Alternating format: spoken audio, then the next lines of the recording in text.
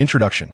Li Xiang, an ordinary modern individual, finds himself the subject of a grand jest by fate when, during an unexpected viewing, he is transported to a mythical realm, embodying the newly born Nezha.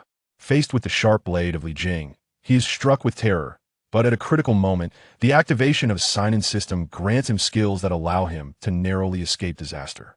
Thus begins Li Xiang's journey, using the system's assistance to defy destiny and craft a new legend across the three realms.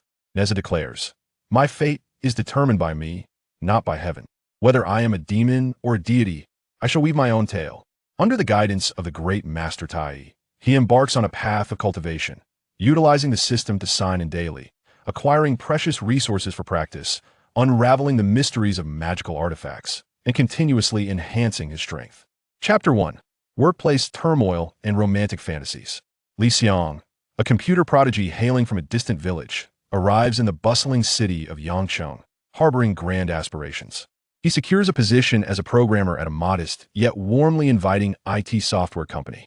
The owner, Su Feifei, though lacking in hair, is exceptionally amiable, creating an atmosphere akin to a familial gathering that fills Li Xiang, the outsider, with warmth. Over the past year, Li Xiang has spun tirelessly like an unflagging top, arriving early and often working late into the night. His heart is set on the substantial bonus expected before the Spring Festival, envisioning a sum of 30 to 50,000 yuan. To him, this money is a treasure, intended for a grand romantic gesture towards his longtime crush, Su Feifei, complete with a stunning gift and a bouquet of radiant red roses to boldly confess his feelings. Su Feifei, a quintessential girl from Yangcheng, radiates the unique charm of southern femininity.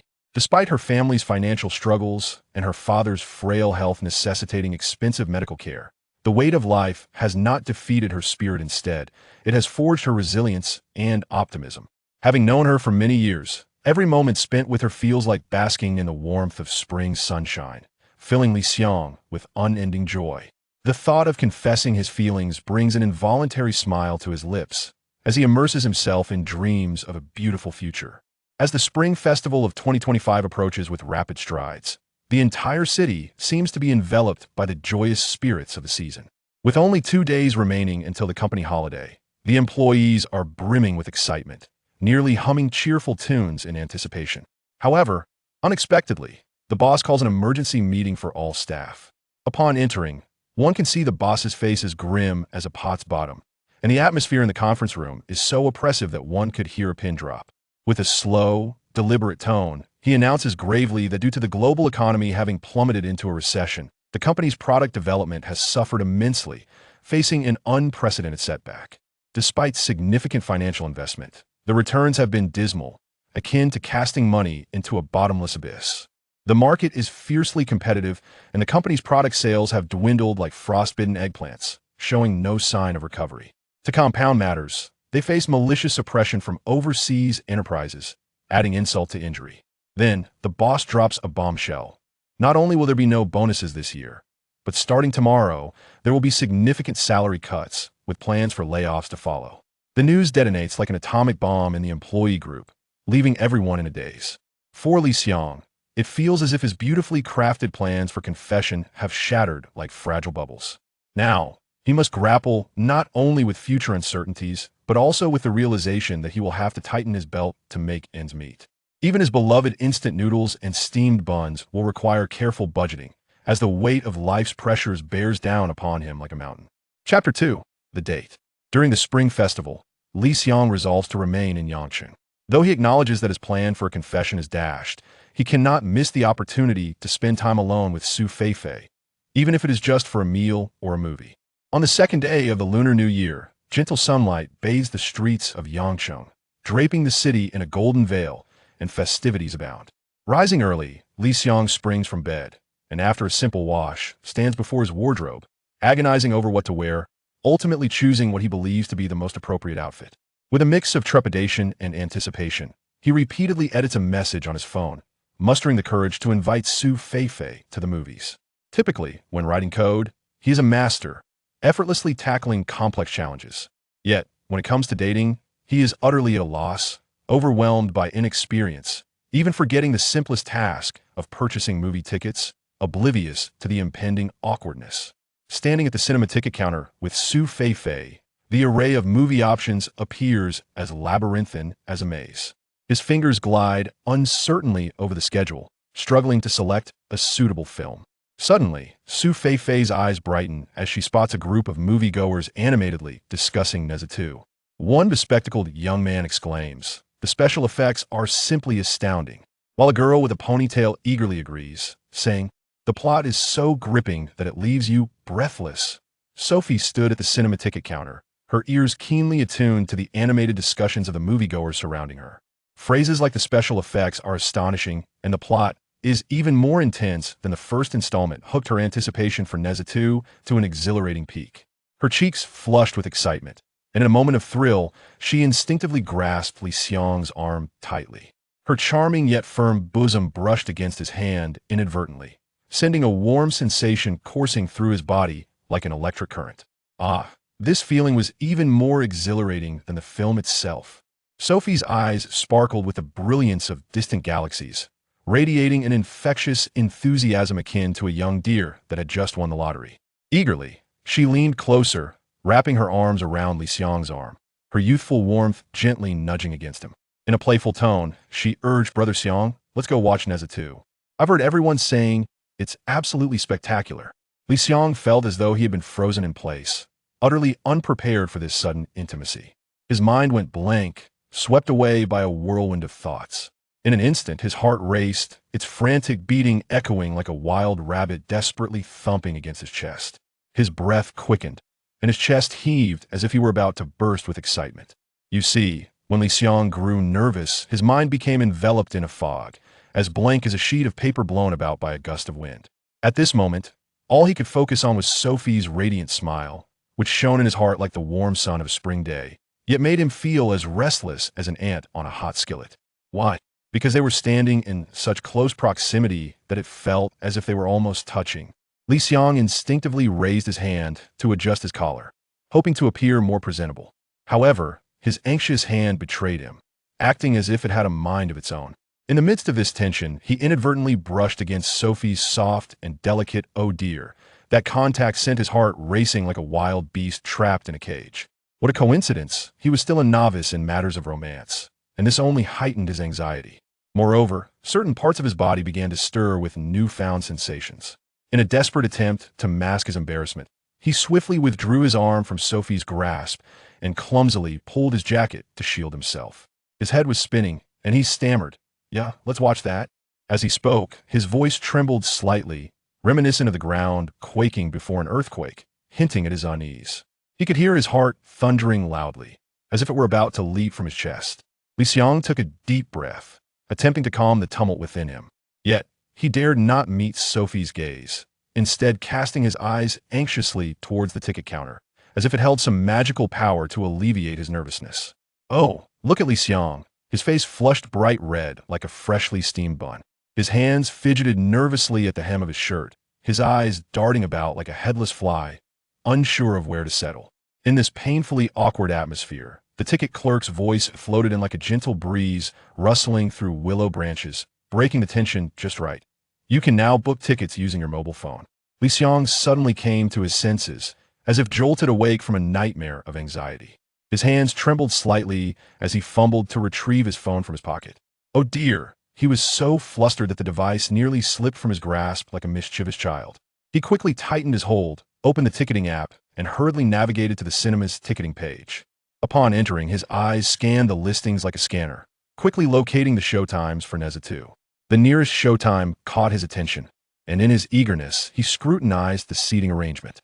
Alas, most of the available seats were tucked away in obscure corners. Watching a movie from there would be akin to viewing a performance in a rubbish dump far from ideal. Thus, he resolved to exit the page and search for a better spot. Just as his finger hovered over the back button, a flash of bright color drew his attention. Two vacant seats appeared in the prime viewing area. A wave of joy surged through him, as if he'd struck gold. He pondered, could it be that someone had an urgent matter and had to cancel their reservation? This was indeed an unseen-a-lifetime opportunity. In a heartbeat, he acted swiftly, his finger flying across the screen to confirm the purchase, fearing that these coveted seats would be snatched away by another quick hand. Within mere seconds, the screen flashed "Purchase successful," and Li Xiang had secured 2 prime tickets for the film. Li Xiang and Sophie chatted at a small round table in the waiting area, eagerly anticipating the ticket check. Standing at an impressive height of 1.85 meters, Li Xiang was quite the sight, while Sophie, petite and charming, made their height difference all the more noticeable amidst the crowd. As the ticket check time approached, they joyfully discussed the event, sharing their excitement and expectations. Though still a pure-hearted novice, Li Xiang had certainly consumed his fair share of media in this information age. He had diligently memorized various techniques, yet lacked the opportunity for practical application. Suddenly faced with an enticing temptation, he felt his blood racing like a turbocharged engine, his mind clouded as if filled with syrup, as reason and desire clashed within him. Meanwhile, Sophie was engrossed in organizing her bag. When she looked up, she found Li Xiang's gaze fixed on her sensitive areas, his eyes wide with fascination. Her face flushed crimson, resembling a ripe apple, her heart racing as she hastily adjusted her dress to shield herself from this awkward moment. While she harbored a slight affection for Li Xiang, being gazed at so directly made her uncomfortable. Who wouldn't feel that way, especially regarding such private matters? She lowered her head slightly, her eyes displaying a hint of playful reproach, yet too shy to voice her discomfort, silently wishing for this embarrassing scene to conclude. Oh, look at Sophie. Her cheeks flushed a vibrant red, akin to a perfectly ripe apple, as if she might burst with juice. Instinctively, her hands moved to adjust her dress, desperately trying to cover herself from view. Li Xiang stood there, his face burned with embarrassment, reminiscent of someone who had just emerged from the alchemical furnace of Laozi himself. He felt so awkward that he wished to vanish into the earth. His hands fidgeted aimlessly, and his eyes darted about like a headless fly, avoiding a glance at Su Feifei. In a frantic attempt to dissipate the awkward atmosphere, Li Xiang hastily retrieved his phone, only to realize with a start that the ticket checking would commence in 5 minutes. His eyes brightened suddenly, akin to a light bulb illuminating in the dark, as he spotted the popcorn stand. A sly smile crept onto his lips, barely perceptible yet mischievous. He turned to Su Feifei, striving to sound composed as he said, "I need to grab a bite to eat. Let's enjoy it while watching the movie." With that, he dashed towards the popcorn stand. Li Xiang's imagination soared. He envisioned the two of them crunching popcorn together during the film, feeding each other and generating an atmosphere ripe with flirtation. It was a classic trope from novels, after all, and surely it would work for them. He concocted a more daring scheme. As he fed Su Feifei popcorn, he would let it slip just as it approached her mouth, sending the morsel tumbling into her strapless dress. The thought brought him immense delight, painting a vivid picture in his mind. He imagined himself reaching for the popcorn, casually brushing against her soft form, perhaps even squeezing a bit. The more he envisioned, the more exhilarated he became, feeling like a genius, as if he could already foresee the blossoming of their relationship, his grin stretching from ear to ear. After purchasing the popcorn and 2 frosty cups of cola, he took a deep breath to steady his emotions, which were soaring like a roller coaster. With renewed confidence, he strode towards Su Feifei, as if approaching a grand spectacle. Upon entering the screening room, he silently encouraged himself. Everything must go smoothly from here on out, oh heavens. Grant me your favor. His heart raced with a blend of nervousness and anticipation, akin to a star preparing for a performance, eagerly hoping that this movie would serve as the magical catalyst for deepening his bond with Su Feifei. Chapter 3. The outbreak of conflict. With a heart brimming with both anxiety and excitement, Li Xiang presented 2 movie tickets to the ticket inspector. The inspector, after receiving the tickets, expertly completed the check with practiced ease. With a warm smile, he kindly informed Li Xiang, "Proceed straight to the end and take a right. That will lead you to the screening room corresponding to your tickets. Wishing you and your girlfriend a delightful viewing experience." Upon hearing this, a blush instantly crept onto Su Feifei's cheeks, as she internally mused, "I'm not even his girlfriend yet. This insufferable man has yet to confess his feelings." However, she quickly reassured herself that these were merely the careless words of a stranger, and there was no need to elaborate. Thus, she gently bit her lip, slightly turned her head, and, following the inspector's directions, walked briskly into the theater with a blend of eagerness and shyness. Li Xiang, upon hearing the term girlfriend, felt as if his heart had been steeped in honey, sweet and fulfilling. He hurriedly expressed his gratitude to the ticket inspector and, with a spring in his step, quickly followed Su Feifei into the screening room. Lo and behold, suddenly, a couple appeared at the ticket entrance, their presence striking and noteworthy. First, let us observe the man. His physique was nothing short of astonishing, broad and round, resembling an over-risen steamed bun. His chubby face and large ears, complemented by a thick gold chain around his neck that seemed robust enough to serve as a weapon, suggested that he could potentially tether an elephant with it. As he ambled along, the excess flesh on his body jiggled, resembling a small, mobile hill, and it seemed that even the slightest movement could trigger a minor earthquake. Now, let us turn our gaze to the woman. Oh my! Her face could only be described as a miracle of cosmetic enhancement. With a palm-sized visage, her features had been so tightly contoured through various aesthetic procedures that they appeared crammed into a small box. Her nose, unreasonably elevated, stood out awkwardly under the lights, akin to a conspicuous mountain peak, and it seemed as if a little more height might just pierce the heavens. Nearby, a flamboyantly dressed woman was coquettishly addressing a nouveau riche man, her voice sweet enough to induce nausea. "Oh darling, I drank too much water during dinner, and now my bladder feels like it's about to burst. I must find a restroom quickly." But how strange, where could it possibly be? Upon hearing this, the nouveau riche man erupted like a firecracker, his voice booming as he bellowed at the ticket inspector. "What kind of decrepit cinema is this? Can't even find a restroom? Are you planning to make everyone burst like balloons?" The ticket inspector, maintaining a polite demeanor, quickly explained, "Oh sir, please do not fret. To ensure a comfortable viewing experience for our patrons, our restrooms are located within the screening rooms. If you have already purchased your tickets, simply show them to me for verification, and you will be allowed entry." Upon hearing this, the nouveau riche man's face fell, displaying clear reluctance. Clumsily, he fumbled his hand into his pants pocket, searching as if he were hunting for treasure, and after a considerable struggle, he finally produced a crumpled object. The ticket inspector approached and, upon closer inspection, discovered that the two tickets were crumpled and tattered, resembling dried pickles. Nevertheless, her professionalism shone through as she maintained a warm smile while assisting them. With utmost care, she unfolded the tickets as if handling rare treasures, confirming that they were indeed valid for the same day, with the screening commencing in 2 hours. After verifying the details, she cheerfully returned the tickets to the nouveau riche and pointed in the direction, saying, "Proceed straight ahead, take a left at the end, and you'll find the restroom." The two patrons then murmured to one another and sauntered toward the lavatory in the screening hall. At this moment, Xiang was blissfully unaware of the impending calamity, as he did not realize that the two tickets he had purchased for the film Nezha 2 were originally reserved by those two characters. The reason for their ticket return was utterly comical. During their meal, the woman's eyes, sharp as radar, fixated on a dessert promotion at the restaurant, insisting they indulge in dessert before leaving. Indeed, her penchant for seizing small advantages was unparalleled. It was likely that her so-called internet celebrity visage was a product of some beauty salon's promotional campaign, where breast augmentation and nose jobs were offered en masse. Meanwhile, the nouveau riche glanced at his phone and realized that the movie was about to start, causing him to feel a sense of urgency and fear of missing out. Cautiously, he suggested to the woman, "Darling, it seems we might not have enough time for the movie. How about I purchase tickets for the next screening?" This suggestion was met with disapproval from her, who deemed it a waste of money. To his surprise, she proposed rescheduling for 2 hours later, which would conveniently allow for some shopping at the mall. Unable to resist her whims, he reluctantly agreed to the change. In truth, the nouveau riche had little interest in watching movies. He had merely accompanied her to win her favor. Thus, through a series of misunderstandings, Xiang ended up with tickets for the very screening they had intended to attend. What a twist of fate. In an amusing turn, the nouveau riche boldly entered the men's restroom, his actions swift and decisive. The moment he unzipped his trousers, he began fumbling around in what could only be described as a wilderness of hair, akin to a treasure hunt, and after what felt like an eternity, he finally located the faucet.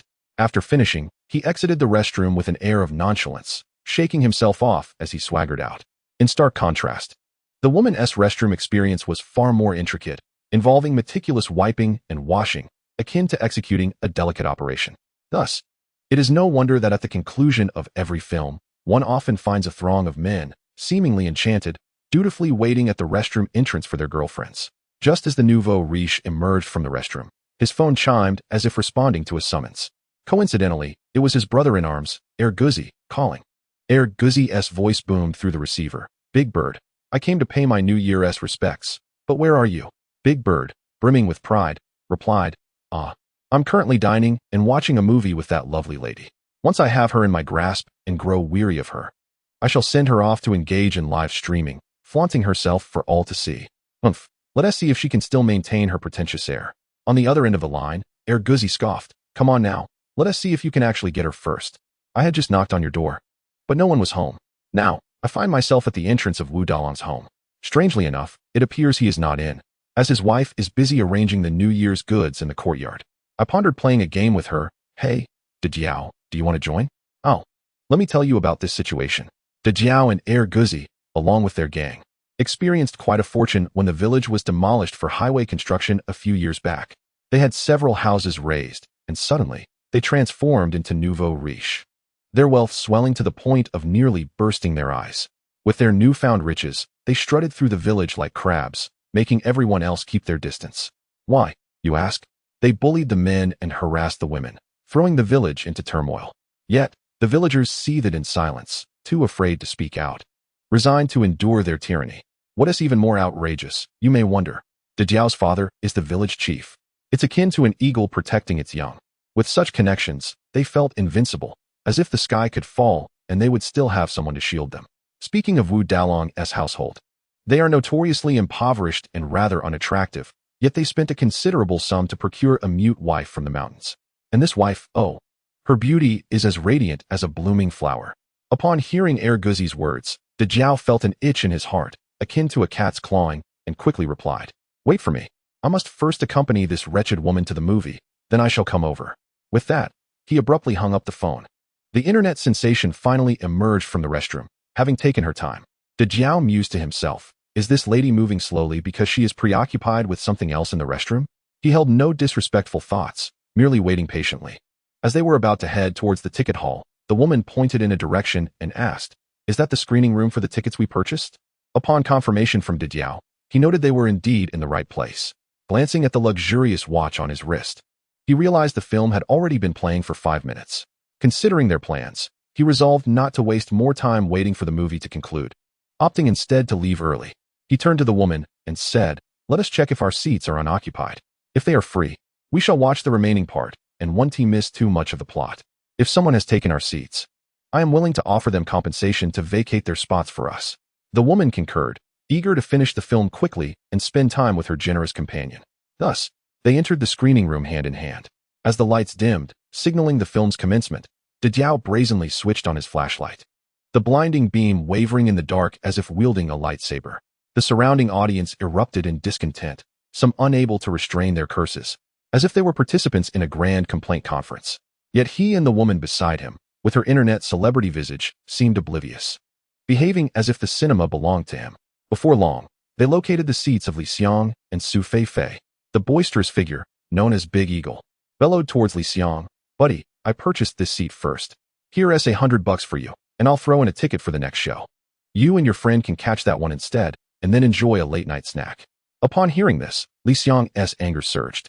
He thought to himself, in novels, the newly rich often toss around tens of thousands without a second thought, and here I am, only worth 100? Moreover, I've finally secured the chance to watch a movie with the woman of my dreams. How can I let this bully me? Besides, my carefully crafted plan of flirtation has yet to commence. He stood his ground, glaring fiercely as he retorted, "Which house left its door ajar, allowing you, this mad dog, to roam free? Go back from whence you came." The confrontation preceding the film proved to be more riveting than the movie itself. Observing the escalating tension, the woman hurriedly stepped forward, intertwining her arm with Big Eagle's, and feigned a sweet tone. "Eagle, I simply wish to watch this film. Please let them go." As she spoke, her bosom swayed with her movements, brushing against Big Eagle's hand. Accustomed to being domineering, Big Eagle was taken aback by such defiance. He erupted in fury. "This seat was mine to begin with. If I hadn't changed my ticket, would you even have a place to sit?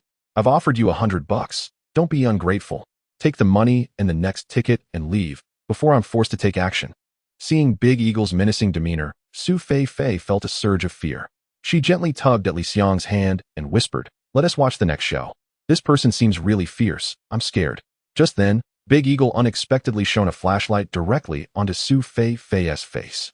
Oh my, this was quite the spectacle. Big Eagle was instantly captivated, his eyes nearly popping out at the sight of Su Feifei's beauty. Take a moment to behold Su Feifei. Her visage was so exquisitely crafted, it seemed as if the heavens had wielded the finest brush to sculpt a masterpiece, akin to a rare gem. The contours of her face, when compared to the sculptures of ancient Greece, appeared to spring from the same mold, flawlessly enchanting. The lines flowed as smoothly as freshly spun silk, soft enough to draw tears, with curves perfectly placed and angles distinctly defined, no matter from which angle one gazed. Her beauty was beyond reproach. In stark contrast, the woman accompanying Big Eagle paled in comparison. She was akin to a celestial fairy beside a terrestrial ogre, a disparity that was undeniably vast. At that moment, Big Eagle's base thoughts began to surface. He grinned lewdly and, with a mocking tone, exclaimed, "Oh, look at you. So pathetically poor, yet you bring such a stunning girl to the movies." As he spoke, his hand, resembling that of a greedy cat, reached out, yearning to caress Su Feifei's tender, dewy cheek. Xiang, with his quick reflexes, resembled a nimble little mouse.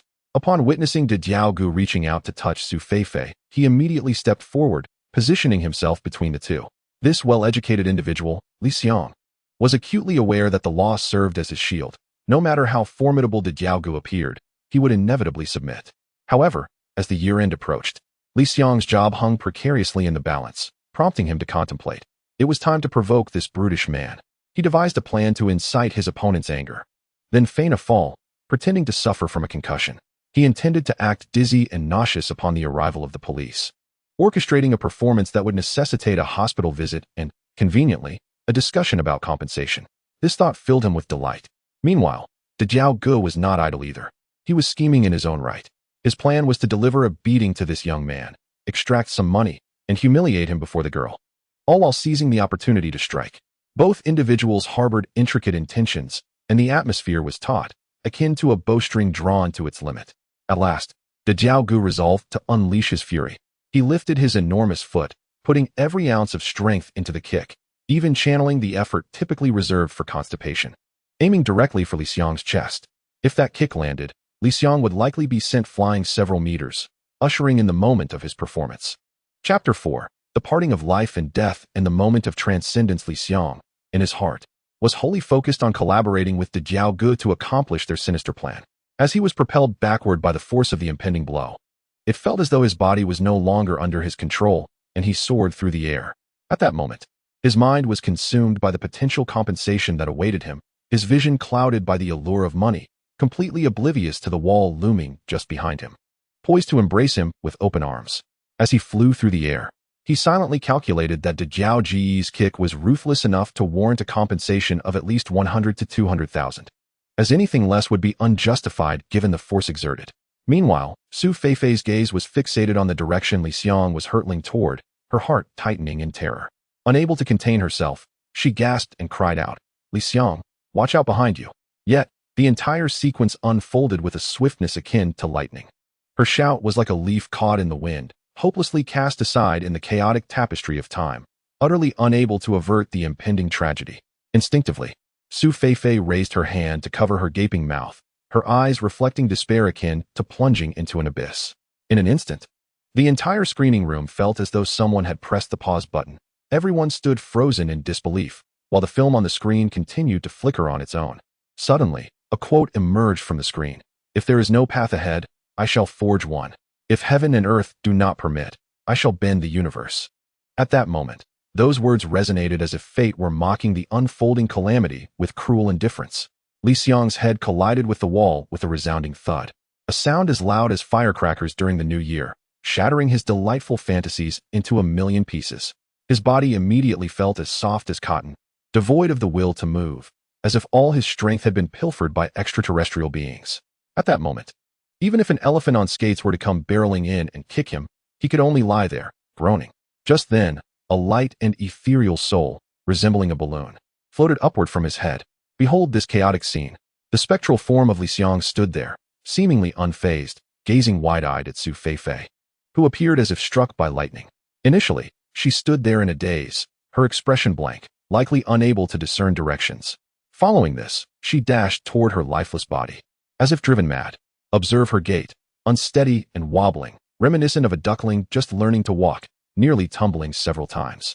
After much effort, she finally reached him.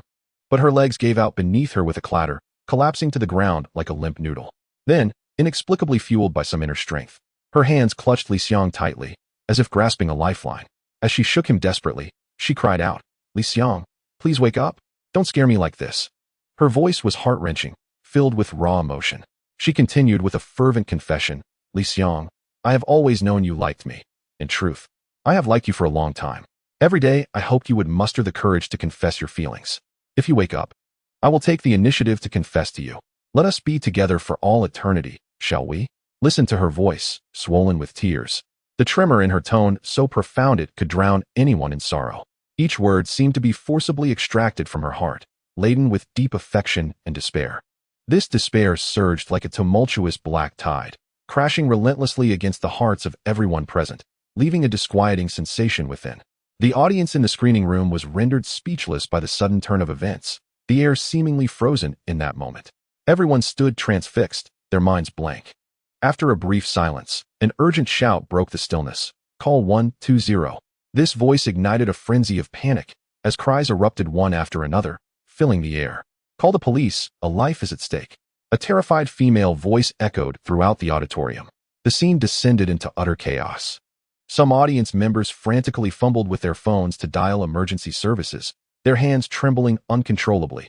Others weaved through the crowd in search of an exit, the hurried footsteps reverberating in the aisle. The cacophony of shouts, footsteps, and phone calls transformed the once tranquil screening room into a cacophonous battleground. Su Feifei stumbled to Li Xiang's side, her legs giving way like noodles, and she collapsed to the ground. Her hands, as if enchanted, clutched Li Xiang's body with a grip so tight it seemed almost spasm-like. The strength of her grasp rendering her fingertips as pale as if coated in a layer of lime dust. Behold, the crimson blood gushed from the back of Li Xiang's head, bubbling forth like a small spring, swiftly staining the pristine white dress beside him a vivid scarlet. The red dancing chaotically upon the fabric like a bizarre and alluring flower. Yet, Su Feifei appeared entranced, her gaze hollow and wooden, her mind consumed by sorrow and helplessness. Her lips trembling slightly as she muttered incomprehensible words, tears cascading down like a string of broken pearls, splattering onto Li Xiang's pallid face. Oh, look at Li Xiang. His spirit floated like a feather, weightless in the air. He observed the unfolding scene below in silence, his eyes brimming with anguish and despair, nearly overflowing. Within him, regrets surged like tumultuous tides in the ocean, each wave crashing relentlessly against his heart and soul. He berated himself repeatedly, lamenting his foolishness and greed.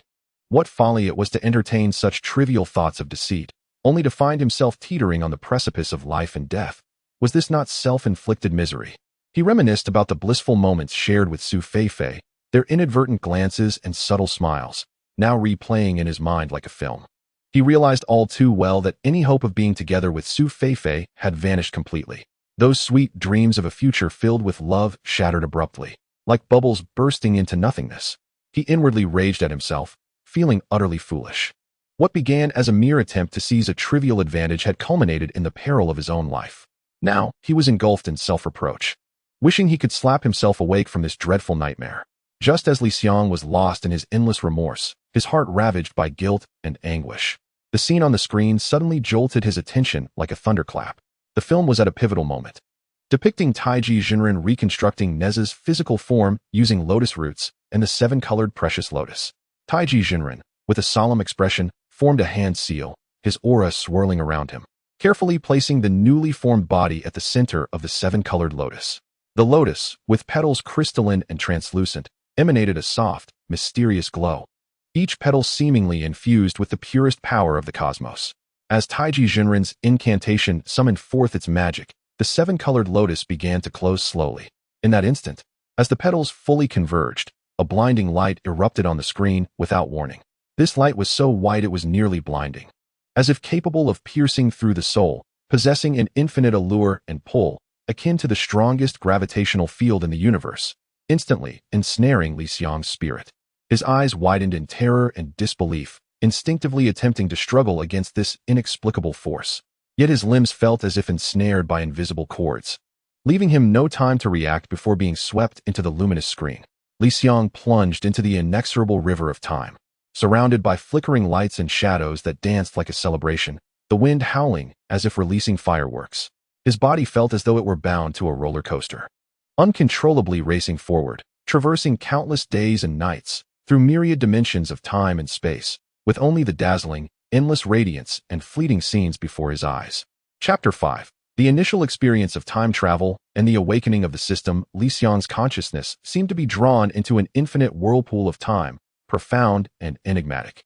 As if connecting the past, present, and future, the surrounding brilliance and imagery whizzed past like shooting stars, overwhelming him with dizzying speed, causing his soul to tremble, as if it might be irrevocably shattered in this chaos, losing its last vestige of clarity. Just as his awareness was on the brink of being entirely engulfed by darkness. Plunging into eternal silence, a blinding light flashed, almost tearing the world apart, imbued with boundless power and mystery. Suddenly, darkness enveloped him, as if an invisible giant hand had yanked him into another realm, plunging him into a cacophony of noise. At this moment, we return to the ancient and mysterious Qiankun Pass. The sky above Qiankun Pass roiled with ink-like thick clouds, oppressive and heavy, as if harboring endless secrets and unknowns, foretelling an extraordinary event about to unfold. Inside the delivery room, the atmosphere was so tense it felt suffocating, every breath seemingly frozen. Lady Yin had been pregnant for a full 3 years, and the birth of Nezha felt tightly woven by the threads of fate, marked by a long, torturous wait, filled with both agony and anticipation. Outside the delivery room, Jing donned an imposing suit of armor, its engravings etching the passage of time, each line a testament to his illustrious achievements. His brows were furrowed, thick enough to crush a fly, his anxious and furious gaze intertwining beneath them. He paced restlessly, his steps echoing heavily against the stone floor, each footfall striking against his own anxious heart. The tumultuous frustration within him surged like a roaring tide. Cursing inwardly, once this little wretch is born, I shall teach him a lesson for occupying my wife all these years. It has driven me to despair. His deep, resentful voice reverberated in the oppressive silence, adding a somber aura to the atmosphere. Before his words could settle, the previously dim sky suddenly transformed. As if cleaved by a sharp blade, a brilliant beam of light shot down from the heavens with thunderous force, crashing like the collapse of the earth, carrying boundless energy directly toward the roof of Lady Yin's delivery room. In an instant, the room was ablaze with light, illuminating the entirety of the world. Ah, a monster! The midwife and attending maidens screamed in terror, their shrill voices piercing through the heavy air as if to shatter its stillness. They fled from the delivery room in a state of panic, their steps frantic and hurried. The echoes of their screams reverberated through the desolate courtyard, adding an unsettling aura, as if the entire world had plunged into an abyss of fear. Xiang gradually stirred from his slumber, his head heavy and clouded. As though struck by a mighty hammer, every fiber of his being pulsing with a dull ache. His consciousness slowly emerged from the chaos, as if struggling to break free from an interminable and surreal dream. The images from that dream lingered in his mind, elusive yet profoundly unreal. The cacophony of shouts and gasps flooded his ears, each wave crescendoing in intensity, piercing like the relentless buzzing of countless bees. With a sudden jolt, he opened his eyes, met by an unfamiliar yet archaic scene. The intricately carved beams loomed high above him, adorned with delicate patterns that seemed to narrate tales of yore. Each line imbued with the artisan's dedication and intellect. The antique furniture stood arranged with precision, having weathered the passage of time, yet still exuding a rustic charm. A traditional screen stood quietly, its landscape painting vividly alive, as if encapsulating the entirety of nature within its modest frame. Every element in the room radiated a weighty sense of history, steeped in rich cultural heritage, as if revealing the profound legacy of this world. Before he could fully comprehend the sudden strangeness of his surroundings, a cold, mechanical voice abruptly pierced the silence of his mind, devoid of any emotion. Sign-in system activated. Congratulations. Host, you have acquired 999 transformation techniques and the golden eye scanner. This voice resonated with startling clarity in the stillness of his thoughts, akin to a thunderclap that rendered his mind momentarily blank. Xiang froze, his body immobilized, disbelief etched upon his face. Hadn't he perished due to what he deemed a clever act while watching a film with Su Feifei? How could he inexplicably find himself here? Was it truly akin to the fantastical tales spun in online novels, a twist of fate that had led him through time and space? Everything felt so surreal, as if he were ensnared in an absurd dream. As his thoughts swirled, he perceived Li Jing's face contorted with rage, a fury that seemed capable of igniting the world. He bellowed, "Where did this abomination come from?" At the same time, his sword was drawn, its cold gleam flashing ominously, the blade reflecting a light sharp enough to slice through the air. A palpable aura of murderous intent enveloped him, like a tangible mist swirling around, instilling dread in all who beheld it. He advanced towards Xiang, who was in a round, vulnerable form, his movements swift and resolute. As if intent on obliterating all that lay before him, Xiang was gripped by sheer terror, his heart racing as if it would burst forth from his chest, each beat sounding a dire alarm. Instinctively, he screamed, "What do you intend to do?" In his moment of panic, he suddenly recalled the 999 transformation techniques he had just acquired. Without a moment to ponder, his thoughts raced like lightning, and vividly, he envisioned the pig transformed from the wind and fire wheels in Nezha 2, its comical form unexpectedly clear amidst the tension. No sooner had the idea taken root than his round form instantaneously morphed into that of a plump pig, its body rotund, ears drooping, a most ludicrous sight. The sudden transformation startled Jing, causing him to tremble with shock, nearly dropping the sword from his grasp. His eyes widened in disbelief, his face a canvas of astonishment and confusion, as if he had witnessed the most incredible spectacle of the world.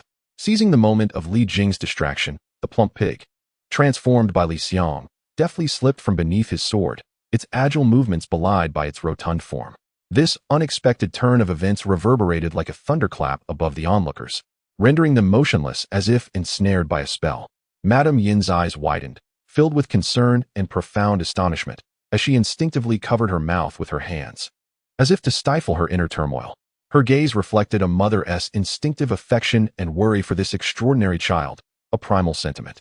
The midwife, her legs weakened, collapsed to the ground with a thud, her voice trembling as she muttered, "What sort of monster is this? Have we offended some deity?" Her body shook incessantly, akin to a leaf swaying in a tempest. Jing, equally astounded, felt his grip on the sword falter, almost dropping it to the ground. His expression shifting from rage to utter bewilderment as he stood frozen, his eyes filled with questions and confusion, desperately seeking answers to this bizarre phenomenon. As Xiang executed the transformation technique 999, he instantaneously morphed into a majestic eagle, his wings spanning nearly 10 feet, creating a gust of wind as he hovered effortlessly in midair. Gazing down, he noticed Madame Yin's furrowed brow, her eyes brimming with concern and affection for this unusual child, as if she were beholding her most treasured possession. The midwife lay quivering on the ground, muttering incessantly about the emergence of a monster, her terror manifesting on her face, which was etched with fear and despair. Jing, still in a state of shock, nearly lost his grip on the sword due to this unforeseen event, his anger evaporating, replaced by a daze and astonishment, as if he had been frozen in place by an enchantment. His eyes were filled with uncertainty and bewilderment, as he sought to unravel the mysteries at hand. Observing the astonished expressions of those around him, Xiang's mind swirled with myriad thoughts, both the disorientation of his bizarre journey through time and the apprehension of the unknown path ahead, akin to turbulent waves crashing within. He understood that his adventure had merely begun. This world, rife with uncertainties and marvels, unfurled before him like an enigmatic ancient scroll, patiently awaiting his fearless exploration and steadfast resolve. Chapter 6. A glimpse of celestial arts. Xiang, now transformed into Nezha, hovered in midair, the fierce winds whipping around his garments, while the astonished faces below appeared strikingly vivid against the dimming sky. In the distance, the walls of Qiankun Pass emerged from the gloom, shrouded by heavy clouds that loomed like a colossal leaden slab, pressing down upon the ancient city. He was acutely aware that he had embarked on an irreversible journey of transcendence, and this Qiankun Pass was the threshold of a world both familiar and alien to him. Familiar, for he had grown up in the modern world immersed in the mythological tales of Nezha. Alien, for he had traversed into this realm. Contemplating within himself, he resolved that since he could not alter his fate, he would instead embrace the destiny that awaited him, embarking on a lifelong quest to transform Nezha's destiny. As the crowd regained their composure, Lady Yin, filled with maternal affection and concern, tremulously called out, "Child, come down quickly, do not frighten everyone." A warmth enveloped Nezha's heart. Her voice evoked memories of his mother in the modern world, her tender care resonating with the same essence. He performed the 999 transformation technique, morphing into a cherubic child, and gently descended beside Lady Yin. At that moment, the flickering candlelight in the delivery room cast a soft, golden glow upon the faces of those present, revealing their intricate emotions. Jing gazed upon this extraordinary child before him. Though doubts lingered in his heart, the fact remained that this was his own flesh and blood, and his gaze gradually softened. Nezha observed Jing and mused inwardly, "So, this is my adoptive father. I must cherish our relationship moving forward." Through this experience, Nezha understood that his days in this world would be fraught with challenges. Above all, He yearned to follow Tai Junren and cultivate celestial arts to enhance his strength against the unknown perils that lay ahead. After deliberation, Lady Yin and Li Jing resolved to expedite Nezha's journey to Qiankun Mountain's Golden Light Cave to seek Tai Junren as his master. Several days later, accompanied by Li Jing, Nezha set forth on the path to Qiankun Mountain. Along the way, the warm spring sun gently bathed the earth. Wildflowers bloomed exuberantly along the roadside, their vibrant hues adorning the lush green meadows. A gentle breeze swept through, causing the wheat waves to ripple. The laborers in the fields, clad in coarse linen garments, wore simple yet radiant smiles.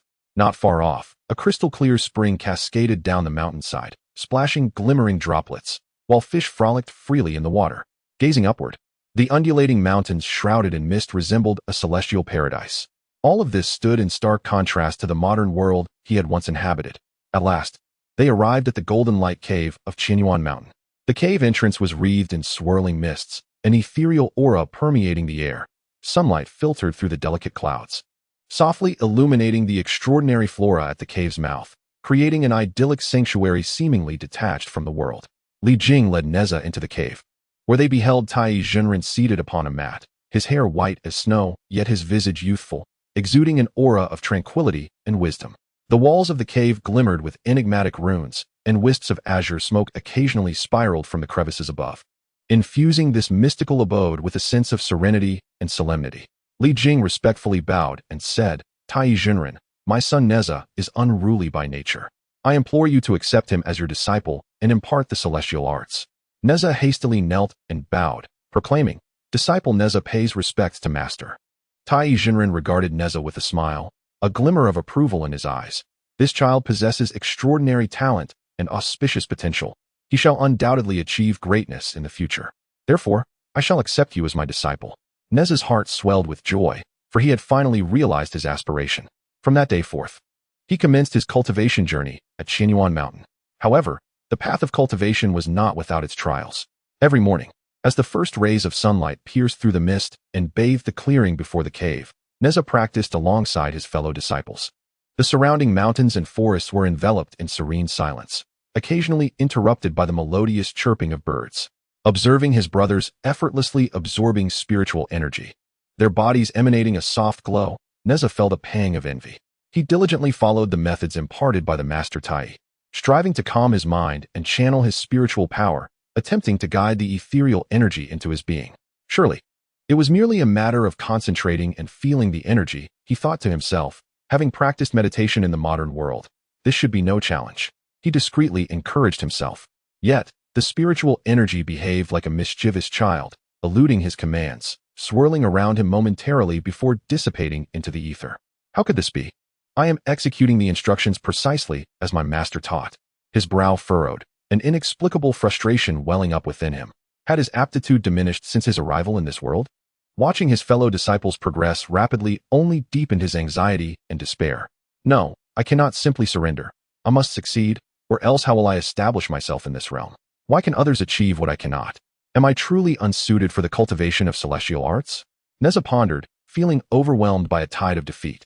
At that moment, the once clear sky began to darken, a layer of ominous clouds silently gathering above him, as if mourning his predicament.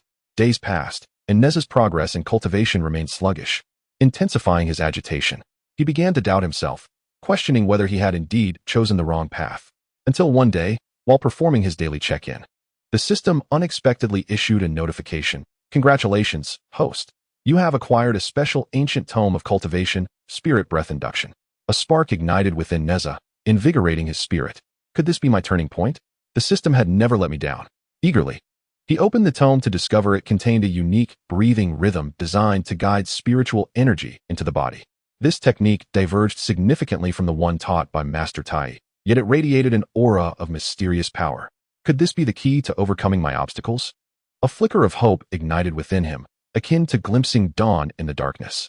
At that moment, a golden beam of sunlight broke through the heavy clouds, illuminating the ancient text in his hands, as if fate were offering guidance. He began to practice according to the tome's instructions, adjusting his breathing rhythm, slowly inhaling and attuning himself to the flow of spiritual energy around him. This time, I must succeed. I have failed far too many times. Initially, the energy continued to resist his efforts, But he refused to yield, attempting again and again. One more time. I refuse to believe I cannot do this. Finally, through his relentless perseverance, the spiritual energy began to gradually flow into his body, commencing the process of refinement and absorption. I did it. A wave of ecstasy surged within Nezha. This minor triumph rekindled his confidence. I knew I could do it. It turns out my method was simply flawed. He understood that this was merely the beginning, yet it illuminated a path of hope. At that moment, the birds in the forest began to sing joyfully, as if celebrating his success, and the sunlight grew ever brighter and warmer. From that day forth, Nezha devoted himself even more fervently to his cultivation.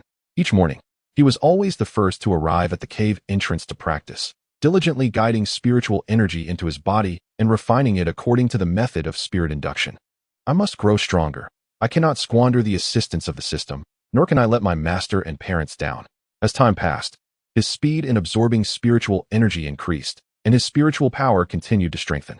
Tai Jinren observed Nezha's transformation with quiet approval, recognizing the young man's exceptional comprehension and diligent efforts, believing he would surely accomplish great feats in the future.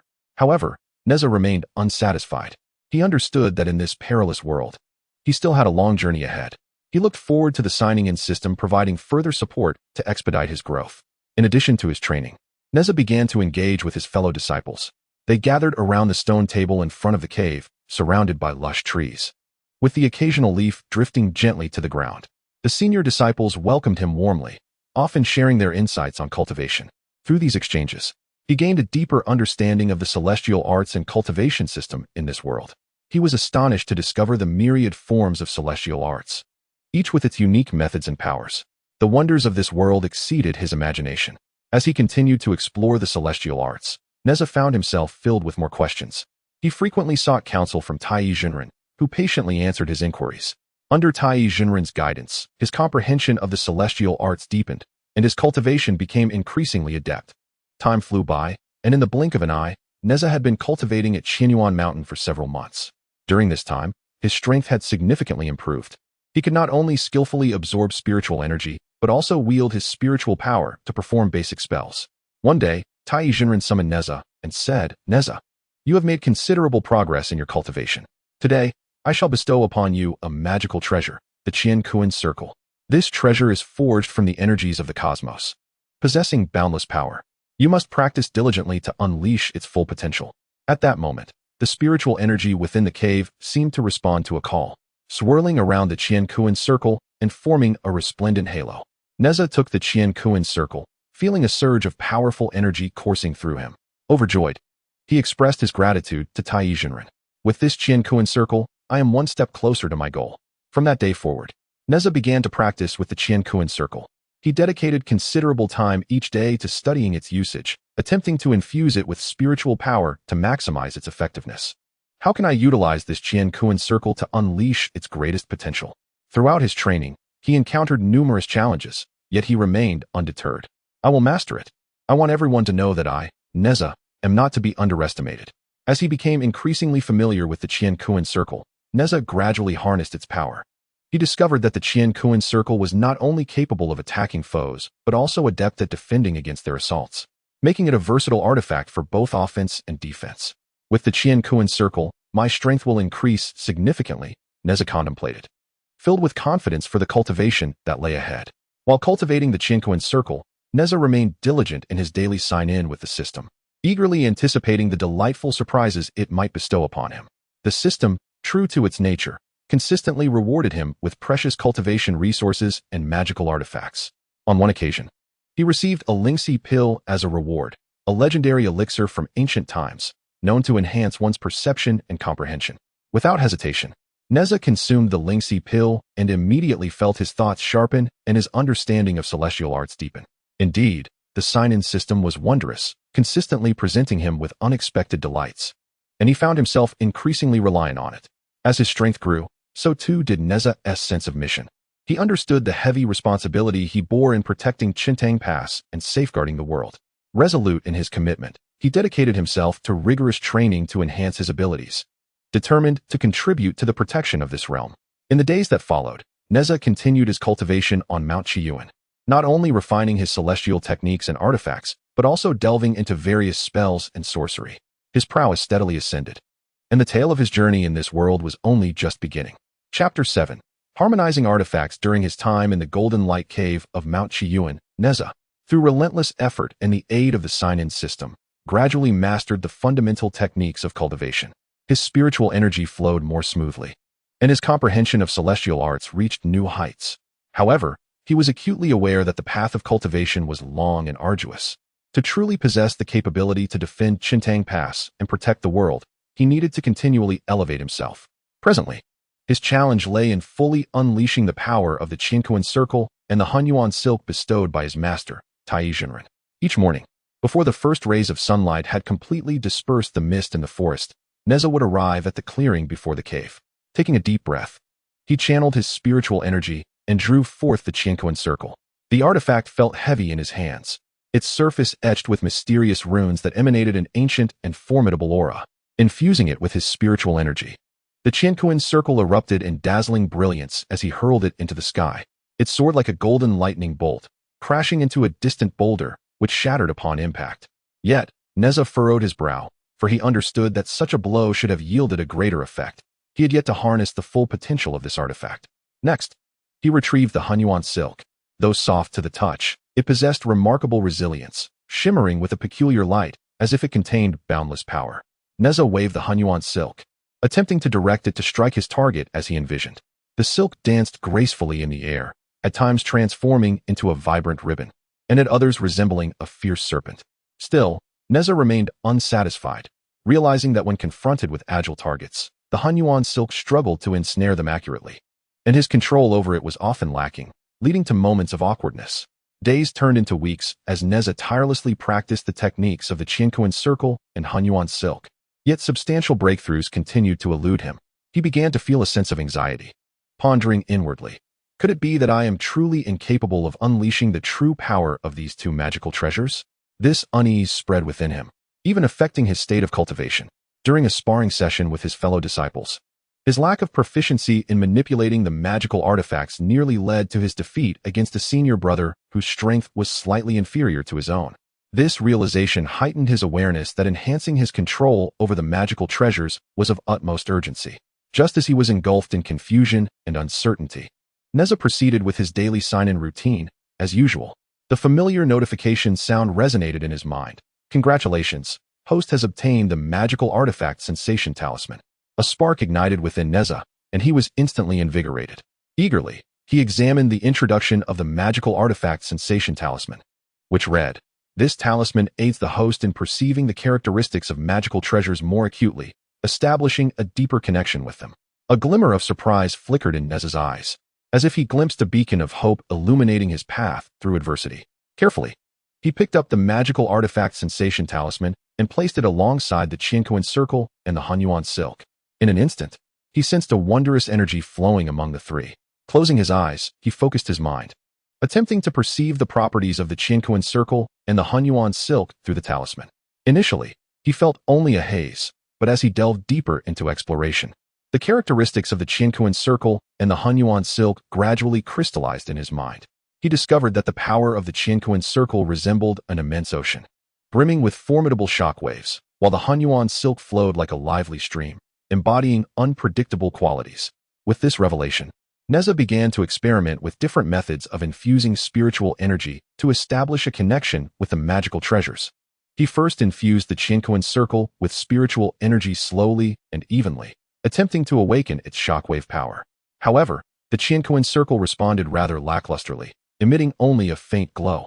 Undeterred, he accelerated the infusion speed, causing the glow to intensify somewhat, yet still falling short of his expectations. He incessantly adjusted the frequency and intensity of the energy infusion, trying again and again, sweat soaking his garments, yet he remained oblivious to it. After countless attempts, Nezha finally discovered a unique frequency for infusing spiritual energy. When he infused the Qiankun Circle at this frequency, it emitted a deafening roar, and the runes on its surface shone brilliantly. He hurled the Qiankun Circle, and it spun rapidly through the air, distorting the surrounding atmosphere in its wake, a powerful force radiating outward.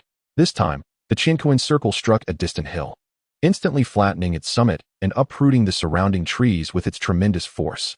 A surge of elation surged within Nezha. He knew he had finally uncovered the method to unleash the Qiankun Circle's might. Having resolved the issue with the Qiankun Circle, Nezha shifted his focus to the Hunyuan silk.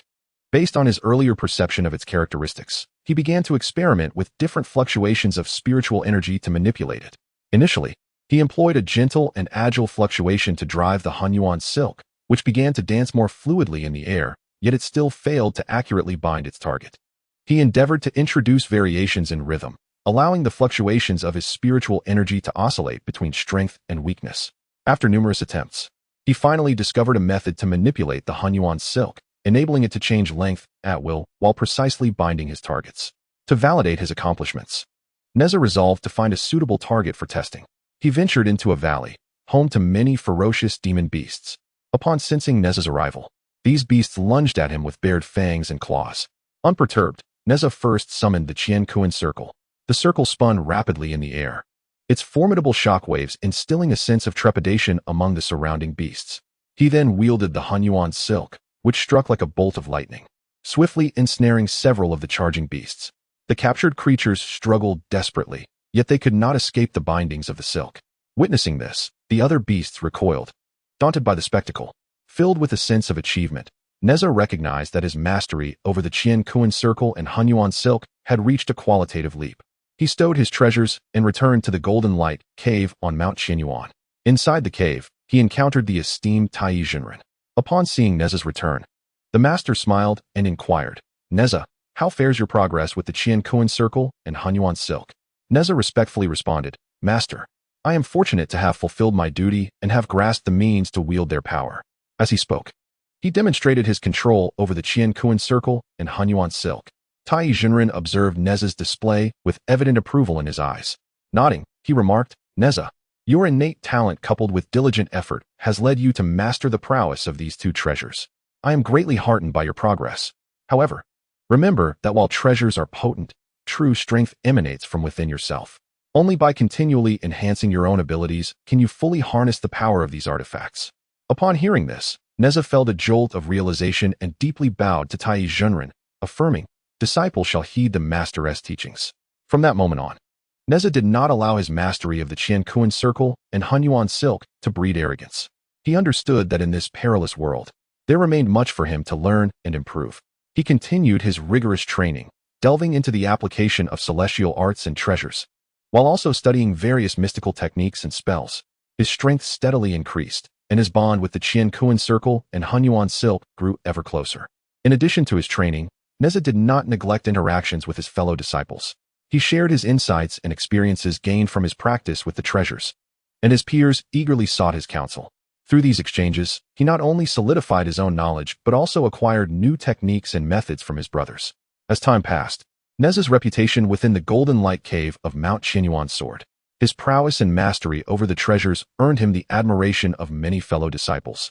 Nevertheless, Nezha remained humble, ever mindful of his mission to protect Qiantang Pass and safeguard this world. He was acutely aware that every endeavor he undertook was aimed at equipping himself with the requisite strength to confront any impending danger that may arise in the future. By a stroke of fortune, Nezha discovered the emergence of a mysterious force in the vicinity of Qiantang Pass. This enigmatic entity moved stealthily, often appearing under the cover of night, launching attacks on passing caravans and innocent townsfolk. Concerned for the safety of the people, Nezha resolved to seek the counsel of Master Tai and embark on an investigation at Qiantang Pass. Observing the unwavering determination in Nezha's eyes, Master Tai nodded and said, "Nezha, your intentions are commendable. Therefore, I grant you permission to proceed. However, exercise utmost caution, for this malevolent force, bold enough to wreak havoc near Qiantang Pass, surely possesses some form of support. Rely upon your own wisdom and strength to uncover the truth and safeguard the citizens of Qiantang Pass." Filled with a profound sense of duty, Nezha bowed respectfully and pledged, "I shall not fail your expectations, Master." Thus, he prepared his belongings, took up the Qiankun Circle and the Hunyuan silk, and set forth on his journey to Qiantang Pass. Chapter 8. Strange Events at Qiantang. Nezha bid farewell to the Golden Light Cave of Qianyuan Mountain, carrying with him a sense of purpose and resolve as he ventured toward Qiantang Pass. As the silhouette of Qiantang Pass gradually came into view, his thoughts drifted back to his initial arrival in this world, when he was merely a bewildered traveler, filled with curiosity and unfamiliarity. Now, After diligent training at Qinyuan Mountain, he had acquired considerable strength and assumed the critical responsibility of protecting Qintang Pass. Upon entering Qintang Pass, Nezha discerned a palpable change in the atmosphere. Although the marketplace bustled with activity, the faces of the townsfolk bore an air of anxiety and unease. He approached an elderly passerby and politely inquired, "Good sir, it seems the people of Qintang Pass are burdened with worries. What troubles have befallen them?" The elder sighed, his expression fraught with alarm, and replied, "Young man, you may be unaware, but strange occurrences have been rampant near Qintang Pass of late. Every night, unexplainable lights flicker in the dark, and there are frequent reports of thefts from households. Everyone believes there are malevolent spirits at work, and fear grips the hearts of the people." Nezha's heart tightened upon hearing this. He understood the gravity of his mission. After offering the elder some comforting words, he decided to visit his parents. Upon seeing Li Jing and Madame Yin, warmth enveloped him. After exchanging pleasantries, he inquired about the troubling events. Li Jing furrowed his brow and said, "Indeed, Nezha, this matter is quite troublesome. We have dispatched numerous soldiers to patrol the area, yet these malevolent entities are exceedingly cunning, always vanishing without a trace before we can catch them." Madame Yin gazed at Nezha with concern, saying, "My child, you have just returned, and I did not wish to expose you to danger, but it seems we must now rely on you." Nezha nodded resolutely and responded, "Father, mother, do not worry. I shall uncover the truth and restore peace to the citizens of Qintang Pass." After bidding farewell to his parents, Nezha commenced his investigation. He roamed the streets and alleys of Qintang Pass, hoping to unearth some clues. However, days passed, and he remained without any leads. The malevolent spirits seemed to be aware of his investigation, becoming increasingly cautious, and for several consecutive nights, they did not make an appearance. Just as Nezha felt a tinge of frustration, he unexpectedly triggered an event notification during a nighttime patrol. The system's prompt echoed in his mind. "Congratulations, host. You have acquired the glimmering vision, allowing you to see clearly in the dark." Nezha's heart soared with joy. This was undoubtedly a powerful ally. He immediately attempted to utilize the glimmering vision, and everything around him became vividly clear. Even the most minute corners lay bare before his gaze. That night, as usual, Nezha patrolled the streets. Shortly after the hour of the rat, he caught a whiff of an unusual aura. With the aid of his glimmering vision, he spotted several shadowy figures moving swiftly in the distance. At last, they had appeared. Nezha thought to himself. He stealthily followed, discovering that these shadows were a group of diminutive malevolent spirits. These little demons, short in stature with grotesque features, stealthily infiltrated the home of an unsuspecting family under the cover of darkness. Without hesitation, Nezha sprang into action, shouting, "Wretched creatures, where do you think you're fleeing?" He charged towards the little demons like a bolt of lightning. Startled by his sudden outcry, the spirits scattered in panic. The night was as dark as ink, thick and impenetrable. The narrow alleyways twisted like a labyrinth, the towering houses casting ominous shadows. The moonlight struggled to pierce through the clouds, casting a few cold beams that danced on the ground, creating a mosaic of light and shadow. Nezha, riding on his wind-fire wheel, sped through the alleys, the wheel's brilliance illuminating the surrounding darkness while stirring up clouds of dust. The little demons were well acquainted with the intricate streets. Their nimble forms darted through the shadows with ease. They occasionally slipped into narrow alleys or leaped over low walls, using their familiarity with the terrain to evade Nezha. Undeterred, Nezha pursued relentlessly, his gaze sharp, missing no corner. He caught sight of the little demons darting through an abandoned courtyard and immediately followed. The courtyard was overgrown with weeds, and the dilapidated structures appeared particularly sinister in the nighttime gloom. As soon as Nezha stepped inside, he heard a rustling sound emanating from all directions. Vigilantly scanning his surroundings, he gripped his magical silk ribbon tightly. Suddenly, several little demons lunged at him from the shadows, bearing their claws. Nezha swung the silk ribbon, which danced like a lively ribbon, shimmering in the darkness, instantly repelling several of the little demons. However, more of them surged from all sides. They cleverly used the debris in the courtyard as cover, incessantly launching their assaults on Nezha. Amidst the chaos, he dashed left and right, his figure like a flash of lightning in the dark, swift yet agile. He realized that these little demons possessed an intimate knowledge of the streets of Qintang Pass, always able to find concealed spots to hide at critical moments. A sense of caution arose within him. These spirits were far from ordinary malevolence. Determined to capture them swiftly, Nezha resolved to alter his strategy. Instead of blindly pursuing them, he chose to lie in wait, stealthily observing for their reemergence. Sure enough, before long, the little demons, believing Nezha had departed, cautiously emerged once again. Seizing the opportune moment, Nezha launched his attack. He summoned the Qiankun circle, which whirled forth with formidable might, instantly toppling several lesser demons. The remaining demons, witnessing this, were seized by fear and scattered in all directions. Nezha relentlessly pursued them, and in a narrow alley, he finally caught up with the last of the little demons. The walls on either side loomed close, and the sky above offered only a slender sliver of light.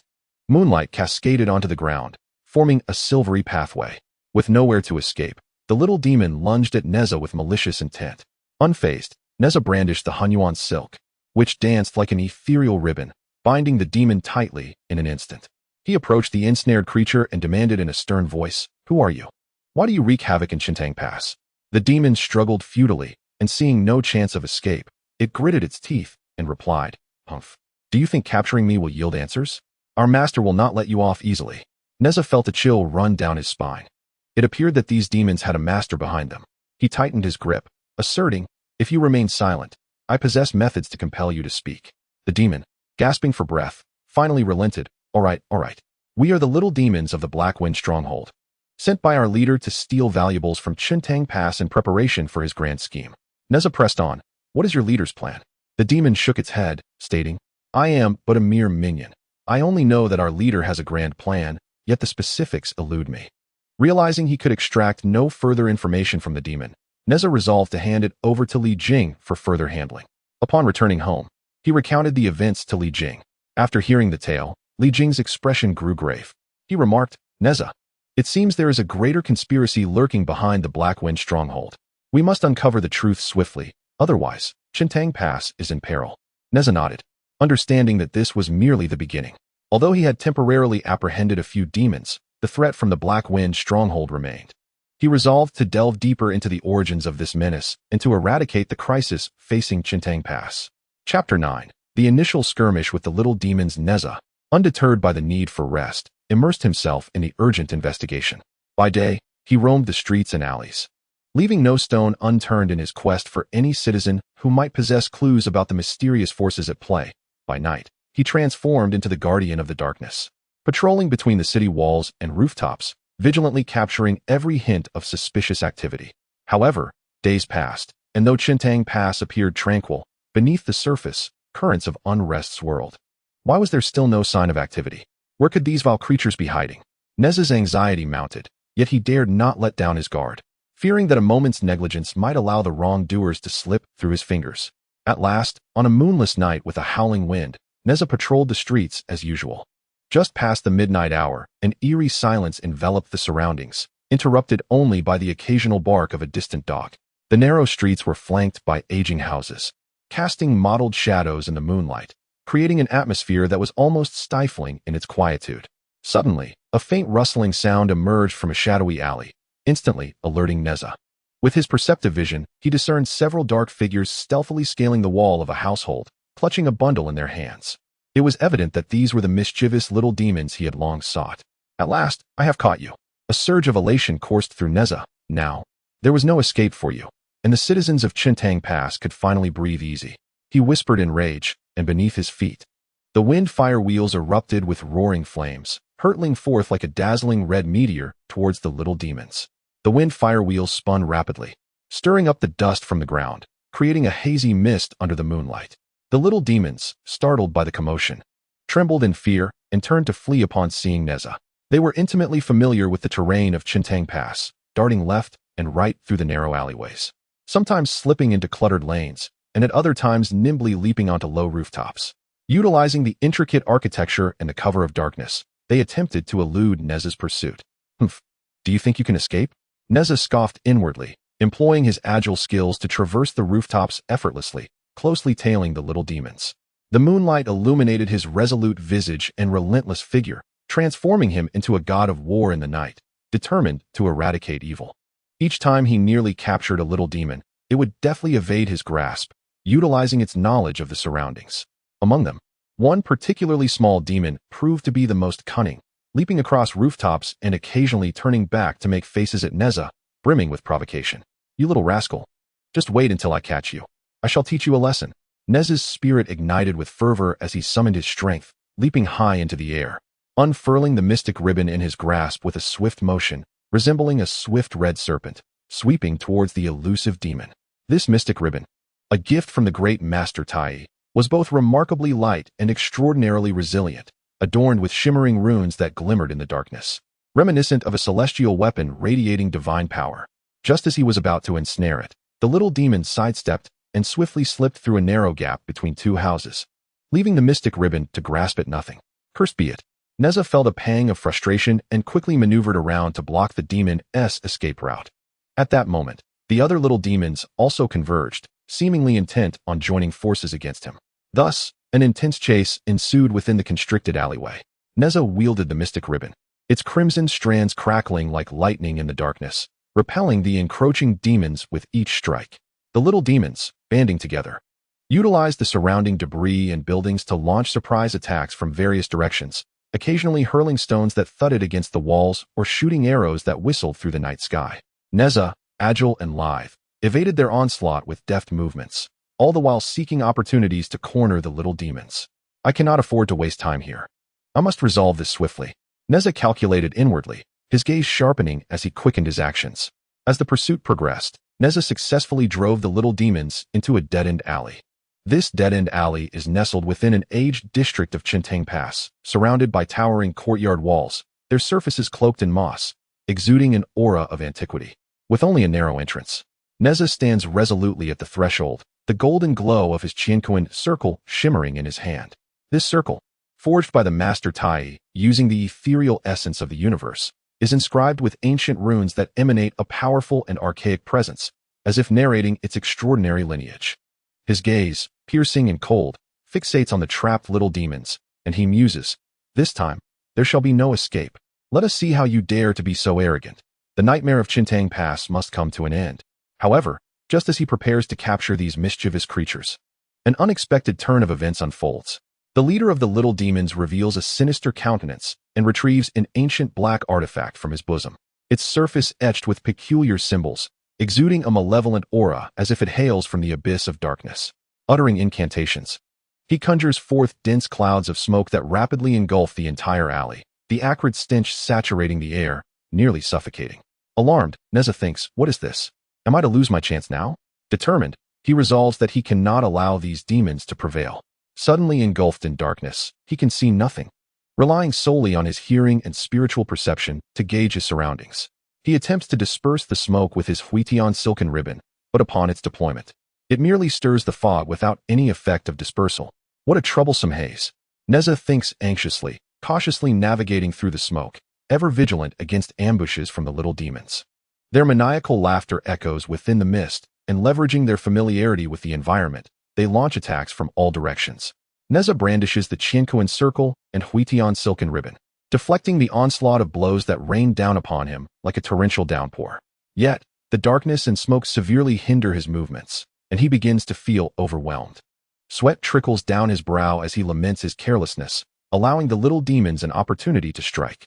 How could I be so reckless? If I fail this time, what face will I have to show the citizens of Qiankun Pass? In this moment of dire straits, a notification from the system suddenly resonates in his mind. "Congratulations, host. You have triggered a critical moment to sign in and receive the clear win technique." A surge of hope fills Nezha's heart. This is a turning point. Surely, the heavens are aiding me. I must seize this opportunity. Without further ado, he begins to channel his spiritual energy according to the mantra of the clear win technique. With swift hand seals and incantations, a refreshing breeze emanates from his palms, growing stronger and coalescing into a formidable current, akin to a divine boon from the celestial realm. Imbued with the power to shatter the predicament, as the gust disperses the surrounding smoke, Nezha catches sight of the little demon's expressions of terror, igniting a flame of determination within him. "Your doom is upon you," he bellows, charging towards the little demons with the Qiankun circle in hand. In that moment, he exudes an unstoppable momentum, reversing the tide of his earlier passivity. The Qiankun circle whirls in his grasp, producing a whistling wind with every powerful swing. And with a series of resounding thuds, he swiftly topples several little demons. Realizing their advantage has crumbled with the dispersal of the smoke, the remaining little demons scramble to flee. Yet, Nezha would not grant them an opportunity. He executed his agile maneuvers, weaving deftly through the throngs of lesser demons. The mystic ribbon danced in the air, resembling a vibrant red barrier that ensnared any attempting to flee. "Where do you think you're going?" Nezha shouted as he expertly entangled a little demon attempting to scale the wall, pulling it back with ease. Amidst the fierce battle, Nezha discerned the leader of the lesser demons wielding a smoke-producing artifact. A glint of cold light flashed in his eyes as he charged towards the creature. Realizing the peril, the leader turned to flee, but Nezha's speed was unmatched. He closed the distance in mere moments. Nowhere to escape, Nezha bellowed, bringing down the universe ring upon the demon's back. The little demon, filled with dread, glanced back in a futile attempt to evade, but it was already too late. The universe ring struck him with a resounding thud, sending him crashing to the ground. With the leader's fall, the remaining demons lost their will to fight, utterly intimidated by Nezha's formidable prowess, ceasing their futile resistance. Nezha swiftly subdued each of them, binding them tightly with the mystic ribbon. At this moment, dawn began to break, and the citizens of Qiankun Pass gradually awoke from their slumber. To their astonishment, the little demons that had plagued them for so long had been vanquished. The townsfolk emerged from their homes, gathering around Nezha, jubilant and ecstatic. "Thank you, young hero, for liberating us from this scourge," exclaimed a venerable elder, his eyes brimming with gratitude, his voice trembling with emotion. "Indeed, this young hero is remarkable. We can finally sleep soundly." A young mother, cradling her child, radiated joy as the light of reassurance sparkled in her eyes. Nezha, witnessing the grateful expressions of the townspeople, felt a profound sense of accomplishment swell within him. "I have succeeded. I have truly done something meaningful for the people of Qiankun Pass." He understood that his efforts had not been in vain, as tranquility had momentarily returned to the town. However, he was acutely aware that this was merely the tip of the iceberg of the Black Wind stronghold schemes, and the threat still loomed. A greater crisis might be quietly approaching. Nevertheless, he reassured himself, "No matter what lies ahead, I shall not falter. I will eradicate the Black Wind stronghold once and for all." He clenched his fists resolutely, his gaze reflecting unwavering determination. Nezha entrusted the subdued demons to the soldiers of Qiankun Pass for strict oversight. Then, he returned home to contemplate his next course of action.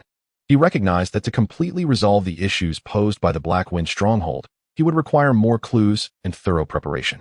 In the days that followed, Nezha continued to patrol Qiankun Pass, leaving no stone unturned in his quest for any potential leads related to the Black Wind stronghold. He engaged with the townsfolk, listening intently to their observations. He meticulously surveyed the terrain of Qiankun Pass, identifying possible defensive weaknesses and routes of attack. Simultaneously, he remained committed to his training, diligently studying celestial arts and magical artifacts daily, striving to enhance his strength. During one session of training, Nezha unexpectedly triggered a sign-in event, through which the system rewarded him with an ancient tome on formations.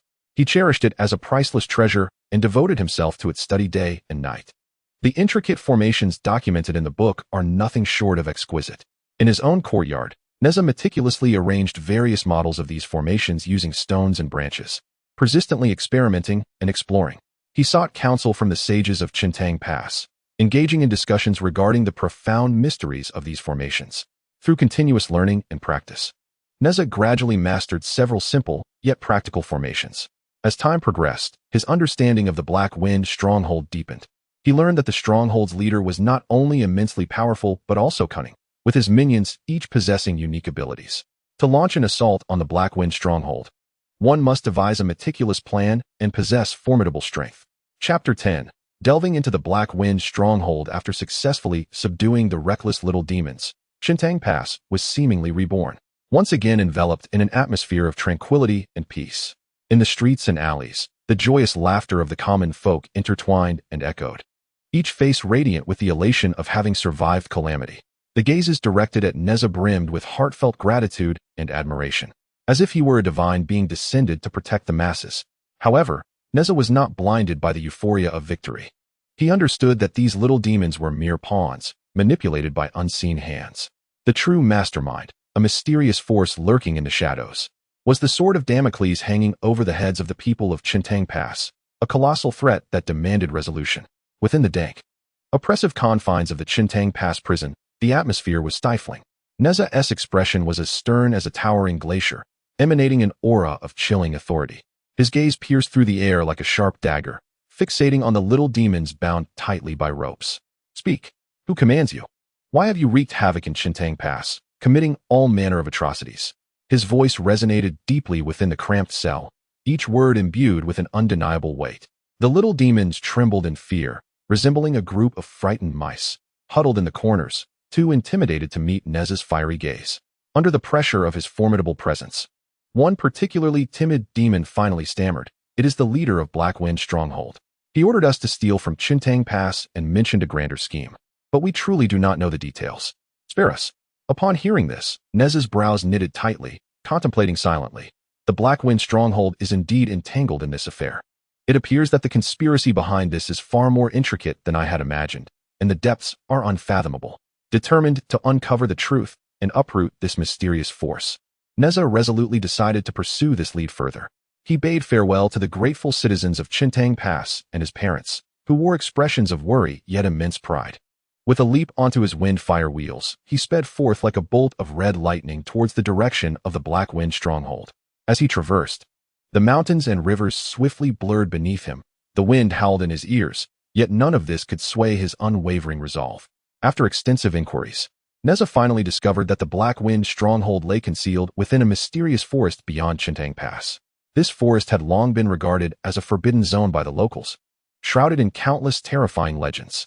It is said that the depths of this place are riddled with various lethal traps, guarded by ferocious beasts, and those who recklessly venture within are doomed to vanish without a trace, leaving behind only an endless tide of fear and enigmatic legends.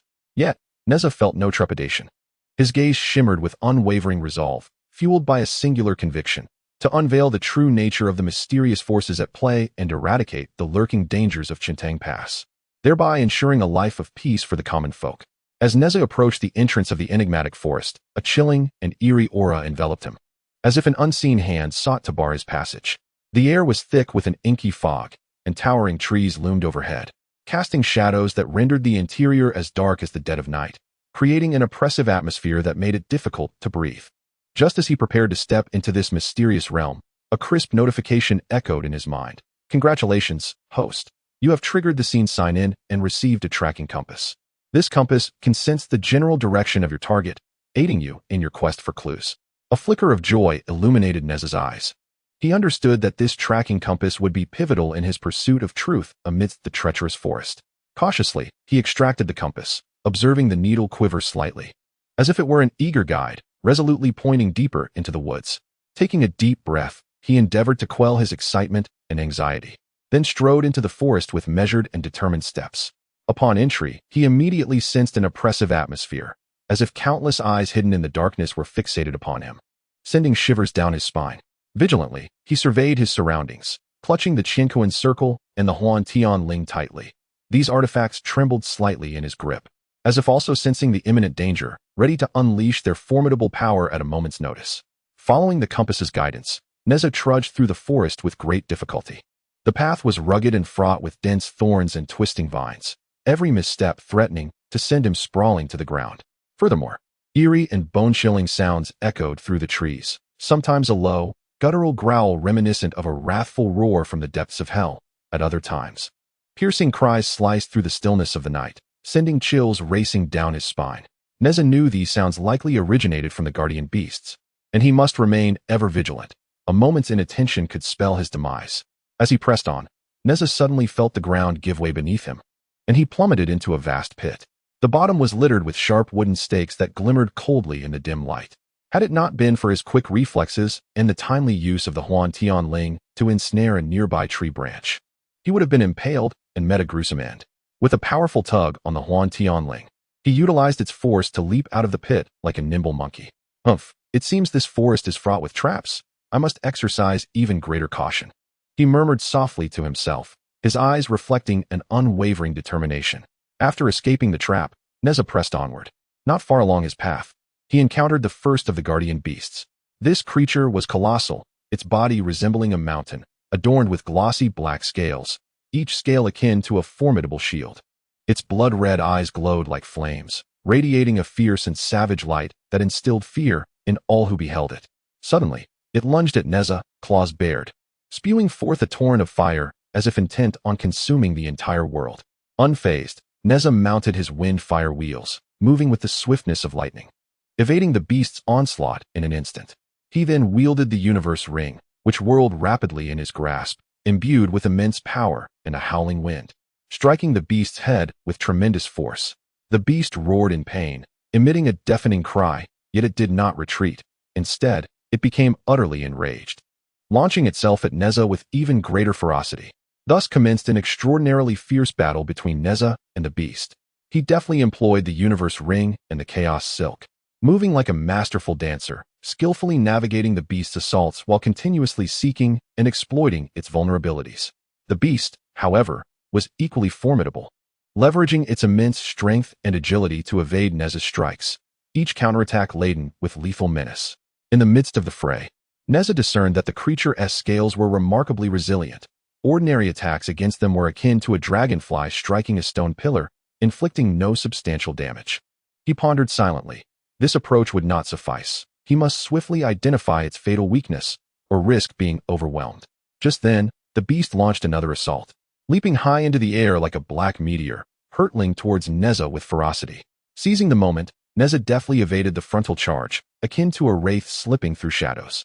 In that instant, his keen observation revealed that the scales on the beast's abdomen were comparatively thin, marking its most vulnerable spot.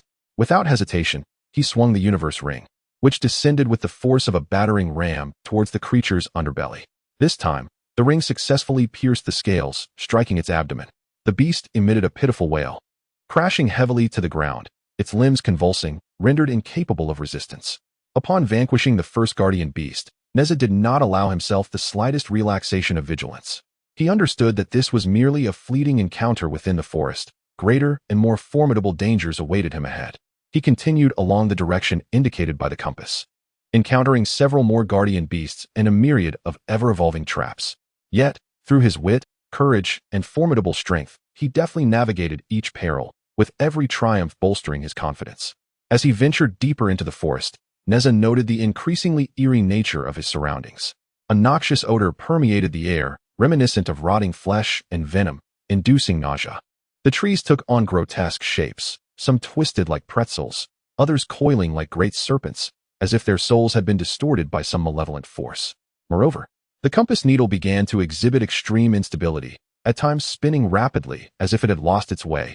At other moments, it remained motionless, as though entrapped by some mysterious force.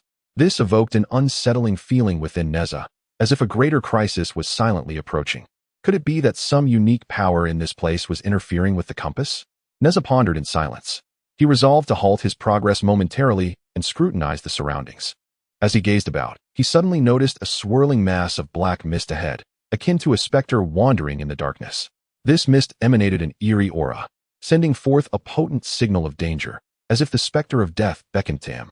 Cautiously, Nezha approached the black mist, his heartbeat quickening involuntarily, each step taken with exceptional care. When he was but a few paces away, tendrils of darkness suddenly emerged from the mist, resembling agile venomous serpents, swiftly lunging towards him. Nezha reacted swiftly, brandishing his magic silk, which sliced through the air in a crimson arc, repelling the tendrils. However, the number of tendrils multiplied, their strength surging like a relentless tide, wave after wave, and Nezha found himself increasingly overwhelmed, beads of sweat cascading down his forehead. What on earth was this creature? Confusion and astonishment filled his mind. He realized he was confronting an unprecedentedly formidable foe. In this critical moment, he suddenly recalled the wind chime technique he had previously practiced. He immediately summoned his spiritual energy and executed the technique. A powerful gust erupted from his hands, akin to a roaring tempest, sweeping towards the black mist. Under the influence of the wind chime technique, the black mist gradually dissipated, revealing its true form. It turned out that the mist concealed a colossal octopus-like beast, its body camouflaged within the fog, making it nearly undetectable. The creature's tentacles were exceedingly agile, bristling with sharp barbs. Once ensnared, escape would be nearly impossible, as if bound by countless lethal shackles. Upon witnessing the beast's true nature, Nezha felt a surge of wariness. He knew this creature was far more powerful than the guardian beasts he had encountered earlier, and he had to exert every ounce of his strength. Otherwise, he would surely be plunged into an abyss of despair. Nezha engaged in a breathtaking battle with the octopus-like beast. He unleashed all his skills, maximizing the power of his cosmic circle and magic silk, relentlessly targeting the creature's vulnerabilities. The beast, however, did not yield easily. using its tentacles to continuously assault Nezha, attempting to ensnare him tightly and rend him to pieces. During the skirmish, Nezha discerned that although the creature's tentacles were nimble, their attack patterns exhibited a certain rhythm. He meticulously observed the beast's assault tempo, much like a diligent scholar deciphering ancient texts, seeking an opportunity for counterattack. After a fierce exchange, Nezha finally identified an opening in the beast's defenses. Seizing the moment, he wielded the cosmic circle, channeling its earth-shattering power to strike decisively at the creature's head. The Qiankun circle struck the beast's head, eliciting a piercing scream from the creature, its body swaying as if it were a grand edifice on the verge of collapse. Seizing the opportunity, Nezha launched another assault. He ensnared the beast's tentacles with the mystic heaven silk and, with a powerful tug, uprooted them as one would a towering tree. Severing the tentacles, deprived of its appendages, the beast's combat prowess diminished significantly, rendering it incapable of resisting Nezha's onslaught. Ultimately, under the relentless barrage of Nezha's attacks, the creature succumbed, collapsing lifelessly to the ground, bringing this thrilling battle to a close. Exhausted after vanquishing the octopus-like beast, Nezha lay upon the ground, panting heavily, his garments drenched in sweat. This confrontation had drained a significant portion of his spiritual energy and physical stamina. Yet, he was enveloped in a profound sense of accomplishment, for he had taken another step closer to the truth. After resting for a brief moment, Nezha rose, continuing onward in the direction indicated by the compass. At that moment, the compass needle regained its stability, steadfastly pointing ahead as if guiding him toward victory. Nezha understood that he was drawing nearer to the truth. Drawing a deep breath, he advanced with resolute steps deeper into the forest. His heart brimmed with anticipation, eager to unveil the true face of the mysterious force and eradicate the lurking peril at Yangcheng Pass. What awaited him ahead, what revelations and challenges, remained shrouded in uncertainty. Nevertheless, Nezha was unafraid, for he was indeed Nezha, the hero who dares to confront all. Chapter 11. Eradicating the Black Wind Stronghold. Following the compass's guidance through the enigmatic forest, Nezha pressed further into the depths. Along the way, he encountered multiple waves of guardian beasts, yet, through his increasingly deft mastery of magical artifacts, indomitable will, and the unique modern ideas swirling in his mind, he successfully thwarted each assault. As he drew closer to the Black Wind Stronghold, the atmosphere grew increasingly sinister and eerie, the air thick with a pungent, nauseating stench of blood, foreboding the impending fierce battle. At last, Nezha arrived before the gates of the Black Wind Stronghold. The gates loomed tall and sturdy, adorned with a multitude of twisted, malevolent runes that emitted a chilling and spine-tingling aura. Without a moment's hesitation, Nezha gathered his energy and bellowed, his voice seemingly capable of piercing the heavens, while simultaneously wielding the Qiankun circle with all his might toward the gate. The Qiankun circle, infused with formidable force and accompanied by a howling wind, shattered the gate into splinters. With the destruction of the gate, the beasts within the Black Wind Stronghold surged forth like a tidal wave. These creatures were varied in form. Some were colossal as mountains, possessing immense strength, capable of conjuring gales with their every move. Others were nimble as phantoms, their swiftness making it difficult to discern their whereabouts. They lunged at Nezha with bared fangs and claws, emitting bone-chilling roars, as if intent on devouring him whole and tearing him to shreds. Undaunted, Nezha mounted the wind and fire wheels, which spun rapidly, emitting blazing flames as he navigated through the throngs of beasts with ease, as though traversing an uninhabited realm. In his grasp, the universe circle and the heavenly silk harmoniously complemented one another. The universe circle relentlessly sent the approaching demonic beasts soaring through the air with each powerful swing, while the heavenly silk coiled around the assailants like a nimble red serpent, rendering them immobile. The air was filled with the cacophony of battle cries, amidst a tempest of bloodshed, as various magical lights flickered and intertwined, creating a chaotic battlefield within the Black Wind Stronghold. Amidst the fierce combat, Nezha, employing the analytical mindset and keen observational skills of a modern individual, discerned that although the number of demonic beasts was vast, their strength varied significantly. He calmed his mind and meticulously scrutinized their attack patterns, gradually unraveling their methods of assault, which allowed him to mount a targeted counteroffensive. He unleashed an array of celestial techniques and spells he had mastered during his training, illuminating the darkened area with dazzling brilliance. As the resounding echoes of magic filled the air, after an intense struggle, Nezha finally breached the formidable defenses of the demonic beasts, advancing step by step into the heart of the Black Wind Stronghold. There, he encountered an enormous crocodile spirit, its body enshrouded in impenetrable scales. each the size of a shield glistening with a chilling sheen, reminiscent of an indestructible armor. Its eyes glowed with a fierce, savage light, and its gaping maw revealed razor-sharp fangs that instilled dread. Upon sighting Nezha, the crocodile spirit emitted a deafening roar that seemed capable of tearing through the very air before lunging towards him with astonishing speed, creating a fierce gust that rustled the surrounding trees. Nezha swiftly evaded, relying on his agile reflexes and innate sense of danger to deftly avoid the crocodile spirit's onslaught. Simultaneously, he swung the universe circle towards the creature's head. Yet, the crocodile spirit remained undeterred, absorbing the impact with its formidable scales. A resounding clang echoed through the air, reverberating painfully in the ears as the universe circle rebounded while the crocodile spirit merely swayed, seemingly unscathed. Nezha's heart raced with surprise, recognizing that the crocodile spirit's prowess far exceeded his expectations. However, instead of retreating, he felt a surge of fighting spirit. As a time traveler, he was acutely aware of the crocodile's weaknesses, a distinct advantage drawn from his modern knowledge. He circled the crocodile spirit with rapidity, propelled by the wind-fire wheels, akin to a streak of crimson lightning, seeking an opening for attack. The crocodile spirit unleashed a barrage of strikes, its tail sweeping through the air like a steel whip, obliterating trees and boulders in its path, raising clouds of dust. Nezha nimbly dodged the onslaught while persistently probing the creature's defenses with the heavenly silk. During one encounter, he noticed that the scales on the crocodile spirit's abdomen were relatively thin and that they briefly exposed themselves when it turned to attack. A surge of excitement coursed through him. This was indeed the weakness he was familiar with. He resolved to exploit this vulnerability. With determination, Nezha employed his full arsenal, utilizing the universe circle and heavenly silk to continuously divert the crocodile spirit's attention, compelling it to rotate its massive form. He skillfully wielded his magical artifacts, at times launching formidable attacks with the Qiankun circle, provoking the crocodile demon's furious counterattacks. At other moments, he ensnared the demon's limbs with the Huntian silk, disrupting its movements. Finally, as the crocodile demon turned to strike, Nezha seized the moment, stepping onto the wind-fire wheels and dashing towards the demon's abdomen like a bolt of lightning. The Qiankun circle in his grasp radiated a brilliant light, infused with all his might and an insatiable yearning for victory, delivering a powerful blow to the demon's midsection. The creature emitted a piercing wail, a sound that seemed to penetrate the soul, as the Qiankun circle inflicted a gaping wound, blood gushing forth like a fountain, staining the earth around it. It thrashed in a frenzied attempt to retaliate, but Nezha would not grant it the opportunity. He pressed his attack, the Huntian silk binding the demon's body tightly, rendering it immobile.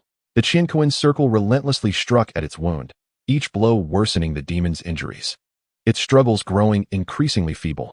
Under Nezha's relentless assault, the crocodile demon finally collapsed, sending a cloud of dust into the air. Nezha had successfully vanquished the threat from Feifei's. At that moment, a notification echoed in his mind. Congratulations, host. You have triggered a hidden system reward, acquiring the water manipulation technique. Nezha was overwhelmed with joy, never anticipating that after successfully vanquishing Feifei's, he would gain such a powerful skill. Eagerly, he began to sense the power of water manipulation, as if establishing a profound connection with the water elements of the world, perceiving the flow and strength of every drop. With a heart full of delight, he departed from Feifei's, soaring towards Yangcheng Pass upon his wind-fire wheels. Upon his return, he immediately sought out his father, Jing. Seeing Nezha return safely, Jing's worries dissipated, replaced by a grateful smile.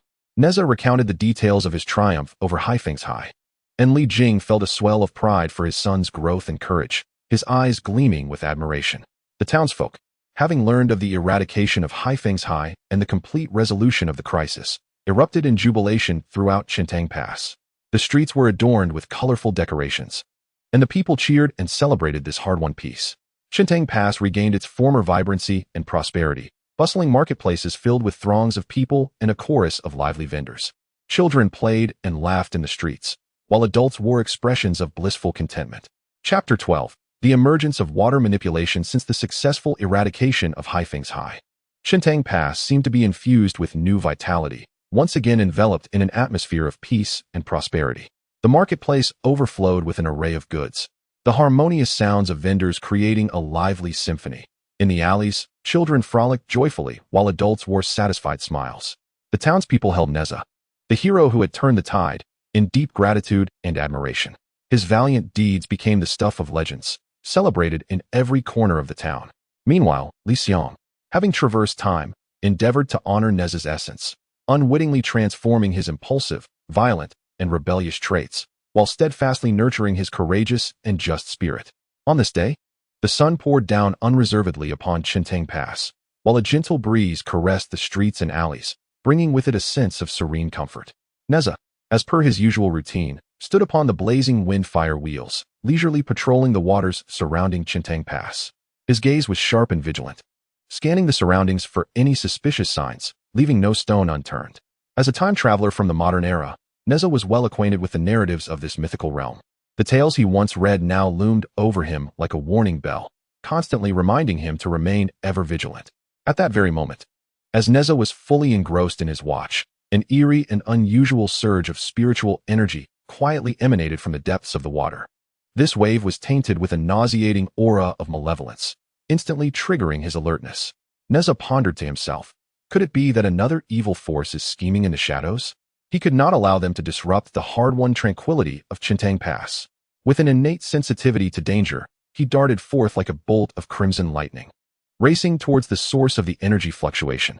Upon nearing the origin of the disturbance, Nezha fixed his gaze and beheld several oddly shaped minions from the Dragon Palace of the East Sea, surreptitiously lurking beneath the water.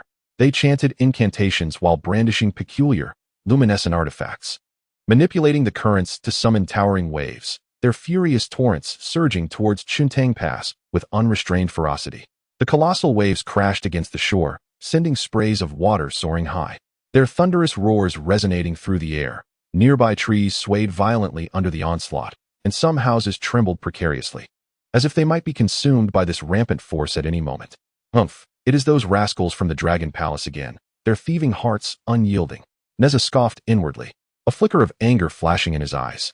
As someone well-versed in the intricacies of mythological tales, he was already aware of the Dragon Palace's numerous transgressions, and witnessing their audacious return ignited the suppressed fury within him. How could he tolerate these petty miscreants desecrating the sanctuary he had fought so valiantly to protect? Just then, a lightning bolt of realization struck Nezha's mind, as he recalled the water manipulation technique rewarded to him by the system after vanquishing the crocodile spirit at Blackwind Stronghold. This was surely a powerful boon bestowed upon him to safeguard Qiankun Pass, a divine intervention of fate. In this critical moment, Nezha swiftly formed intricate hand seals, his movements fluid and seamless. Chanting incantations, mysterious runes floated from his lips, merging with the atmosphere around him. The once tumultuous, uncontrollable torrents, under his command, transformed into docile streams, akin to tamed beasts. The massive waves that had been rushing towards Qiankun Pass were abruptly halted in midair, as if grasped by an invisible and formidable hand, creating a scene of utter astonishment. Following this, the waters, under his direction, coalesced like disciplined soldiers, swiftly forming crystalline curtains that ensnared the minions from the Dragon Palace, sealing them within an impenetrable barrier. The minions, realizing their predicament, were instantly thrown into a state of panic, their faces etched with fear and despair. They flailed their weapons like headless flies, emitting strange cries in a frantic attempt to breach the delicate yet unyielding curtain of water. However, their assaults met the aqueous barrier with the futility of stones sinking into the ocean, failing to stir even the slightest ripple. The curtain remained steadfast, silently mocking their futile efforts. To flee? Such a notion was sheer folly. Nezha bellowed, his voice resonating like a thunderclap, reverberating through the surrounding air. His gaze radiated unwavering determination and confidence, akin to a war deity descended upon the mortal realm. He swiftly invoked his water manipulation abilities, and the currents within the curtain began to whirl at an increasingly rapid pace, forming enormous, bottomless vortices in the blink of an eye. The minions, helplessly caught in the swirling maelstrom, became disoriented and unstable, their struggles rendered pitiful against the overwhelming force of the water. Sensing the dire situation, the lackeys stubbornly attempted to resist. One particularly large and burly minion puffed out his cheeks and unleashed a thick, inky black mist. This cloud spread rapidly, aiming to obscure Nezha's vision and create an opportunity for escape. Yet, Nezha remained unperturbed, his composure intact. With a mere thought, he commanded the water within the curtain to coalesce swiftly, transforming into a sinuous water whip. The whip arced gracefully through the air, accompanied by a powerful whoosh, striking with the ferocity of a lightning bolt towards the minion who had released the black mist. With a resounding crack, The water whip struck the minion with such force that it tore through flesh, blood spraying forth. The minion let out a piercing scream, his body hurtling away like a kite severed from its string, crashing heavily against the edge of the water curtain. Witnessing this, the other minions trembled in terror, their legs weakening, abandoning any thoughts of resistance, and scattering in desperate flight within the curtain, their pleas for mercy echoing in the tumult. Amidst this fierce battle, Nezha continuously explored and experimented with various water manipulation techniques. To his astonishment, he discovered not only the ability to mold the water into various forms, curtains, whips, and vortices, but also a keen sensitivity to every subtle ripple of spiritual energy within the water, as if he had merged with the boundless elements. Wielding unparalleled dominion over the aquatic realm, he marveled at the might and wonder of this ability, fully aware that it would wield immeasurable significance in future confrontations, becoming a formidable weapon to safeguard Qiankun Pass. As the battle progressed, Nezha's mastery of water manipulation grew increasingly adept, allowing him to deftly combine the curtain and the whip, creating more intricate and formidable attack strategies. He skillfully manipulated the curtain of water, transforming its shape incessantly. At times it resembled a tightly woven net, ensnaring the minions and rendering them breathless and nearly suffocated. At other moments, he would create an apparent gap, deliberately luring the minions to flee, only to swiftly retract them with a water whip, as quick as lightning, thwarting their escape plans time and again. The minions were left dazed and disoriented by Nezha's dazzling and formidable onslaught, utterly devoid of the will to resist. They could scarcely fathom that this seemingly youthful boy possessed such terrifying control over water. Their hearts were filled with dread and regret, lamenting their earlier decision to heed the orders of the Dragon Palace of the East Sea and disrupt Qiankun Pass, only to find themselves ensnared in such dire straits. Ultimately, under Nezha's tempestuous barrage, the minions collapsed within the water curtain, utterly drained of their capacity to resist. Their eyes were vacant and their faces etched with despair, awaiting the judgment of fate. Observing this, Nezha nodded in satisfaction, then retracted his will, causing the water curtain and whip to dissipate instantaneously, transforming into a clear stream flowing into the river, as if the harrowing battle had never transpired. After the skirmish, the citizens of Qiankun Pass flocked from all directions to witness the aftermath. They beheld Nezha, who single-handedly repelled the minions of the Dragon Palace of the East Sea, safeguarding the tranquility of Qiankun Pass. Their admiration for him surged like a tidal wave, growing ever more profound. The townsfolk gathered around Nezha, their cheers resounding in waves of excitement, extolling his virtues. "Little hero Nezha, you are truly the guardian of Qiankun Pass. You have bestowed upon us a life of peace, and we shall forever be grateful," exclaimed an elderly man, his weathered face illuminated by tears of joy. Indeed, had it not been for little hero Nezha, Qiankun Pass would have faced calamity once more. "You are our great savior." A young mother, clutching her child tightly, gazed at Nezha with eyes brimming with gratitude and reverence, filled with trust and reliance. As Nezha surveyed the grateful faces of the citizens surrounding him, a profound sense of accomplishment and responsibility surged within him. He understood that his efforts had not been in vain. He had successfully protected the land he cherished and its people. This battle also provided him with a foundational yet profound mastery of his newfound water manipulation abilities, bestowing upon him a robust and unwavering confidence for the unknown adventures that lay ahead. Upon returning home, Nezha settled himself in front of the window, reflecting intently on the day's battle. He recognized clearly that although he had acquired formidable water control powers, there remained considerable room for improvement in his skill and technique. He quietly resolved to diligently practice his water manipulation techniques starting tomorrow, striving to unearth the potential of this ability, thereby enhancing his strength to better safeguard Qiankun Pass against any future threats. As night deepened, silence enveloped the land, and Qiankun Pass basked in the serene and harmonious glow of the moonlight. Nezha reclined upon his bed, gazing at the luminous moon outside, his mind swirling with myriad thoughts. He understood that the path ahead was long, fraught with countless uncertainties and challenges. Yet, he felt no trepidation, for he possessed formidable treasures, unique abilities, and an unwavering conviction to protect Qiankun Pass. He believed that as long as he persevered with relentless effort, he would surely overcome all obstacles. Safeguarding the land he cherished as home and every citizen therein. This initial manifestation of water control was undoubtedly merely a new beginning in his grand and legendary adventure, with even more excitement and challenges awaiting his pen and valor. Chapter 13. The provocation by the Yasha after Nezha successfully repelled the minions of the Dragon Palace in the East Sea, ensuring the tranquility of Qiankun Pass. The local populace held him in even greater esteem, and Nezha continued to fulfill his duty of protection in this land.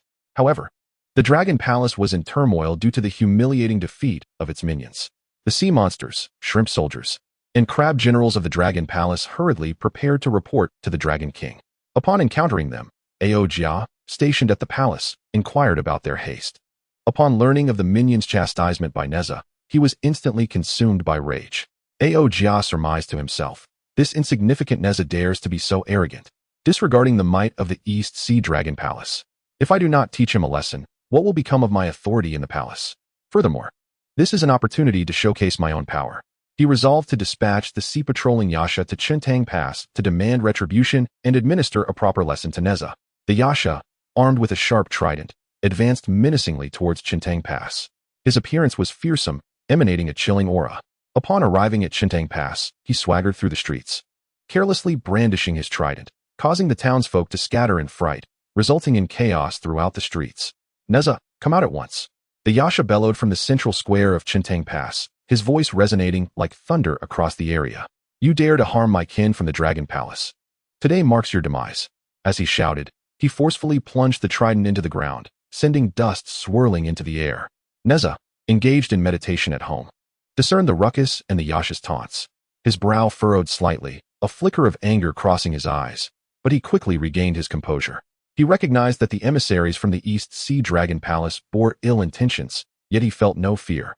Swiftly rising, he stepped onto his wind-fire wheels and soared towards the square like a bolt of red lightning. Upon arriving, Nezha landed firmly before the Yasha. Clad in resplendent red silk armor, he exuded an aura of valor, his gaze fixed unwaveringly upon the Yasha, reminiscent of a war deity descended to the mortal realm. You, Yasha, dare to wreak havoc in Qiankun Pass without cause. What is your intent? Nezha inquired coldly, his tone imbued with an undeniable authority. The Yasha regarded Nezha with a disdainful smirk, sizing him up with mockery in his eyes. You, a mere child of no consequence, dare to stand against the East Sea Dragon Palace? It appears you are weary of life. As the demon spoke, he brandished the steel fork in his hand, which whistled through the air, seemingly challenging Nezha. Unfazed, Nezha confidently retorted, do not underestimate me. Since you have come today, you shall not leave easily. His voice, though not loud, resonated with an unwavering strength that instilled determination in the hearts of the onlookers. The battle was imminent. The demon launched the first attack, leaping forward with a ferocity that sent the steel fork streaking towards Nezha's chest like a bolt of black lightning. The speed and force of the thrust were formidable, promising grave injury if it landed. Yet, Nezha remained calm. He executed the 999 transformations, rendering his form ephemeral. The fork struck nothing but an illusion of Nezha. Is this all you can do? Nezha scoffed, as he deftly mounted his wind-fire wheels, swiftly maneuvering behind the demon. With the golden-hued Qiankun circle gleaming in his grasp, he swung it down towards the demon's back. The demon, quick to react, pivoted and raised the steel fork to parry the strike. The clash resonated with a resounding clang, sending sparks flying. The sheer force jolted the demon's arm, causing him to stagger back in surprise. How can this boy possess such strength? I have underestimated him, he thought to himself. Yet, the demon was not ready to concede. With a furious roar, he charged at Nezha once more, his attacks more relentless than before. The steel fork sliced through the air, casting chilling reflections that sent shivers down the spine. He thrust, swept, and jabbed with unpredictable maneuvers that left little room for defense. However, Nezha effortlessly dodged each assault, his agile movements reminiscent of a delicate butterfly flitting through the chaos. His gaze remained fixed on the demon, searching for an opportunity to counterattack. During a fierce exchange, the demon summoned all his might and swept the steel fork horizontally towards Nezha. Sensing the impending danger, Nezha swiftly evaded the strike. Seizing the moment, he unleashed the Lingxi Pearl, a treasure acquired through his sign-in rewards. The pearl emitted a blinding radiance, infused with potent spiritual energy, directed at the demon. The sudden brilliance blinded the demon, forcing him to shield himself with the steel fork. As the light collided with the fork, it reverberated violently, nearly wrenching it from the demon's grip. Panic surged within him. He had not anticipated Nezha wielding such a formidable artifact. Taking advantage of the demon's disarray, Nezha swung the Qiankun circle again, this time targeting the demon's head with overwhelming force. Despite hastily raising the steel fork to defend, the power of the Qiankun circle was insurmountable, leaving the demon's arm aching and nearly incapable of maintaining his hold. You are no match for me. It would be wise to surrender, Nezha declared coldly, his eyes glinting with confidence and pride, as if heralding his inevitable victory to the demon. Though the Yiksha harbored fear within, as the sentry of the East Sea Dragon Palace, he was unwilling to concede defeat easily. Gritting his teeth and enduring the pain in his arm, he launched another attack. He wielded his trident with a relentless fervor, searching for any vulnerability in Nezha's defenses. Yet, Nezha denied him any opportunity, employing every ounce of his skill to unleash the full might of the 999 transformations and his magical artifacts. At times, he struck at the Yiksha's front with the universe ring, while at others, he used the Lingxi pearl to disrupt the Yiksha's vision, and ensnared the trident with the misty silk, preventing the Yiksha from exerting his full strength. In the midst of this intense battle, the surrounding townsfolk watched anxiously, their hearts racing for Nezha. They sheltered nearby, nervously observing the clash, silently cheering for their hero. Go, Nezha the little hero. You must defeat this vile Yiksha. The citizens' shouts echoed, seemingly infusing Nezha with a renewed vigor. After a fierce struggle, the Yiksha's stamina waned. His movements grew sluggish, and his attacks lacked the ferocity they once possessed. Sensing the opportune moment, Nezha roared, channeling boundless power through his universe ring as he struck forcefully at the Yiksha. The Yiksha attempted to evade, but it was too late. The universe ring crashed down upon him, sending him hurtling away. He landed heavily, spitting blood and rendered incapable of further resistance. You, the Yiksha stammered, pointing a trembling finger at Nezha. His eyes filled with a mix of terror and resentment. He could hardly fathom being bested by such a young boy. Nezha approached, and, gazing down at the fallen Yiksha, coldly declared, return and inform Ao Jia to cease his disturbances at Qiankun Pass. Otherwise, I shall show no mercy next time. With that, Nezha turned and soared homeward upon his wind-fire wheels. Seeing Nezha's victorious return, the townsfolk erupted in jubilant cheers. They surrounded him, showering him with praise. Nezha the little hero, you are truly remarkable, they exclaimed. Thanks to you, we have once again evaded disaster at Qiankun Pass. The faces of the citizens radiated joy and gratitude, solidifying Nezha's status as their eternal hero. Upon returning home, Nezha sat by the window, quietly reflecting on the day's battle. He understood that the East Sea Dragon Palace would not let this matter rest easily, and more challenges awaited him in the future. Yet, he felt no fear. He believed that through relentless training and the enhancement of his abilities, he could safeguard Qiankun Pass and protect the land and its people he cherished. Meanwhile, in the East Sea Dragon Palace, Ao Jia's countenance darkened upon learning of the Yiksha's defeat. Clenching his fists, he vowed silently, Nezha, await your reckoning. I will settle this score. A cruel glint flickered in Ao Jia's eyes as he began to devise his next scheme. Chapter 14. A renewed clash with the Yiksha after Nezha vanquished the patrolling Yiksha. The marketplace buzzed with life once more, vendors calling out their wares, and children laughing and frolicking in the streets, infusing the air with vitality. However, Ao Jia of the East Sea Dragon Palace was seething with fury. He had long harbored grand ambitions, coveting the throne of the Dragon King, and this provocation from Nezha presented an opportune moment to assert his dominance. This inexperienced brat dares to thwart my plans. I shall make him aware that the East Sea Dragon Palace is not to be trifled with, and demonstrate my prowess to both my father and the aquatic clans. Grinding his teeth, Ao Jia's eyes gleamed with malice as he unhesitatingly dispatched the Sea Patrol Yiksha once more, fueled by vengeful fury and an even more meticulous scheme to return to Qiankun Pass with a menacing presence. The Yiksha, once again entering Qiankun Pass, was filled with humiliation and resentment. The memory of his previous defeat at Nezha's hands replayed in his mind like a haunting nightmare, igniting a blazing inferno of hatred within him. Humph, Nezha, this time I shall rip you to shreds, avenging my previous disgrace. Grumbling to himself, the Yiksha swung his sharp trident with ferocity, the glimmering cold light of the weapon seeming to foretell the impending battle. Striding through the streets of Qiankun Pass, the townsfolk, terrified, hurriedly retreated indoors, securing their doors and windows, leaving the streets eerily desolate, save for the echo of his heavy footsteps. Nezha, you cowardly turtle, come forth. Today marks your demise. I shall tear you apart to reclaim my honor. The Yiksha bellowed from the center square of Qiankun Pass, his voice brimming with rage and hatred, causing the surrounding air to vibrate. Thrusting his trident forcefully into the ground, a deep fissure erupted, dust swirling into the air, a testament to his profound fury. At that moment, Nezha was diligently practicing at home when he suddenly heard the Yiksha's brazen insults, causing him to pause. A smirk of disdain curled at the corners of his lips. This Yiksha truly has a short memory. Since he has come, I shall ensure he witnesses my true strength.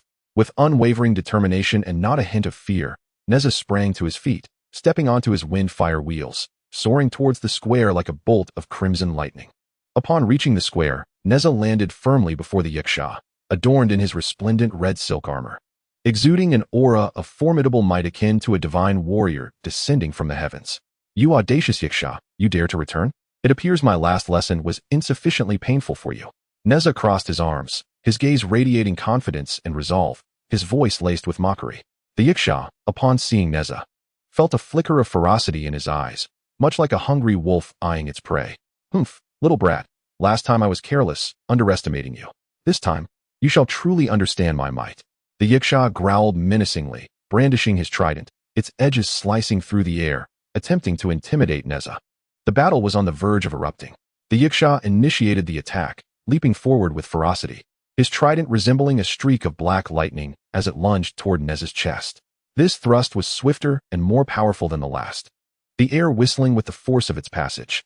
Unfazed, Nezha executed the 999 transformations, his form instantly becoming ethereal. The demon's steel fork once again struck nothing but Nezha's afterimage. With such meager skills, how dare you flaunt your prowess before me? Nezha sneered, his feet firmly planted on the wind-fire wheels, swiftly maneuvering to the back of the demon. The golden glow of the Qiankun circle in his hand shimmered as he brought it crashing down on the demon's back, exclaiming, "Taste the might of my Qiankun circle." The demon, well prepared, quickly turned to parry Nezha's attack with his steel fork. A resounding clang echoed as the Qiankun circle collided with the fork, sending a dazzling spray of sparks into the air. The demon felt a jolt of pain travel through his arm, yet he gritted his teeth and bellowed, "You little brat. Don't get too cocky. Watch how I deal with you." He lunged forward again with his steel fork, and the battle escalated. The exchanges between them grew increasingly fierce, with the demon's attacks becoming more relentless. He wielded the fork with a ferocity that left no openings, its cold gleam reflecting the sunlight, instilling a sense of dread. "Prepare to meet your demise, Nezha," the demon roared, pouring forth all his fury in each strike. Nezha, however, adeptly navigated the onslaught with the agility granted by his 999 transformation technique, skillfully evading while seeking opportunities to counterattack. "You think you can harm me? Not so easily." As he dodged, he keenly observed the demon's weaknesses, mentally plotting his next move. Yet, the demon, desperate in his failure to land a direct hit, was struck with anxiety. He understood Nezha's formidable prowess. To triumph, he needed a different strategy. Suddenly, a spark of inspiration ignited in the demon's eyes as he recalled his mastery of the water escape technique. With the proximity of the Chuntang Pass to water bodies, this would greatly aid him. Nezha, let us see how you contend with my water escape." The demon smirked with an air of malevolence. He leaped back to create distance, murmuring incantations as he swiftly formed hand seals. The ground around him began to swell with an abundance of water, quickly coalescing into a vast pool. The demon plunged into the depths, vanishing without a trace, leaving only ripples on the surface. Nezha's heart tightened upon witnessing this. He recognized the demon's invocation of the water escape, intending to ambush him with the element's might. Yet Nezha was prepared, drawing upon his earlier acquired water manipulation abilities. He concentrated and began to sense the disturbances within the water. "You think you can ambush me from beneath the waves? You're still too inexperienced." Closing his eyes, Nezha focused intently on the vibrations of the surrounding water elements, striving to pinpoint the demon's location. Underwater, the demon moved like a cunning fish, swiftly approaching Nezha under the cover of the water. His eyes gleamed with malice as he tightly gripped his steel fork, poised to deliver a fatal blow. "Nezha, this time you are doomed." As the demon approached, Nezha suddenly opened his eyes, a cold smile creeping across his lips. "I can see exactly where you are hiding." He had sensed the demon's movements, every action now within his grasp. The demon leaped from the water, thrusting the steel fork toward Nezha's head. However, what he did not anticipate was that Nezha had long been prepared. Nezha swiftly manipulated the red silk, which surged forth like a streak of crimson lightning toward the Yiksha. Before the Yiksha could react, the red silk had ensnared him tightly. "How is this possible?" the Yiksha exclaimed in terror, struggling desperately to free himself from the binding of the red silk. He writhed with all his might, brandishing his spear in a frantic attempt to sever the silken bonds. "Release me, you wretched brat." Yet the red silk remained unyielding, rendering his struggles futile. Let us see where you can escape," Nezha bellowed, seizing the fire-tipped spear. The spear shimmered in his grasp, radiating a searing warmth. Experience the might of my fire-tipped spear. Nezha thrust the spear toward the Yiksha, who could only barely defend with his spear. The clash of the fire-tipped spear against the Yiksha's weapon produced thunderous sounds, each impact igniting sparks and causing the Yiksha's arms to tremble under the sheer force. The Yiksha was secretly astonished. He had not anticipated Nezha's formidable strength, which effortlessly thwarted his water escape technique. How did this boy become so powerful? Doubt and fear consumed the Yiksha. Both combatants exchanged blows, neither yielding ground. Nezha relentlessly attacked the Yiksha, each strike infused with tremendous power. I wonder how long you can endure, Nezha shouted as he continued his assault, his spirit soaring like a raging tempest. The Yiksha fought valiantly to defend himself, aware that a single misstep would lead to his defeat. I will not lose, absolutely not. He gritted his teeth, straining against the onslaught, sweat cascading down his brow. The citizens of Yangcheng Pass watched anxiously from a distance, their eyes glued to the battlefield, silently cheering for Nezha.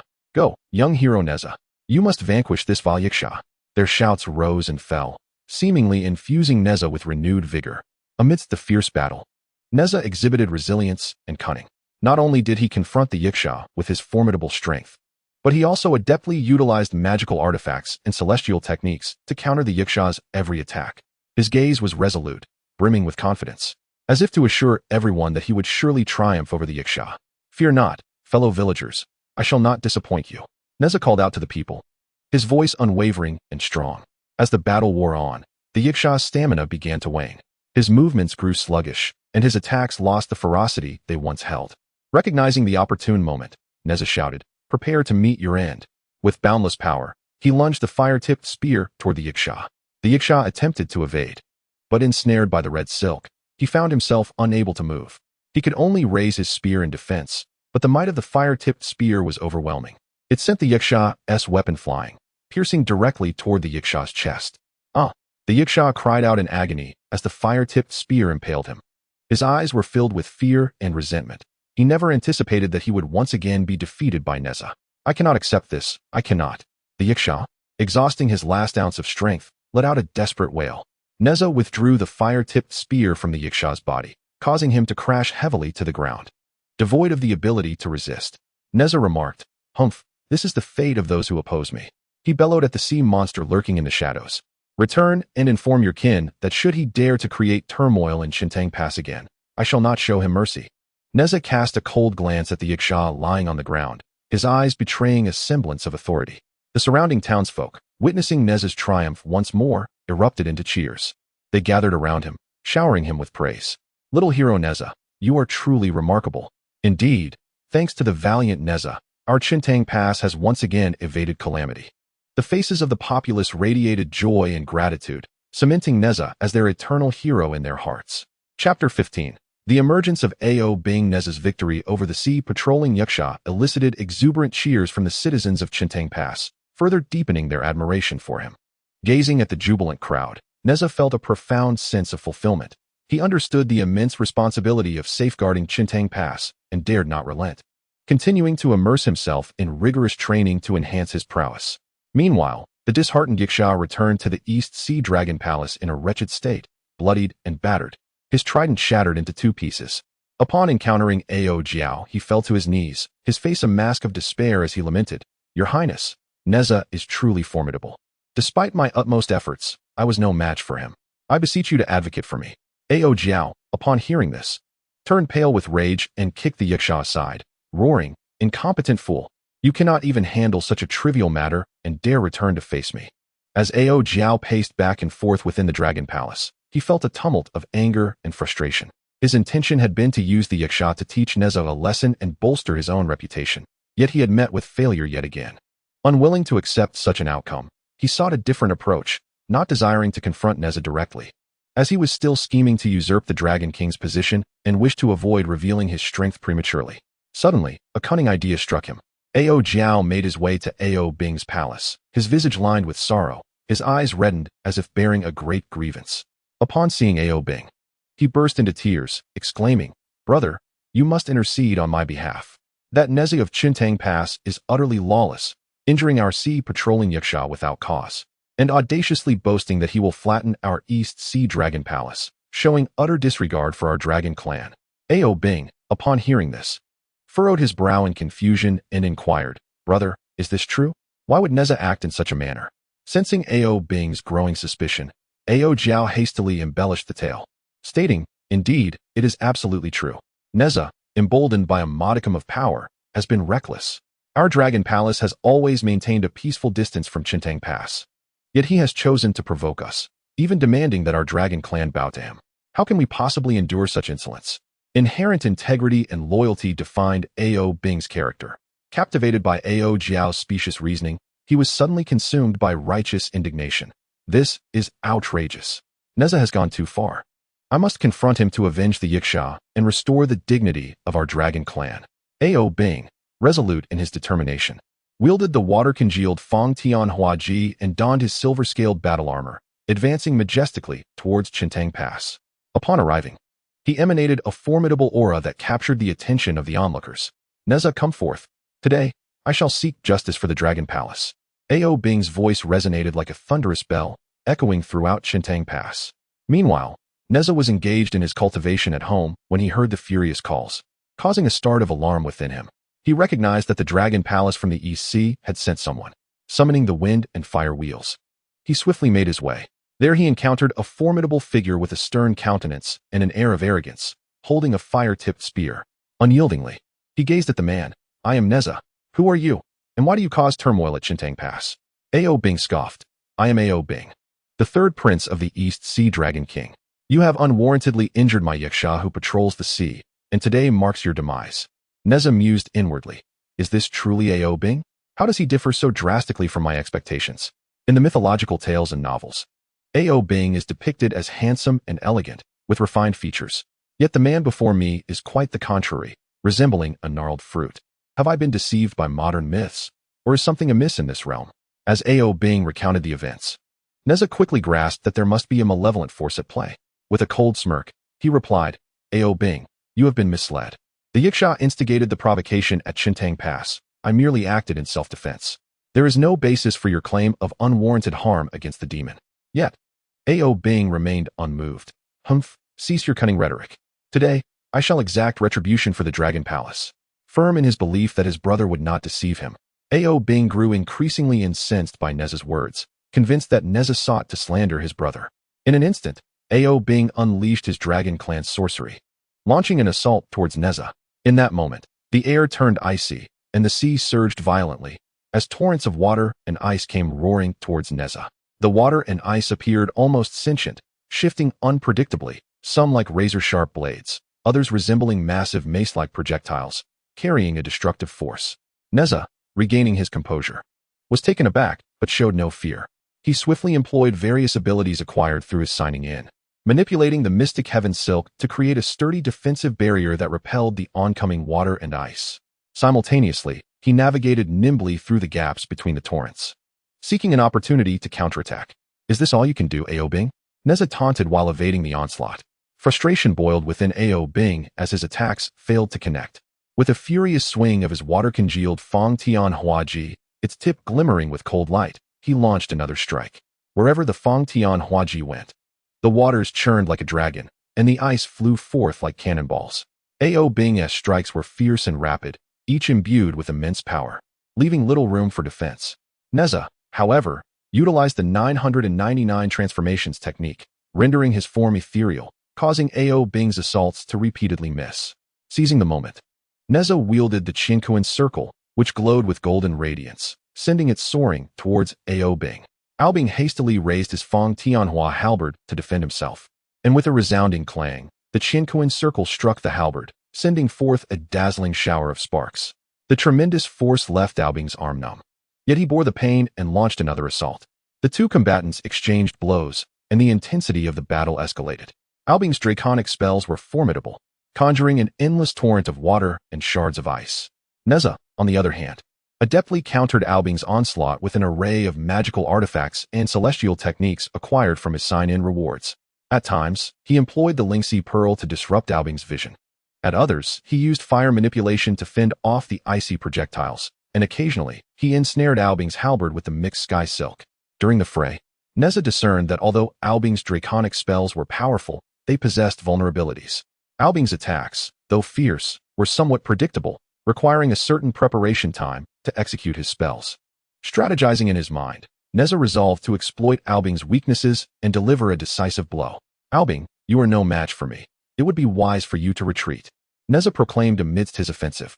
Yet Albing retorted defiantly, "Humph, do not be so complacent. Today, I will surely defeat you." With that, Albing unleashed the Dragon Clan's ultimate technique, the Ice Dragon Break. The halberd in his hand radiated brilliance, and a colossal ice dragon surged from its tip, lunging towards Nezha. The ice dragon, with its menacing claws, froze the ground beneath it, as if the very air had succumbed to frost. Feeling the urgency, Nezha tightened his focus. Aware of the ice dragon break's immense power, he could not afford to confront it head-on. He swiftly channeled his energy, employing water manipulation to summon a curtain of water that shielded him. Simultaneously, he infused his fire-tipped spear with spiritual energy, igniting it into a blazing inferno aimed directly at the ice dragon. The collision of the ice dragon with the water curtain and the flames erupted with a thunderous roar. The forceful impact staggered Nezha, pushing him back several paces, while the water barrier was breached. Nevertheless, Nezha's flames inflicted significant damage upon the ice dragon, causing visible cracks to form along its icy form. Seeing that the ice dragon break had failed to vanquish Nezha, Albing's anxiety heightened. He once again swung his Feng Tianhua halberd, preparing for a new wave of assault. However, Nezha denied him any opportunity, unleashing his full repertoire of techniques, including the 999 transformations, fire manipulation, water manipulation, and various magical artifacts to their utmost potential. Like a streak of crimson lightning, he darted through Albing's attacks, relentlessly seeking out the slightest opening. The citizens of Qiankun Pass anxiously gathered to witness the fierce confrontation. Hiding at a distance, their eyes remained fixed upon the battlefield, silently cheering for Nezha. "Brave little hero, go forth. You must defeat Albing." Their fervent cries echoed, instilling Nezha with a renewed vigor. As the battle raged on, Albing's stamina began to wane. His strikes grew sluggish, lacking the initial ferocity. Observing this, Nezha sensed the moment had arrived. With a resounding shout, he declared, "Albing, receive my spear." The fire-tipped spear, imbued with boundless strength, lunged towards Albing. Albing swiftly raised his Feng Tianhua halberd to block the oncoming strike, yet the spear collided with the halberd, sending it flying. In a swift motion, Albing conjured a halberd made of water once more. Chapter 16. Inextricable entanglement. The previous confrontation had come to a close. Yet the atmosphere was charged with an intensity that seemed to amplify with each passing moment. Both combatants understood that this battle was merely the prelude to an exhilarating and tumultuous saga. Ao Bing landed with a firm thud, his feet sinking into the sand as he steadied his stance. A flicker of astonishment danced in his eyes, as the third prince of the East Sea Dragon King.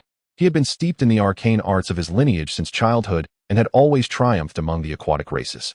Yet, this young boy before him continually transcended his expectations. "Humph, he possesses some skill, but this is where it ends." With a disdainful grunt, Ao Bing unleashed his spiritual energy, which surged forth like a raging tide.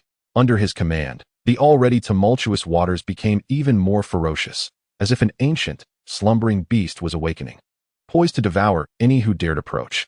Nezha, perched atop the windfire wheels, hovered in midair, his expression grave. He knew well the formidable prowess of Ao Bing's dragon spells. If he did not summon all his strength, he might not emerge from this encounter unscathed. As a transmigrator, Nezha was familiar with the lore surrounding Ao Bing, yet the power emanating from this incarnation of Ao Bing exceeded his wildest imaginings. He realized he could not afford to be careless. A comprehensive strategy was imperative. With keen focus, Nezha scrutinized Ao Bing's every movement, leaving no detail overlooked. Ao Bing was the first to strike, his hands weaving intricate gestures with blurring speed, as he chanted an obscure incantation that resonated in the air. With each motion, the tranquil sea erupted into towering waves, as if a colossal wall of water had risen to instill fear. At the heart of these surging waters, a massive water dragon slowly materialized, its claws poised and whiskers dancing in the wind. Each scale shimmered with a chilling luminescence, as if forged from ancient, unmelting ice, radiating an aura that sent shivers down the spine. "Go!" Ao Bing bellowed, his voice resounding like thunder.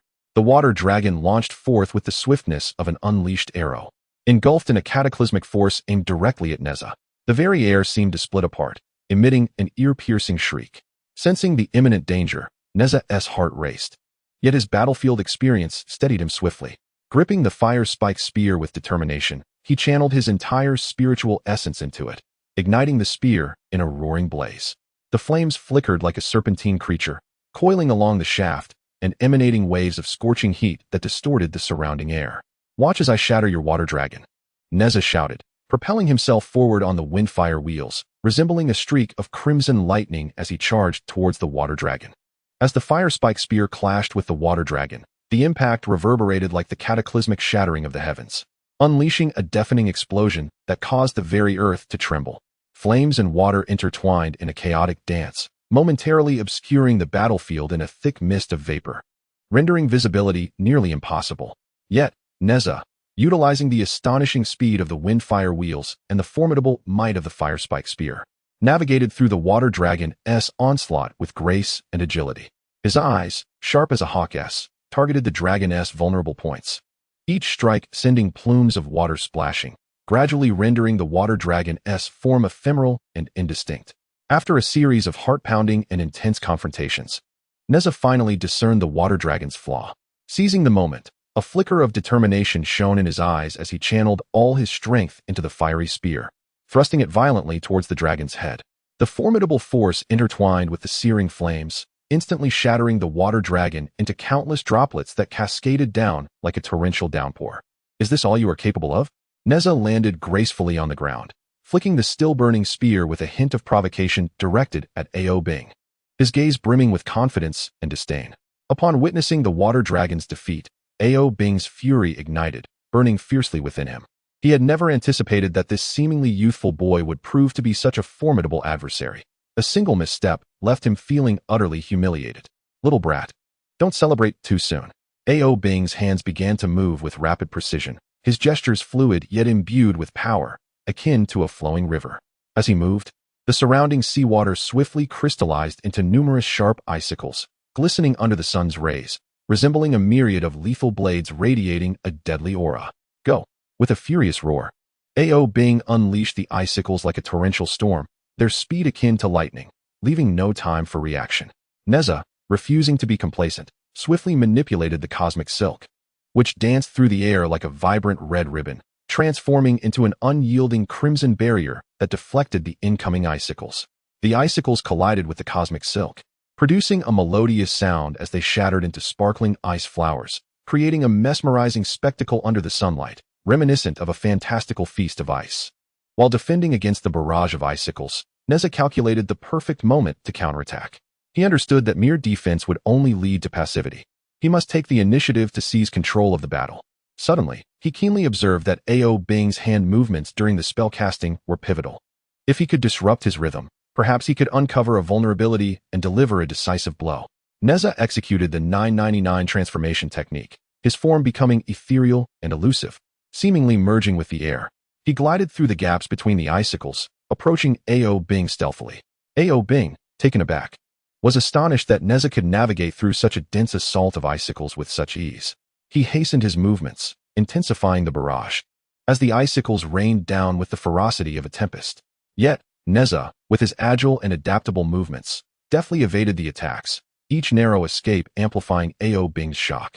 Just as Nezha was nearing Ao Bing, a cold smirk curled at the corners of Ao Bing's mouth. His hands swiftly shifted through intricate seals, causing all the icicles to change direction abruptly, resembling an enraged swarm of bees, now aimed at Nezha's rear. Realizing the dire situation, Nezha quickly turned, raising the cosmic silk for defense. However, a few errant icicles broke through, grazing his arm. The sharp ice pierced his skin, and blood surged forth, leaving a series of alarming crimson streaks upon his arm. That was a close call. Nezha wiped the blood from his arm, feeling a sense of caution within. He understood that Ao Bing's strength far exceeded his expectations, making this battle more arduous than he had initially anticipated. It seemed he would have to unleash his true capabilities.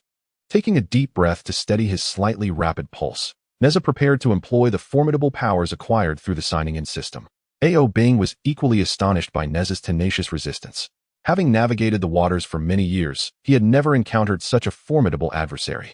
This young man was not only powerful, but also exceptionally clever.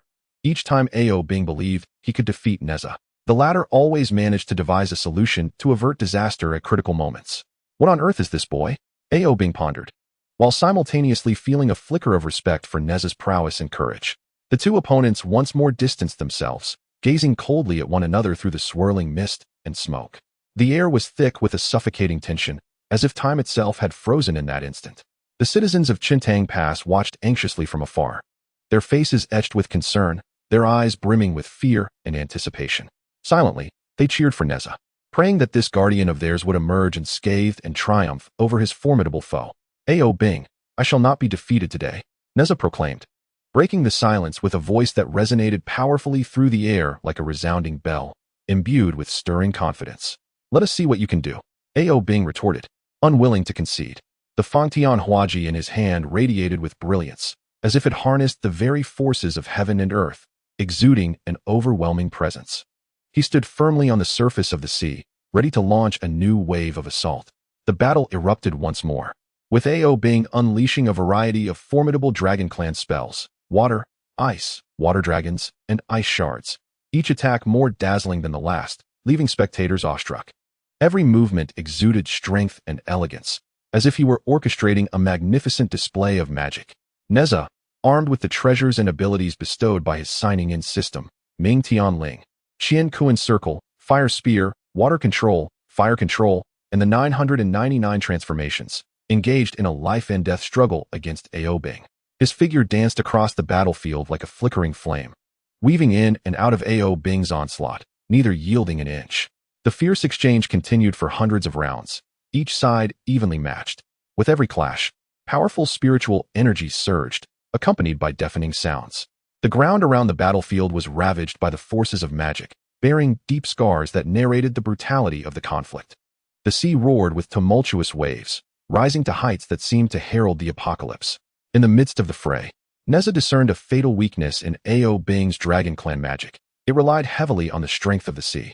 If he could sever Ao Bing's connection to the water, perhaps he could diminish his power. Calculating silently, Nezha's gaze swept across the battlefield, searching for the opportune moment. He knew this would be the key to turning the tide of the battle.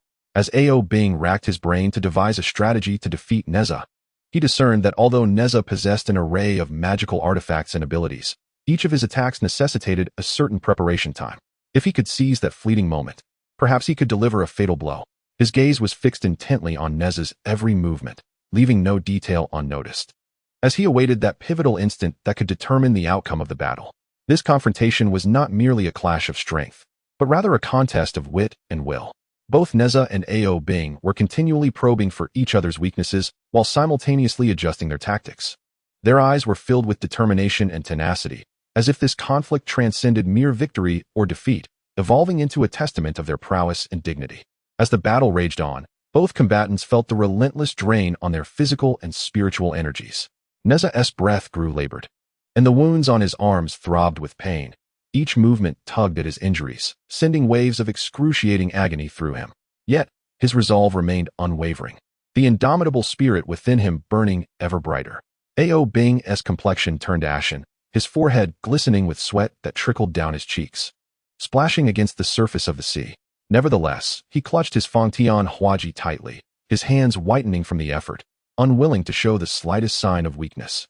It seemed that the resolution of this battle would require further time. Nezha pondered silently, aware that the conflict had reached a critical juncture. The one who could endure until the end would claim victory. Ao Bing shared this sentiment, his gaze fixed on Nezha, his eyes shimmering with complex emotions, a yearning for triumph, a respect for his adversary, and a hint of tension and anxiety. He awaited that decisive moment, that instant capable of altering everything. Chapter 17. A glimpse of divine powers. Nezha stood resolutely atop the weathered walls of Qiankun Pass, the sea breeze howling as it enveloped him, the briny air saturating every breath he took, whipping at his garments. With a slight furrow of his brow, his gaze sharpened, fixated on the rolling black clouds that surged ominously from the direction of the East Sea. As a traveler from another realm, the narrative of investiture of the gods was vividly etched in his mind, and he understood that the arrogant denizens of the Dragon Palace would not easily swallow their previous defeat. They were bound to return with renewed vigor. Indeed, the calm was shattered by the resounding toll of 3 deep, ominous bells, reverberating with an air of foreboding, akin to the echo of a heavy hammer striking. The once placid sea was suddenly stirred by an unseen force, giving rise to a colossal black vortex. From within that maelstrom emerged the fearsome figure of the sea patrol Yasha. The Yasha exuded a nauseating stench, his black-scaled armor marred by numerous cracks, clearly indicating that he had not fully recovered from the thrashing he had received at Nezha's hands. Nezha, the Yasha bellowed, his voice a thunderous roar that resonated through the heavens, causing the surrounding air to vibrate with its intensity. In his grasp, the nine-pronged steel fork glimmered with a chilling blue light, as if narrating its master's thirst for vengeance. Today, I shall seize you and present you to the Grand Prince, to alleviate the resentment that weighs upon my heart. Upon witnessing this, Nezha's lips curled slightly upward, revealing a confident smile. The fiery wheels beneath his feet erupted in two jets of flame, propelling him skyward like an arrow released from its bow. The fire-tipped spear spun rapidly in his palm, creating a series of afterimages. As a traveler from another realm, he vividly recalled how he effortlessly vanquished the Yiksha upon its first appearance in the original tale. Yet now, the narrative of this world had strayed far from its intended course, rendering everything uncertain. Just as well, for I was lamenting the lack of an opportunity to test my newly acquired celestial powers. He mused inwardly, the curve of his smile becoming more pronounced, his consciousness like a nimble fish swiftly traversing the system interface in his mind. He beheld the icons of the Phantom Step and the power gauntlet radiating a gentle and mysterious glow, as if beckoning him. The Yiksha, however, would not grant Nezha ample time for contemplation. Its eyes glinted with ferocity as it ferociously swung the steel fork in its grasp, unleashing a gust of foul wind aimed directly at Nezha's face. This strike was executed with astonishing speed and force, the air resonating with the sound of rushing wind. Yet, Nezha remained unfazed. At the very moment the steel fork was about to pierce him, he executed the Phantom Step. His form transformed into a wisp of smoke, becoming ethereal in an instant. In the blink of an eye, 7 identical Nezhas materialized around the Yiksha, each wielding a fire-tipped spear and adopting various offensive stances. This technique was inspired by the miraculous duplication skill of Sun Wukong from Journey to the West, skillfully utilizing his spiritual energy to agitate the surrounding air, thus conjuring realistic visual phantoms. What sorcery is this? The Yiksha's pupils constricted in alarm upon witnessing this spectacle, akin to a startled beast. It flailed the steel fork chaotically, attempting to fend off the assaults coming from all directions. The 7 Nezhas launched their attacks simultaneously, the spear tips slicing through the air and emitting a piercing shriek, their sounds intertwining to form a symphony of death, causing the Yiksha to break into a cold sweat, its limbs growing unresponsive. In its panic, it instinctively lunged toward the Nezha it perceived as the most distinct, only to realize, at the moment the fork struck its target, that it was merely a fleeting illusion. The true Nezha had long since circled behind it, thanks to the wondrous effects of the Phantom Step. Taste this, Nezha shouted, his right fist suddenly illuminated with golden runes, which shimmered with an enigmatic glow, seemingly harboring boundless power. This was none other than the special equipment, the power gauntlet, he had obtained through his recent sign-in. This gauntlet was no ordinary item. It could compress Nezha's internal spiritual energy into a formidable physical impact. Before the force of his punch even reached the Yiksha, the creature found it difficult to breathe, as if an invisible hand were tightly gripping its chest, nearly suffocating it. Boom! A deep and resounding crash echoed forth as Nezha's power gauntlet struck solidly against the Yiksha's back. With a tremendous force, the punch landed, and amidst the sound of metal clashing, the figure of the Yiksha was sent hurtling through the air, akin to a kite severed from its string, spiraling uncontrollably. He tumbled along the beach, carving out a lengthy trench nearly 10 fathoms deep. The 9-pronged steel fork in his hand was driven deep into the sand by the sheer impact. Struggling to rise, the Yiksha felt black blood seeping from his palm, trickling slowly down his arm. This is impossible, he gasped, laboriously pulling himself from the pit of sand, his scales peeling away one by one with a crisp sound. He gazed at Nezha, disbelief etched across his features, muttering, "You are merely a..." However, before his words could fully escape his lips, they were abruptly silenced. For at that moment, he beheld a translucent system interface materializing behind Nezha, which distinctly displayed Combat Evaluation Level. Nezha advanced with a steady gait, approaching the Yiksha with deliberate calm. The tip of his fire spear lightly pressed against the Yiksha's throat as he coldly remarked, "Return and inform Ao Jia to send a more formidable opponent next time, and cease sending weaklings like you to squander my time."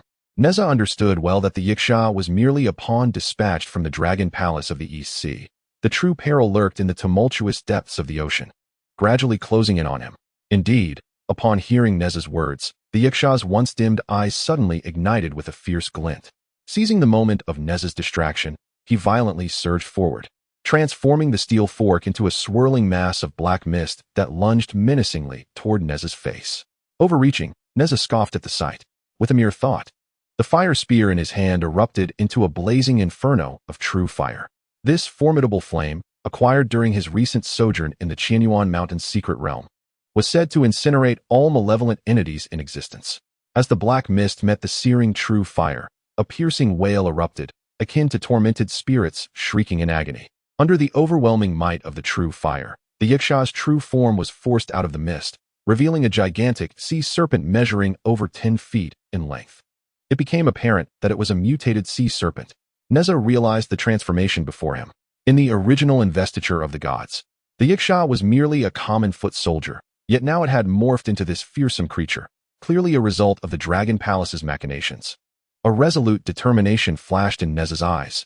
He would show no mercy.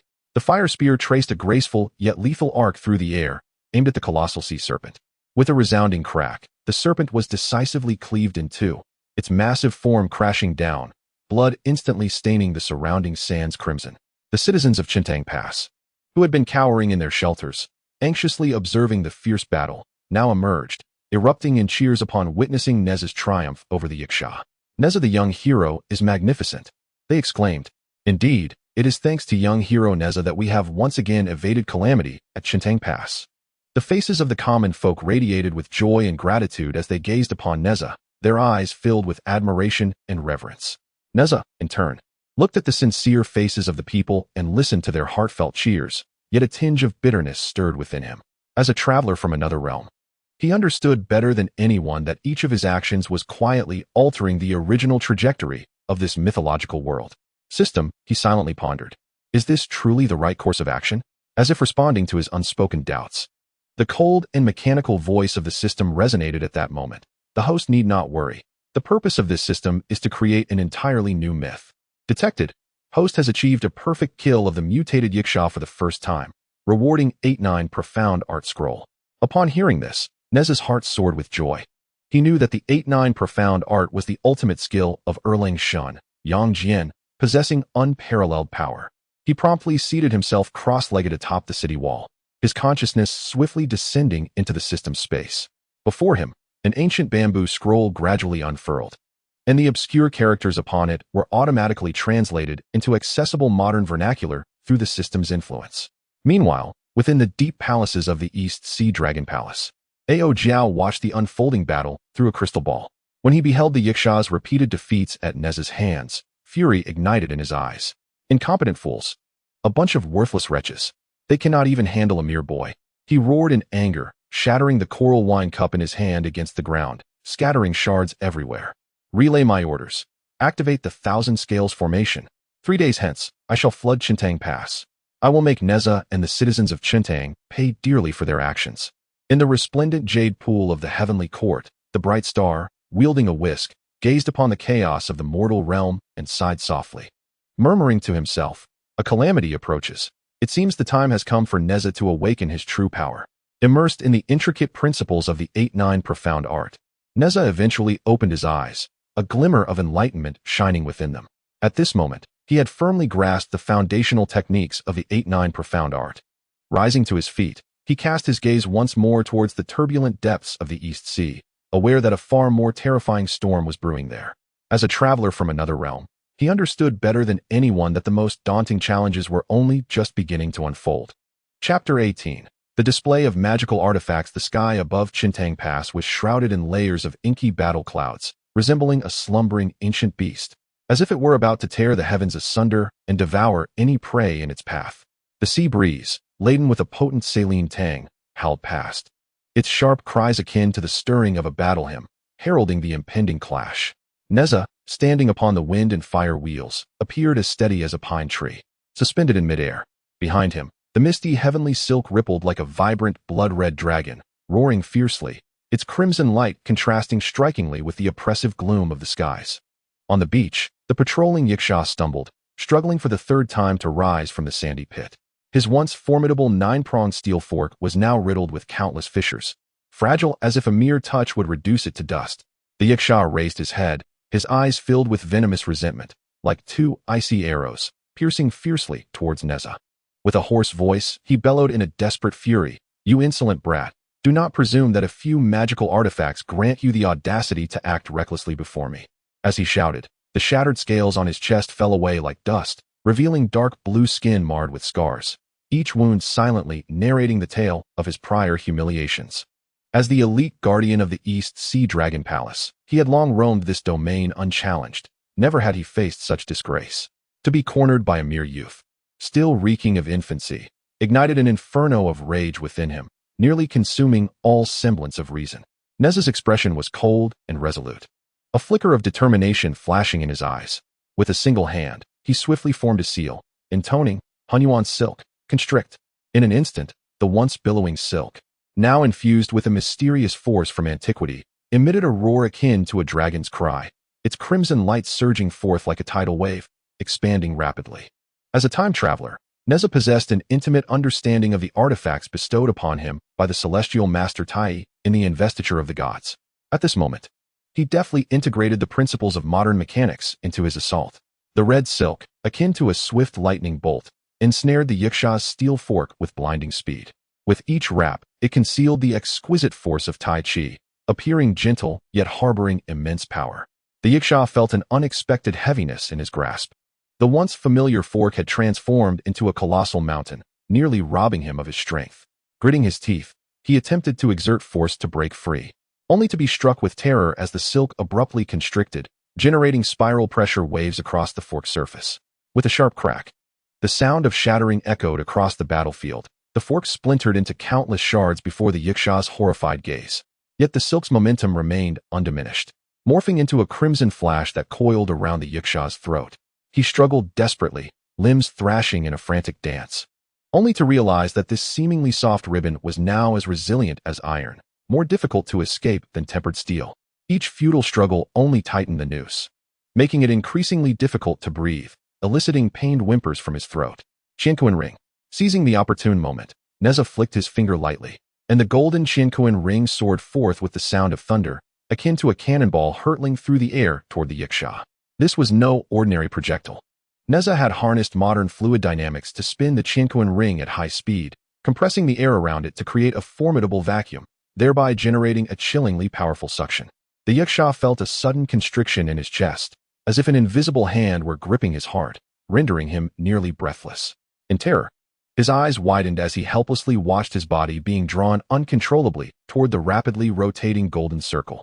In the moment of impending contact, the mysterious bagua patterns on the surface of the Qiankun circle suddenly illuminated, and the force of the shockwave instantly transformed into tangible sound waves, surging toward the Yiksha with the might of a crashing tide.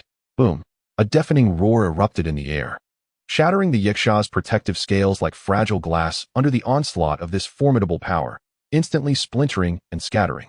His body plummeted like a kite severed from its string, crashing heavily onto the sand, creating a deep crater. Black blood oozed from the Yiksha's 7 orifices, and the fierce glint in his eyes was completely replaced by terror.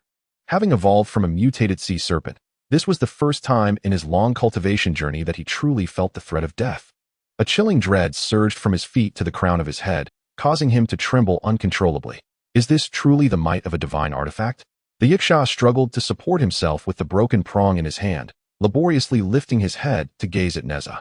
At that moment, he noticed a faintly translucent interface materializing behind Nezha, clearly displaying Artifact Proficiency, Misty Sky Silk 3, 78, Qiankun Circle 2, 92. This enigmatic interface appeared to the Yiksha as a mysterious object from another realm, filling him with confusion and fear. Nezha approached the Yiksha with steady strides, the tip of the fire-tipped spear glinting coldly as it lightly touched the center of the Yiksha's brow. With unwavering resolve, Nezha coldly declared, "Return and inform Ao Jia that if he seeks to trouble me again, he should send a truly capable opponent." He understood that this battle was far from a mere conflict. It was a pivotal step in rewriting the trajectory of mythology. In the original narrative, he had indeed slain the Yiksha, but at this moment, after careful contemplation, he chose a different path, allowing this defeated foe to return alive, imparting his fear and failure to the Dragon Palace of the East Sea, thereby sowing a seed of dread in the hearts of his adversaries. Upon hearing Nezha's words, a glimmer of resolute ferocity suddenly flashed in the Yiksha's previously dim eyes. Seizing the moment of Nezha's distraction, he lunged forward, transforming the broken prong into a thick, swirling black mist that viciously surged toward Nezha's eyes. This was his last resort for survival, a unique technique of the mutated sea serpent known as bone corrosion mist. Once this black mist invaded the eyes, it would swiftly erode the visual nerves, leading to instant blindness. However, before the mist could close in, a translucent shield materialized before Nezha, its surface rippling like water, emanating a gentle blue light, the water spirit talisman he had acquired the previous day. This talisman stood as a loyal guardian, firmly repelling the lethal black mist, preventing it from advancing any further. Such trifling skills, and you dare to flaunt them before me? Nezha's lips curled into a slight smirk, revealing a disdainful sneer. His fire-tipped spear danced rapidly through the air, tracing an exquisite hexagram trajectory. This unique method of attack drew inspiration from modern ballistic designs. As the spear tip moved swiftly, it left behind a series of afterimages in the air, quickly forming a dense web of firepower that enveloped the Yiksha entirely. Oh! The Yiksha let out a piercing scream as the swirling black mist was instantly shattered by the assault of the fiery spear. His body, too, became riddled with wounds under such relentless onslaught, even as a mutated sea serpent endowed with formidable regenerative abilities. He found himself powerless against the searing flames of the Samadhi true fire. From the wounds, wisps of blue smoke continuously rose, the acrid stench of charred flesh permeating the air, inducing nausea. At this moment, the citizens of Qiankun Pass cautiously emerged from their hiding places. They gazed skyward at Nezha, who stood majestically upon a wheel of wind and fire, his two magical artifacts radiating a gentle and mysterious glow behind him. The fear and anxiety that had gripped their hearts instantaneously transformed into boundless joy and admiration. The boy once deemed a demon child now resembled a deity descending from the heavens, resplendent in glory, offering them protection. Well done, Nezha. Our Qiankun Pass is saved. The citizens' cheers echoed like a jubilant hymn, resonating through the skies, a tribute to Nezha's valor. Nezha quietly contemplated the jubilant crowd, a complex ripple stirring within his heart. As a transcendent being, he understood better than anyone that this victory was merely a prelude. The true trials lay ahead. Just then, the cold, mechanical voice of the system resonated in his mind. Detection of hosts simultaneously wielding 3 magical artifacts for the first time. Reward. Fragment of Tiangong 36 transformations. A surge of joy filled Nezha's heart. The Tiangong 36 transformations was an immensely powerful divine art, and mastering it would significantly bolster his prowess. Meanwhile, a thunderous rumble emanated from the direction of the Dragon Palace in the East China Sea, its sound reminiscent of a colossal beast roaring from the depths of the ocean, causing the ground to tremble slightly.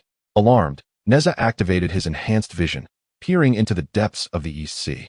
There, he beheld countless aquatic beings swiftly gathering like a surging tide, led by Ao Bing, resplendent in silver armor, exuding an imposing presence akin to an invincible war deity. Realizing that a greater crisis loomed, Nezha understood he must hasten to enhance his strength. It seems I must accelerate my cultivation, he murmured softly. Subsequently, he closed his eyes, his consciousness swiftly descending into the realm of the system. Within that enigmatic space, a scroll adorned with star maps unfurled, and the cultivation methods of the Tiangong 36 transformations were automatically translated into comprehensible modern vernacular, each line of text dancing like sprites, flooding Nezha's mind. Meanwhile, in the opulent conference hall of the East Sea Dragon Palace, Ao Jiao was furiously confronting a crystal ball, consumed by rage. His eyes blazed crimson, as if ready to emit flames. He forcefully hurled the luminous pearl to the ground, shattering it into countless fragments. Fools! A bunch of useless wretches. They cannot even handle a mere child. Ao Jiao bellowed, his voice echoing through the hall, filled with fury and resentment. Transmit my orders. Activate the tsunami formation. In 7 days, Qiankun Pass shall be engulfed by water. I will ensure that Nezha and the citizens of Qiankun Pass pay a grievous price for their actions today. Ao Jiao's visage was marred by a fierce countenance, his hatred burning within like an inferno, vowing to utterly annihilate Nezha and Qiankun Pass. In the luminous hall of the heavenly court, the towering King Li Jing stood silently by the window, his gaze penetrating as he surveyed the chaos below. His expression was grave, lost in contemplation, as his fingers gently caressed the exquisite pagoda. As Nezha's father, he observed with growing trepidation how Nezha's fate veered increasingly off its destined path, hurtling towards an unknown future, filling his heart with worry and conflict. He understood all too well that each of Nezha's actions could trigger a cascade of unforeseen consequences. and he might soon face an agonizing choice, to align with the heavenly court or to safeguard his son. This dilemma plunged him into profound reflection, rendering him unable to decide. Nezha sat cross-legged atop the city wall, wholly immersed in the cultivation techniques of the 36 transformations of the heavens. Lines of mystical secrets swirled in his consciousness, gleaming with the light of wisdom. He was acutely aware that when the first rays of dawn broke upon the eastern horizon, a new battle would mercilessly commence. As a time traveler, he understood more deeply than anyone the price one must pay to alter the predetermined trajectory of this mythos. It could very well cost him his precious life. Yet, undeterred, the determination in his eyes remained unwavering, for he harbored the conviction to protect Qiankun Pass and its people. This belief shone like radiant stars, illuminating his path forward, compelling him to confront the unknown challenges ahead. Chapter 19. The Yiksha's flight. The moment Nezha retracted the misty heaven cloth, the patrolling sea Yiksha curled up on the beach like a stray dog, utterly disheveled. His once formidable scales shattered into countless fragments, and the dark blue skin beneath bulged with twisted veins, resembling contorted earthworms. The Yiksha's right claw dug deeply into the sand, its nails broken, blood seeping from his fingertips and blending into the grains. His eyes widened in terror, the previous ferocity and arrogance completely obliterated, replaced by an overwhelming fear for his life. As a mutated sea serpent, having engaged in countless battles and roamed these waters for ages, he had never anticipated such a devastating defeat. At that moment, he realized that the youth before him, standing upon the wind and fire wheels and wielding magical artifacts, was far from the reckless demon child of legend. He was an entity capable of rewriting the mythos. System notification. Host has failed to kill the mutated Yiksha, achieving the release the tiger back to the mountain accomplishment. Reward. Fragment of the ice soul cold light sword. The cold, mechanical voice of the system resonated abruptly in Nezha's mind. A slight smile curled at the corners of his mouth, imbued with a significant meaning. As he intentionally slowed his actions of retracting the artifact, he understood well that in the original tale of Investiture of the Gods, the Yiksha was but an inconsequential supporting character, hastily appearing and equally swiftly departing. Yet, times had changed. He was determined to craft a new chapter in the mythos at this very moment, allowing this defeated general to return to the Dragon Palace alive, becoming a harbinger of fear and stirring tumult within the Eastern Sea Dragon Palace's dominion. Go back and tell Aojia that Nezha awaits him at Qiankun Pass, ready for him to lead the aquatic army forth. Nezha's voice was as frigid as the northern wind of a wintry season, exuding an undeniable aura of authority. Upon hearing these words, the Yiksha felt as though he had grasped a lifeline in the darkness, as if granted a reprieve from his doom. In an instant, his form transformed into a dense black mist, and with a swift motion, he plunged into the sea, stirring the waters into a murky chaos. Nezha gazed intently in the direction of the Yiksha's escape, his eyes deep and contemplative, before activating his luminous X-ray vision. Beneath the waves, the Yiksha appeared like a startled rabbit, frantically fleeing for his life. Where his scales had shed, droplets of blood escaped and dispersed, staining the waters in a crimson trail that marked his desperate flight. Suddenly, an alarming warning emerged unbidden from the system interface. Warning. Detection of the East Sea Dragon Palace activating the myriad scales formation. Flooding of Qiankun Pass expected in 24 hours. Just in time, Nezha mused softly to himself, his voice barely above a whisper, yet imbued with an unwavering resolve. He closed his eyes, his consciousness swiftly descending into the system space. Within that mysterious and vast realm, the cultivation techniques of the ice crystal sword gradually unfurled. This was no ordinary swordplay, but a masterful combat style. A seamless fusion of modern fluid dynamics and ancient Taoist ice spells. Nezha sat cross-legged atop the battlements of Qiankun Pass, the sea breeze howling as it enveloped him, carrying with it a faint scent of blood that brushed across his face with reckless abandon. Immersed in the evolution of his new technique, various lines and runes flitted through his mind as he endeavored to harmoniously unite modern science with ancient sorcery. Meanwhile, within the opulent crystal palace of the East Sea Dragon Palace, the Yiksha trembled violently, akin to chaff in the wind, kneeling before the white jade steps. His voice quaked with fear as he recounted the recent battle to the Dragon King. Your Majesty, the formidable Nezha possesses an artifact of immense power, despite my utmost efforts. I was utterly no match for him. Incompetent fool. Aojia roared, his eyes wide with rage, his features contorted in fury as he viciously kicked the Yiksha, sending him sprawling to the ground. He then turned to the East Sea Dragon King, bowing respectfully, his tone laced with urgency and indignation. Father, Nezha's arrogance knows no bounds. He disregards our East Sea Dragon Palace. I wish to personally lead the aquatic army to crush Qiankun Pass, to teach him the inviolable majesty of our Dragon Palace. The East Sea Dragon King sat solemnly upon his throne, his expression grave as he stroked his long dragon whiskers. After a moment of contemplation, he spoke. It is said that Nezha has been bestowed with treasures by the great Master Tai. His strength should not be underestimated. We must not act carelessly. He then turned his gaze to Ao Bing, inquiring, Binger, what are your thoughts on this matter? Clad in silver armor, Ao Bing stood tall and imposing, reminiscent of a towering iceberg. He gently caressed the Fangtian Huaji in his hand, its blade shimmering with a ghostly blue light that complemented his austere demeanor. Ao Bing raised his head, his voice resonating like icebergs emerging from the deep sea, cold yet resolute. Father, I wish to journey to Qiankun Pass and confront Nezha. I implore you to permit me to employ the tidal wave formation, ensuring that Nezha pays dearly for his actions and learns that the majesty of our East Sea Dragon Palace is not to be trifled with. Nezha, immersed in the intricate deduction of his martial arts, gradually opened his eyes after an indeterminate period, only to find himself encircled by the citizens of Qiankun Pass. Among the crowd, an elderly fisherman approached unsteadily, cradling a vibrant golden-scaled fish in his hands, his face a canvas of gratitude and admiration. Little hero, the battle just now was truly magnificent. This fish, freshly caught from the sea, is rich and nourishing. It will restore your strength. Thank you, old man. Nezha replied with a smile, accepting the fish. Yet, the moment his fingers brushed against its scales, he keenly discerned a peculiar blue glimmer in the fish's eyes. Simultaneously, a prompt from the system interface materialized. Detection of the Dragon Palace of the East Sea's myriad scale formation activated. All aquatic beings serve as focal points. Alarmed, Nezha's heart raced. Without hesitation, he hurled the fish into the air. Almost instantaneously, his fiery spear shot forth like a crimson bolt of lightning, piercing the fish's body. The fish emitted a shrill, piercing wail, its sound sharp enough to rupture eardrums, before dissipating into a cloud of dark mist.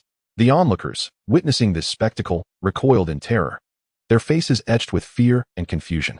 Seizing the moment, Nezha swiftly formed seals with his hands, invoking the water control technique, and cast a shimmering blue water spirit talisman upon the city walls of Qiankun Pass. Fear not, everyone, Nezha proclaimed, ascending upon his wind and fire wheel. His voice resonant like a mighty bell, echoing above Qiankun Pass. The Dragon Palace of the East Sea seeks to inundate Qiankun Pass. I shall thwart their plans. After a brief pause, he addressed the system in his mind. System, initiate the divine live broadcast, so the citizens may witness the true visage of the East Sea Dragon Palace. As his words fell, the system interface swiftly presented the live broadcast option.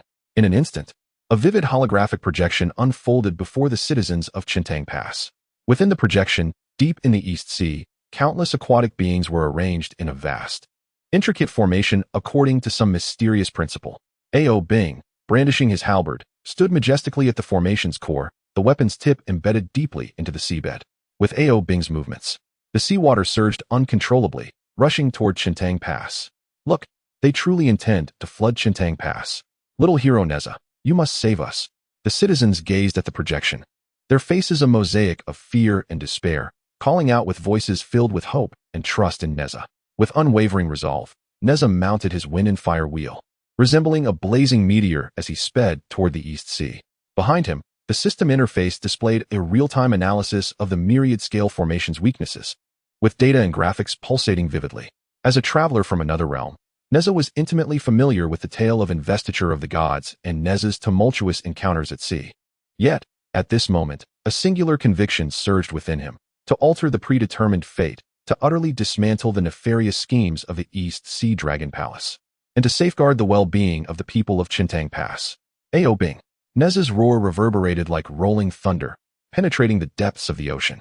If you possess the courage, emerge and face me in single combat. Lurking behind a formation does not make one a true hero. The voice of Ao Bing resonated from the depths of the ocean, infused with boundless fury and murderous intent. Nezha, you have repeatedly harmed my Dragon Palace's aquatic kin. Today, I shall demand retribution in blood for the fallen members of our water tribe.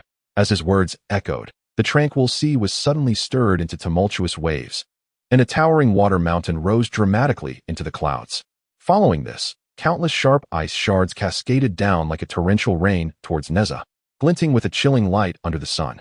Nezha gazed at the oncoming ice shards, a confident smirk gracing his lips. With a swift motion, he formed a seal with his right hand and uttered, "Ice Soul Cold Light Sword, Shatter." In an instant, a 3-foot-long azure sword aura surged skyward. Imbued with potent energy waves, a formidable attack harnessing principles akin to modern laser technology. Wherever the sword aura passed, the hardened ice shards vaporized instantaneously, transforming into billowing mist and enveloping the surrounding waters in a vast cloud of steam. Ao Bing, witnessing this scene from the formation's core, was struck with alarm. He hurriedly wielded his Fangtian Huaji, intensifying the formation in an attempt to counter Nezha's assault. The system prompted, first-time use of Ice Soul Cold Light Sword detected, earning the title Icebreaker and the reward True Art of Profound Water. The notification resonated in Nezha's mind.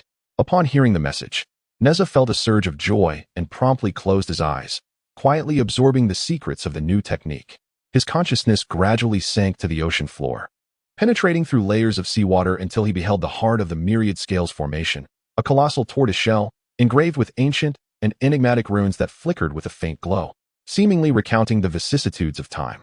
So it is, the formation's core resides upon this millennium-old Xian tortoise, Nezha pondered inwardly. He inhaled deeply, steadied his breath, and executed the newly acquired true art of profound water.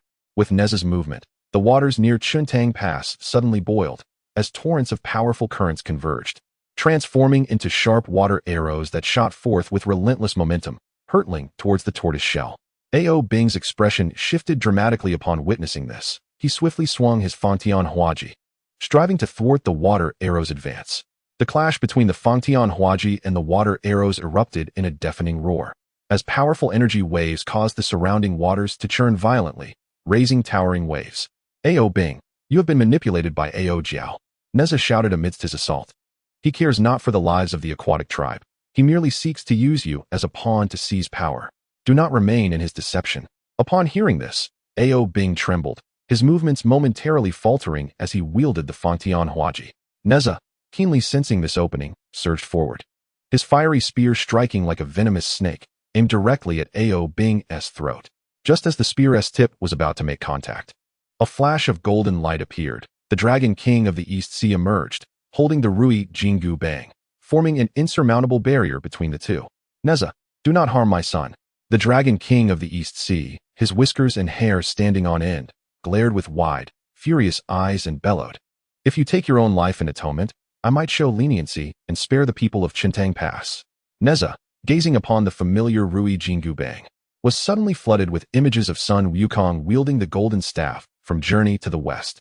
As a time traveler, he was acutely aware of the miraculous nature of this divine implement, capable of expanding and contracting, wielding boundless power.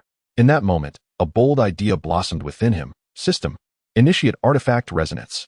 Nezha fervently chanted within his mind. The Rui Jingu Bang seemed to respond to Nezha's call, emitting a deep, resonant hum that reverberated through the depths of the sea, sending ripples across the surrounding waters. Golden runes slowly emerged on the surface of the staff, shimmering with a mysterious glow as if narrating ancient incantations. The East Sea Dragon King, witnessing this spectacle, was taken aback, gripping the Rui Jingu Bang tightly in an attempt to control it, only to be horrified by the realization that he could no longer command this treasure that had accompanied him for millennia. "Old Dragon King, your golden staff has been well maintained. Might I borrow it for a bit of fun?" Nezha jested, a sly smile dancing on his lips. Ao Bing stood nearby, witnessing the unfolding drama, his expression one of shock and bewilderment. Without hesitation, Nezha extended a hand and grasped the Rui Jingu Bang. The moment he held it, an immense force surged through him, as though he were gripping a towering mountain, his arm bending under the weight. Yet, bolstered by his indomitable will and the system's support, his muscle fibers rapidly strengthened, a torrent of power flooding forth. "Ao Bing, watch closely," Nezha shouted, exerting every ounce of strength to drive the Rui Jingu Bang forcefully into the seabed. In an instant, the entire East Sea seemed to be stirred by an invisible giant hand, the waters churning violently as energy erupted from the ocean floor like a volcanic explosion. The Rui Jingu Bang shot upwards like a rocket, exuding a cataclysmic force that shattered the scales of countless creatures in its path. Numerous aquatic beings were swept away by the overwhelming currents, struggling amidst the tumultuous waves. Ao Bing was not spared either, hurled hundreds of miles away by the tremendous shockwave, his silver armor riddled with cracks, presenting a pitiful sight. "Impossible. The East Sea Dragon King collapsed to the ground, his gaze vacant as he muttered, "This is my life's treasure. How can this be?"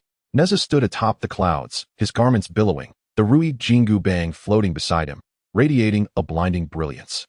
The system interface displayed, Artifact Compatibility 37. Nezha surveyed the scene before him, fully aware that this was merely the beginning.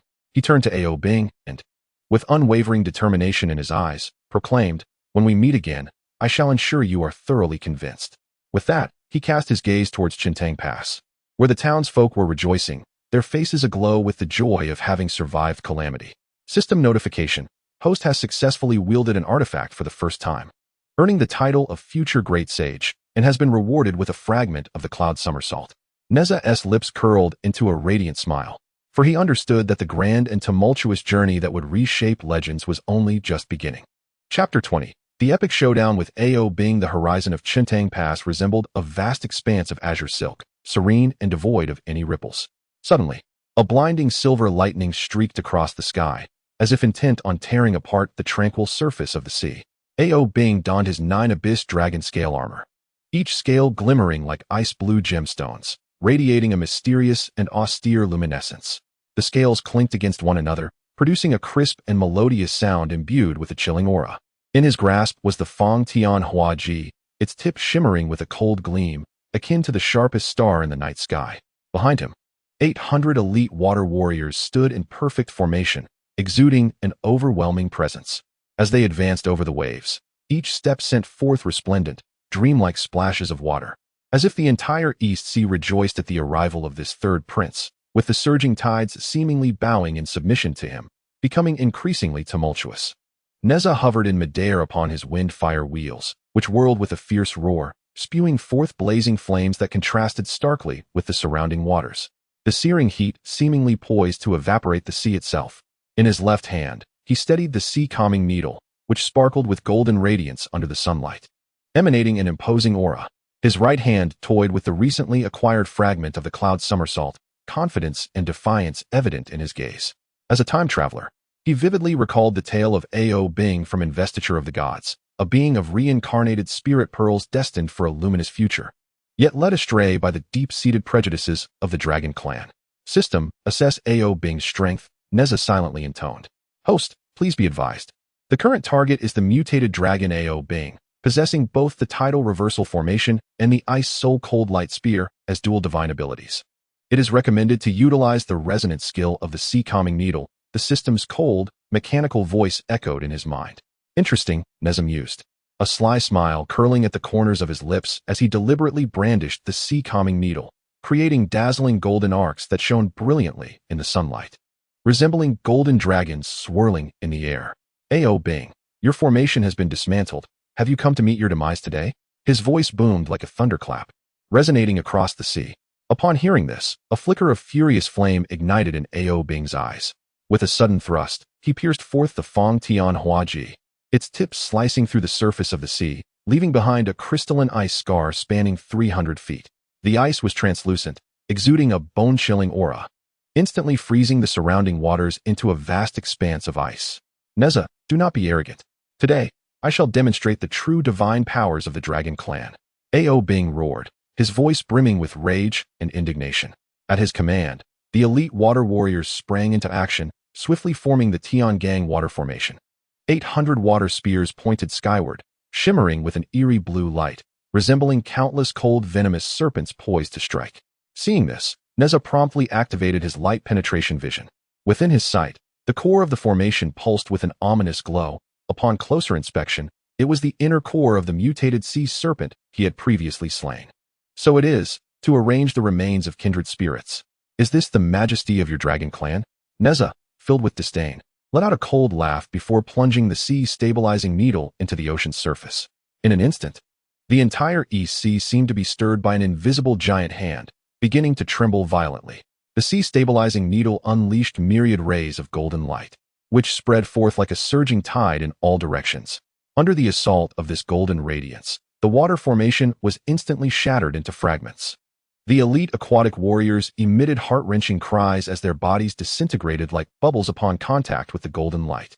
Ao Bing, witnessing this scene, felt his rage reach its zenith. his eyes nearly bulging with fury. He brandished his Fangtian Huaji, chanting incantations, and swiftly conjured 12 ice dragons. These ice dragons, vividly animated, lunged at Nezha with bared fangs and claws, freezing the seawater into sharp icicles in their wake. Ice Soul Cold Light Sword. Nezha roared, his voice echoing through the heavens.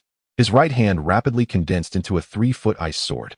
A remarkable creation born from the fusion of the Ice Soul Cold Light Sword and the true method of mysterious water.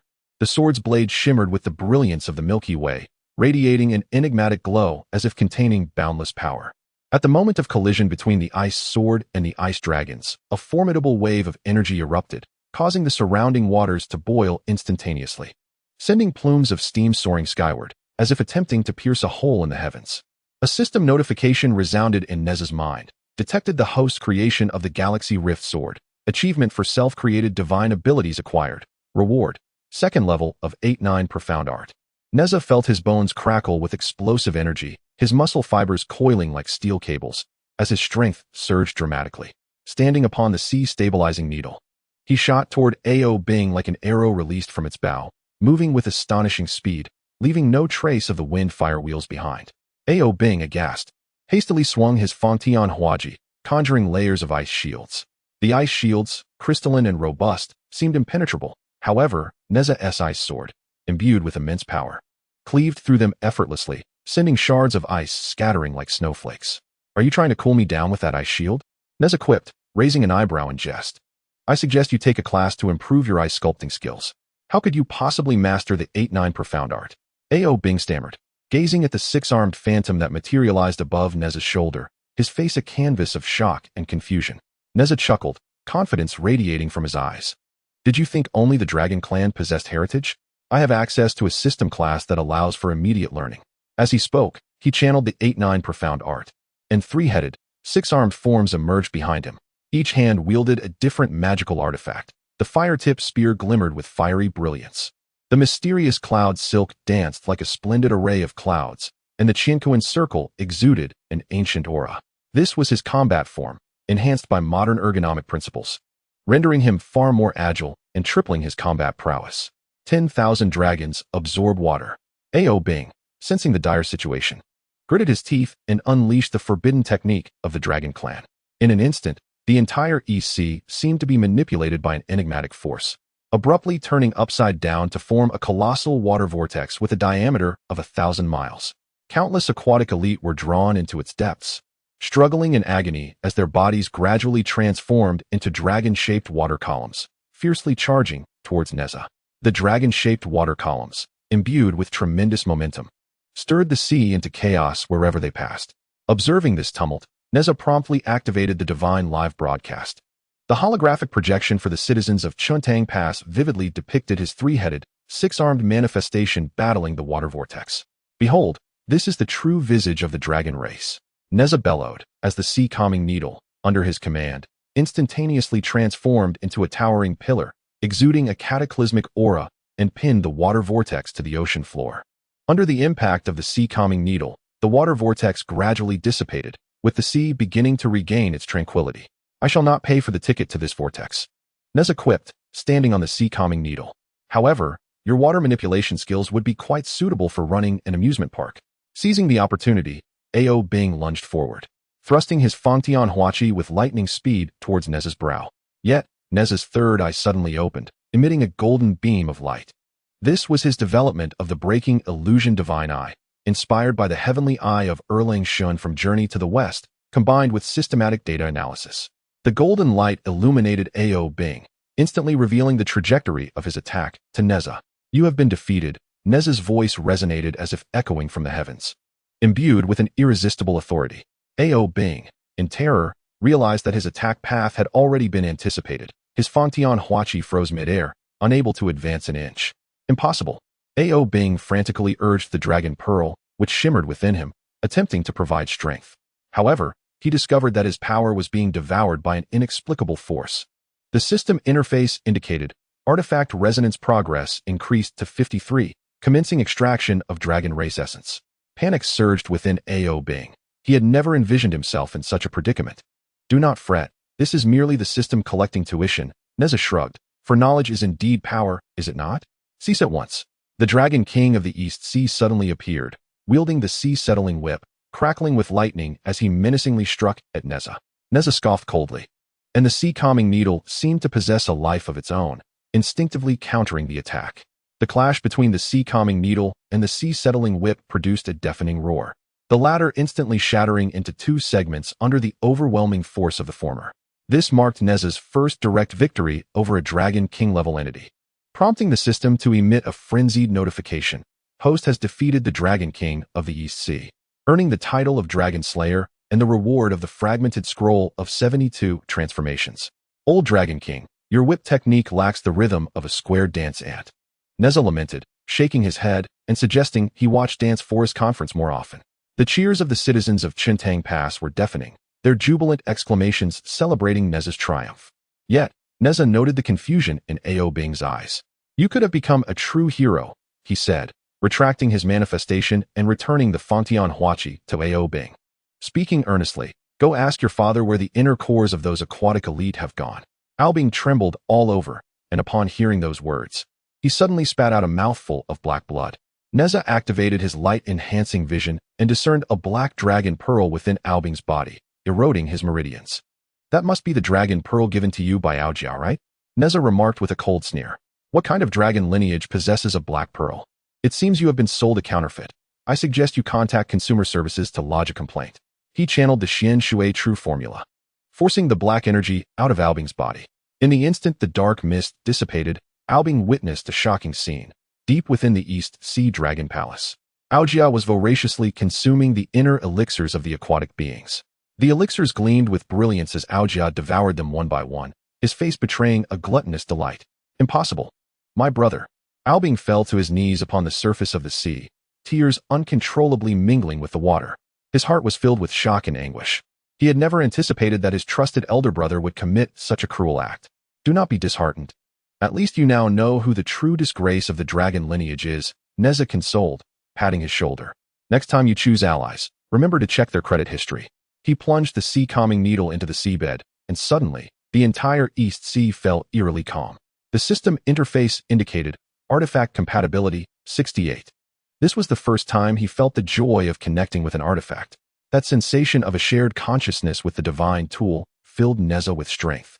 The system prompted, Host acknowledged by the dragon lineage, unlocking the Dragon Palace Secret Realm instance. System, this instance won't be a terrifying escape room, will it? Nezha rolled his eyes. Just so you know, I have a fear of water. Gazing at the lightning horizon in the east, he knew that a new day was dawning and greater challenges loomed ahead. Yet at this moment, he intended to demonstrate to the people of Qiankun Pass that myths could indeed be rewritten. He would wield his own strength to forge an entirely new mythological world. Chapter 21. I shall dominate the myth.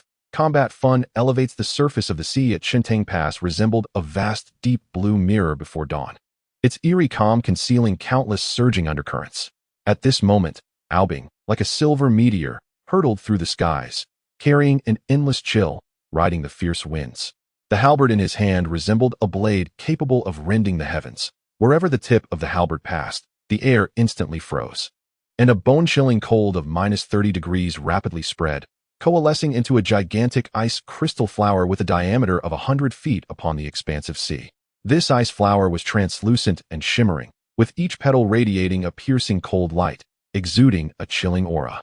Nezha, at this moment, leisurely hovered in midair, the Hunyuan silk in his hand dancing like a vibrant red ribbon as he gently wiped the fire-pointed spear. Sensing Ao Bing's arrival, he casually lifted his gaze, a glimmer of mockery flickering in his eyes. He then blew a loud whistle and called out, Ao Bing, your ice boat business seems to be thriving. Having docked right at the gates of Qiankun Pass, what is the plan? Are you here to host an ice sculpture exhibition? Nezha's voice, laced with teasing and irreverence, echoed across the vast ocean expanse.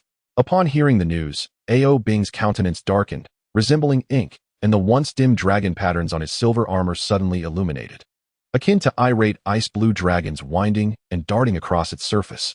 His eyes widened in fury as he wielded his Fangtian Huaji, slicing through the air with a fierce arc and unleashing 18 shards of glimmering azure ice.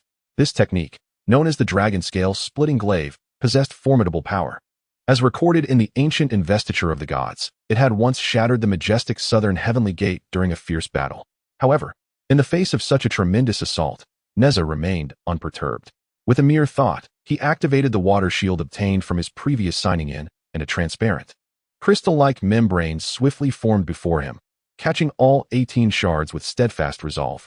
The ice shards collided with the shield, producing a crisp, melodious sound laced with a hint of chill, as the transparent membrane instantly became adorned with a myriad of intricate ice flowers, resembling a splendid winter frost artwork. Yet, this beautiful spectacle did not last long. With a gentle flick of his fiery spear, Nezha ignited a blazing true fire at its tip, the intense heat swiftly melting the ice flowers into wisps of vapor that dissipated into the air. As Nezha stood upon his wind-fire wheels, he deftly rotated 3.5 times in midair, the fiery spear in his grasp transforming into a golden illusion, leaving behind a series of afterimages. He artfully integrated modern fencing techniques into his spear play, each thrust accompanied by a spiraling force, resembling a rotating golden drill. This unique mode of assault left Ao Bing's ice shards shattered, scattering into fine icy fragments like drifting snowflakes. Dragon Clan forbidden techniques? Is this all you have? Are you putting on a concert here, complete with special effects? Nezha quipped as he continued to launch agile attacks, a nonchalant grin perpetually gracing his features. System notification detected host's first use of the water shield to negate a level attack, rewarding the second layer of water control technique. The cold, mechanical tone of the system served as a timely boon, filling Nezha with delight. In an instant, he felt his dormant water elemental energy within him surge forth, igniting like a barrel of gunpowder. Ecstatically, he extended his hand, gently grasping the air, and the dissipating steam rapidly coalesced into a lifelike ice sculpture of Ao Bing. The ice statue depicted Ao Bing with a regal demeanor, brandishing the Fangtian Huaji, resembling a god of war of ice. This is the merchandise from your concert. Remember to pay the copyright fee. Nezha laughed heartily, hurling the ice sculpture forcefully towards Ao Bing. Yet, just as the sculpture was about to collide with Ao Bing, a glint of cunning flashed in Nezha's eyes as he murmured an incantation. The ice sculpture erupted in a thunderous explosion, enveloping Ao Bing in a swirling mist of ice. Caught within the icy fog, Ao Bing sensed the impending peril and hastily activated his dragon eye for vision. Within the mist, shadowy figures emerged, revealing 360 remnants of Nezha. These phantoms varied in form. Some brandished the fiery spear in attack stances. Others stood ready on their wind-fire wheels to charge at any moment, while a few wielded the misting silk, as if poised to ensnare him in the next heartbeat. This is precisely the manifestation of Nezha's self-created thousand illusions divine steps, a synthesis of the 9-character mystic art and the remnants of Cloud Somersault. Born from countless hours of training and study, with each step he takes, an enigmatic force of spatial distortion accompanies him, as if he could twist and tear apart the very fabric of space itself. Ao Bing gazes at this scene, his voice trembling for the first time. You can actually distort space? How is this possible? His eyes brim with astonishment and dread. As a dragon, he is acutely aware of the formidable and mysterious nature of spatial magic, yet he never anticipated that a mere human youth like Nezha could wield such profound sorcery. Nezha's figure gradually materializes in the void, his feet resting upon the wind and fire wheels, hovering before Ao Bing. The tip of his fire-tipped spear lightly touches Ao Bing's forehead, a smirk of derision playing upon his lips. Isn't the dragon race renowned for its mastery of spatial techniques? It seems your curriculum is in dire need of an update, for it has fallen behind the times. No sooner had he spoken than he activated the second level of the water control technique he had just acquired, swiftly forming seals with his hands in the air while intoning incantations. The once tranquil sea, as if summoned by an immense force, surged violently, rapidly coalescing above Ao Bing's head into an enormous barbell shape. This barbell, solidified from seawater, emanated a chilling aura, its weight meticulously calculated by the system to be a staggering 300 tons. Here, allow me to add some weight training to your regimen, so you can truly challenge yourself. Nezha laughed heartily, pushing with great force, sending the colossal seawater barbell crashing down upon Ao Bing's head with tremendous might. Upon witnessing this, Ao Bing's countenance changed dramatically, and he hastily summoned his inner spiritual energy to activate the 9 Abyss Dragon Scale armor. Instantly, the dragon scales on his body rose, resembling a multitude of sturdy shields that shimmered with a frigid gleam. The seawater barbell struck heavily against the dragon scale armor, producing a deafening roar, and the immense force generated towering waves that surged dozens of feet high. Yet, the 9 Abyss Dragon Scale armor lived up to its reputation, successfully rebounding the 300-ton seawater barbell. In that fleeting moment of the barbell's rebound, Nezha seized the opportunity to unleash the universal silk, which coiled through the air like a vibrant crimson serpent, swiftly ensnaring Ao Bing's halberd. System, initiate artifact resonance. Nezha silently commanded in his heart. In an instant, the once dormant sea-calming needle, lying deep beneath the ocean floor, seemed to awaken with a thunderous roar, ascending with boundless majesty and power. As the sea-calming needle broke through the water's surface, it unleashed a massive column of water hundreds of feet high, interspersed with fragments of ice and tumultuous waves. The sea-calming needle and the universal silk resonated in harmony, forming a mysterious triangular seal. Ao Bing felt the dragon pearl within him begin to tremble violently, as if striving to break free from his control. Simultaneously, the system interface clearly displayed the status: Artifact Resonance Progress 78. This is impossible, Ao Bing exclaimed in terror, his eyes widening as he frantically urged the dragon pearl to resist this enigmatic force. Yet, he was horrified to discover that every trajectory of his attacks was anticipated with clarity by Nezha's third eye, the Eye of Reality. The golden beams emitted by the Eye of the Broken Illusion resembled countless delicate data lines, rapidly deciphering the movement patterns of every cell in his body. Regardless of how he altered his attack methods, he could never escape the grasp of Nezha. Ao Bing, your water control technique pales in comparison to the ant selling milk tea downstairs. Even her finesse with a straw while stirring the bubble tea surpasses your watery prowess. Nezha jested while manipulating the sea-stabilizing needle, swiftly sketching a colossal bagua formation upon the ocean's surface.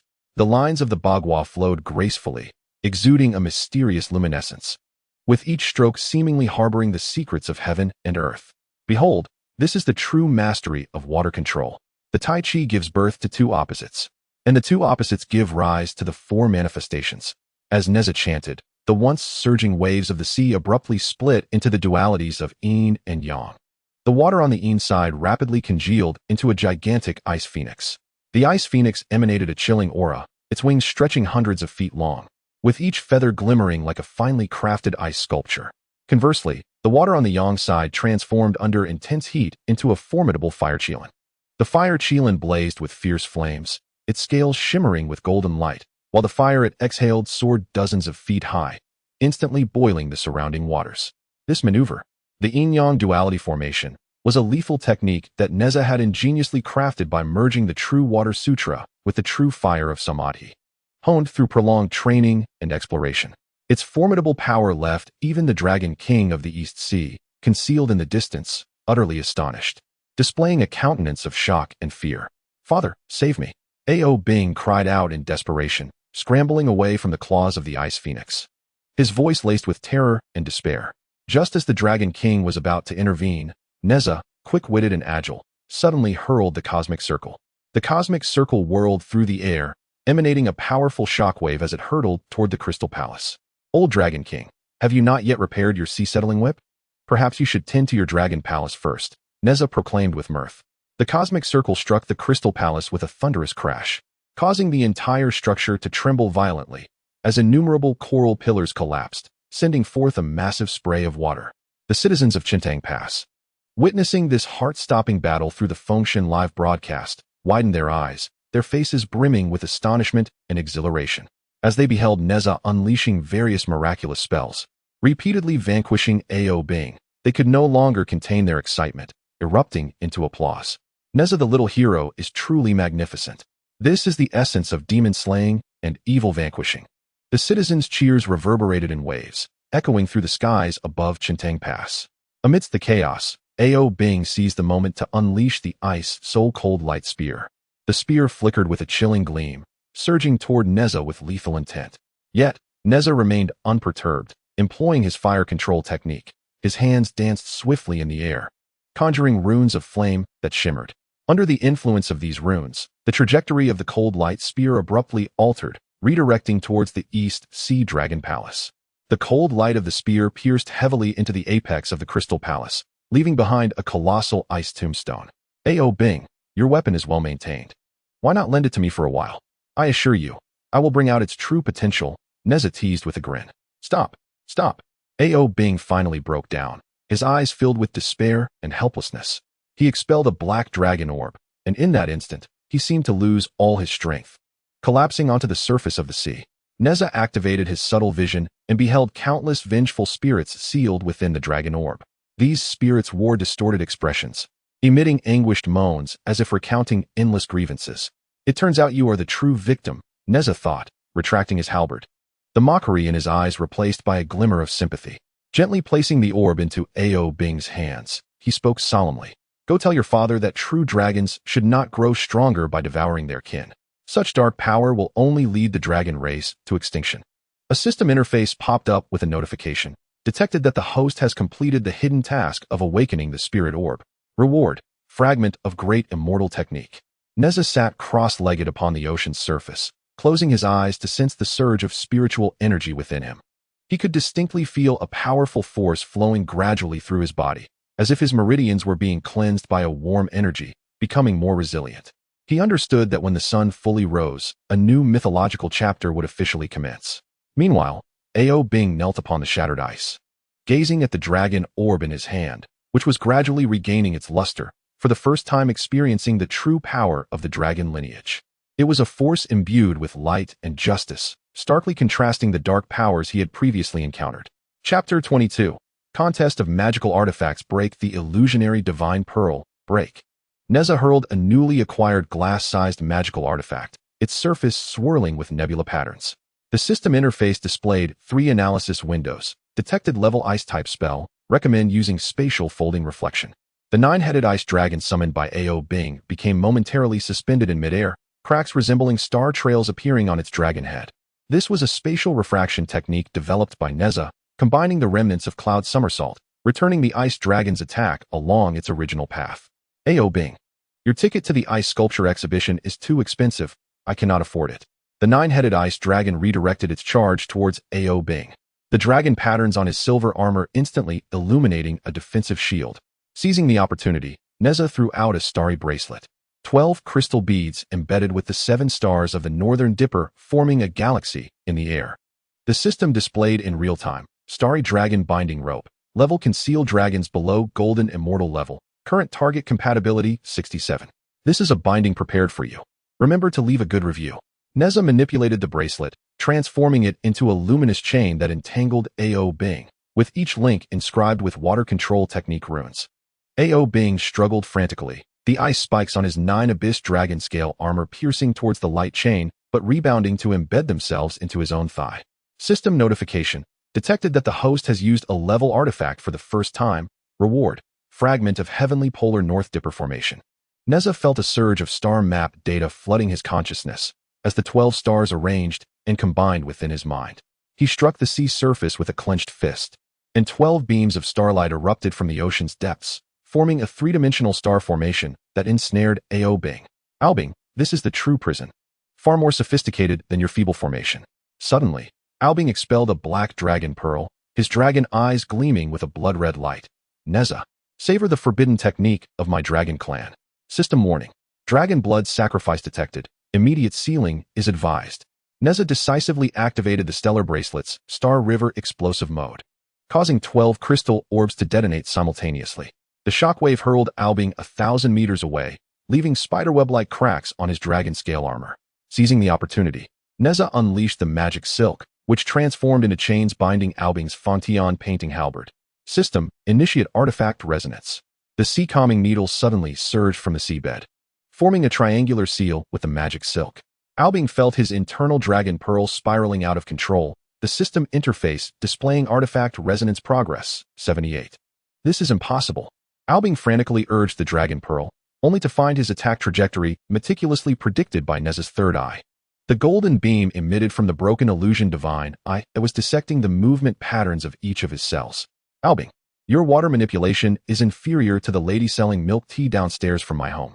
Nezha jested, while sketching a bagua formation on the sea's surface with the sea calming needle. Behold, this is the true water manipulation. The Taiji gives birth to the 2 aspects. The 2 aspects give rise to the 4 symbols. The sea abruptly divided into yin and yang. The yin side crystallized into an ice phoenix, while the yang side transformed into a fire qilin. This yin-yang chi formation was Nezha's self-created lethal technique, a fusion of the true water sutra and the true fire of samadhi, leaving even the East Sea Dragon King dumbfounded. Father, save me. Albing fled in disarray beneath the Ice Phoenix's claws. Just as the East Sea Dragon King prepared to intervene, Nezha suddenly hurled the Qiankun Circle. Old Dragon King, has your sea-settling whip yet to be repaired? The Qiankun Circle, accompanied by shockwaves, struck the Crystal Palace, causing the coral pillars of the East Sea Dragon Palace to collapse. The citizens of Chentang Pass witnessed this scene through the Fengshan live stream, erupting in applause. Nezha, the little hero, is truly formidable. This is genuine demon slaying. Amid the chaos, Albing shot forth the ice soul-cold light halberd, only to have Nezha alter its trajectory with his fire manipulation. The cold light halberd veered towards the East Sea Dragon Palace, leaving a massive ice-spire tombstone atop the Crystal Palace. Albing, your weapon is well maintained. Might I borrow it for a while? Stop. Stop. Albing finally lost composure, expelling the Black Dragon Pearl. Nezha activated his micro-light perspective, revealing countless vengeful spirits of aquatic beings sealed within the Dragon Pearl. So you were the true victim. Nezha sheathed the Fangtian painting halberd and placed the Dragon Pearl in Albing's hand. Go tell your father that the true Dragon Clan should not grow stronger by devouring their kin. Chapter 23, Clash of Abilities Dragon Shadow Clone. Albing roared angrily, the silver armor on his body erupting in a blinding ice-blue radiance, reminiscent of a cold abyss in the deep sea, chilling and enigmatic. Under this luminescence, the ethereal forms of 9 ice dragons gradually materialized behind him. Each ice dragon was vividly lifelike, their whiskers flowing, their eyes shimmering with a ghostly light, exuding a terrifyingly frigid aura. Meanwhile, a three-dimensional interface abruptly manifested before Nezha, its blue glow pulsating as it clearly displayed detected level Dragon Clan clone technique. It is recommended to activate the hard eye connection to unleash the illusory eye combination skill. The azure text, illuminated by the radiant light, appeared particularly striking.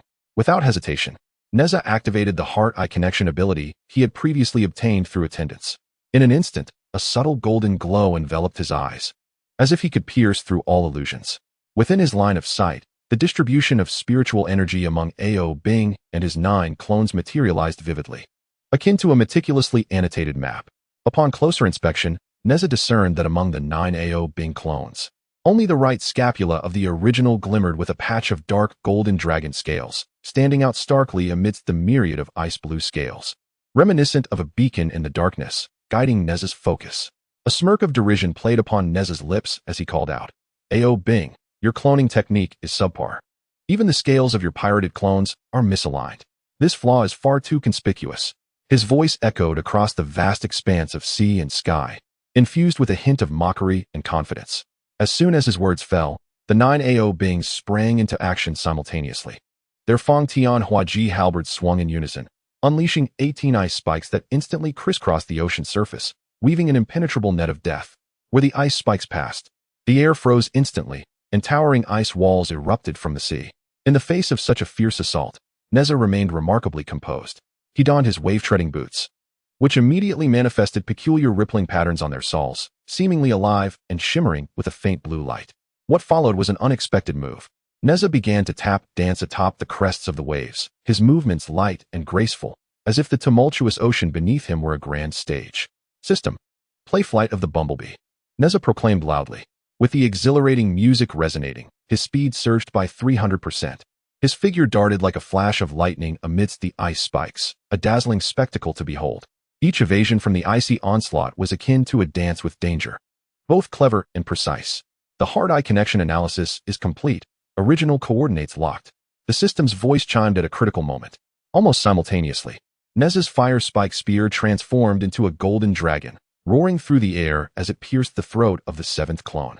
The struck Ao Bing emitted an inhuman shriek, its sound sharp and grating, as if it emanated from the depths of hell. The black blood gushing from the wound appeared particularly eerie under the illumination of the ice-blue glow. Nezha regarded the injured clone with disdain, remarking, a counterfeit is merely a counterfeit. Even its cries are jarring, devoid of any aesthetic appeal. However, the battle was far from over. The remaining 8 clones seemed to be compelled by some mysterious force, suddenly merging into one. As Ao Bing's form surged during the fusion process, it expanded threefold. The original silver armor now enveloped in blood-red patterns that resembled flickering flames and sinuous veins, exuding an aura of malevolence and immense power. Nezha, taste the forbidden technique of my dragon clan, 10,000 dragons devouring the heavens. Ao Bing bellowed. As his voice echoed, The previously turbulent sea erupted into chaos. Countless dragon-shaped columns of water shooting up from the ocean depths. Each column soared hundreds of feet high, with dragon silhouettes thrashing within, seemingly intent on devouring the entire world. These columns harbored cataclysmic power, churning the seawater into a murky tempest and distorting the surrounding space. System warning. Level forbidden technique detected. It is advised to activate the defense matrix immediately. The urgent alert of the system resounded in this critical moment. Nezha, fully aware of the dire situation, remained unperturbed. He decisively activated the God's Sealing live broadcast, instantly projecting the holographic images of the citizens of Qiankun Pass around him. In the projection, the people witnessed Nezha surrounded by the columns of water, gasping in astonishment. Yet Nezha maintained his composure, addressing the projection, "Everyone, do not blink. The moment of miracles is upon us." His voice was resolute and confident, as if proclaiming to all that he would conjure a miracle amidst this crisis. Subsequently, Nezha activated the wave-treading boots riding the wind and breaking the waves mode. In an instant, he transformed into a water arrow, darting swiftly toward Bing. The system displayed in real time. Wave-treading boots, level immune to water-based attacks below level, current energy remaining 82. Empowered by the formidable force of the wave-treading boots, the columns of water parted before Nezha, creating a magnificent aqueous passageway. The water curtain sparkled like crystal, shimmering with a kaleidoscope of colors under the sun, as if laying a path of glory for Nezha. As he surged forward, Nezha jested, Bing, your aquatic therapy service is exceedingly enthusiastic. I can hardly withstand it. Best save it for your own enjoyment." Seizing the moment while Bing was momentarily ensnared by his own attack, Nezha aimed precisely and unleashed the universal silk. The silk danced through the air like a vibrant crimson serpent, swiftly transforming into chains that tightly bound Bing's neck. Concurrently, the system interface flashed a notification, magical artifact resonance progress 89. As if heeded Nezha's call, the sea-calming needle suddenly surged from the ocean floor, crashing down with overwhelming force into the seabed beneath Bing. The emergence of the sea-calming needle caused the entire surface of the sea to tremble violently, with colossal waves surging dozens of feet high. Impossible! Bing thrashed in a frenzy, his eyes ablaze with fury and resentment. In his struggle, scales from his dragon armor began to flake off, revealing a battered body beneath. Nezha activated the Eye of Breaking Illusions, perceiving the black dragon pearl within Bing, voraciously absorbing the energy of the seawater. The pearl resembled a bottomless pit, endlessly drawing in the surrounding water, with each morsel of energy absorbed. It emitted an increasingly sinister glow. System, initiate dragon pearl analysis. Nezha commanded decisively. As the order was given, the internal structure of the black dragon pearl began to unfold in the three-dimensional projection. Within the depths of the dragon pearl, countless water spirits lamented in agony, their faces contorted, bodies writhing in torment, as if narrating their endless grievances. Witnessing this sight, Nezha let out a cold laugh and remarked, "So this is your scheme, Bing, drawing upon the life force of your own kin through forbidden arts. How utterly absurd, akin to a pyramid scheme." Nezha then commenced the great immortal technique. And as the incantation flowed, a golden primordial infant gradually emerged within him. The infant sat cross-legged, exuding an aura of serenity, radiating an overwhelming wave of spiritual power. Observe closely, for this is the true application of spiritual energy. Nezha swiftly formed intricate seals with his hands, murmuring incantations under his breath. With each gesture, the tumultuous sea suddenly calmed, followed by the rapid formation of a thick layer of ice, shaping into an immense Taiji diagram. The diagram, starkly contrasting in black and white, depicted yin and yang fish chasing one another, emanating a mysterious yet formidable energy.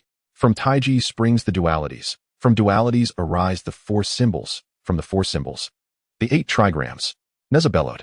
At his command, the sea was cleaved into 8 colossal whirlpools, each representing a distinct element: gold, wood, water, fire, earth, wind, thunder, and lightning, radiating their respective glows. Bing's myriad dragon water columns collided within these whirlpools, their tremendous forces neutralizing each other, only to rebound upon himself. Taken aback by this unexpected backlash, Bing staggered under the impact of the water columns. Observing Bing's disarray, Nezha declared, "This 8 trigram dragon trapping formation is an innovation I've developed through modern fluid dynamics, designed to subdue all defiance. Today, you shall witness its prowess." Bing found himself ensnared within the 8 trigram formation, while the dark dragon pearl within him began to show signs of fissuring. Cracks spread across its surface like a fragile web on the brink of shattering.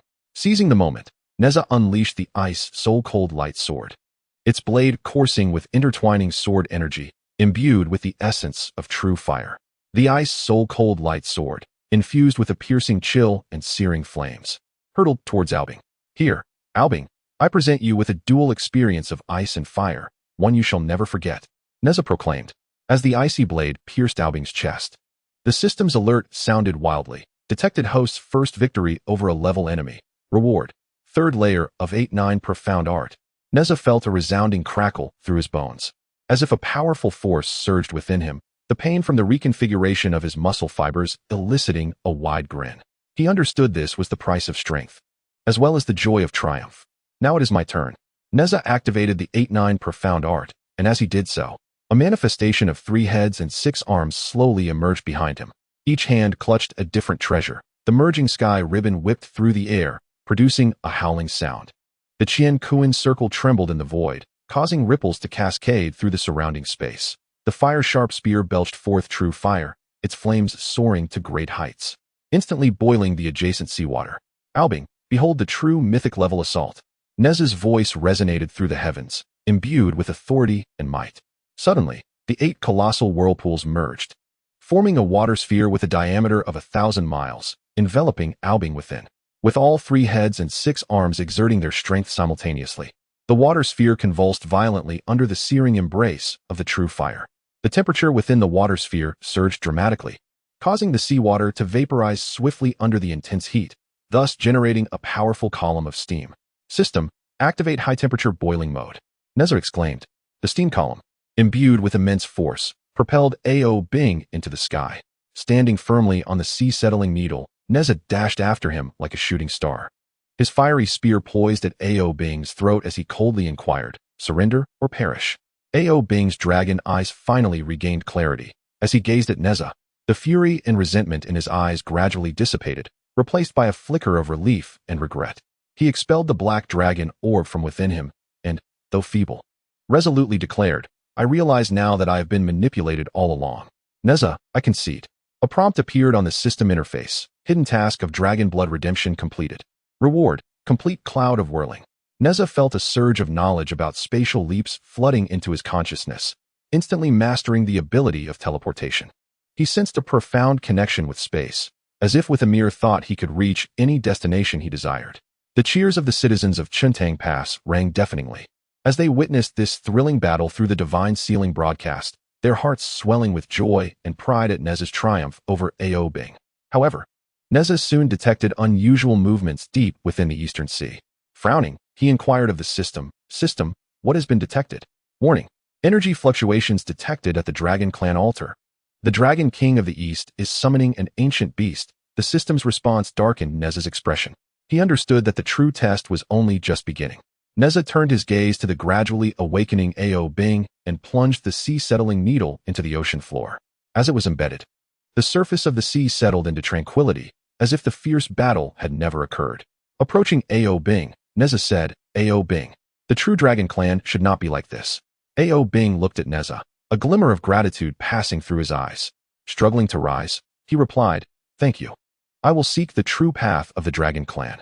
With that, he transformed into a silver streak and vanished beyond the horizon, leaving behind shattered dragon scales floating on the surface as a testament to the battle's ferocity.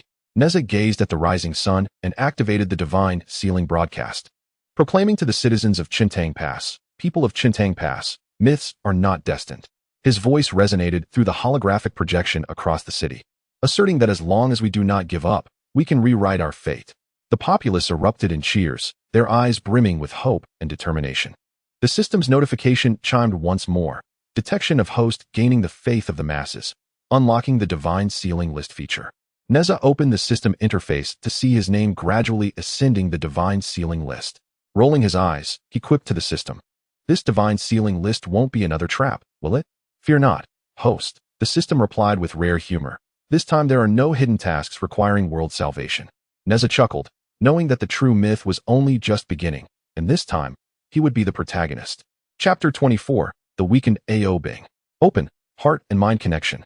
Nezha's third eye illuminated with a spectrum of colors, and the system interface displayed a 360-degree predictive grid. As Ao Bing was about to wield his Feng Tianhua Ji, his motion was abruptly suspended in midair. The system prompted, detected level dragon leaping 9 heavens attack trajectory. It is advisable to bind his waist with the Hunyuan silk.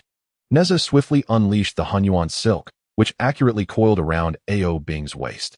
This maneuver was a temporal anchor point developed from the remnants of the cloud somersault, capable of briefly freezing an enemy's actions. Ao Bing, your slow-motion replay is excessively power-consuming. Perhaps you should change the channel? Suddenly, Ao Bing's silver armor erupted with an icy blue luminescence, and a phantom of a 9-headed ice dragon manifested behind him. A system interface popped up with 3 analytical windows, detected level dragon clan clone technique. It is recommended to activate the hard eye communication to break through the illusory vision. Nezha activated the Lingxi hard eye acquired from his sign-in, and an image of Ao Bing's spiritual energy distribution materialized before him. Among the 9 Ao Bing clones, only the main body's right scapula shimmered with dark golden dragon scales. Ao Bing, your cloning technique leaves much to be desired. Even the scales of your counterfeit clones are misaligned. The 9 Ao Bing clones simultaneously hurled their Feng Tianhua Ji, crafting a deadly net of 18 ice spikes upon the sea's surface. Nezha, donning his wave-treading boots, found water ripples emerging from the soles as he leapt upon the crests. Performing a tap dance. System, play the Wild Bees dance.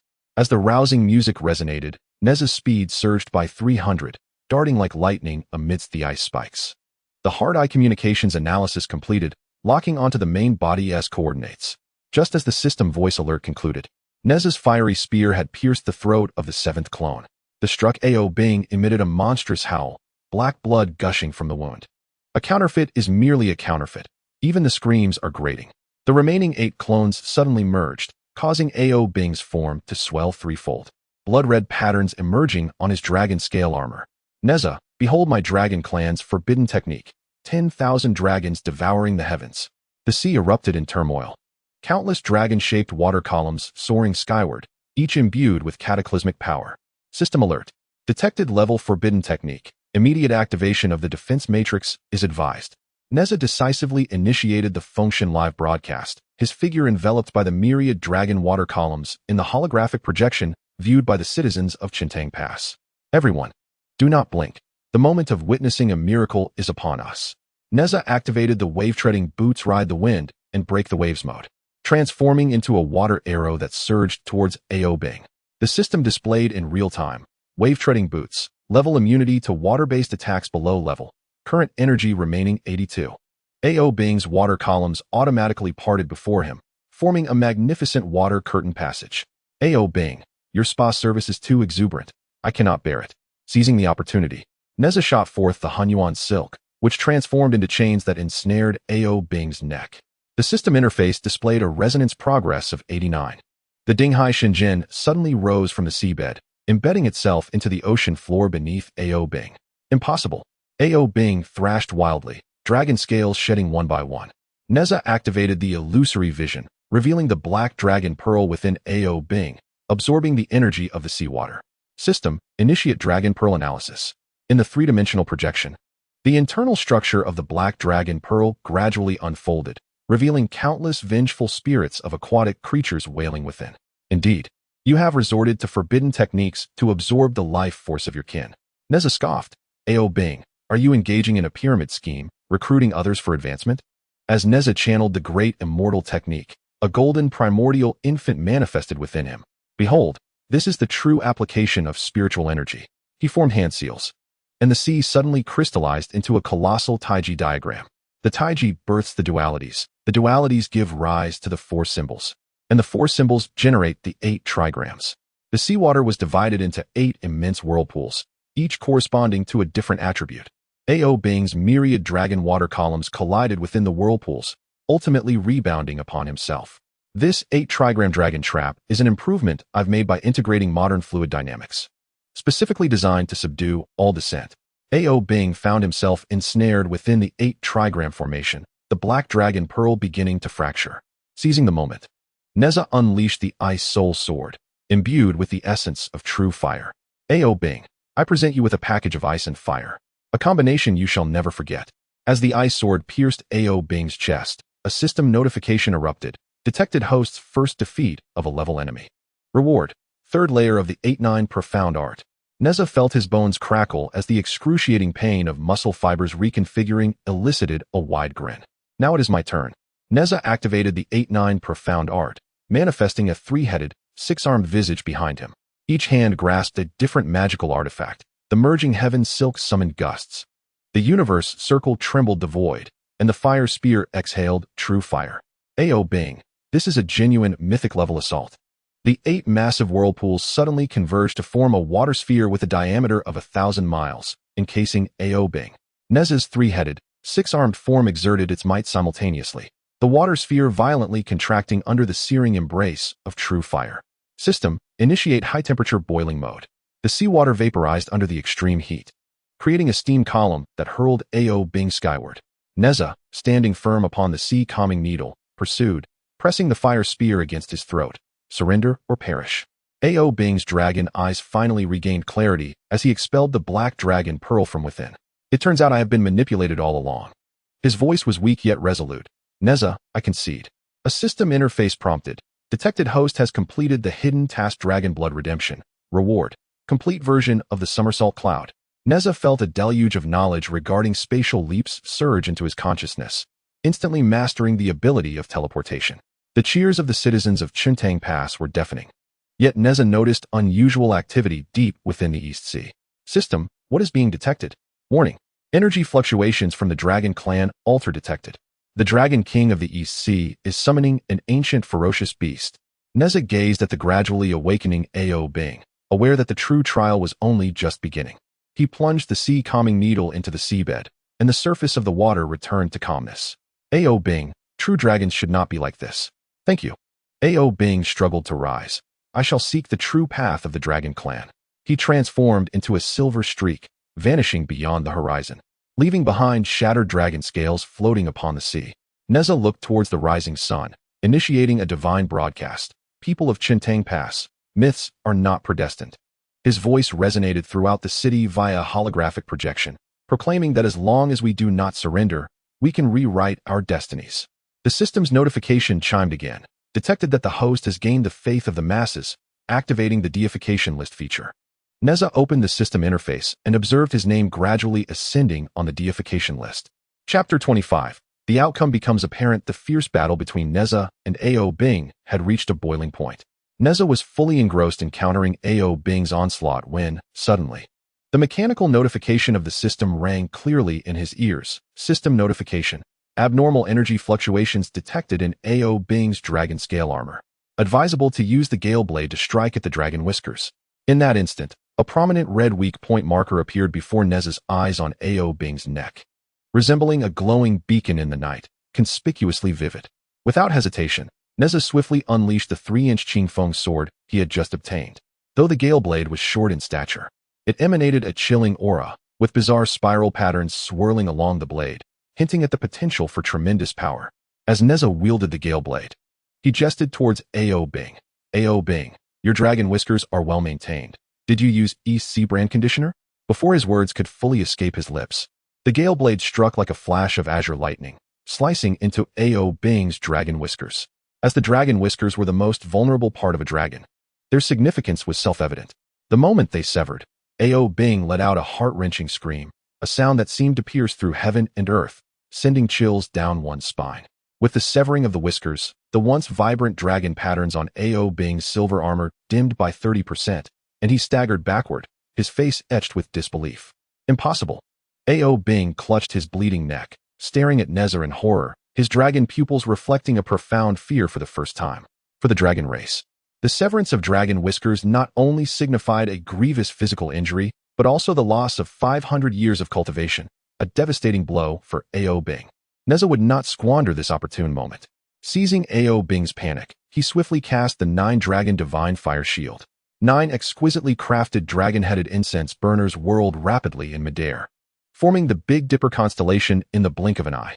This 9-dragon divine fire shield radiated an ancient and mysterious aura, as if it contained boundless power. With a slight smirk, Nezha snapped his fingers and declared, "This is your sauna room, designed to treat all forms of disobedience." At his command, 9 blazing torrents of samadhi true fire erupted from the mouths of the dragon heads. These flames, with their extreme heat, swiftly formed a colossal fiery barrier with a diameter of 100 feet upon the ocean's surface. Within the fiery enclosure, temperatures soared, boiling the seawater into billowing steam. The system simultaneously displayed 9 Dragon Divine Fire Shield, level capable of burning the enemy's essence, current burning progress 19. Under the searing heat, Ao Bing's 9 Abyss Dragon Scale armor began to melt gradually. The once impenetrable dragon scales softened under the relentless blaze of the Samadhi True Fire, becoming as pliable as wax, slowly contorting and deforming. Ao Bing was acutely aware of the perilous predicament he found himself in. Desperately, he summoned the power of the dragon pearl within him, striving to shatter the fiery barrier that ensnared him in search of a fleeting chance for survival.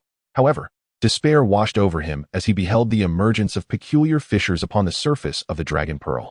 These cracks resembled a shattered spider's web, progressively extending across the entirety of the pearl. Nezha activated his luminous vision, piercing through the layers of flames to discern the internal scene of the dragon pearl. Countless vengeful spirits of the aquatic realm were ravenously consuming Ao Bing's life force, their faces contorted with hatred and resentment. Recognizing the urgency of the situation, Nezha's expression turned grave. He bit down on his fingertip, using his blood as ink to swiftly inscribe crimson runes upon the surface of the sea. As the runes materialized, a formidable power erupted from the tranquil seabed, and the calming needle ascended like a golden dragon, piercing directly into the heart of the fiery barrier. The insertion of the calming needle caused the surrounding seawater to boil instantaneously. Under the influence of the intense heat, it rapidly vaporized, forming a colossal column of steam. This steam column, akin to a great white dragon, surged skyward, enveloping Ao Bing entirely. Ao Bing's anguished cries resonated from within the steam column, imbued with profound agony yet tinged with an undercurrent of release. Shortly thereafter, a black dragon pearl was expelled from Ao Bing's mouth. Once radiant with mysterious light, it now appeared dim and devoid of luster, the cracks upon its surface growing ever more pronounced. Nezha invoked the great celestial technique, and his golden primordial infant instantaneously detached from his body, transforming into a beam of golden light that entered the dragon pearl. Within a three-dimensional projection, Nezha witnessed the countless vengeful souls voraciously gnawing at Ao Bing's dragon soul. The visages of these spirits were grotesque, as if intent on wholly consuming Ao Bing's essence. A wave of compassion surged within Nezha as he beheld this sight. He murmured softly, "You have been imprisoned for 3 centuries. It is time for your liberation." With that, he infused the dragon pearl with the true art of mysterious waters. As the incantation coursed through the pearl, the once boiling seawater underwent a remarkable transformation. It crystallized into 360 translucent ice shards, each encapsulating a spirit of the aquatic realm.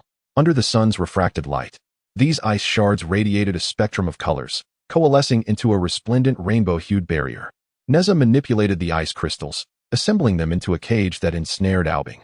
With a smile, he remarked to Ao Bing, "This is your new skin, far cooler than dragon scales."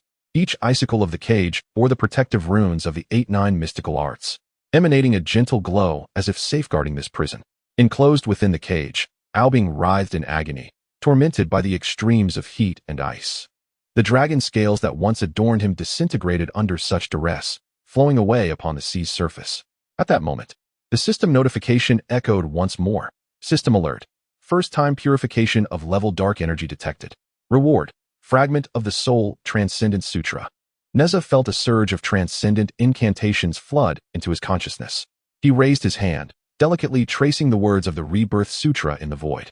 With the emergence of the incantation, 360 ice crystals suddenly levitated, gradually forming a colossal reincarnation array upon the surface of the sea. This array radiated a mysterious aura, as if it were a bridge connecting the realms of yin and yang. Nezha, with a solemn expression, addressed Ao Bing, stating, "Ao Bing, pay close attention. This is the true salvation." His voice reverberated through the heavens and the earth, imbued with authority and strength. Rebirth incantation activate. As his words fell, the ice crystals shattered simultaneously, unleashing a pure blue radiance. This light resembled a sacred dawn, illuminating the entire sea. Within this luminescence, Ao Bing's dragon soul gradually underwent purification. His gaze became clearer, allowing him to finally perceive the transgressions he had committed. In his pursuit of formidable power, He had mercilessly transformed 800 elite water warriors into materials for forbidden sorcery. How cruel and selfish was that? What have I done? Ao Bing collapsed onto the sea, tears streaming uncontrollably, dripping into the reincarnation array. His heart was filled with remorse and self-reproach. Witnessing Ao Bing's state, Nezha felt a twinge of emotion. He deactivated the divine fire shield and thrust the trident into the seabed before Ao Bing. As the spear's tip pierced the ocean floor, a small wave surged forth. Nezha turned towards the direction of Qiankun Pass and spoke to Ao Bing. A true dragon clan does not tread upon the bones of its kin. Go and inquire of your father why he treats the water tribe as mere expendables. At that moment, a notification from the system interface abruptly appeared, detected that the host has gained acknowledgement from the essence of the dragon clan, unlocking the Dragon Palace secret chamber instance.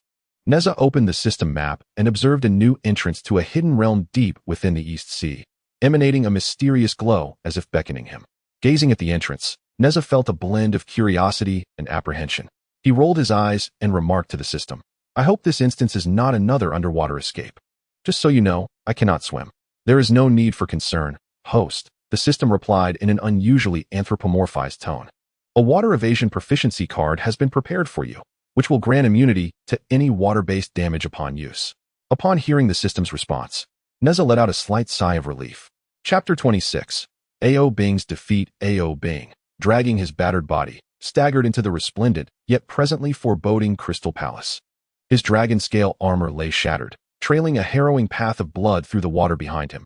Each step seemed to drain every ounce of his strength.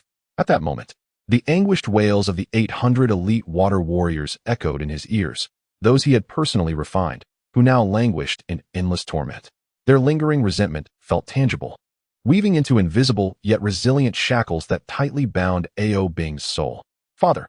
Ao Bing barely managed to utter those two words before a torrent of dark blood erupted uncontrollably from his mouth, his severed dragon whiskers helplessly floating in the water, mirroring the fragmentation of his current state of mind.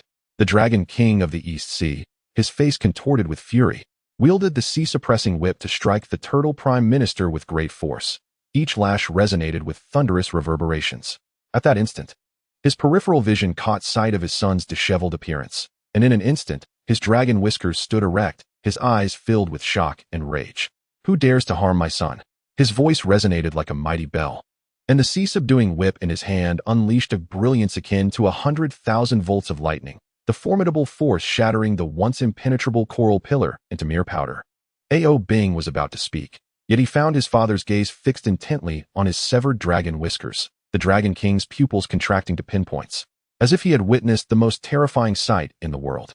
Father, it is Nezha. Ao Bing's voice trembled with barely suppressed emotion. He purified the dragon pearl. Before he could finish, the Dragon King erupted in fury, violently swinging the sea-subduing whip, which coiled around Ao Bing's neck like a swift thunder dragon, yanking him towards the hidden chambers of the Dragon Palace. Unfilial son, do you comprehend the significance of your severed whiskers? The Dragon King's voice was icy and piercing, imbued with a chilling malevolence. This is the Dragon Clan's millennia-long disgrace. As he was dragged, Ao Bing was engulfed in pain and helplessness. He understood his father's reverence for the glory of their lineage, yet he was acutely aware of his own experiences, his heart rife with conflict and turmoil. Deep within the shadowy recesses of the hidden chamber, Ao Bing was confronted with a scene that left him aghast. 300 colossal crystal coffins floated above a blood pool radiating an eerie aura, each coffin sealing the inner cores of the elite aquatic beings, their cores emitting a faint yet sinister glow. In an instant, Ao Bing recognized these materials as those he had previously utilized in his pursuit of power through forbidden techniques. Father, this is his voice quivered, an ominous premonition swelling within him. This is your second brother, Ao, Jia's 10,000 dragons devouring heaven plan. The Dragon King's countenance darkened as he slowly peeled away his dragon scales, revealing a striking black dragon pattern upon his chest. We commenced our scheme 300 years ago, intending to refine the elite aquatic beings into dragon pills to restore the bloodline of the Dragon Clan. The Dragon King's voice bore a hint of madness, as if he were ensnared by some relentless obsession. At that moment, as if summoned by some enigmatic force, all 300 crystal coffins simultaneously emitted a cacophony of cracking sounds, followed by 300 inner cores transforming into streaks of light, soaring into the Dragon King's body. In an instant, the Dragon King's form swelled like an inflating balloon, his massive physique nearly filling the entire chamber, his dragon horns entwined with crimson thunder, exuding a terrifying presence. Since you are unable to fulfill your mission, I shall take matters into my own hands. The Dragon King swung the sea-subduing whip like a bolt of black lightning, forcefully plunging Ao Bing into the blood pool, bellowing, "Go! Be the catalyst for the dragon pill." As Ao Bing fell into the blood pool, despair enveloped him, yet a flicker of defiance ignited within. He gazed at his father's frenzied countenance, and deep within, he began to reflect on the actions of the Dragon Clan. Meanwhile, Nezha stood solemnly atop the walls of Qiankun Pass, his expression grave. Suddenly, the system interface erupted with a glaring red alert. Warning: detection of the East Sea Dragon King's breakthrough to the next level. Immediate activation of the Divine Sealing Protective Formation is advised. Nezha glanced down at the starry bracelet on his wrist, observing the 12 crystal orbs pulsating wildly, as if heralding an impending crisis. "System, sign in," Nezha declared without hesitation. As soon as the words left his lips, an ancient bronze talisman gradually materialized in his palm, inscribed with the archaic characters for flooding Qiankun that emanated an aura of mystery. The system's notification echoed in Nezha's ears. "Congratulations, host. You have acquired the water control talisman, capable of manipulating the waters of the East Sea to counteract the Dragon King." The citizens of Qiankun Pass beheld this spectacle through a holographic projection, plunging into a state of utter panic.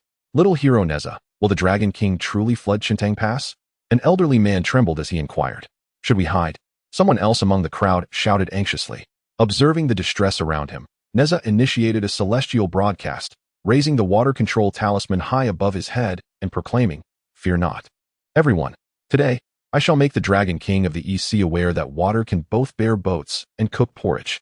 With that, he bit his fingertip, using his blood as ink to hastily inscribe crimson runes upon the talisman. In an instant, a brilliant golden barrier enveloped Qiankun Pass, shimmering with a mysterious light as if safeguarding the city. From the direction of the East Sea Dragon Palace, a thunderous sound erupted, resembling the cataclysmic roar of an earthquake. Suddenly, a colossal dragon burst forth from the waters. It was none other than the East Sea Dragon King. His claws glimmered with a chilling light as they menacingly reached toward Qiankun Pass, each scale oozing with a noxious black ichor that emitted an abominable stench. "Nezha, prepare to meet your doom." The Dragon King's roar echoed like rolling thunder across the heavens. The system alerted, detected level dragon claw quake, recommend using water mirror reflection. Heeding the prompt, Nezha swiftly inserted the water control talisman atop the city walls.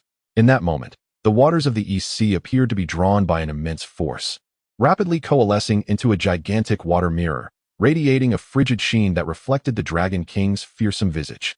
The Dragon King's claws, refracted by the mirror, astonishingly turned upon his own dragon head. With a resounding crash, the Dragon King yelped in pain, bellowing, "You little brat." Furious, he unleashed a torrent of dragon breath, which instantly shattered the water mirror into countless splashes. Seizing the opportunity while the Dragon King was momentarily incapacitated, Nezha decisively cast the 9-dragon divine fire shield. 9 exquisitely crafted dragon-headed incense burners whirled rapidly in midair, swiftly forming a colossal Taiji diagram, from which 9 streams of blazing, true fire surged forth, igniting a searing sea of flames upon the water's surface. "Old Dragon King, taste my enhanced version of boiled live dragon," Nezha shouted. The system displayed in real time. Divine Fire Shield Incineration Progress 37. Recommend combining with Galactic Explosion. Without hesitation, Nezha bit his tongue, spraying his essence onto the sea-stabilizing needle. The needle erupted in 1,000 golden rays, resonating with the true fire of the Divine Fire Shield, creating a dual incineration effect. Under the immense onslaught of flames, the Dragon King's scales began to peel away, revealing writhing black flesh beneath. Nezha activated his insightful vision, discerning the true nature of those fleshly tumors. They were the sealed souls of water spirits. System, initiate purification protocol. Nezha commanded resolutely. In an instant, 360 crystalline ice shards ascended rapidly from the depths of the sea, swiftly forming a mysterious array upon the water's surface. The realm of rebirth emanated a soft glow, seemingly beckoning the trapped souls. Amidst the anguished wails of the Dragon King, black tumors detached from his form, transforming into azure motes that gradually merged into the crystalline ice. "Impossible! My 10,000 dragons devouring heaven formation," the Dragon King bellowed in despair. Seizing the moment, Nezha cast forth the heavenly silk, which coiled around the Dragon King's neck like a nimble ribbon. Simultaneously, he pressed the fire-tipped spear against the Dragon King's eye, stating gravely, "Old Dragon King, true dragons should not be like this." As he spoke, he infused the Dragon King with the Sutra of Soul Transcendence, the golden script weaving gently between the Dragon King's scales, as if purifying his very soul. "Father." At that moment, Ao Bing's figure burst forth from the blood pool, his dragon whiskers newly regenerated, radiating a pure azure light, and his scales gleaming with sanctity. "Nezha is right. Our dragonkin should not turn against one another," Ao Bing proclaimed. The Dragon King's eyes finally regained clarity, filled with remorse and affection as he gazed upon his son. "Binger, it was wrong of your father." The Dragon King slowly expelled 300 inner cores from within, each shimmering with the soul's light of the aquatic beings, as if recounting tales of past suffering. A notification from the system appeared. "Host has completed the hidden task redemption of the Dragon Clan. Reward, 3rd level of the Great Immortal Sutra." Nezha felt a wondrous transformation within his primordial infant, splitting into 3 small figures, each commanding the elemental forces of fire, wind, and water, significantly enhancing his power. Amidst the thunderous cheers of the citizens of Qiankun Pass, Nezha plunged the sea-stabilizing needle into the eye of the East Sea. In an instant, the waters receded rapidly, revealing the mysterious Dragon Palace beneath. "System, unlock the secret chamber of the Dragon Palace," Nezha commanded. The chamber door creaked open, unveiling 360 aquatic souls, their faces bearing expressions of liberation and hope.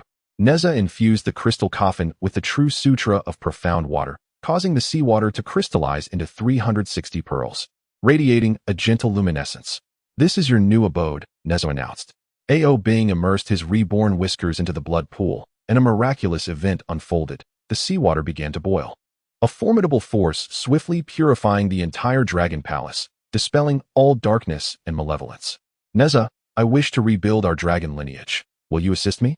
Ao Bing looked at him with eager anticipation. Nezha smiled, patting his shoulder. "I am more intrigued to see what new legends your dragon clan can forge." Nezha opened the system interface, noting that his ranking in the list of divine decrees had risen to the 36th position, his name encircled by a halo of merit, shimmering with boundless power. "System, what is the purpose of this merit light?" Nezha inquired with curiosity. "Host, please take heed," came the system's response, imbued with an unprecedented solemnity. "The merit light can ward off the backlash of the heavenly path, and each act of redemption you undertake alters the course of myth." Nezha gazed at the rising sun, its rays enveloping him, knowing that the true challenge was only just beginning. Yet, for now, he could confidently declare, "This myth may not be ours to dictate, but together, we can certainly rewrite it." Chapter 27. The Dragon King seeks justice. The warm rays of dawn bathe the surface of the sea at Qiankun Pass. Yet the previously tranquil atmosphere is abruptly shattered. On the horizon, an immense shadow looms, swiftly approaching. Upon closer inspection, it reveals itself to be a formidable army of 100,000 aquatic warriors, surging forth upon the tumultuous waves with an air of menace. The massive claws of the crab generals clash, producing a sharp and resounding metallic clang, while the armor worn by the shrimp soldiers glistens ominously under the sunlight. High above in his 9-headed dragon chariot, the Dragon King of the East Sea sits, his dragon whiskers standing on end, entwined with inky thunder. Tightly gripping the blood-stained sea-suppressing whip, his majesty radiating boundless fury. "Nezha, you wretched child." The Dragon King's roar reverberates like thunder, shattering the morning's serenity. "You have destroyed my son's dragon scale armor and severed his whiskers. If I do not flay you alive today, this hatred in my heart shall never be quelled." As his bellow echoes, the spectral forms of 300 vengeful aquatic souls gradually materialize behind him. Their twisted visages are consumed with madness as they voraciously feast upon the Dragon King's vitality, remnants of pitiful beings devoured by sinister forbidden arts. Nezha, sensing the disturbance, swiftly ascends into the air on his wind-fire wheels, his figure poised and agile. Simultaneously, a striking red alert from the system interface appears without warning. Warning. Residual energy of level 10 dragon devouring heaven detected. It is advised to immediately activate the water barrier and trigger the artifact resonance. Reacting with alacrity, Nezha flicks his wrist, and the water barrier, acquired through prior sign-in, instantly transforms into a transparent membrane, enveloping Qiankun Pass in a robust shield of water, as if draping the stronghold in a protective aquatic armor. "Old Dragon King, your appearance today is indeed unique. Have you just returned from the illustrious kill the horse family as Salon?" Nezha jests while tossing out the universal silk, which, like a sinuous red serpent, swiftly ensnares the foremost crab general. If you wish, I could recommend a formidable master to style your whiskers into the latest trendy perm, ensuring you become the most dashing dragon across the realms. Impudent child, you court death. Enraged by Nezha's words, the Dragon King lashes out with the sea-suppressing whip. In an instant, the once placid sea is stirred as if by an invisible giant hand, unleashing towering waves that rise 1,000 meters high, crashing towards Qiankun Pass. The system monitors in real time, displaying wave intensity level 10, water barrier energy consumption 73. Faced with such a dire crisis, Nezha decisively activates the artifact resonance. The sea-settling needle bursts forth from the waters like a golden dragon, harmonizing with the universal silk to form a stable triangular defensive formation that steadfastly withstands the onslaught of the colossal waves. The system prompts: host has successfully resisted a level 10 attack for the first time, hereby rewarded with the water dragon flute. Nezha feels a weight in his hand as a crystalline flute materializes in his palm. Its surface is intricately engraved with 360 diverse aquatic totems, emanating a mysterious aura. He raises the flute to his lips and begins to play. In a wondrous turn of events, the once raging sea suddenly crystallizes, transforming into a magnificent ice phoenix. The ice phoenix soars aloft, its wings slicing through the air with a chilling gust, forcefully rebounding the incoming waves. The old Dragon King. This is a token of my gratitude specifically prepared for you. Please accept it and remember to give a 5-star review. Nezha commanded the Ice Phoenix to peck at the Dragon King's chariot.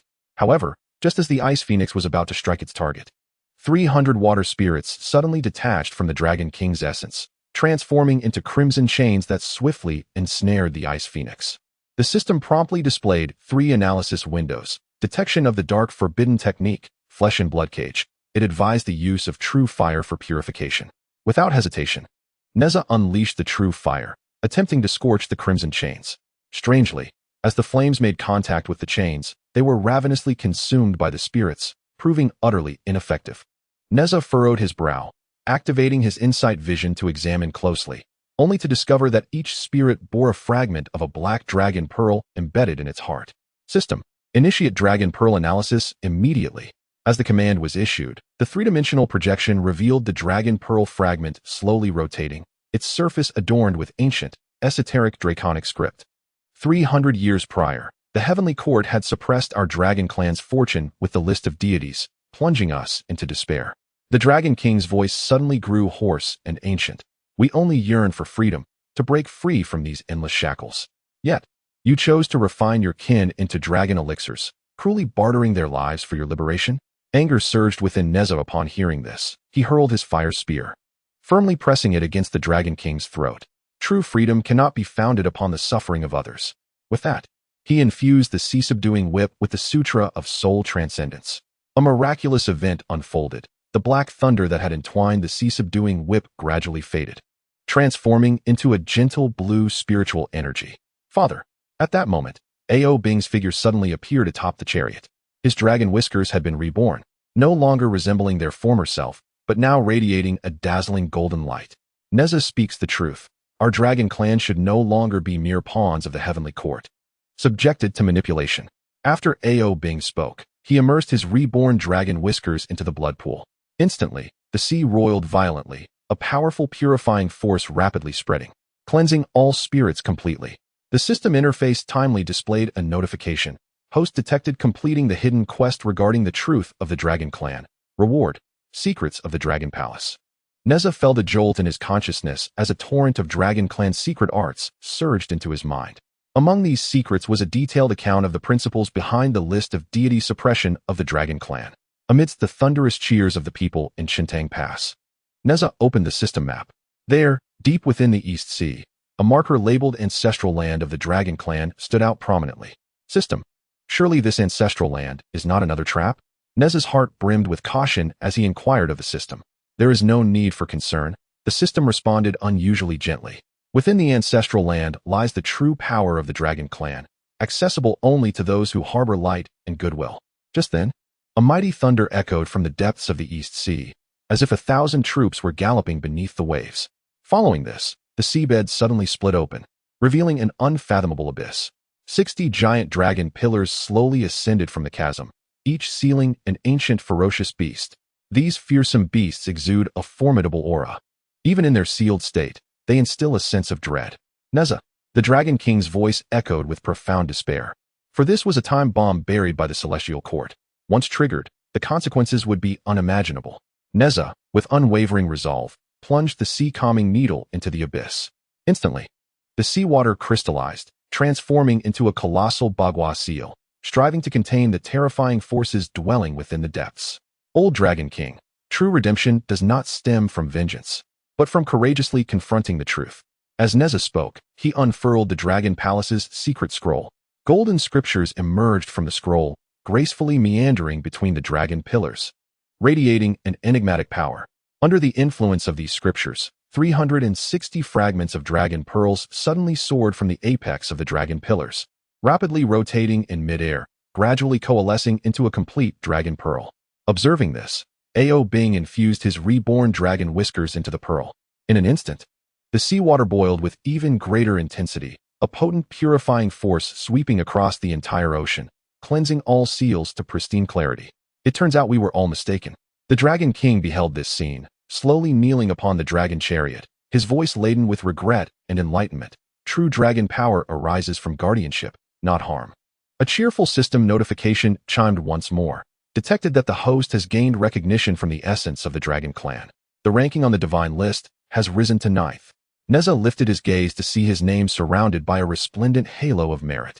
Simultaneously, he faintly heard the wrathful voices emanating from the celestial court. System, can this merit light withstand the heavenly tribulation? Nezha inquired curiously, toying with the newly obtained water dragon flute.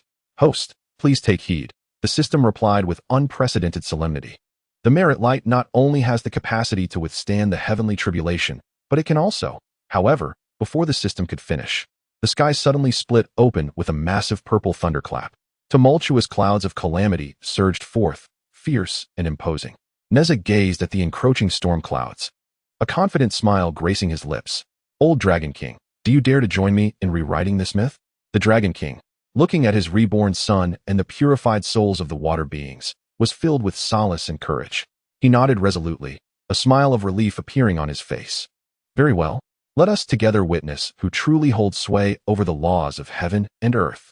The citizens of Yangcheng Pass, through the live broadcast of the divine list, bore witness to this breathtaking spectacle. Their cheers intertwined with the thunderous roars of the calamity, resonating throughout the heavens and the earth. Nezha understood that the true battle had only just begun. Yet, at this moment, he was no longer alone but had companions by his side in the fight. Chapter 28. Fierce Battle with the Dragon King. First form of the dragon-breaking technique. Scorching Heaven. Nezha, standing upon the wind-fire wheels, traced a sharp spiral trajectory in midair, wielding the fire spear that blazed fiercely, exhaling golden samadhi true fire, exuding an overwhelming presence. At that instant, a 3D analysis window abruptly appeared on the system interface, clearly indicating, detected level water dragon technique. Recommend using fire spear spiral piercing. Allow me to lend you a hand. Ao Bing leaped gracefully from the dragon chariot, his form agile, as his reborn dragon whiskers shimmered with golden light, instantly transforming into golden chains that rapidly ensnared the 9-headed ice dragon.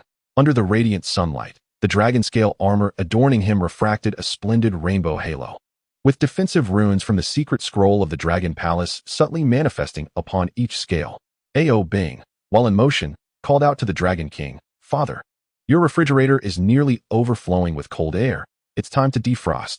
Nezha, understanding the cue, revealed a confident smile as he unleashed the fire-tipped spear, which ignited with a ferocious blaze as it spiraled forward, forming a powerful vacuum vortex at its tip that voraciously absorbed the frigid breath emitted by the ice dragon. Under the dual scorching of heat and starlight, the 9-headed ice dragon gradually succumbed, ultimately transforming into wisps of steam, unveiling the astonished visage of the Dragon King. Raging tides of the vast sea. Upon witnessing the dire situation, the Dragon King, incensed and humiliated, wielded the sea-calming whip, instantly causing the ocean's surface to churn violently as if stirred by an invisible giant hand, rapidly forming a colossal vortex with a diameter of 1,000 miles. The seawater seething as if intent on dragging all existence into an endless abyss. Ao Bing, with agility, swiftly cast the celestial silk, deftly binding the sea-calming pearl. 6 precious orbs whirled in the air, emitting a gentle yet resilient glow, constructing a hexagonal barrier above the sea. Ao Bing jested, "Father, Your washing machine's power is rather exaggerated. Perhaps it's time to switch to energy-saving mode. Seizing the moment, Nezha propelled the fire-tip spear with all his might, its tip embedding securely at the vortex's center. The system displayed in real time. Wind-fire wheel compatibility 97. Recommend initiating tornado storm. Following the suggestion, Nezha turned the wind-fire wheel, causing the seawater to instantly crystallize into 360 translucent ice crystals, each inscribed with the purification runes of the water dragon's flute, emanating an aura of mystery. 10,000 dragons devour the heavens. Seeing the situation turn against him, the Dragon King resorted to his final gambit, shedding scales of his dragon armor to reveal writhing black flesh beneath, a scene that sent chills down the spine. Activating his microscopic vision, A.O. Bing peered closely and discovered that within the flesh were sealed countless vengeful souls of the aquatic tribe. System, initiate the reincarnation exorcism immediately. A.O. Bing commanded decisively. The 360 ice crystals began to levitate, arranging themselves on the ocean's surface to ultimately form a gigantic wheel. Nezha infused the sea-calming pearl with the Sutra of Soul Exorcism, causing the pearl to radiate brilliantly as golden Buddhist light spread forth, revealing the scenes of 300 aquatic souls' rebirth. Nezha cried out to the Dragon King, "Old Dragon King, this is the true legacy of the dragon race, not the dark forbidden arts you seek." Under the purifying light, the Dragon King emitted anguished cries as the black flesh detached from his dragon form, transforming into blue light particles that merged into the ice crystals. Desperately, the Dragon King looked at his son, his voice trembling. "Bing, why do you betray your father?" "Father, the true power of the dragon race lies in protection, not in harm," A.O. Bing resolutely replied, subsequently merging the reborn dragon whiskers into the dragon pearl. In an instant, the seawater boiled violently as a formidable purifying force surged forth, completely shattering all seals. The system interface displayed a notification. Detected host has completed the hidden task of dragon blood inheritance. Reward, 9 rebirth soul pill. As Nezha seized the opportune moment, he unleashed the Hunyuan silk, which instantaneously elongated and thickened in the air, resembling a sinuous python that expertly ensnared the Dragon King's neck. With a playful grin, Nezha jested, "Old Dragon King, your appearance today is quite distinctive. Have you recently returned from the House of Morning Love?" While speaking, he infused the Jinhai whip with the essence of the 8-9 mystical arts, transforming the dark thunder that coiled around the whip into radiant blue energy. Enough! The Dragon King, incensed, suddenly expelled a dragon pearl, and behold, 360 columns of dragon-shaped water surged skyward, an awe-inspiring spectacle. The system's red alert flashed frantically. Level of heaven and earth detected. Immediate recommendation to perform square dancing. A spark of inspiration struck Nezha as he commanded the Dinghai Pearl to inscribe a gigantic Taiji diagram upon the ocean's surface. Simultaneously, A.O. Bing transformed his dragon whiskers into strings, playing the water dragon chant. Under the dual influence of the music and the Taiji diagram, the seawater generated a formidable counterforce that violently rebounded the dragon-shaped water columns back towards the Dragon King. Impossible. The Dragon King gazed in disbelief at the unfolding scene, his dragon scales beginning to shimmer with a sacred blue light, murmuring to himself, "Is this the primordial power of the dragon clan?" "Correct," Nezha replied with a triumphant smile. Casting the 9-dragon divine fire cover, wherein 9 strands of samadhi, true fire formed a bagua array on the sea's surface, enveloping the Dragon King. "Old Dragon King, your current look is even cooler than a fashionable rebel. Do remember to give me a 5-star review." The system's cheerful notification chimed again. First-time fusion of level forbidden technique detected. Reward, fragment of the divine list. Nezha felt a jolt of consciousness as a torrent of celestial laws surged into his mind, revealing that the divine list was akin to a celestial prison, firmly binding the Dragon Clan. Amidst the thunderous cheers of the citizens of Chintang Pass, Nezha accessed the system map, observing a temporal rift marking the location of the Dragon Clan's ancestral land. Curiosity piqued, Nezha inquired, "System, could this ancestral land possibly be a venue for exuberant celebrations?" "No need for concern, host," the system replied, unusually excited. "The ancestral land seals the Dragon Clan's most resplendent civilization, accessible only to those with a childlike heart." No sooner had the words left its mouth than an ear-splitting roar reverberated from the depths of the sea, reminiscent of 1,000 galloping horses. Following this, 360 colossal dragon pillars slowly ascended from the abyss, each sealing an ancient ferocious beast. The deafening roars of these beasts sent tremors throughout the entire ocean realm. "Nezha," the Dragon King's voice echoed, tinged with a hint of relief. This is the divine shackles laid by the celestial court. With unwavering resolve, Nezha plunged the Dinghai divine needle into the abyss. The seawater, under the influence of immense power, rapidly coalesced into a gigantic bagua seal, attempting to suppress the terrifying forces within the depths. Nezha turned to the Dragon King and earnestly proclaimed, "Old Dragon King, true freedom does not arise from destruction, but from reconstruction." He unfurled the fragment of the divine list, golden runes drifting forth from the scroll, meandering between the dragon pillars and emanating a mysterious force. Under the influence of these runes, 360 shards of dragon pearl suddenly soared from the apex of the dragon pillars, spinning rapidly in the air, drawn together until they gradually formed a complete dragon pearl. Albing stepped forward, merging his reborn dragon whiskers into the dragon pearl. The dragon pearl radiated with immense brilliance, causing the sea to boil more fiercely, as a powerful purifying force surged like a tidal wave, cleansing the entire oceanic realm and eradicating all seals. The Dragon King observed this spectacle, murmuring to himself, "It turns out we have all been bound by the laws of the celestial order." A cheerful system prompt chimed in, detected that the host has gained the Dragon Clan's original recognition, elevating the ranking on the divine list to the 3rd position. Nezha raised his eyes, witnessing his name surrounded by a dazzling halo of merit. Simultaneously, he vaguely heard a voice of wrath emanating from the heavenly realm. "System, can this halo of merit serve as sunscreen?" Nezha playfully inquired, toying with the newly acquired sea-stabilizing pearl. "Host, please take note." The system responded with unprecedented solemnity. "The merit halo not only wards off backlash, but it can also." However, the system's words were abruptly interrupted as a massive purple thunder tribulation rent the sky. Rolling dark clouds surged forth, exuding an aura of cataclysmic destruction. Nezha gazed at the approaching storm clouds, a confident smile gracing his lips as he remarked, "Old Dragon King, shall we perform a tap dance together to navigate this tribulation? Perhaps we can amuse the thunder." The Dragon King, watching his reborn son and the purified souls of the aquatic beings, felt a surge of comfort and courage within. He nodded emphatically, a relieved smile illuminating his face. "Indeed. Let us shatter these nonsensical bindings with the war dance of the Dragon Clan." Chapter 29. A shift in the situation system prompt detected that the Dragon King's spiritual energy is about to be depleted. It is advised to immediately employ the 3 heads and 6 arms to conclude the battle. Nezha heard the system's cold mechanical voice in his ears, and simultaneously, a 3D model of the 3 heads and 6 arms from Journey to the West swiftly appeared on the system interface, every detail vividly rendered. A flicker of determination flashed in Nezha's eyes as he decisively bit his tongue, crimson blood tracing mysterious runes in his palm.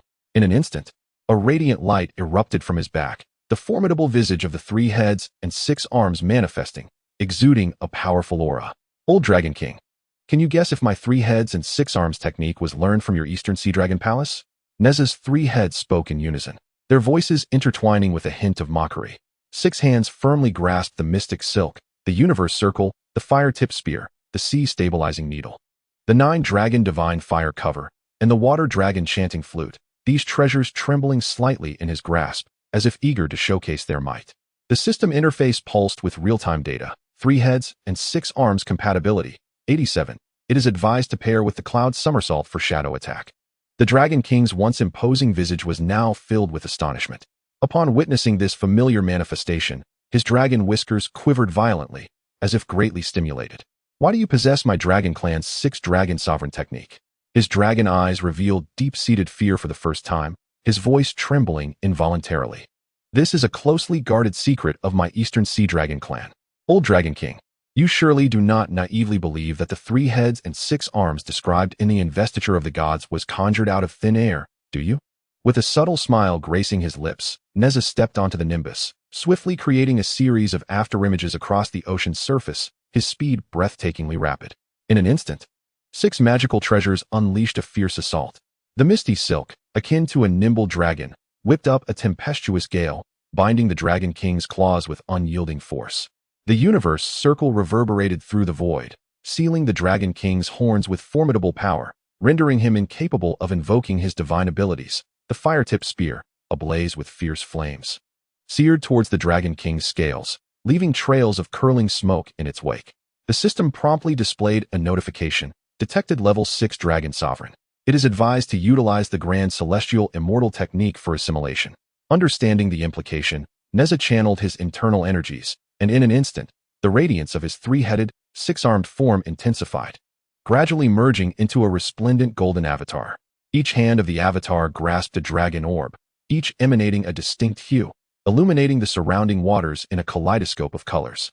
Old Dragon King, this is a mythical feast I have meticulously prepared for you. I assure your satisfaction.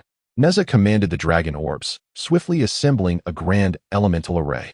The ocean, under the influence of immense power, crystallized into ice embodying the 5 elemental attributes: gold, wood, water, fire, and earth. These ice crystals, each unique in form, exuded an icy aura. Nezha then activated the water dragon's flute, and an enchanting melody filled the air, transforming into azure energy that gently infused the ice crystals. As the ethereal energy permeated, lifelike dragon totems began to emerge on each ice crystal's surface, seemingly narrating the ancient tales of the dragon lineage. Under the searing might of the elemental forces, the Dragon King's scales began to shed, revealing writhing black flesh beneath, a sight both horrifying and grotesque. In a frenzy, the Dragon King urged the dragon orbs, attempting to mount a counterattack. Yet, to his terror, he noticed the surface of the orbs adorned with suppression runes from the list of deities, shimmering with an enigmatic glow, significantly curtailing his powers. Impossible. How could my dragon orbs be like this? The Dragon King's anguished roar echoed. Old Dragon King, did you truly believe that the heavenly court's teachings of the 10,000 dragons devouring the heavens were in earnest? Nezha scoffed, abruptly hurling the sea-stabilizing needle, which expanded dramatically and plunged into the ocean floor. In an instant, 360 dragon-shaped water pillars soared into the sky, a magnificent display of might. The system interface timely flashed, indicating a mythological correction progress of 64. Concurrently, the waters surged, coalescing into a colossal bagua seal that enveloped the Dragon King. Could it be the conclusion from the investiture of the gods? The Dragon King gazed at the flickering list of deities within the bagua seal, finally grasping the reality that he had always been a mere pawn in the hands of the heavenly court. Are we, the Dragon Clan, destined to succumb to a fate of suppression? His voice was laden with despair and resignation. Wrong. Nezha bellowed, resolutely initiating the live broadcast of the divine sealing. He transmitted the process of dissecting the Dragon King's orbs through a unique spell, relaying it to every corner of Qiankun Pass. Citizens of Qiankun Pass, heed my words. Mythology is not an immutable fate. The voice of Nezha reverberated throughout the city through holographic projection, resolute and powerful. Our true destiny lies firmly in our own hands. As his words echoed, a cheerful system notification chimed. Host detected to have acquired the faith of the people, ascending to the first position on the divine ranking. In that instant, Nezha's name burst forth in a resplendent golden glow, and the remnants of the divine ranking scroll floated gently from within him, resonating intensely with the Dragon King's dragon pearl in the air. The dragon pearl flickered with light, seemingly responding to this enigmatic force. Thus, this was the power to rewrite myths. The Dragon King's eyes reflected the golden radiance of the sky, filled with astonishment and reverence. Nezha, I concede, he sighed, his voice tinged with a sense of relief. Old Dragon King, your enlightenment comes rather late, Nezha remarked, closing his three-headed, six-armed manifestation and infusing the dragon pearl with the soul purification sutra. Instantly, the ethereal forms of 300 water spirits gradually emerged, transforming into twinkling starlight under the golden luminescence, slowly dissipating as if they had found peace. Father, A.O. Bing's figure suddenly appeared within the bagua seal, his dragon whiskers reborn, now radiant and shimmering in 7 hues. Nezha is right. We, the Dragon Clan, should protect these waters rather than be exploited by the heavenly court. A.O. Bing gazed at the Dragon King, his eyes brimming with determination and hope. The Dragon King looked at his reborn son and then at the purified water spirits, his heart filled with emotion. Finally, he revealed a relieved smile. Very well. I vow upon the dragon pearl to eternally safeguard Qiankun Pass. With that, he gently inserted the dragon pearl into the seabed. In that moment, the sea erupted into a furious boil, a powerful purifying force surging forth, cleansing all seals thoroughly, as if the entire ocean was revitalized. The system interface displayed a notification. Host detected to have completed the ultimate task of myth rewriting. Reward, Chaos Green Lotus Seed.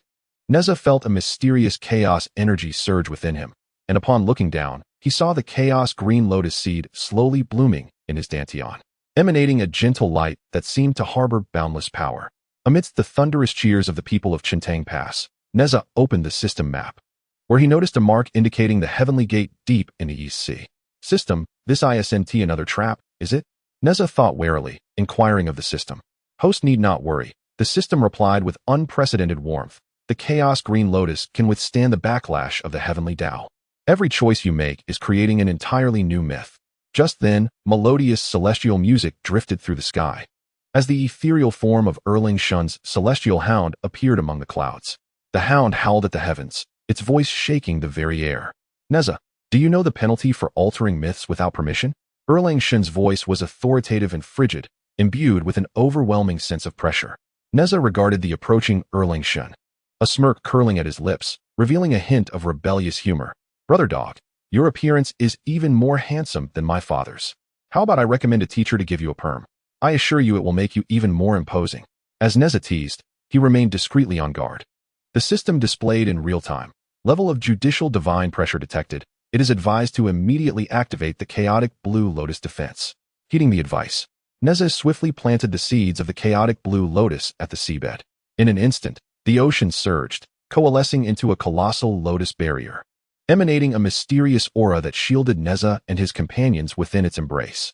System, can this chaotic blue lotus serve as a trampoline? Nezha asked, as he stepped onto a lotus petal and began to tap dance, his movements comical yet delightful. Brother dog, how about we dance together and rewrite this damned myth? He called out to Erling Shun, his words dripping with provocation and confidence. The ethereal figure of Erling Shun gradually blurred with the rhythm of the tap dance, eventually dissipating into a shower of starlight. Nezha, you wait. Erling Shun's voice, tinged with reluctance, faded into the sea breeze, gazing at the rising sun, its rays illuminating him and outlining his resolute silhouette. Nezha understood that the true challenge was merely beginning. Yet, at this moment, he could proudly declare, my fate is governed by me, not by heaven. Whether demon or immortal, I shall weave my own tale. Chapter 30. The Dragon King's favor. Hold on. The Dragon King abruptly restrained his surging draconic breath. His claw, initially poised to wreak havoc, now hovered just 3 inches from Nezha.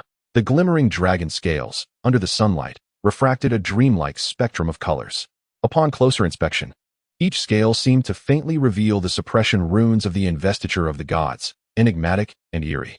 In that instant, Nezha's system interface flashed like lightning, displaying a prominent message. Level of dragon scale heartfelt detected. It is advised to immediately activate the chaotic blue lotus defense. Standing firm on his windfire wheels, Nezha hovered in the air like a war god. Behind him, the manifestation of 3 heads and 6 arms, under the operation of the great immortal technique, flickered into view, exuding a chilling aura. At this moment, his 6 hands firmly grasped the heavenly silk, the universe ring, the fire-tipped spear, the sea-calming needle, the 9 dragon divine fire cover, and the water dragon flute, each artifact trembling slightly, seemingly eager to respond to their master's combat will. A playful smirk tugged at Nezha's lips as he jested, Old Dragon King, with such a display, do you wish to engage in a game of eagle-catching chicks? Or how about we play a game of idiom relay? If you lose, you must willingly surrender the sea-calming needle. What do you say? Young hero Nezha, you truly possess a gift for humor. The Dragon King's voice changed abruptly, and with a flash of brilliance, he transformed into human form. Adorned with a celestial crown and clad in regal robes, he exuded sovereign authority. He then deftly seized Ao Bing by the ear, vividly reenacting a classic scene from Nezha Conquers the Dragon King upon the majestic sea, loudly admonishing, wretched spawn, why don't you kneel and apologize to young hero Nezha? Father. Ao Bing winced in pain, clutching his reddened ear, obediently kneeling on the resplendent coral reef, his colorful dragon whiskers swaying gently in the water, ethereal and dreamlike. As he donned the dragon scale armor, a peculiar transformation began to unfold. A map depicting the pilgrimage route from Journey to the west gradually emerged upon its surface. Intricate paths seemingly narrating legendary tales. Ao Bing raised his head earnestly and declared, young hero, I offer the invaluable tomes accumulated over 3,000 years in the East Sea Dragon Palace as a betrothal gift. I hope your esteemed self will consider this. Suddenly, Nezha unleashed the Hunyuan silk, which instantly morphed into a resplendent rainbow in the air, securely binding the Dragon King and his son. With eyes ablaze, Nezha fixed his gaze upon the Dragon Kings, saying, Old Dragon King, I trust you do not intend to mimic the cowardly scenes depicted in Investiture of the Gods? With a mere thought, he activated the divine live stream, broadcasting the process of deciphering the runes on the Dragon King scale armor to every citizen of Qiankun Pass. Proclaiming loudly, "People of Qiankun Pass, witness this pivotal moment in history." The system interface flooded with real-time updates. Mythical correction progress. 92. Recommendation to use the C-stabilizing divine needle resonance.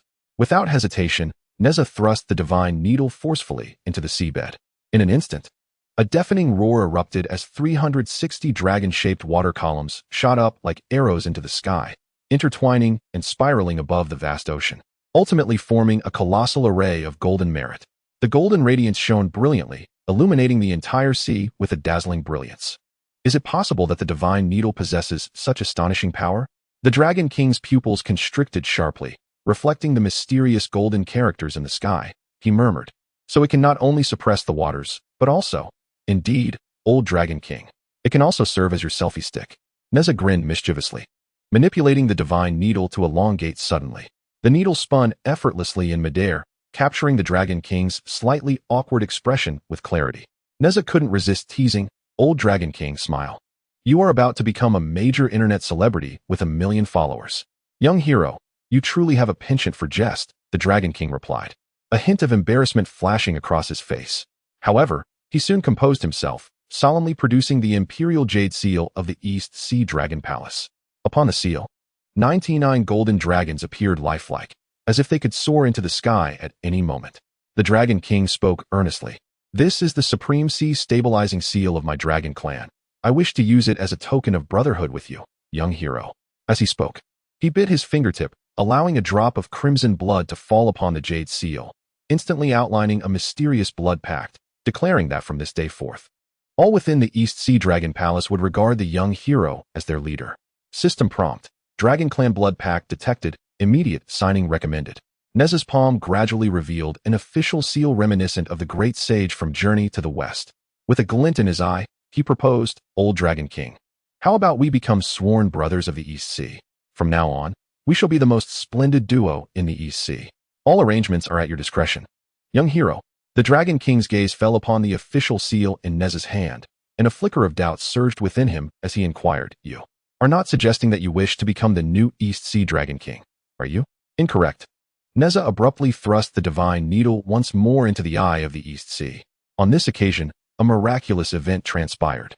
The once tumultuous sea receded as if drawn back by the tide, revealing the hidden realms of the Dragon Palace, deep beneath the ocean's surface. Within the secret domain, mysterious lights shimmered, seemingly beckoning brave explorers. Nezha, with unwavering resolve, proclaimed loudly, "I shall forge a new alliance of deities, enabling all oppressed races to break free from their shackles and choose their own destinies." No sooner had he spoken than a notification appeared on the system interface. Detected host has completed the initial task for the mythical alliance. Reward: fragments of the classic of mountains and seas. In an instant, Nezha felt a powerful divine consciousness surge into his mind like a torrent, revealing countless ancient secrets that flickered within his awareness. Among these revelations, he astonishingly discovered that beneath the East Sea Dragon Palace lay fragments of the Unzao Mountain, remnants of the celestial pillar that once supported heaven and earth, imbued with boundless mysteries. "Old Dragon King, could it be that your dragon palace was constructed from the fragments of Unzao Mountain?" Nezha activated his radiant vision, catching sight of the shocking fissures of the celestial pillar deep within the seabed. He immediately issued a command to the system. "System, initiate the Unzao Mountain Restoration Protocol." "Wait, young hero." The Dragon King's countenance shifted dramatically, and he knelt upon the ocean floor with urgency, exclaiming, "This is, in fact, a seal imposed by the heavenly court to suppress my dragon kin." As he spoke, he slowly lifted his dragon robe, revealing an enigmatic black dragon pattern upon his chest. "Our dragon race has guarded these fragments of Unzao Mountain for 3,000 years, all to reignite the War of the Gods?" Nezha's gaze sharpened as he gently infused the fragments of the classic of mountains and seas into the sea-calming seal. In that moment, golden runes danced like agile serpents, weaving between the black dragon pattern on the Dragon King's chest, flickering as if engaged in a mysterious dialogue. Nezha spoke earnestly, "Old Dragon King, true guardianship does not entail serving as the heavenly court's jailer, but rather, it requires the courage to shatter these confining chains." At that instant, a thunderous roar erupted from the depths of the sea, akin to the thundering of 1,000 galloping steeds. Following this, 360 colossal dragon pillars slowly ascended from the abyss, each sealing an ancient ferocious beast. These beasts, sensing the presence of the outside world, unleashed deafening roars that threatened to shatter the entire oceanic expanse. Nezha, the Dragon King's voice bore a hint of relief. This is the divine shackle laid by the heavenly court, meant to suppress these ancient beasts and to maintain balance over our dragon race. Nezha's expression turned grave as he carefully planted the seed of the chaos green lotus within the dragon pillar. In an instant, the chaos green lotus erupted with fierce chaotic sword energy, slicing through the surrounding darkness like sharpened blades. Old Dragon King, watch closely, Nezha bellowed, channeling the immense power of the great immortal technique into the sea calming seal. This is the true strength of the sea calming needle. Under the influence of this formidable power, 360 dragon pearl fragments suddenly soared from the apex of the dragon pillar, spinning rapidly in the air, colliding, and ultimately forming a complete dragon pearl. Observing this, Ao Bing unhesitatingly merged his reborn dragon whiskers into the dragon pearl. In an instant, the sea surged as if boiling, generating towering waves, while the formidable purifying force swept through, cleansing all seals with unrelenting vigor.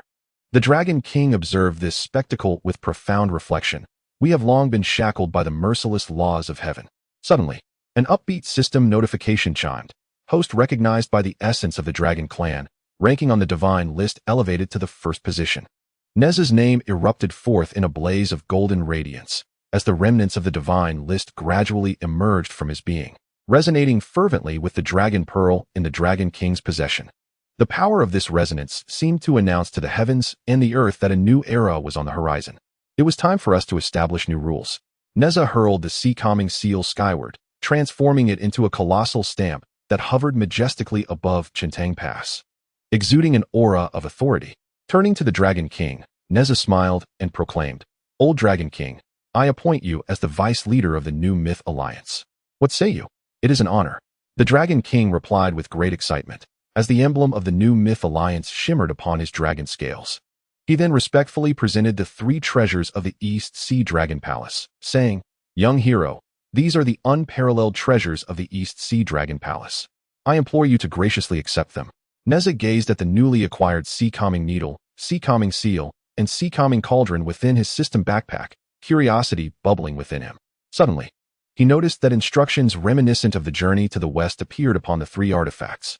"System, could these be relics left by Sun Wukong?" Nezha inquired with intrigue. "No need for doubt, host," the system replied with unprecedented excitement.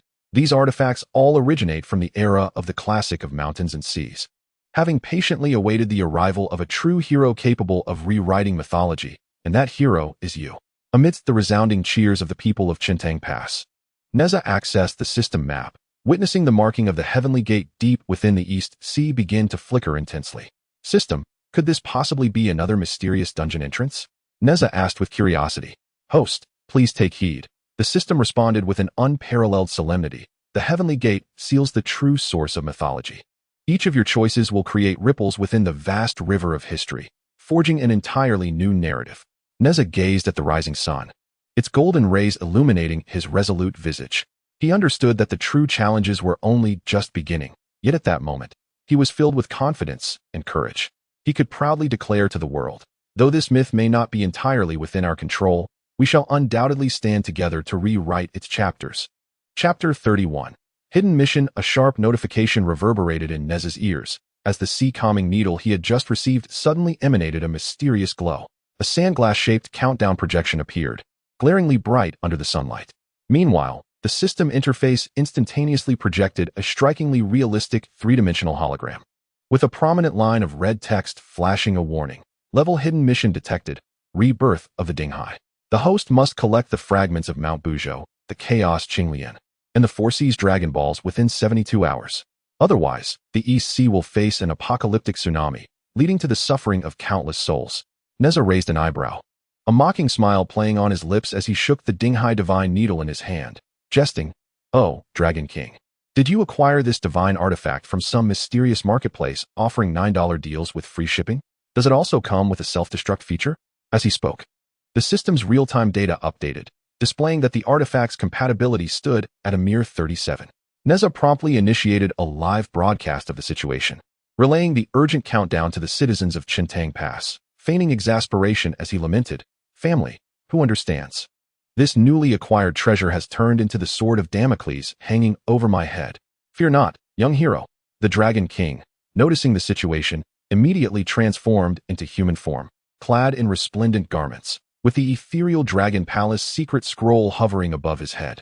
His expression grave, he slightly lifted his dragon robe, revealing a mysterious black dragon pattern on his chest, and after a moment of hesitation, he spoke. "This is one of the 3 treasures of the Dragon Clan. It may lend you a hand. However, it is tied to the essence of our lineage. To activate it, you would need to utilize the essence of the Dragon Clan as a power source for this divine needle, correct?" A glimmer of understanding flashed in Nezha's eyes. With a decisive gesture, he summoned the Mingtian silk, which darted forth like a spirit snake, swiftly ensnaring the 300 vengeful souls of the aquatic beings surrounding them. He called out to the system, activate the soul power bank." As his words echoed, 300 ethereal blue orbs detached from the vengeful souls and swiftly merged into the Dinghai divine needle. In an instant, ancient and enigmatic seals from the Shanhai Jing appeared on the needle's surface, the runes shimmering as if recounting an ancient tale. System notification. Host has successfully utilized soul energy for the first time. Reward, Master of Refinement Skill Book. Nezha felt an overwhelming torrent of knowledge flood into his consciousness, with countless intricate techniques and information about rare materials for crafting pouring in. Amidst this deluge of information, he was astonished to discover that the Dinghai divine needle originated from the fragments of Mount Buzhou. This revelation prompted him to glance at the Dragon King and jest. "So, old Dragon King, it seems your dragon palace might have been constructed from subpar materials, doesn't it?" Just then, Ao Bing arrived, driving a magnificent dragon chariot, his colorful dragon whiskers resembling dynamic data cables, seamlessly connecting to the system. With focused eyes, he stated, "According to the records in Journey to the West, to unleash the full power of the Dinghai divine needle, one must gather the 4 seas dragon balls and harness the power of the chaos Qinglian to activate it." As he spoke, the dragon scales on his armor glimmered with an unusual light, and the swirling trails of Sun Wukong's cloud from years past flickered into view, seemingly guiding their path. System analysis detected resonance opportunity with the level dragon balls. It is advised that the host proceed immediately to the South Sea. Upon hearing this, Nezha hurled the Dinghai seal high into the sky. The seal blazed with brilliance, transforming into a luminous guiding arrow that steadily pointed toward the South Sea. Nezha turned to the Dragon King and grinned. "I shall borrow your cloud for a moment." With that, he stepped onto the dragon scales, soaring through the air like a shooting star, leaving only a trail of afterimages in his wake. In the direction of the South China Sea's Dragon Palace, a thunderous clamor akin to a cataclysm resounded. Upon Nezha's arrival, he beheld 300 vengeful souls of the aquatic race ravenously devouring the Dragon Pearl amidst utter chaos. System. Activate the Soul Transcendence Sutra. Nezha swiftly infused the scripture into the sea calming seal. In an instant, a golden radiance burst forth, revealing in its depths the tumultuous battle scenes from the investiture of the gods. Where the Buddha light reached, the tormented souls gradually calmed, their auras settling into tranquility. "Bold ruffians, how dare you wreak havoc in my South Sea?" A furious roar erupted as the Dragon King of the South Sea transformed into a colossal dragon, obscuring the sun. With tremendous force, his massive claws lunged towards Nezha. The system instantaneously issued a red alert. Detected level cataclysmic attack. It is advised that the host utilize the sea calming needle for resonance defense. Reacting swiftly, Nezha plunged the sea calming needle into the seabed. In that moment, 360 dragon-shaped water columns surged skyward, intertwining and spiraling to form a magnificent array of Merit's golden light, completely thwarting the Dragon King's assault. Is this truly the sea calming needle's authentic might? The Dragon King of the South Sea was taken aback, his eyes reflecting the radiant golden characters in the sky, murmuring, "Its power extends far beyond mere tranquility. Indeed, esteemed Dragon King, it can also provide you with a special service." A mischievous glint flashed across Nezha's face as he manipulated the sea calming needle to elongate, transforming it into a dexterous massager, rotating 360 degrees to strike the Dragon King's scales. "Dear Dragon King, is this massage to your satisfaction? Do remember to leave a 5-star review." Amidst the jest, Nezha integrated his newly acquired skill of Master of Refining into the needle, causing intricate classic of mountains and seas runes to emerge upon its surface, shimmering as if gathering momentum for the forthcoming endeavor. The young hero's humor was indeed charming. The Dragon King of the South Sea, bewildered by this sudden turn of events, restrained his aura and unexpectedly expelled a dragon pearl radiating intense brilliance. Its surface adorned with fiery patterns reminiscent of the blazing veins of the flaming mountain from Journey to the West. This is the South Mingli fire pearl of my South Sea Dragon clan. I wish to use it as a token of brotherhood with the young hero. As he spoke, he bit his fingertip and inscribed a blood pact upon the dragon pearl, solemnly declaring, from this day forth, the Dragon Palace of the South Sea shall heed the young hero's command. The system prompted, detected level dragon pearl resonance signal. It is advised that the host promptly sign the blood pact. Nezha's palm unveiled an ancient classic of mountains and seas refining diagram, and with a glint in his eye, he suggested, esteemed Dragon King, shall we not form a brotherhood, a fraternity of the four seas? Henceforth, let us venture through this realm side by side. All shall be at the young hero's discretion. The Dragon King of the South Sea, intrigued by the diagram in Nezha's hands, could not help but inquire. You do not intend to seize the title of Sovereign of the Four Seas, do you? Wrong. Nezha's gaze was resolute as he thrust the sea-calming needle into the eye of the South Sea. In an instant, the seawater receded as if in retreat, revealing the hidden depths of the Dragon Palace, where mystical light flickered, seemingly beckoning brave explorers. Nezha proclaimed with fervor, I shall establish a new mythical federation, allowing all races in this world to break free from their shackles and freely choose their destinies. As the words fell, the system interface presented a prompt. The host had successfully completed the unity of the Four Seas task, earning the reward of a chaos blue lotus seed. Nezha felt a surge of formidable chaotic energy enter his body. Within his dantian, a chaos blue lotus began to unfurl, emanating a soft yet enigmatic glow, seemingly harboring boundless possibilities. Amidst the thunderous cheers of the citizens of Qiankun, Nezha opened the system map, observing the flickering mark of the Unzu mountain teleportation portal deep within the East Sea. A sense of caution arose within him, prompting him to inquire of the system. Is this yet another time-space trap shrouded in mystery? Do not fret, host. The system's voice resonated with unprecedented excitement. The Chaos Blue Lotus possesses formidable power to withstand the turbulence of time and space. Each act of your forging penmanship is inscribing a brand new mythological chapter. At that moment, a deafening roar echoed from the depths of the ocean, as 360 colossal dragon pillars began to rise slowly from the abyss. Each pillar was sealed with an ancient ferocious beast. Sensing the external presence, the beasts emitted thunderous howls, causing the entire sea to tremble. Nezha, this is the divine bondage laid by the heavenly court, long suppressing these ferocious beasts and binding my dragon clan.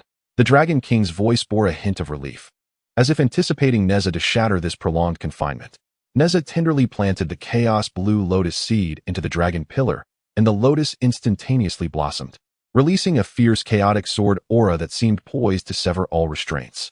Old Dragon King, behold, Nezha bellowed, channeling the entirety of his master blacksmith skill into the sea stabilizing seal, for this was the ultimate power of the sea stabilizing needle. Under the impact of this immense force, 360 shards of dragon balls surged forth from the apex of the dragon pillars, swirling and colliding through the air, ultimately merging into a complete dragon ball. Observing this, Ao Bing infused his reborn dragon whiskers into the sphere, causing it to radiate brilliance. Simultaneously, the seawater boiled violently, unleashing a powerful purifying force that successively cleansed each seal. The Dragon King, witnessing this spectacle, reflected with profound emotion. So we have long been ensnared by the laws of heaven. Now, at last, we harbor hope of breaking free. The system's cheerful prompt rang out. Host has gained the recognition of the Four Seas Dragon Balls. Ranking on the divine list has surged to first place. In an instant, Nezha's name erupted in resplendent golden light, as the remnants of the divine list slowly emerged from within him, resonating intensely with the Four Seas Dragon Balls, their brilliance intertwining to herald the dawn of a new era. Now, it is time for us to establish entirely new rules. Nezha cast the sea-stabilizing seal once more toward the heavens, transforming it into a colossal stamp that hovered majestically above Qiankun, exuding an aura of authority. He turned to the South Sea Dragon King, smiling as he proclaimed, Old Dragon King, I hereby appoint you as the president of the new mythological federation. Are you willing to bear this heavy responsibility? It is an immense honor. The South Sea Dragon King, overwhelmed with excitement, saw the emblem of the new mythological federation shimmering forth upon his dragon scales.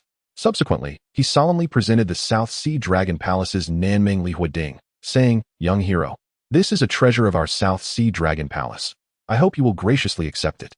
As Nezha gazed upon the newly acquired treasures in his system backpack, the dragon-subduing rod, the seal of the sea, and the cauldron of the sea, he noticed that each artifact bore the engraved descriptions of their crafting from the classic of mountains and seas. Curiosity piqued, he inquired, "System, could these treasures be relics left behind from the time of Yu the Great's flood control?" "There is no need for doubt, dear host." The system responded with a solemn gravity. These artifacts were all born in the era of the classic of mountains and seas, having withstood the test of time. They have awaited the emergence of a true hero capable of rewriting myth, and that hero is you. The cheers of the people of Qiankun Pass resonated in his ears as Nezha reopened the system map, where he observed the marker for the heavenly gate deep within the east sea flickering intensely. He could not help but ask, "System, could this heavenly gate be yet another mysterious dungeon entrance?" "Pay heed, host," the system replied with utmost seriousness. "The heavenly gate seals the source of myth. With each attempt at forging, you create new history and alter the established trajectory of myth." Nezha turned his gaze toward the rising sun, its rays caressing his resolute visage. He understood that the true challenge was only beginning, yet at this moment, his heart brimmed with confidence as he proclaimed, "This myth, though not entirely within our grasp, we shall surely join hands to reshape its form upon the path of forging." Chapter 32. The initial search for clues the system prompted. Energy fluctuations detected from the fragments of Mount Buzhou. It is advisable to utilize the Lingxi Heart Eye for scanning. Standing steadfast at the shores of the East Sea, Nezha's dragon-subduing rod inexplicably emanated a peculiar light, with the navigation patterns from the classic of mountains and seas subtly manifesting. He quickly activated the Lingxi Heart Eye, acquired through sign-in rewards, and in an instant, the entire coastline appeared to be enveloped in a layer of high-tech 3D modeling. Each grain of sand displaying its energy index, shimmering with an enigmatic glow under the sunlight. A smirk danced upon Nezha's lips, laced with a teasing tone, as he turned to the waiting Ao Bing and remarked, "Ao Bing, do take a look. This dragon-subduing rod bestowed by the old Dragon King must surely be a premium product of the East Sea." As he spoke, he playfully waved the rod in his hand. Meanwhile, the system interface updated in real time, boldly displaying the compatibility of the artifact at 49. Eagerly, Nezha initiated a live broadcast of his divine task, sharing the astonishing scanning visuals with the citizens of Qiankun Pass, his face adorned with a playful expression as he exclaimed, "Dear folks, who would have thought that undertaking a mythical mission would require us to study geography and analyze energy distribution? Fear not, young hero." Ao Bing emerged gracefully from the undulating tides, his iridescent dragon whiskers flowing like data connection wires as they seamlessly interfaced with the system. With a slight furrow of his brow, he focused intently on the information relayed by the system. After a moment of contemplation, he declared, "According to the records in Journey to the West, when Sun Wukong wreaked havoc in the heavens and disrupted the Dragon Palace, the trajectory of his actions intriguingly aligns with the current energy fluctuations from the fragments of Mount Buzhou. It is highly probable that these fragments are concealed within the treasure chamber of the East Sea Dragon Palace." As he spoke, a faint glow enveloped the dragon scales adorning Ao Bing, and the route map of Sun Wukong's rampage gradually materialized upon his armor, as if recounting an ancient tale. Upon hearing this, Nezha's eyes glimmered with a hint of cunning as he playfully lifted Ao Bing's dragon whiskers with his fiery spear, chuckling, "Well now, Ao Bing, when did you stealthily indulge in the study of Journey to the West? Is it possible that you are treating it as a culinary guide for the Dragon Clan, hoping to uncover some delectable morsels?" With a resigned shake of his head, Ao Bing replied earnestly, "Do not jest, young hero. The ancient texts of the Dragon Clan are profound and extensive, chronicling many events of yore. The tale of Sun Wukong and the sea-calming divine needle is elaborately detailed within our records, and I stumbled upon this connection quite by chance."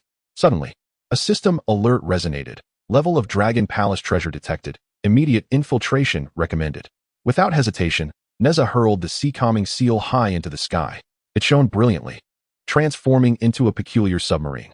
Turning to Ao Bing, Nezha called out, "Let us seek the old Dragon King for a water avoidance spell and venture into the depths of the Dragon Palace." With that, he deftly leaped onto the dragon-scaled armor. Like a bolt of black lightning, plunging rapidly into the deep sea, leaving behind a trail of crystalline bubbles, a unique signal announcing his arrival to the ocean. As they delved into the depths of the Eastern Sea Dragon Palace, they were met with a startling sight. 300 vengeful water spirits were ravenously gnawing on a fragment of the mysterious Mount Buzhou. Nezha's expression hardened, and he decisively commanded, "System, activate the Soul Transcendence Sutra." He quickly infused the scripture into the sea calming seal, and in an instant, golden Buddhist light surged forth, revealing a vision reminiscent of the chaotic battlefields from Investiture of the Gods. The frenzied spirits, as if drawn by an invisible force, abruptly halted their actions and began to drift towards the radiant light, their expressions of anguish gradually fading. "Allow me to aid our young hero," Ao Bing observed intently, his hands swiftly weaving, as his colorful dragon whiskers, reminiscent of a vibrant rainbow, lashed out to ensnare the foremost spirit. With a grave expression, he chanted incantations, and suddenly, the great compassion mantra runes appeared upon his whiskers, emanating a gentle blue glow that intertwined with Nezha's golden light, creating an even more potent purifying force. Under this encompassing power, the spirit's resentments dissipated, and their forms grew increasingly ethereal. "Bold intruders, how dare you trespass into the Dragon Palace's treasure vault?" A thunderous roar echoed from the darkness, causing the seabed to tremble. The guardian Yiksha of the Eastern Sea Dragon Palace then transformed into a colossal entity, towering over them, wielding a 9-pronged rake that exuded a nauseating stench, striking down with immense force upon Nezha and Ao Bing. The system immediately issued a red alert. "Level of deep-sea corpse attack detected. Recommend using the sea-calming divine needle to resonate for defense." Reacting swiftly, Nezha shouted as he thrust the sea-calming divine needle into the seabed.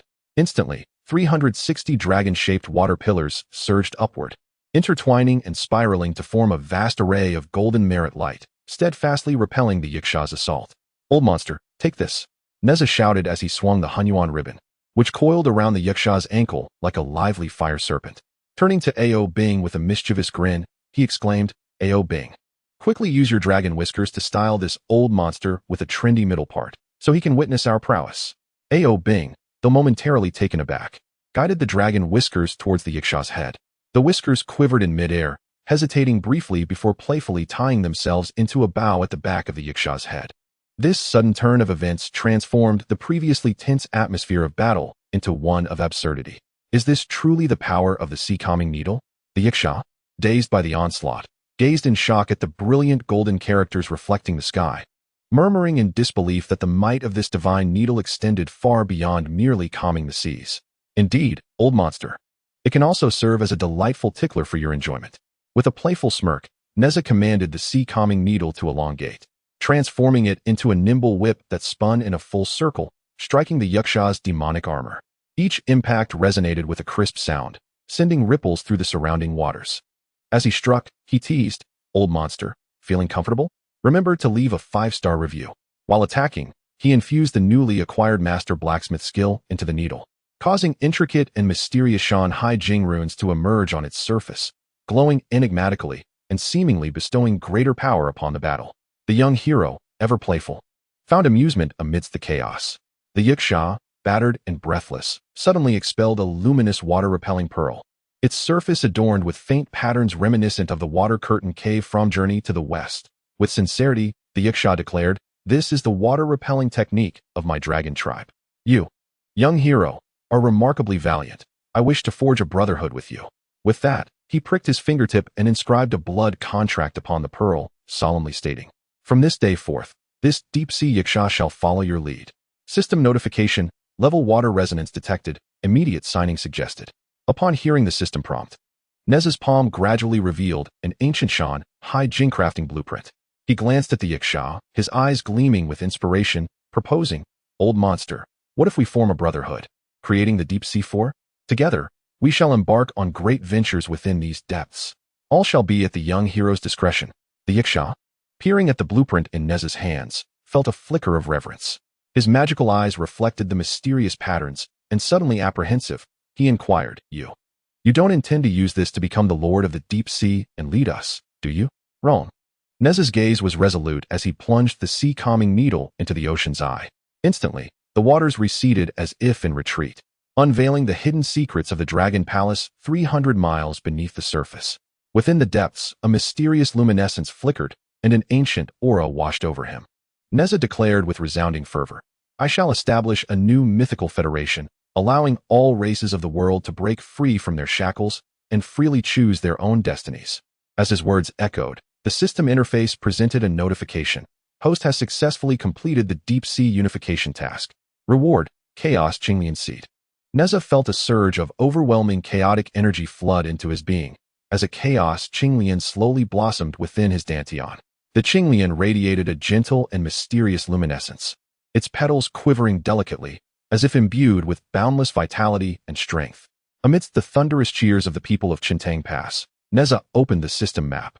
Noticing the flickering mark of the portal to Mount Buzhou deep in the East Sea, a sense of caution gripped his heart, prompting him to inquire of the system.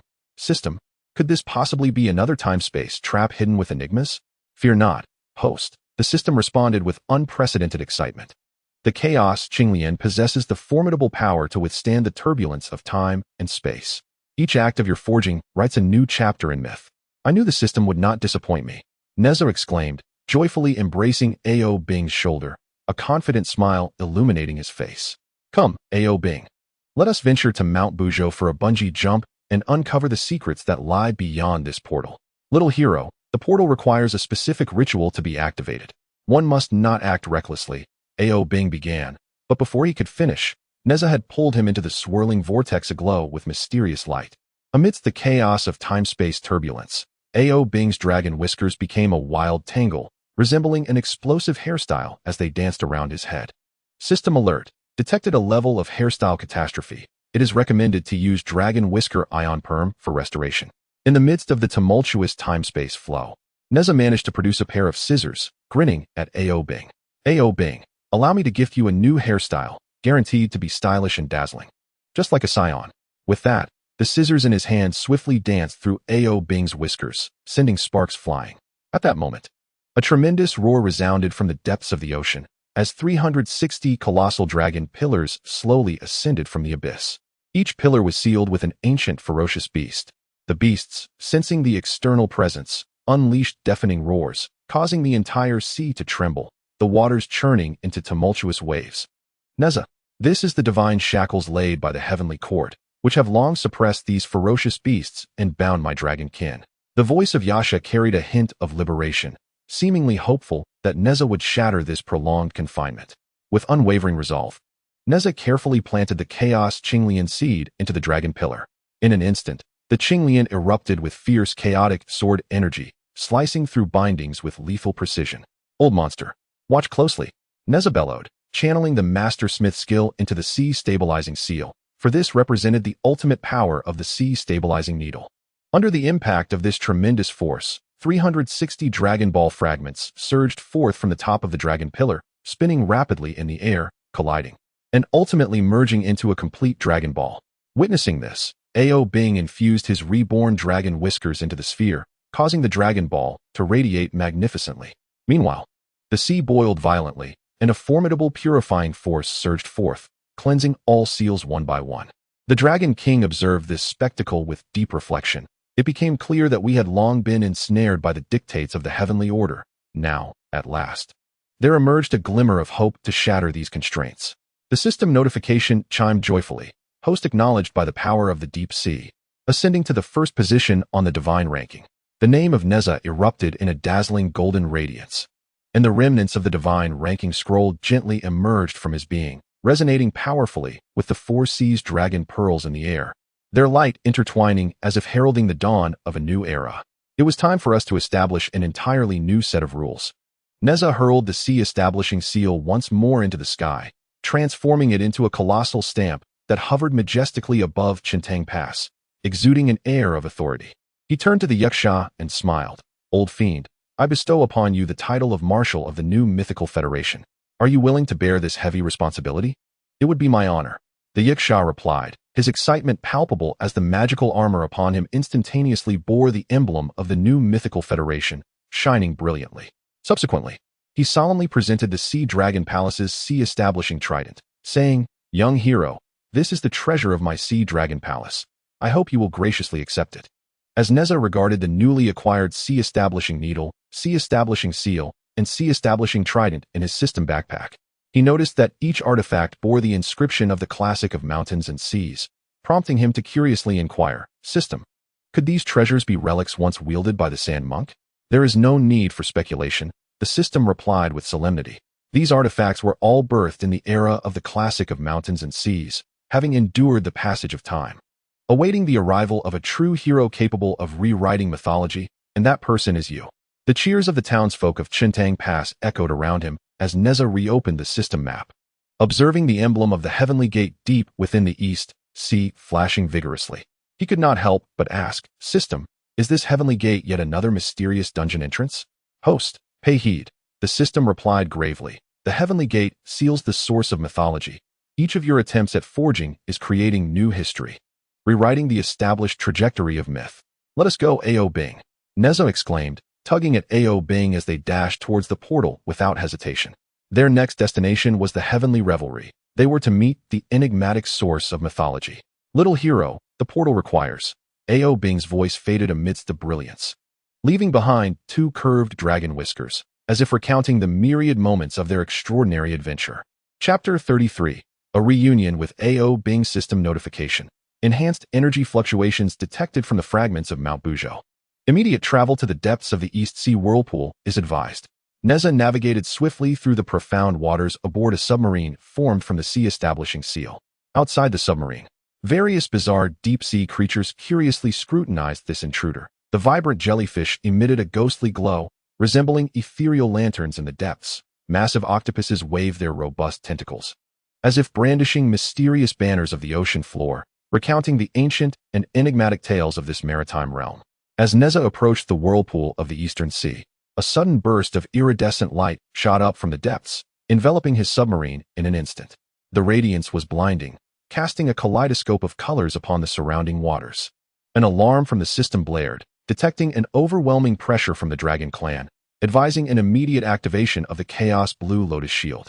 Just as Nezha was about to initiate his defenses, a familiar voice resonated. "Little hero, how have you fared?" Ao Bing's figure emerged slowly from the luminous glow, adorned in splendid dragon scale armor, each scale glimmering with a unique luster, seemingly narrating the glory of the Dragon Clan. His colorful dragon whiskers danced freely in the water like ethereal ribbons, evoking the image of a deity of the sea, both majestic and graceful. "Ao Bing, are you here to present me with an underwater light show?" Nezha remarked with a playful smirk, retracting his defenses. Yet, he keenly observed that Ao Bing's armor bore several marks of battle. Some scales were slightly raised, and his whiskers appeared somewhat disheveled, no longer as smooth and orderly as before, suggesting he had recently endured a fierce confrontation, one likely fraught with peril. A flicker of caution crossed Ao Bing's eyes as he circled Nezha, meticulously scanning their surroundings. Once assured of their safety, he spoke slowly. "There have been frequent disturbances in the Eastern Sea lately, with various factions vying for fragments of Mount Buzhou." His voice trailed off, hinting at an unpleasant memory, as fleeting images of conflict flashed through his mind. Nezha's expression grew serious as he relayed the details of his mission to Ao Bing. "I must gather materials within a limited time frame to upgrade the sea-stabilizing needle, or else the Eastern Sea will face an apocalyptic crisis." He showcased the increasingly urgent countdown on the sea-stabilizing needle, the numbers flickering faster, seemingly urging them onward. Ao Bing's countenance shifted to one of gravity, his dragon eyes reflecting the light of the needle, akin to stars twinkling in the night sky. After a moment of silence, he declared, "Little hero, the depths of the Eastern Sea conceal many secrets, along with considerable dangers. Since the safety of the Eastern Sea is at stake, I am willing to lend you my support." The two then set off together, swimming toward the depths of the whirlpool. As they journeyed, Ao Bing introduced Nezha to the Eastern Sea's treasures and treacherous locales. Ahead lies a coral reef that, while beautiful, harbors hidden enigmas. Each coral may be a slumbering sea demon. A moment's carelessness could plunge one into endless illusions. He pointed to a section of the reef that emanated an eerie blue glow, his expression turning grave. The coral formations were diverse, some resembling blooming flowers, others twisted branches, appearing especially ominous under the blue light. Nezha listened with keen interest and suddenly recalled the ability he had obtained through his sign-in. He shared with Ao Bing, "I acquired the Lingxi Hard Eye, which not only scans energy fluctuations but also pierces through illusions." With that, he activated the Lingxi Hard Eye, a golden light flashing in his eyes, rendering the surrounding waters seemingly transparent, revealing the outlines of sea demons hidden among the coral. These sea demons bore grotesque forms. Some had enormous tusks, while others were grotesquely contorted. A hint of astonishment flickered in Ao Bing's eyes, swiftly replaced by a smile of approval. Indeed, the capabilities of this young hero are extraordinary. With this spiritual insight, we shall evade numerous perils. As they ventured into a mysterious underwater canyon, Ao Bing abruptly halted. This is the abyss of 10,000 bones, once a battleground for the dragon clan and ancient ferocious beasts. At certain times, the vengeful spirits of the slain awaken and wander restlessly. No sooner had he spoken than the surrounding waters turned frigid, the temperature plummeting as countless azure figures emerged from the depths of the canyon, emitting chilling howls. These spirits bore grotesque visages and were often maimed, drifting through the water as if in search of something. System alert. Level of vengeful spirit unrest detected. Immediate purification is advised. Nezha swiftly retrieved the sea calming seal, infusing it with the power of the Soul Transcendence Sutra, causing golden Buddhist light to illuminate the entire canyon. Simultaneously, Ao Bing unleashed his colorful dragon whiskers, upon which the runes of the Great Compassion Mantra materialized, harmonizing with the Buddhist light to forge a formidable purifying force. The intertwining of the golden light and runes radiated a warm and serene glow, gradually enveloping the vengeful spirits. During the purification process, Nezha discerned that the spirits' memories concealed clues regarding the fragments of Mount Buzhou. Utilizing his spiritual insight, he pieced together the scattered memories, akin to assembling an ancient, enigmatic puzzle. After considerable effort, he finally determined the general location of the Mount Buzhou fragments. Ao Bing, the fragments lie within the underwater palace ahead, Nezha exclaimed with excitement. However, Ao Bing's expression shifted to one of grave concern. That palace is a forbidden ground for the dragon clan, said to be sealed with an ancient malevolent serpent. The dragon clan expended immense effort to confine it here. A glimmer of apprehension flickered in his gaze, as if sensing the imminent danger. At that moment, the grand doors of the underwater palace creaked open, releasing a formidable aura of malevolence. The presence engulfed the waters like a suffocating black mist. A colossal malevolent serpent emerged from the palace, its scales shimmering with a ghostly violet glow, each scale resembling a razor-sharp blade, glinting ominously in the water. Its crimson eyes radiated a murderous intent, as if capable of piercing through all. System alert. Level of ancient malevolent serpent detected. Immediate retreat is recommended. Yet, Nezha showed no signs of retreating. He thrust the sea-calming needle into the seabed, summoning 360 dragon-shaped water pillars that soared skyward, forming a colossal array of merit and golden light. The brilliance of the golden array illuminated the entire ocean floor, as if to dispel the encroaching evil. Ao Bing swiftly joined the fray, his dragon whiskers transforming into a sharp spear aimed at the serpent's vital points. The whiskers, akin to a resplendent rainbow, navigated through the water with immense power. In the heat of battle, Nezha discerned the serpent's weakness lay within the seal over its heart. Employing his spiritual insight, he pinpointed the flaw in the seal, where a faint glow flickered, akin to a glimmer of dawn in the darkness. As the master of weapon forging infused the sea-calming needle with skill, the needle instantaneously transformed into a weapon of unparalleled sharpness, piercing towards the heart of the malevolent serpent. Fueled by Nezha's unwavering determination and strength, the sea-calming needle surged forth with great velocity. With a thunderous roar, the evil serpent collapsed, sending colossal waves crashing through the sea, causing the seabed to tremble. Seizing the opportunity, Nezha and Ao Bing entered the palace, where deep within its confines, they finally discovered the shards of Mount Buzhou. The fragments emanated a mysterious radiance, causing the surrounding space to warp slightly, as if unable to withstand the shard's formidable power. At last, they had found it. Nezha excitedly stored the shards in his system backpack. Ao Bing gazed at Nezha, his eyes filled with admiration. Little hero, your courage and wisdom inspire great respect in me. With you by my side, the East Sea may indeed welcome new hope. After leaving the palace, the two continued their quest in the East Sea for other materials. Along their journey, their exchanges grew increasingly frequent, and their bond deepened harmoniously. Nezha's optimistic demeanor complemented Ao Bing's calm composure, rendering their collaboration ever more seamless. They shared tales of their respective experiences, their laughter resonating amidst the waters. As they approached a mysterious maritime realm, the system suddenly issued a prompt. Chaotic blue lotus aura detected. Immediate pursuit recommended. Nezha and Ao Bing exchanged glances, a flicker of excitement illuminating their eyes. They understood that they were one step closer to completing their task. This enigmatic sea was shrouded in a delicate mist, the waters hue distinct from its surroundings, exuding an aura of mystery. What challenges awaited them in the depths of this arcane ocean? Nezha, gazing into the unknown darkness ahead, tightened his grip on the sea-calming needle. He recognized that the true adventure was just beginning, and with Ao Bing as his companion, he was confident that together they could surmount any obstacles they encountered. Chapter 34. Perilous Challenges. With anticipation for the chaotic blue lotus in their hearts, Nezha and Ao Bing pressed forward along the route indicated by the system, heading toward the sea that radiated with a mysterious essence. The deeper they ventured, the more fantastical the seabed became, as ethereal blue light emanated from peculiar seaweeds and shells, intertwining with the swirling mist to weave a dreamlike atmosphere.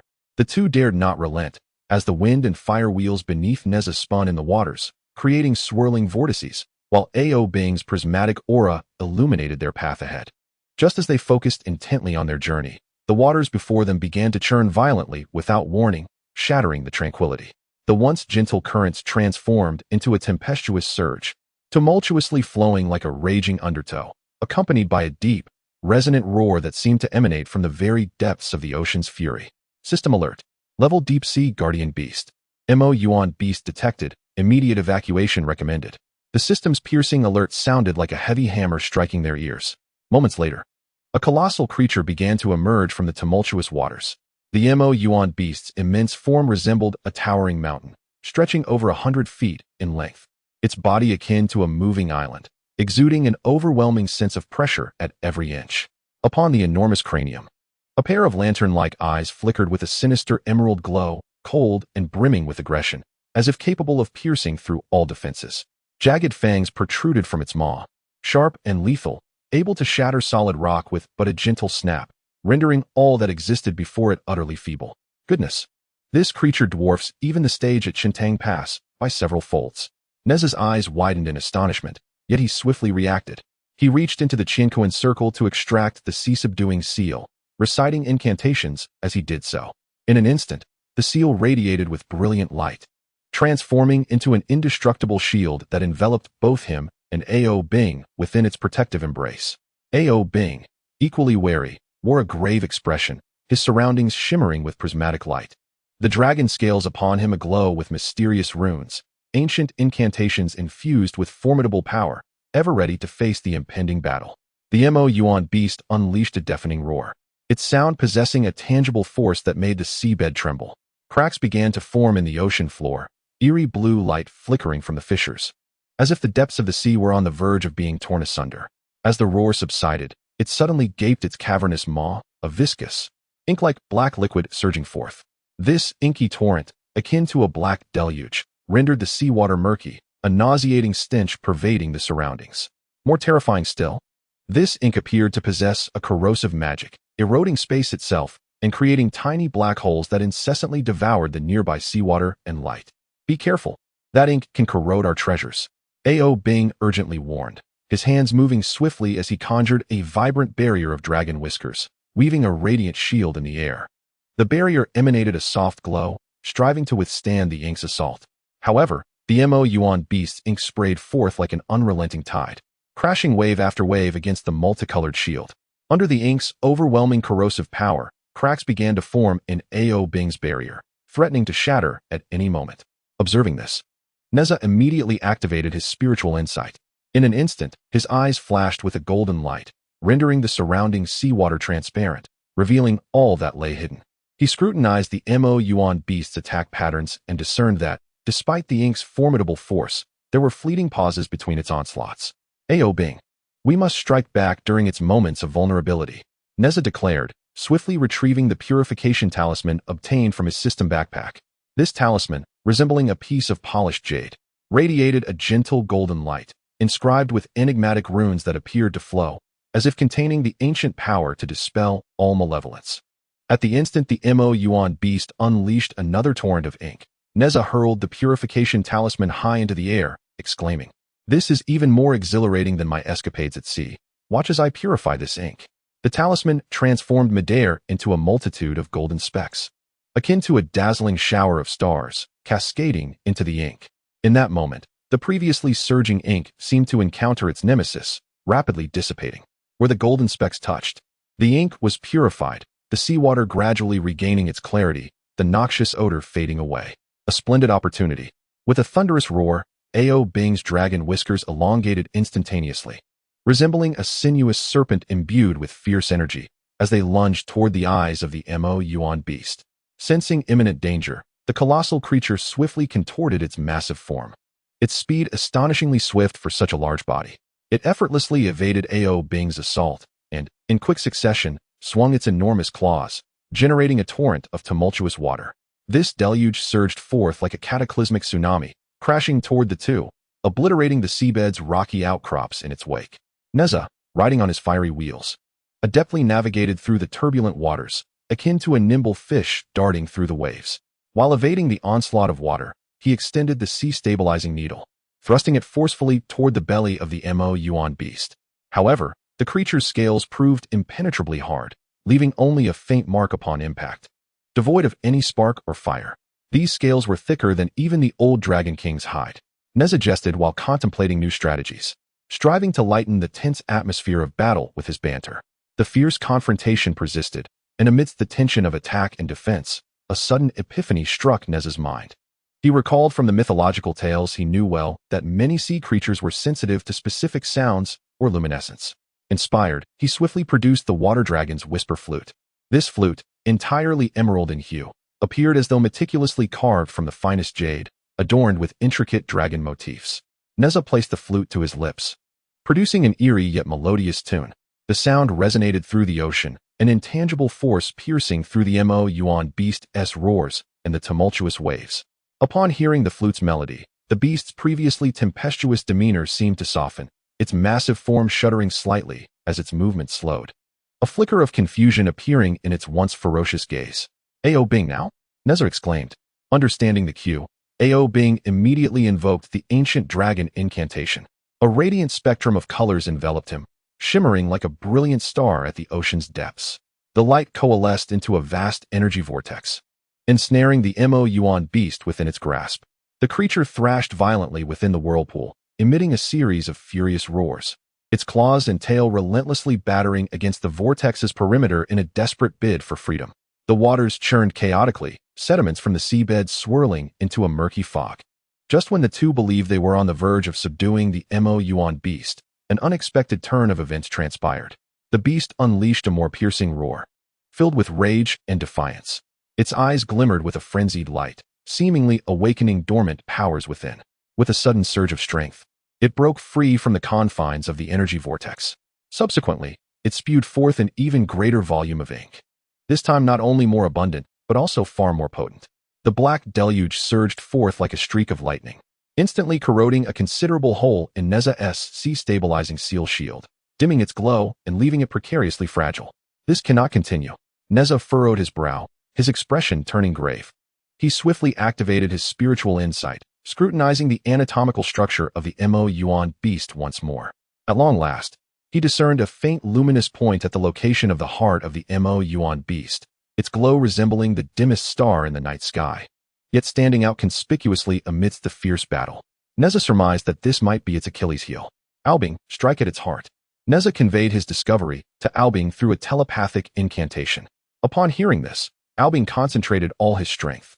His dragon whiskers instantly transformed into a golden bolt of lightning, imbued with a cataclysmic force as it surged toward the heart of the Mo Yuan beast. Simultaneously, Nezha infused the sea-calming divine needle with the skill of the master craftsman. The needle radiated with an unprecedented brilliance, becoming exceedingly sharp, akin to a divine sword capable of cleaving the heavens and the earth. With both hands firmly gripping the divine needle, Nezha thrust it toward the same spot on the Mo Yuan beast. Under the combined force of their assault, the heart of the beast was struck. It let out a final roar, its voice filled with anguish and despair. Its colossal body gradually sank, creating a massive whirlpool. As the Mo Yuan beast fell, the surrounding waters began to return to tranquility, and the mists of the mysterious sea seemed to dissipate, allowing a ghostly blue light to illuminate the seabed once more. Ah, it is finally resolved. Nezha sighed in relief, retracting the sea-calming divine needle. His forehead glistened with beads of sweat, and his garments were somewhat tattered, yet his eyes sparkled with the joy of victory. Ao Bing, weary, sat nearby, a look of satisfaction gracing his face. Little hero, had it not been for your ingenuity, we would have been in peril. Through this battle, the rapport between Nezha and Ao Bing deepened significantly, their bond growing ever tighter. They understood well that in the treacherous depths of the East Sea, only through mutual trust and collaboration could they accomplish their mission and safeguard the tranquility of the East Sea. System prompt. The aura of the Chaos Blue Lotus is becoming increasingly potent, with 10 miles remaining to the target area. The system's alert echoed once more, akin to an exhilarating battle hymn, inspiring the two to press on. Nezha and Albing exchanged a glance, their eyes brimming with determination and anticipation. They gathered their belongings, adjusted their states, and continued deeper into the mysterious sea, ready to confront the challenges that awaited them. Chapter 35. Materials assembled following the defeat of the Mo Yuan beast. Nezha and Albing pressed on without pause, delving deeper into the enigmatic waters. With the system's alerts, the presence of the Chaos Blue Lotus grew ever more pronounced, signaling their approach to the completion of their task. Albing, why does it feel like dangers are relentless in this place? Nezha inquired while gliding on his windfire wheels, casting a teasing glance at Albing. Could it be that the Dragon King of the East Sea is reluctant to let us go, deliberately setting up obstacles? Albing shook his head in resignation, his colorful dragon whiskers swaying gently. Little hero, let us refrain from jesting. This ocean is inherently mysterious and fraught with peril. We must tread carefully. Yet, in this mystical sea, every corner concealed unknown threats. As the system guided them toward a mysterious cavern in the deep sea to seek the Chaos Blue Lotus, they approached with utmost caution. Outside the cave, powerful currents swirled to form a gigantic whirlpool, as if intent on devouring all that ventured near. Amidst the swirling vortex, sharp icicles glimmered with a frigid light in the deep azure waters, capable of slicing any nearby object into fragments in an instant.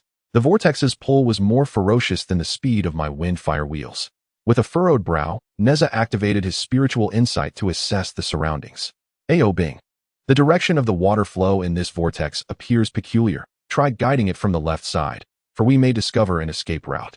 Utilizing the Dragon Clan's water manipulation abilities, Ao Bing endeavored to stabilize the vortex. His hands moved swiftly, radiating a kaleidoscope of colors as he gradually calmed the turbulent waters. Young hero, the power of this vortex is indeed extraordinary. I shall strive to stabilize it, while you seize the opportune moment for us to plunge in. Under Ao Bing's efforts, the vortex's suction noticeably diminished. Seizing the chance, Nezha, riding his windfire wheels, charged into the cave alongside Ao Bing. Inside the cavern, an eerie purple mist enveloped the air, each tendril exuding a chilling aura. Within the fog, peculiar transparent creatures flitted about, shimmering with an otherworldly glow, as if they hailed from another dimension. System alert. Level of misty, vengeful spirits detected. Immediate purification is advised. No sooner had the system's notification concluded than a horde of vengeful spirits lunged at the two, their piercing cries echoing like a dagger through the soul, leaving Nezha and Ao Bing dizzy, while the surrounding waters rippled in response to their wails. Reacting swiftly, Nezha produced the sea calming seal and infused it with the power of the Sutra of Soul Transcendence. In an instant, a golden light akin to radiant sunlight illuminated the entire cavern, dispersing a portion of the purple mist. Ao Bing, I shall suppress them with the Buddha's light. You coordinate with your dragon whiskers, and we shall mount a pincer attack. Ao Bing, undeterred, unleashed his vibrant dragon whiskers, upon which the runes of the Great Compassion mantra shimmered softly in blue light. The synergy of the Buddha's radiance and the dragon whiskers formed a formidable net of purification. Yet the vengeful spirits did not retreat. They howled, coalescing into a torrent of darkness, striving to breach the purification net. Beads of sweat formed on Nezha's brow as he realized the dire consequences of allowing the spirits to break through their defenses. Ao Bing, intensify the purification. These entities are more troublesome than I had anticipated. Nezha shouted. With a determined gaze, Ao Bing's multicolored aura grew increasingly resplendent as his dragon whiskers danced wildly, enveloping more vengeful spirits. Excellent. I sense their power coalescing. We must conclude this swiftly. In the midst of their fierce confrontation, Nezha discerned that these spirits seemed to be controlled by a malevolent force. Their movements were not instinctual. Utilizing his spiritual insight, he captured the faint signals exchanged among the spirits, deducing their vulnerability. Ao Bing, target the core of the vengeful spirits. They are manipulated by some force. Destroying the core will resolve the issue entirely. As he directed the assault, Nezha maneuvered the sea calming seal, adjusting the Buddha's light to concentrate on the most densely populated area of the spirits. Through their harmonious cooperation, the spirits' onslaught gradually waned. Their forms began to grow ethereal, and their howls weakened into mere echoes. Ultimately, all the vengeful spirits were successfully purified, and the purple mist within the cave dissipated, revealing a passage ahead. It seemed that this cave concealed even greater secrets. As Nezha spoke, he continued to advance. Little hero, your perceptive insight has been of immense assistance. Had it not been for your discovery of their weaknesses, this battle could have endured far longer, Ao Bing remarked, genuinely impressed. Nezha grinned. This success relies on our seamless collaboration. I alone could not manage such troubles. Deep within the cave, they finally located the Chaos Blue Lotus, which grew on a platform made of ice, surrounded by mysterious runes. As Nezha approached, the Blue Lotus suddenly erupted with dazzling radiance, as if welcoming its master. Found it! Nezha exclaimed excitedly, carefully placing the Chaos Blue Lotus into his system backpack. Subsequently, the system prompted them to seek another vital material, the Flame Essence Crystal. At the underwater volcano. As they neared the underwater volcano, a wave of intense heat struck them. The crater continuously spewed forth lava, which formed massive bubbles in the seawater, bursting with a deafening roar. Surrounding the volcano were ferocious creatures known as flame scale sharks, their bodies adorned with burning scales, moving with lightning speed. Goodness! This place is even hotter than the furnace at Qiankun Pass. Nezha quipped. He activated the cooling function of the Rui Jingu Bang, creating a relatively cooler environment for both of them. Ao Bing, use your perception to locate the Flame Essence Crystal while I fend off these flame scale sharks. Employing his dragon lineage's perceptive abilities, Ao Bing pinpointed the location of the Flame Essence Crystal amidst the onslaught of the sharks. Little hero, the Flame Essence Crystal lies deep within the lava at the crater ahead. I'll distract these flame scale sharks. You must hurry. Nezha brandished the Rui Jingu Bang and engaged in a fierce battle with the sharks. These sharks were exceptionally fierce, their scales not only capable of burning but also corrosive. Nezha's mending ribbon was corroded, developing several small holes from the collisions. These scales are even more formidable than the ink of the Moyuan beast. Nezha shouted. At that moment, Ao Bing swung his dragon whiskers, diverting the swarm of flame scale sharks, thus granting Nezha precious time to collect the Flame Essence Crystal. Nezha swiftly dashed towards the crater and, amidst the searing lava, spotted the Flame Essence Crystal radiating a crimson glow. Utilizing his mastersmith skill, he crafted a heat-resistant container and successfully collected the Flame Essence Crystal. Just as they prepared to leave, the volcano erupted violently, torrents of lava surging forth like a raging tide. Surrounded by the lava, Nezha and Ao Bing, through their harmonious cooperation, managed to escape the perilous situation. Lastly, the system directed them to a sealed underwater ruin to search for the final shard of the Unzao Mountain. Upon arriving at the ruins, they discovered it was enveloped by a powerful barrier, inscribed with ancient runes that emanated a mysterious glow. The strength of this barrier surpasses even the defenses of the Dragon Palace in the East Sea. Nezha marveled. Ao Bing meticulously examined the runes inscribed upon the barrier, discovering that it was an ancient sealing technique. He endeavored to unravel the barrier using the ancient wisdom of the Dragon Clan. During this process of deciphering, they were besieged by guardians of the relics, puppets composed of stone and metal, possessing immense strength and formidable defensive capabilities. Ao Bing, focus on breaking the barrier. Leave these puppets to me, Nezha proclaimed, brandishing the Rui Jingu Bang as he charged into the throng of puppets. As Ao Bing continued his efforts to dismantle the barrier, he cautioned Nezha, young hero, the attacks of these puppets bear the power of sealing, tread carefully. Together, they defended against the puppets' onslaught while persisting in their endeavor to breach the barrier. After considerable effort, Ao Bing finally identified a flaw in the barrier. Young hero, I have found the weakness. Strike with all your might at this point. Seizing the opportunity, Nezha thrust the Rui Jingu Bang into the gap, and with a tremendous force, the barrier shattered instantaneously. Upon entering the relic, they discovered the final shard of Mount Buzhou deep within its confines. Holding the gathered materials in hand, Nezha exhaled in relief. Fatigue, yet satisfaction gracing his features. At last, we have collected them all. The Eastern Sea shall be saved. Ao Bing mirrored his sentiment with a proud smile, his eyes brimming with admiration for Nezha. Young hero, had it not been for you, we could not have gathered these materials so seamlessly. Without further delay, the two hastened back towards the Dragon Palace of the Eastern Sea. However, their journey home was far from tranquil. A swarm of colossal sea serpents detected their presence, encircling them. Each serpent was of immense size, stretching several dozen meters in length, their tongues flicking out, eyes glinting with avarice. Nezha tightened his grip on the Rui Jingu Bang, and Ao Bing readied himself for battle. It seems the journey home shall not be an easy one. Nezha remarked with a grin.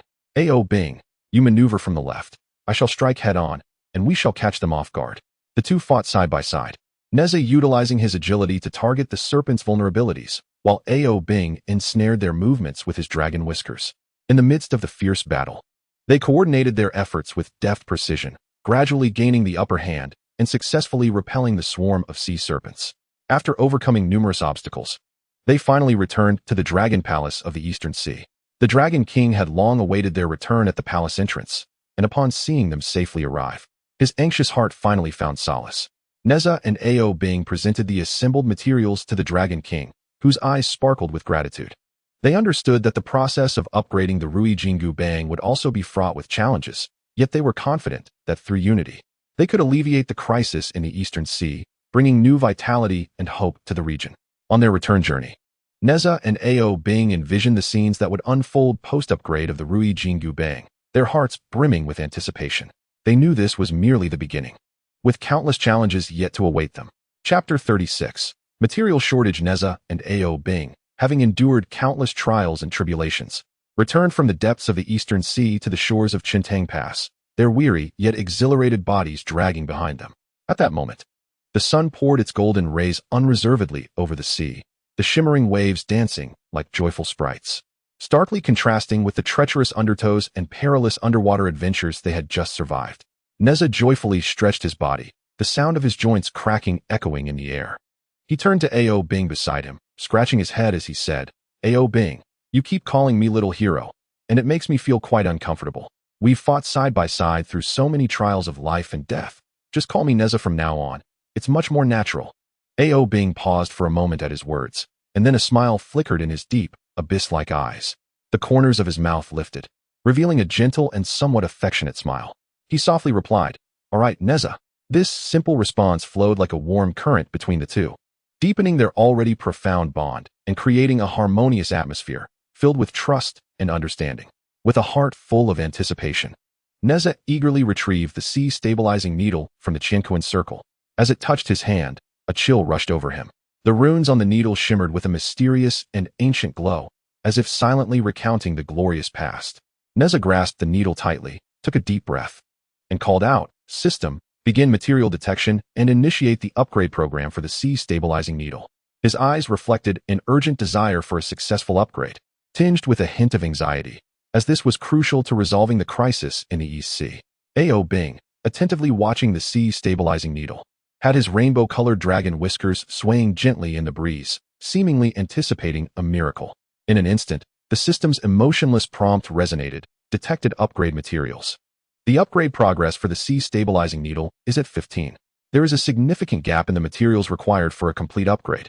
This announcement struck Nezha like a bolt from the blue, leaving him frozen in disbelief. The smile that had graced his face abruptly vanished, his eyes widening in astonishment as he exclaimed, What? Only 15? After all we've endured in the East Sea, the materials we've painstakingly gathered are still insufficient? How can this be? His voice trembled with shock and disappointment. Seeing this, Ao Bing stepped forward with a serious expression, gently patting Nezha's shoulder and comforting him. Nezha, don't be too quick to anger. The sea-stabilizing needle is an ancient artifact left over from Pangu's creation of the world. Its complete upgrade surely requires exceedingly rare materials. Let us think carefully, and surely we can find a solution. Nezha took a deep breath, striving to quell his inner turmoil, and nodded, saying, You're right, Ao Bing. Worrying won't help. We must focus on finding a way to continue gathering materials. In the days that followed, Nezha diligently signed in at the crack of dawn, filled with hope of acquiring materials beneficial for upgrading the sea-stabilizing needle. One morning, as the first rays of sunlight gently illuminated the ancient and substantial walls of Qiankun Pass, Nezha eagerly initiated the sign-in process. Ding! Congratulations, host. You have obtained 3 fragments of Millennium Dark Iron and 1 Deep-Sea Cold Crystal. As the system's notification chimed, Nezha gazed at the newly acquired materials in his inventory, and instead of feeling joy, his brows furrowed even tighter as he couldn't help but mutter, While these materials are indeed precious, they are merely a drop in the bucket for upgrading the sea-stabilizing needle. They hardly address the significant issue at hand. Meanwhile, Nezha resolved to seek a breakthrough by examining the legendary Dinghai Shenzhen itself. He laid the divine needle flat upon a deserted stretch of beach and activated his spiritual insight. In an instant, his eyes radiated a brilliant golden light. Drawing closer to the needle, he meticulously scrutinized the intricate patterns adorning its surface, leaving no trace overlooked while attuning himself to the flow of energy within. The runes on the needle seemed to pulse with life, shimmering with an enigmatic glow as if striving to convey ancient and cryptic messages. Ao Bing, standing beside him, lent his full support, utilizing the ancient knowledge passed down through the dragon lineage to interpret the meanings of the runes. Nezha, look here. Ao Bing pointed to a concealed rune on the needle. This symbol has a similar reference in the ancient tomes of the dragon clan. It signifies the dawn of chaos. Perhaps it suggests that we must seek materials associated with the power of chaos, which may indeed be the key to upgrading the Dinghaishan Jin. Nezha's eyes lit up instantly, and he exclaimed with enthusiasm, Ao Bing, your reasoning is impeccable. Let us hasten to the library at Shintang Pass. We may uncover valuable clues within the ancient texts. The two of them swiftly made their way to the library at Shintang Pass. Upon entering, they were enveloped by a rich, antiquated atmosphere. Mountains of books piled high seemed to narrate the passage of time. Nezha and Ao Bing darted between the shelves, diligently perusing each volume, leaving no potentially useful tome unexamined. As time slipped by, fatigue weighed heavily upon them. Their backs ached, and their eyes grew weary, yet they persevered without a hint of slackening. Suddenly, Nezha stumbled upon a tattered, yellowed tome, thick with dust, containing a record of the Dinghaishan Jin. The Dinghaishan Jin, a relic from the time of Panga's creation, requires the gathering of 7 divine artifacts, chaotic azure lotus, fragments of the unstable mountain, flame essence crystal, among others, and must be supplemented with the power of chaos to achieve a complete upgrade. Ao Bing, come quickly. Nezha excitedly presented the ancient book to Ao Bing, who noted the mention of the power of chaos. But where can we acquire this power? Ao Bing pondered deeply before responding. Legend has it that in the deepest depths of the Eastern Sea lies a mysterious abyss of chaos, where this power may reside. However, that place is fraught with peril, and few who enter emerge alive. Upon hearing this, Nezha's resolve crystallized, his fists clenched firmly as he declared with unwavering conviction.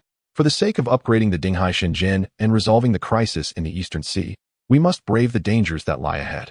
Ao Bing, let us prepare our packs and depart immediately. Ao Bing nodded without hesitation, determination gleaming in his eyes. Very well, I shall accompany you.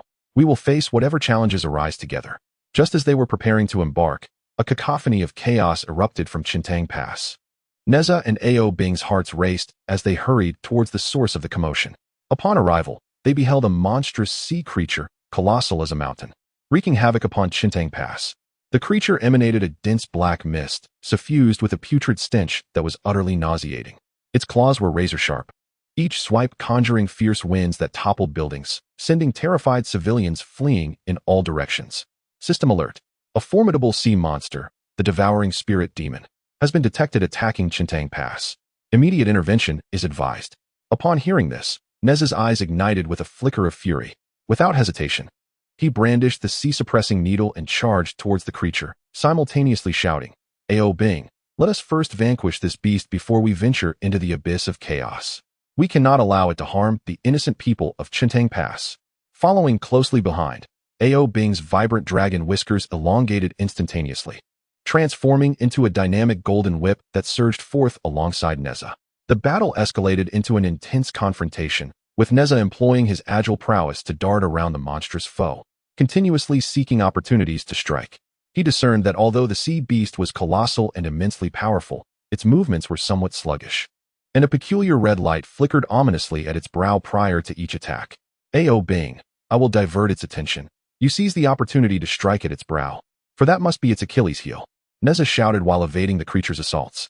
Ao Bing understood the plan and maneuvered his dragon whiskers like a bolt of golden lightning, aiming directly at the monster's brow. The creature sensed the imminent threat, unleashing a deafening roar as dark mist surged violently, as if intent on engulfing everything in its vicinity. In that critical moment, Nezha seized the opportunity, extending the sea-suppressing needle and concentrating all his strength to thrust it fiercely into the beast's chest. The creature trembled violently, and the black mist began to dissipate gradually. After a fierce clash, the sea monster finally succumbed, crashing to the ground and stirring up a cloud of dust. At last, it is vanquished, Nezha exhaled, stowing away the sea-suppressing needle, exhaustion etched upon his face. At that moment, a notification from the system echoed. Congratulations, host. on successfully defeating the devouring spirit demon. You have acquired a fragment of the Chaos Spirit Pearl. Nezha gazed at the fragment, emanating a soft glow within his system backpack, igniting a flicker of hope within him. This fragment of the Chaos Spirit Pearl might prove invaluable for upgrading the Sea-suppressing needle. Following this battle, both Nezha and Ao Bing's resolve to journey into the abyss of chaos solidified. They quickly packed their belongings and embarked anew on an adventure replete with uncertainty and peril. As they journeyed towards the abyss of chaos, the sea swelled with increasingly turbulent waves, while the sky became shrouded in ominous clouds. An eerie and oppressive atmosphere enveloped them, as if unseen eyes were watching from the shadows. Nezha and Ao Bing exchanged a glance, their eyes reflecting unwavering determination and courage.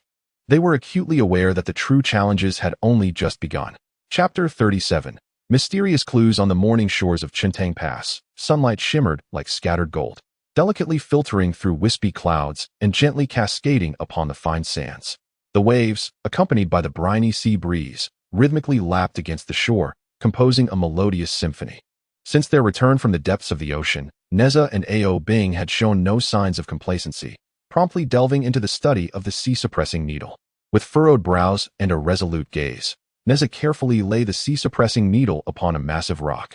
Ao Bing stood quietly by, his colorful dragon whiskers dancing with the sea breeze, his eyes equally fixated on the needle. It seems I must experiment with the Eye of Origins acquired from signing in, he mused. Nezha inhaled deeply and spoke slowly. As his thoughts shifted, a peculiar radiance erupted from his eyes, akin to the dawn's first light, penetrating the darkness and piercing through the mysterious runes on the surface of the Dinghai God Needle, delving into its depths. In an instant, the ancient runes, previously elusive, became vividly apparent, emanating beams of enigmatic light, as if guiding towards a secret direction. Nezha could not help but exclaim in awe, for these runes pointed unmistakably to the depths of the East Sea Dragon Palace. Ao Bing, upon hearing this, felt a surge of determination. Hastening towards the needle to scrutinize the runes closely. With a slight furrow of his brow, he remarked, Nezha, it seems the depths of the Dragon Palace indeed harbor secrets related to the enhancement of the Dinghai God Needle. Reflecting on their prior adventures in the East Sea, a spark of contemplation glimmered in Nezha's eyes. Ao Bing, when we explored the East Sea, the mysterious places within the Dragon Palace exuded an aura of enigma. Perhaps the crucial materials are concealed there. Ao Bing nodded solemnly, responding, there are indeed several forbidden areas within the Dragon Palace, rarely ventured into even by the dragon folk. However, with the safety of the East Sea at stake, we must investigate, regardless of the risks. His thoughts drifted back to past conflicts between the Dragon Clan and Nezha's family, stirring a twinge of guilt within him. Nezha, the Dragon Clan has had its share of disputes with your family. Accompanying you to the Dragon Palace this time is my effort to atone for past wrongs. Nezha clapped Ao Bing on the shoulder, laughing heartily. Ao Bing, let bygones be bygones. We are now comrades in arms, and solving the crisis in the East Sea is our immediate priority. After a brief preparation, the duo set forth towards the East Sea Dragon Palace. As they approached the palace, its resplendent grandeur still radiated an air of mysterious authority. Massive coral reefs formed the palace's walls, while colorful fish darted around, seemingly guarding this sacred territory. Yet, an unusual atmosphere enveloped the Dragon Palace this time. The usual hustle and bustle had vanished, replaced by an unsettling stillness. Ao Bing, why do I sense something amiss within the Dragon Palace this time? Nezha inquired cautiously, scanning their surroundings. Ao Bing's expression mirrored concern. I too have sensed it. An unseen force seems to be watching us from the shadows. Nezha, we must proceed with utmost caution. They tread carefully through the palace's grand entrance, navigating the winding corridors. The walls on either side were adorned with rare treasures, emanating a gentle luminescence. However, Nezha and Ao Bing had no mind to admire these valuables. Their focus remained entirely on uncovering the path to the palace's innermost sanctum, while continuously pondering the significance of the runes on the Dinghai God Needle. Ao Bing, do you think the orientation of these runes resembles the trajectory of an underwater current?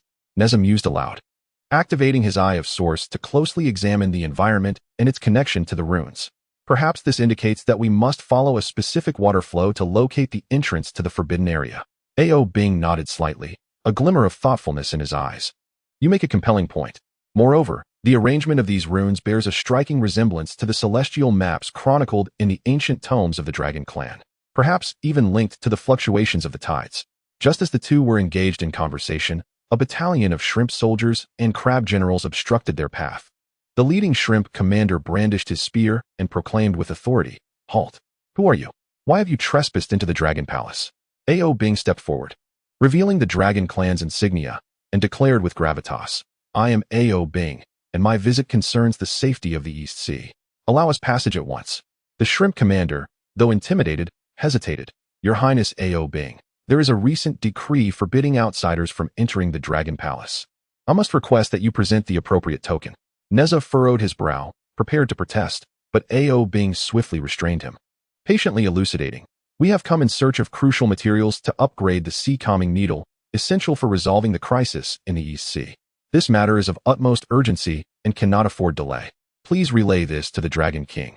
I trust he will comprehend the gravity of the situation." After a moment of contemplation, the shrimp commander finally nodded. "In that case, please wait here while I inform the Dragon King." During the interval, Nezha activated the Eye of Origin once more, continuing to seek the direction indicated by the runes. He discovered that the path pointed toward a mysterious forbidden area deep within the Dragon Palace. "Ao Bing, it appears that our destination is indeed that forbidden zone," Nezha remarked, gesturing toward a shadowy expanse in the distance. Ao Bing's expression grew more solemn. "It is said that this forbidden area conceals significant secrets of the Dragon Clan and is guarded by numerous mechanisms and formidable protective forces. We must be thoroughly prepared." As they awaited further developments, they continued to decipher the runes. "Look, these runes combined seem to warn us of a power capable of manipulating time and space within the forbidden area," Ao Bing stated, pointing to the symbols inscribed on the sea-calming needle with a serious demeanor. Nezha nodded in contemplation. "Indeed. And this particular rune bears a striking similarity to the sealing runes I encountered in the ancient texts of the system. It is possible that a formidable force is sealed within the forbidden area, which may be the key to upgrading the sea-calming needle." Shortly thereafter, the shrimp commander returned, bearing the Dragon King's edict. "The Dragon King has decreed that you two are to proceed to the Great Hall of the Dragon Palace for discussion."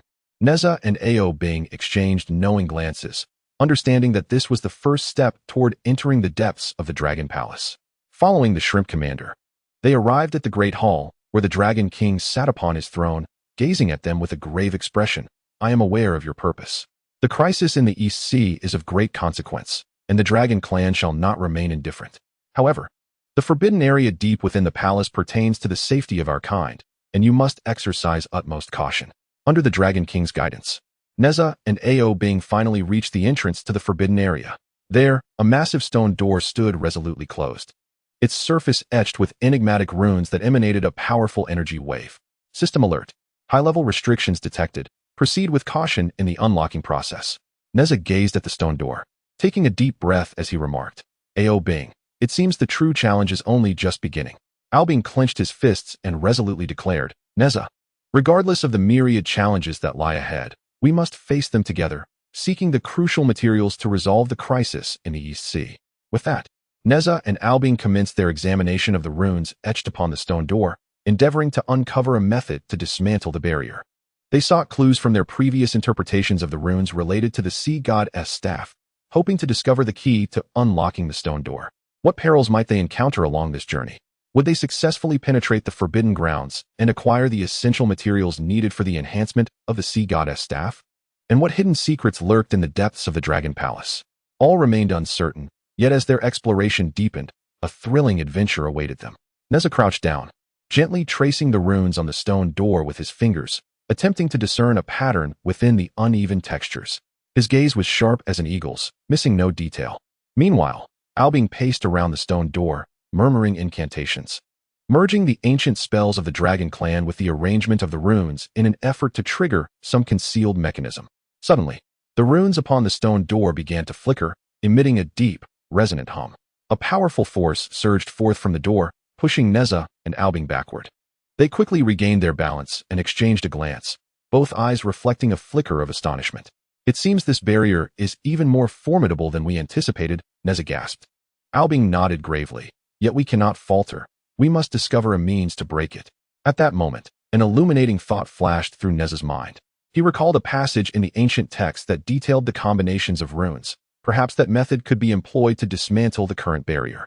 He shared this idea with Ao Bing, who brightened at the suggestion. "It may be feasible. Let us give it a try." Thus, the two adjusted their approach. recalibrating the order and pressure of their touches on the runes according to the ancient records.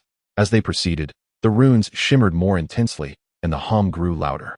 Suddenly, the stone door began to tremble, revealing a narrow crevice before them. Chapter 38. Delving into the Dragon Palace, having successfully opened the forbidden door.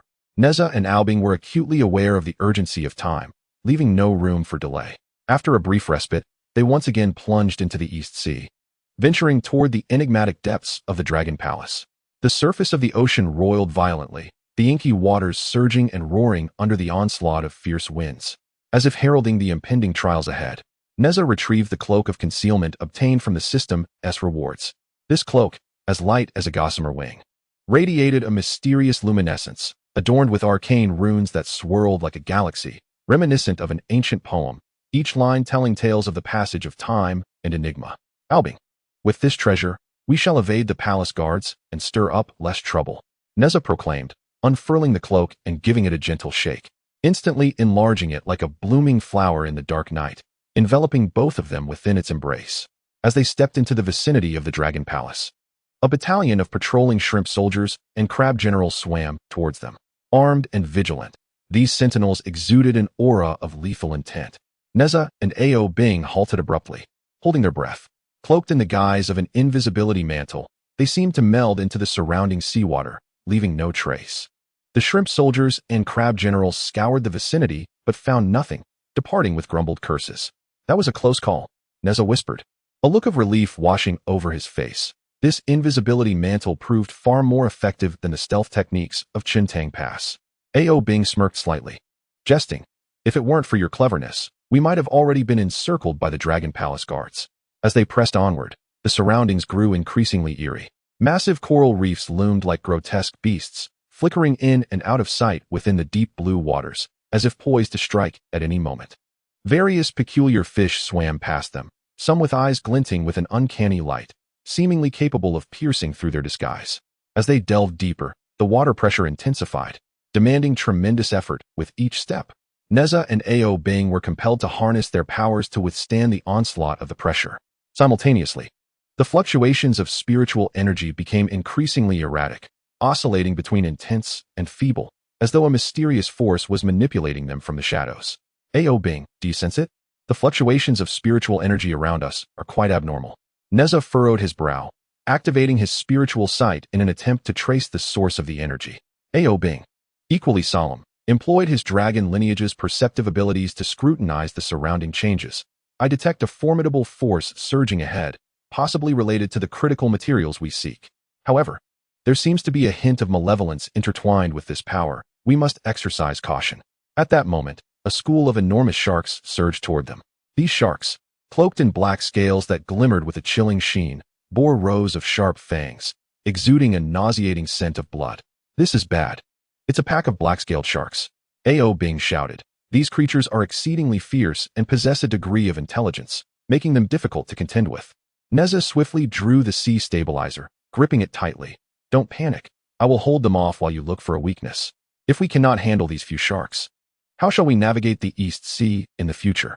Under the cover of the invisibility mantle, Nezha wielded the sea stabilizer, engaging in a fierce battle with the black-scaled sharks. The sea stabilizer cut through the waters, radiating dazzling light. Each swing generated powerful currents that repelled the approaching sharks. Meanwhile, Aobing observed the sharks' movements closely, searching for their vulnerabilities. Nezha, their eyes are their weak point. Aobing shouted, I'll draw their attention. You seize the moment to strike at their eyes. If we miss this opportunity, we might just become their next snack. With that, Aobing cast his radiant dragon whiskers, shimmering with brilliant light, successfully diverting the shark's focus. Seizing the chance, Nezha elongated the sea stabilizer, thrusting it toward the shark's eyes. Through their harmonious cooperation, the pack of black-scaled sharks was gradually pushed back. However, just as they exhaled in relief, a formidable barrier of spiritual energy suddenly emerged ahead, blocking their path. Beyond the barrier, mysterious runes piled upon one another, resembling the chaotic marks from the dawn of the universe, akin to the trajectories of celestial bodies. These runes emanated a gentle yet formidable radiance, each beam imbued with boundless power. This is the protective barrier of the Dragon Palace, Aobing exclaimed in astonishment, surprised at how swiftly they had encountered it. composed of potent spiritual energy. Breaching this barrier would not be a trivial endeavor. Nezha furrowed his brow, activating the Eye of Origin to scrutinize the barrier's structure. Ao Bing, although formidable, this barrier is not without its weaknesses. I discern that the energy core of the barrier resides above. If we can destroy that core, we shall breach the barrier. If we cannot even surpass this barrier, how can we acquire the crucial materials to save the East Sea? Just as they deliberated on how to penetrate the barrier, a contingent of Dragon Palace guards suddenly materialized. Their strength was evidently superior to that of the previous shrimp soldiers and crab generals. Clad in exquisite armor and wielding divine weapons, they radiated a powerful aura. Halt! Who are you to dare intrude upon the forbidden grounds of the Dragon Palace? The leading guard bellowed. Nezha and Ao Bing exchanged glances. Realizing that concealment was no longer an option, Nezha brandished the sea-stabilizing needle before him, while Ao Bing prepared for battle. It seems an arduous confrontation is inevitable. Should we triumph over these guards, we might even be awarded the title of Best Intruders. In the ensuing clash with the Dragon Palace guards, Nezha and Ao Bing showcased their respective strengths, engaging in a fierce struggle. Nezha, with his agile movements and formidable offensive capabilities, continuously breached the guards' defenses. Ao Bing, utilizing the magic of his dragon lineage, supported Nezha, creating opportunities for attack. After a fierce battle, they finally repelled the Dragon Palace guards. However, just as they prepared to continue their assault on the barrier, the fluctuations of spiritual energy around them suddenly intensified. A powerful dark force surged forth from the depths of the sea, instantly enveloping the entire area. This is bad. We are in danger. Nezha shouted. Ao Bing, we must tread carefully. If we falter here, it would become a laughingstock for the East Sea. Ao Bing's expression turned grave. This dark force is formidable. It seems an evil power is at play. Our mission is proving more daunting than anticipated. Nevertheless, with the two of us, we shall surely turn peril into safety. Faced with the sudden crisis, Nezha and Ao Bing did not waver. They exchanged resolute glances, their eyes reflecting unwavering conviction. Regardless of the challenges ahead, they would confront them together, seeking the vital materials needed to upgrade the sea-stabilizing needle and resolve the crisis of the East Sea. Chapter 39. Perilous encounters. Having repelled the Dragon Palace guards, Nezha and Ao Bing found themselves shrouded in an unexpected dark force. Under the pressure of this malevolent energy, the two remained calm, relying on their indomitable will and harmonious cooperation to navigate through the darkness with great difficulty. As they pressed on, the fluctuations of spiritual energy around them gradually stabilized, and the dark force began to dissipate. When they finally reached the vicinity of the mysterious place, a colossal array emanating a ghostly light appeared before them. The formation is composed of countless mysterious runes, resembling agile fish darting through the waters, or twinkling stars in the night sky, enigmatic and profound. Upon closer inspection, some of these runes harbor the power to manipulate the flow of water, causing the surrounding sea to ripple peculiarly with the flickering of the runes. Others carry formidable spiritual energy, ever poised to deliver a lethal blow to intruders, while still others play a crucial role in stabilizing the core of the formation, ensuring its operation. Continuous beams of spiritual energy emanate from the formation, slicing through the water like swords at dawn, creating a tumultuous boiling in their wake, accompanied by a thunderous roar akin to a stampede of horses or the wrath of thunder itself. Goodness! The power of this formation surpasses even that of the beacon towers at Shintang Pass, akin to the East Sea Dragon King unleashing his might. Nezha's eyes widened in astonishment as he swiftly reacted. He retrieved a spiritual energy shield from his system backpack, which resembled a crystal of pristine clarity, emanating a gentle blue glow, etched with mysterious defensive runes capable of effectively warding off external spiritual attacks. Upon activating the shield, a blue light enveloped the two of them in an instant. Just then, a beam of spiritual energy shot forth like lightning, striking the shield with great force. The shield trembled violently, emitting a buzzing sound, its blue light flickering erratically. Ao Bing, this shield is as fragile as paper. It can hardly withstand much longer.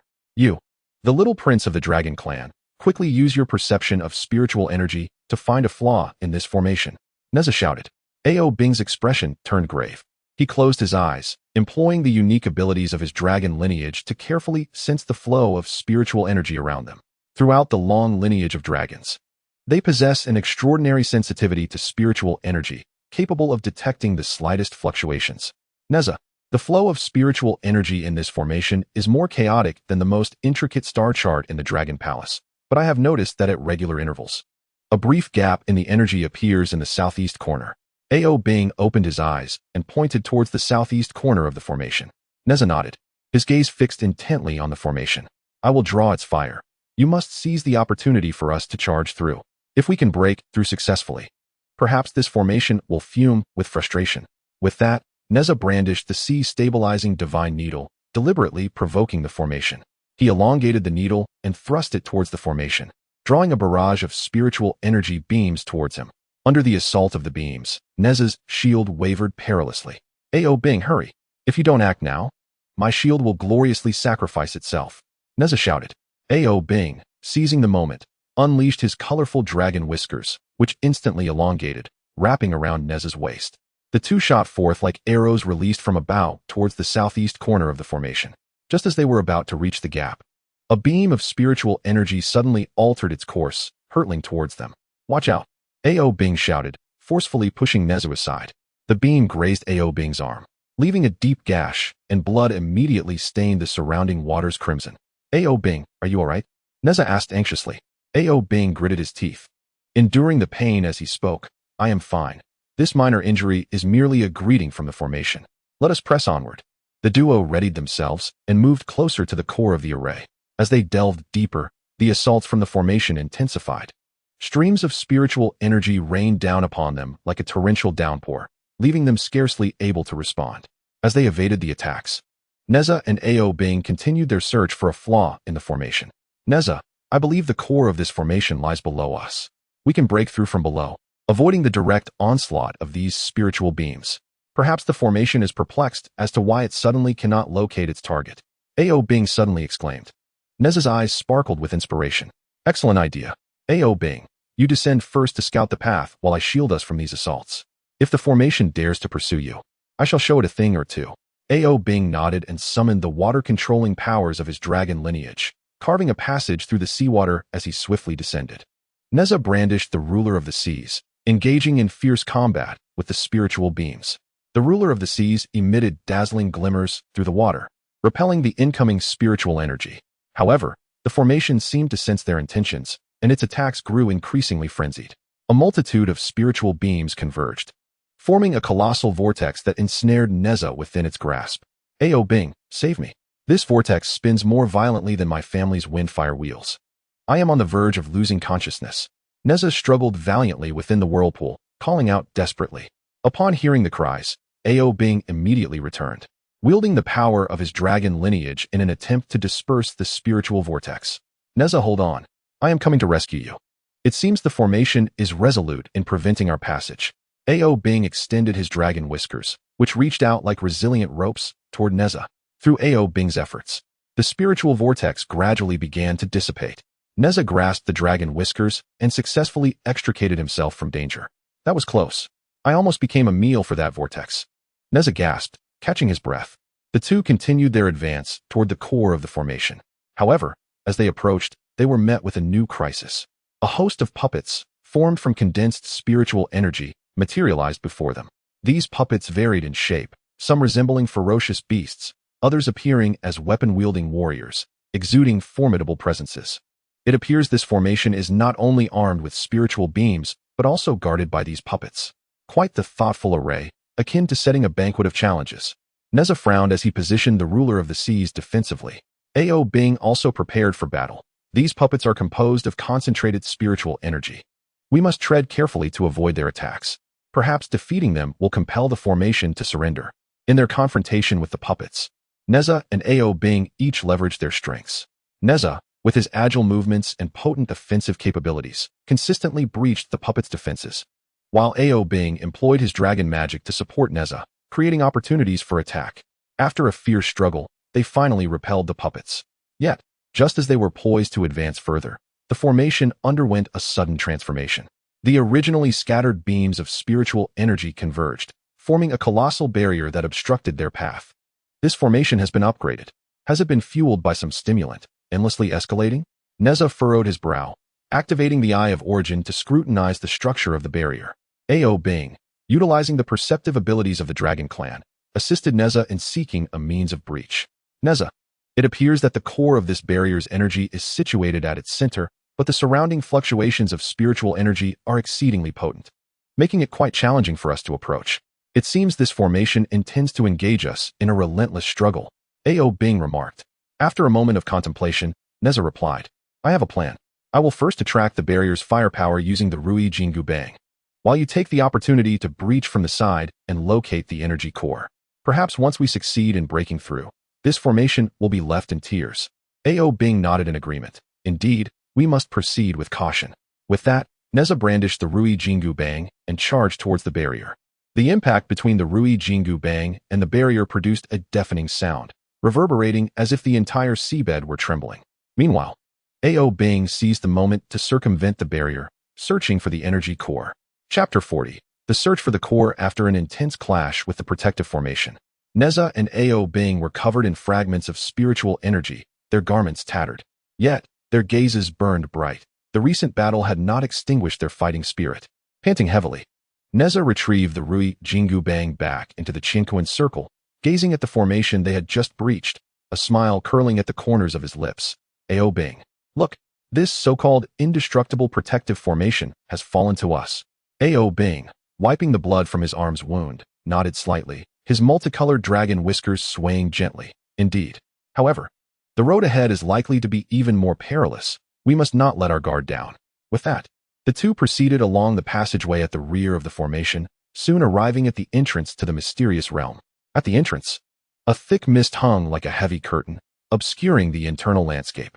From within the mist emanated unusual sounds, reminiscent of the low growls of ancient beasts and the humming of enigmatic runes, sending chills down their spines.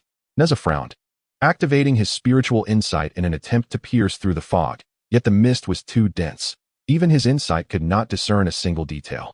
This mist is peculiar, Nezha pondered. Venturing in recklessly may lead to a dire predicament. Ao Bing crossed his arms, his expression grave. I can sense that this mist harbors powerful spiritual energy, seemingly preventing outsiders from entering. Just as they contemplated their next move, Nezha's eyes suddenly brightened, recalling the fog-breaking pearl obtained from his sign-in rewards. Ao Bing, I have a solution, Nezha exclaimed, excitedly retrieving the fog-breaking pearl from his system backpack. The pearl was perfectly round and translucent, its surface shimmering with a kaleidoscope of colors, subtly radiating the power to disperse all mist. Nezha tossed the pearl into the air, and it instantly erupted in dazzling brilliance, the light sweeping outward like an invisible storm. Under the impact of the pearl's radiance, the dense mist rapidly dissipated, much like snow melting under the blazing sun. As the mist gradually cleared, the internal landscape of the mysterious realm began to unfold before their eyes, revealing a vast space 10 times the size of the Chuntang Pass training ground. The walls of the chamber were constructed from black stones that emanated a ghostly glow, their surfaces intricately engraved with enigmatic runes. These runes intertwined to form a vast network of spiritual energy, continually supplying vitality to the entire space. The two ventured cautiously within, greeted by an ancient and mysterious aura. Inside, an array of peculiar magical artifacts dazzled the eye. A long sword, entwined with lightning patterns, hovered in midair, its blade shimmering with electric light, as if poised to unleash a cataclysmic strike at any moment. A bronze compass rotated slowly, its pointer adorned with gemstones radiating a kaleidoscope of colors, while the star map etched upon its surface seemed to unravel the secrets of the cosmos.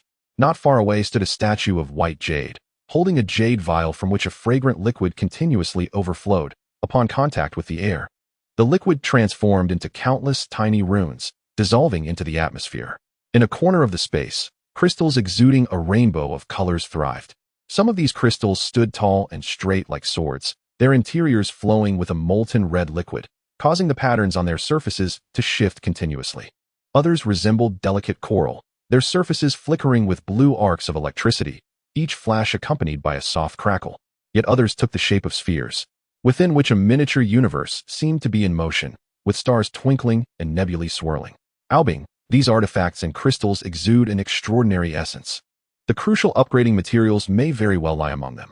Nezha, while vigilantly surveying their surroundings, spoke in a hushed tone, his heart a mixture of anticipation for discovery and a lingering dread of impending danger. Ao Bing nodded, activating the unique perception abilities of the dragon lineage, carefully attuning to the fluctuations of spiritual energy around them. I can sense a formidable force concealed deep within this space. Perhaps that is the material we seek. However, the energy fluctuations here are exceedingly intricate. We must proceed with caution to avoid triggering any traps. The two advanced slowly along the passage, each step deliberate and measured. Suddenly, Nezha halted, his gaze fixed on a bronze cauldron suspended ahead. This cauldron stood about 2 meters tall, its surface adorned with intricate dragon and cloud patterns, from which white mist continually billowed, exuding a mysterious aura. Albing, do you think this bronze cauldron could be related to the materials we are searching for? Nezha pondered inwardly, readying himself for battle at a moment's notice. Albing approached the cauldron for a closer inspection, and after a moment, remarked, "This bronze cauldron radiates an ancient essence, seemingly containing immense spiritual power within. Yet I cannot ascertain if this is indeed the material we seek. It is prudent to exercise caution." Just then, the cauldron began to tremble violently, the mist at its opening thickening suddenly, as a powerful wave of spiritual energy surged forth from within. "This is not good. There is danger," Nezha shouted, swiftly drawing the sea-calming rod and assuming a defensive stance, his heart racing uncontrollably. Albing also flicked out his colorful dragon whiskers, bracing for combat. From the bronze cauldron, a flock of birds, formed of condensed spiritual energy, burst forth, their bodies wreathed in searing flames, their eyes gleaming with an eerie red light, charging towards Nezha and Albing. "Goodness, this bronze cauldron can also unleash birds to attack us." Nezha feigned nonchalance, attempting to alleviate the tense atmosphere. Yet the hand gripping the Rui Jingu Bang trembled ever so slightly. He wielded the magical staff to repel the encroaching birds. Ao Bing, on the other hand, employed the Dragon Clan's water manipulation techniques to conjure a curtain of water around them, shielding them from the avian onslaught. "Nezha, these birds are formed from spiritual energy. We must identify their weaknesses to defeat them completely," Ao Bing remarked. As Nezha defended against the birds' attacks, he activated his spiritual insight, scrutinizing the avian structure. "Ao Bing, I've discerned that their hearts are their Achilles heel. Let us concentrate our assault there," Nezha exclaimed. In perfect synchrony, Nezha attracted the bird's attention with his Rui Jingu Bang, while Ao Bing deftly maneuvered his dragon whiskers to strike precisely at the bird's vulnerable hearts. Through their combined efforts, the avian swarm was gradually repelled, ultimately vanishing from sight. After this fierce battle, the duo pressed on with their exploration. At the end of the space, they stumbled upon an immense stone sarcophagus, crafted from a luminescent purple stone and adorned with intricate, enigmatic runes that seemed to whisper tales of ancient lore. "Ao Bing, I can sense that formidable power emanates from this sarcophagus," Nezha declared, his heart a tumult of excitement and trepidation, uncertain of what lay within. Ao Bing nodded solemnly, his expression grave. "The fluctuations of spiritual energy surrounding this sarcophagus are most unusual. We cannot fathom what secrets it harbors. Nezha, we must prepare for the worst." Cautiously, they approached the sarcophagus, and just as they were about to unveil its contents, the entire space quaked violently. A surge of potent spiritual energy erupted from within the sarcophagus, heralding an imminent, greater peril. Chapter 41. The Crisis of the Mysterious Realm. Nezha and Ao Bing stood resolutely at the threshold of the mysterious realm, their gazes interlocking, filled with determination and yearning. This enigmatic expanse seemed to harbor a power capable of transforming the world, compelling them to delve deeper and uncover its secrets. Taking a deep breath, they boldly stepped forward. As they crossed the threshold, an ancient aura, so dense it felt almost tangible, enveloped them, akin to a millennia-old scroll of history unfurling abruptly, steeped in the weight of time and mystery.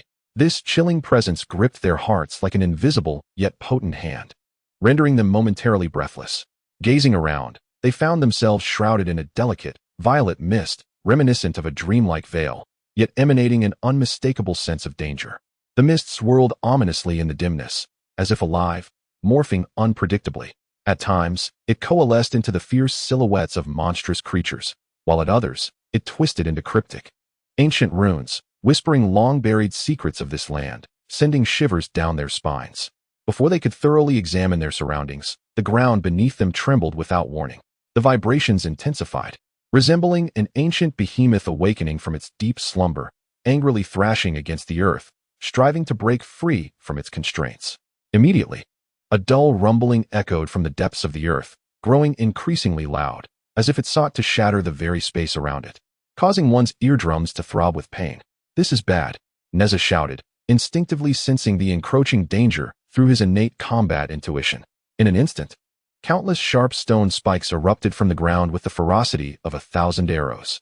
These spikes varied in form. Some were straight and elongated, resembling cold, glimmering spears, thrusting towards the heavens with an unstoppable momentum, their tips shimmering with an icy radiance, as if they could effortlessly rend asunder any obstacle in their path. Others twisted and coiled like a giant python poised to strike, exuding an aura of imminent peril, their scale-like patterns flashing with an eerie light in the gloom, as if ready to unleash a fatal blow at any moment. The icy gleam on the surface of the stone spikes mirrored the chilling gaze of death itself, each one radiating a deadly aura that instilled dread, enveloping the entire space in a suffocating atmosphere of malevolence. As the ground trembled incessantly, the assault of the stone spikes grew more ferocious. They appeared imbued with life and sentience, adroitly adjusting their trajectories to dart towards Nezha and Ao Bing with astonishing speed. The sharp sound of piercing air filled the atmosphere, a cacophony akin to wails of the damned, sending shivers down one's spine. In an instant, the entire space morphed into a colossal and terrifying cage, with dense clusters of stone spikes converging from all directions, ensnaring the two within, leaving them no avenue for escape. Without hesitation, Nezha swiftly retrieved the feathers of the sky, awarded from a previous quest, from his system pouch. These feathers, as white as snow, emanated a gentle and sacred glow. Upon closer inspection, each feather was inscribed with intricate and mysterious flight runes, seemingly imbued with the vast power of the heavens. Enigmatic and profound, Nezha activated the feathers of the sky, and in an instant, a powerful yet gentle buoyancy surged from beneath his feet, lifting both him and Ao Bing securely into the air. Just as they ascended, a stone spike grazed Nezha's garment like a bolt of lightning, the razor-sharp edge akin to a pair of scissors, effortlessly slicing a long gash into his clothing. That was close. Nezha inhaled sharply, grateful for his quick reflexes. While maneuvering the feathers of the sky, he skillfully evaded the onslaught of the stone spikes with agile movements and called out to Ao Bing, "This place is exceedingly sinister. We are being tested the moment we step in. It seems we must proceed with utmost caution. This is merely the beginning. Who knows what other dangers lie ahead?" Ao Bing's expression was grave, his brow furrowed as he closely followed Nezha. He observed the surrounding spikes with vigilance, his eyes filled with apprehension. "Indeed, we must remain ever watchful. There may be more perils awaiting us." No sooner had he spoken than several stone spikes shot towards them from various directions like arrows. Ao Bing reacted swiftly, unleashing his colorful dragon whiskers, which shimmered brilliantly in the air, akin to a nimble dragon, deflecting the incoming stone spikes one by one. The clash between the spikes and the dragon whiskers produced a crisp sound that echoed throughout the perilous space. Under the relentless and fierce assault of the stone spikes, the two individuals dared not let their guard down for even a moment, continually shifting their positions in the air. With their remarkable martial skills and seamless cooperation, they resembled two agile birds, skillfully evading the sharp onslaught of the spikes. However, the number of spikes seemed inexhaustible, crashing down in waves akin to surging ocean tides, showing no signs of abating, but rather intensifying, causing the two to gradually feel their strength waning. At that critical moment, a stone spike suddenly surged from the ground, darting forth with lightning speed and a menacing vigor aimed directly at Ao Bing's chest. Nezha, quick-witted and swift, felt a rush of urgency in his heart and unhesitatingly pulled Ao Bing behind him. Simultaneously, he wielded the Dinghai Shenzhen, which seemed to come alive in his hands, channeling tremendous force to meet the spike. With a resounding crash, the spike shattered into countless fragments. "Ao Bing, be cautious. These stone spikes are exceedingly treacherous," Nezha shouted, his voice tinged with urgency. Ao Bing cast a grateful glance at Nezha, warmth flooding his heart as he replied, "Thanks to you, Nezha. We must devise a way to escape these spikes quickly. At this rate, our stamina will be utterly depleted." Nezha nodded, his gaze piercing as he swiftly scanned their surroundings, attempting to discern a pattern in the spikes' attacks. Beads of sweat dotted his forehead, yet his focus and determination remained unwavering. As time passed, the rhythm of the stone spikes began to exhibit subtle changes. With his keen observational skills and exceptional intellect, Nezha astutely perceived that the intervals of ground tremors seemed intricately linked to the frequency of the spikes' assaults. "Ao Bing, I believe I have discerned a pattern in the rhythm of these spikes. After the ground trembles, the spikes pause momentarily before launching their next attack. We can take advantage of this interval to reposition ourselves," Nezha exclaimed, his voice imbued with excitement. The two, in perfect harmony, utilized the brief lulls in the spike's onslaught to maneuver swiftly through the air. They moved like two masterful dancers upon a perilous stage, deftly avoiding the spike's attacks and gradually escaping the dense barrage. Chapter 42. The power of artifacts breaks the illusions in the previous chapter. After narrowly evading the frenzied assault of the spikes, Nezha and Ao Bing had yet to regain their composure when a horde of phantoms, formed from condensed spiritual energy, charged at them with claws bared and howls echoing ominously. These specters exuded a chilling aura of darkness, their forms grotesque and varied. Some resembled ferocious wolves, their sharp fangs bared, their howls seemingly capable of tearing through the very air. Others took the shape of serpents, their scales glimmering with an eerie glow, exuding an ominous presence with every flick of their tongues. Still others appeared as gigantic bats, their wings spanning several meters, their piercing cries slicing through the air, sending shivers down the spine. As Nezha beheld the phantoms surging forth like a tidal wave, a flicker of tension surged within him. Yet, his innate stubbornness and fearlessness swiftly dispelled any trace of unease, igniting a fierce determination in his eyes. "Humph! You wretched miscreants think you can stand in my way? You are merely dreaming," he muttered to himself, deftly producing the Qiankun fan from his system backpack, obtained through a prior check-in. This fan, crafted meticulously from the scales of the candle dragon, bore a surface adorned with the sun, moon, and stars, seemingly imbued with a spirit of its own. The radiance of the celestial bodies flowed and shimmered, whispering ancient secrets of the cosmos at the dawn of creation. The ribs of the fan were fashioned from the fractured rocks of Mount Buzhou, polished by the passage of time, exuding a timeless and grand aura. Intricate, ancient runes were engraved upon the handle, hinting at boundless power from the realms beyond. "Watch closely, Ao Bing. With this Qiankun fan, I shall sweep these fiends into the clouds, making them aware of our might," Nezha shouted, then swung the fan with great vigor. Instantly, a powerful gust, infused with the might of the four seas, spiraled outward from the fan's surface. The howling wind roared like a furious dragon, churning the sea violently, forming enormous whirlpools. Within these whirlpools, the ethereal forms of the sea dragon kings could be faintly seen stirring up storms and chaos. The phantoms, caught in the overwhelming force of the gale, were swept away like fallen leaves. However, the sheer number of phantoms was astonishing. They seemed utterly fearless, charging relentlessly towards Nezha and Ao Bing. Undeterred by the formidable power of the Qiankun fan, those that had been blown away quickly reformed, attacking once more with renewed ferocity. Seeing this, Ao Bing's expression turned grave, his heart racing with anxiety. He understood that if they could not synchronize their efforts seamlessly, their situation would become increasingly dire. Thus, he swiftly invoked the spells of the Dragon Clan, his hands forming seals as he chanted, "In the name of the Dragon Clan, by the waters of the four seas, heed my command." In an instant, the surrounding waters began to churn violently, transforming into fierce water dragons. These dragons were enveloped in the brilliant red light of eastern sea corals, the mysterious purple glow of southern sea pearls, the clear blue radiance of western sea crystals, and the profound black light of northern sea dark iron, charging fiercely towards the phantoms, engaging them in an intense confrontation. "Ao Bing, these phantoms cling to us like sticky candy. We cannot shake them off. At this rate, they will surely drive us to madness," Nezha exclaimed, vigorously wielding the Qiankun fan to fend off wave after wave of phantom assaults, revealing a hint of frustration in his tone. Ao Bing, controlling the water dragons, exerted every effort to repel the advancing phantoms, responding, "Nezha, we must not panic. We need to think calmly and devise a strategy.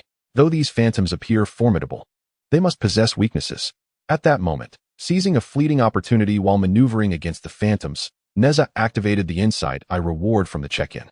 In an instant, a peculiar light flickered in his eyes. The world before him seemed to shed all its mists, becoming strikingly clear.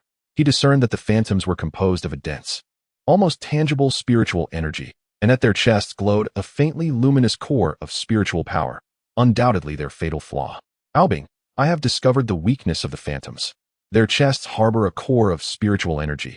If we strike there, we can utterly defeat them," Nezha exclaimed with fervor, his eyes gleaming with unwavering confidence. Upon hearing this, Ao Bing's eyes sparkled with excitement as he replied, "Excellent. I shall distract them while you seize the opportune moment to launch your attack. Let's see how long these phantoms can maintain their arrogance." Nezha swiftly stowed his universe fan and drew forth the fire spear. The spear, forged through relentless trials of the threefold true fire, shone a brilliant red, resembling a blazing inferno. The tip glimmered with a chilling light, seemingly capable of piercing through any darkness and dispelling all malevolence from the world. With his agile and nimble physique, he darted through the throng of phantoms with the grace of a fish, deftly searching for the perfect moment to strike. Meanwhile, Albing concentrated intently on controlling the water dragon, relentlessly attacking the phantoms to draw their attention. One particularly menacing phantom, resembling a ferocious wolf, bared its fangs and lunged towards Nezha with a savage snarl. Nezha's heart raced momentarily, but he quickly steadied himself, contemplating. Humph, watch as I turn you into a porcupine. He timed his attack perfectly, thrusting the fire spear with precision. The spear's tip struck the wolf phantom's chest, unleashing a tremendous force that shattered its spiritual core. The phantom let out a piercing howl, its form gradually fading until it vanished into thin air. Just then, a massive bat phantom swooped down from the sky like an arrow released from its bow, launching a fierce assault on Nezha. Reacting swiftly, Nezha sidestepped with agility, deftly avoiding the bat's strike, and quickly reversed his grip to thrust the spear towards the bat's chest. The phantom attempted to evade, but Nezha's speed was too swift. The spear's tip pierced its spiritual core in an instant, causing the bat phantom to dissipate without a trace. However, the phantoms seemed to sense the impending danger and began to alter their strategy. A group of phantoms swiftly coalesced, forming a colossal vortex of spiritual energy that enveloped both Nezha and Albing completely. Within this vortex, the phantoms flickered in and out of visibility, launching wave after wave of attacks that overwhelmed the senses. Albing, they intend to trap us here. This vortex is spinning so fast, it's making my head spin. Nezha exclaimed anxiously, a wave of unease surging within him. Furrowing his brow, Albing pondered for a moment before responding. Nezha, I will stabilize this vortex. You take the opportunity to unleash your full might at its center, where their power converges. United in our efforts, we shall surely break free from this wretched confinement. Albing swiftly formed intricate hand seals, the radiance of the dragon clan's magic growing increasingly brilliant as the power of the water dragon surged. Under Albing's precise guidance, the water dragon coiled tightly around the spiritual vortex, exerting all its strength to halt its rotation.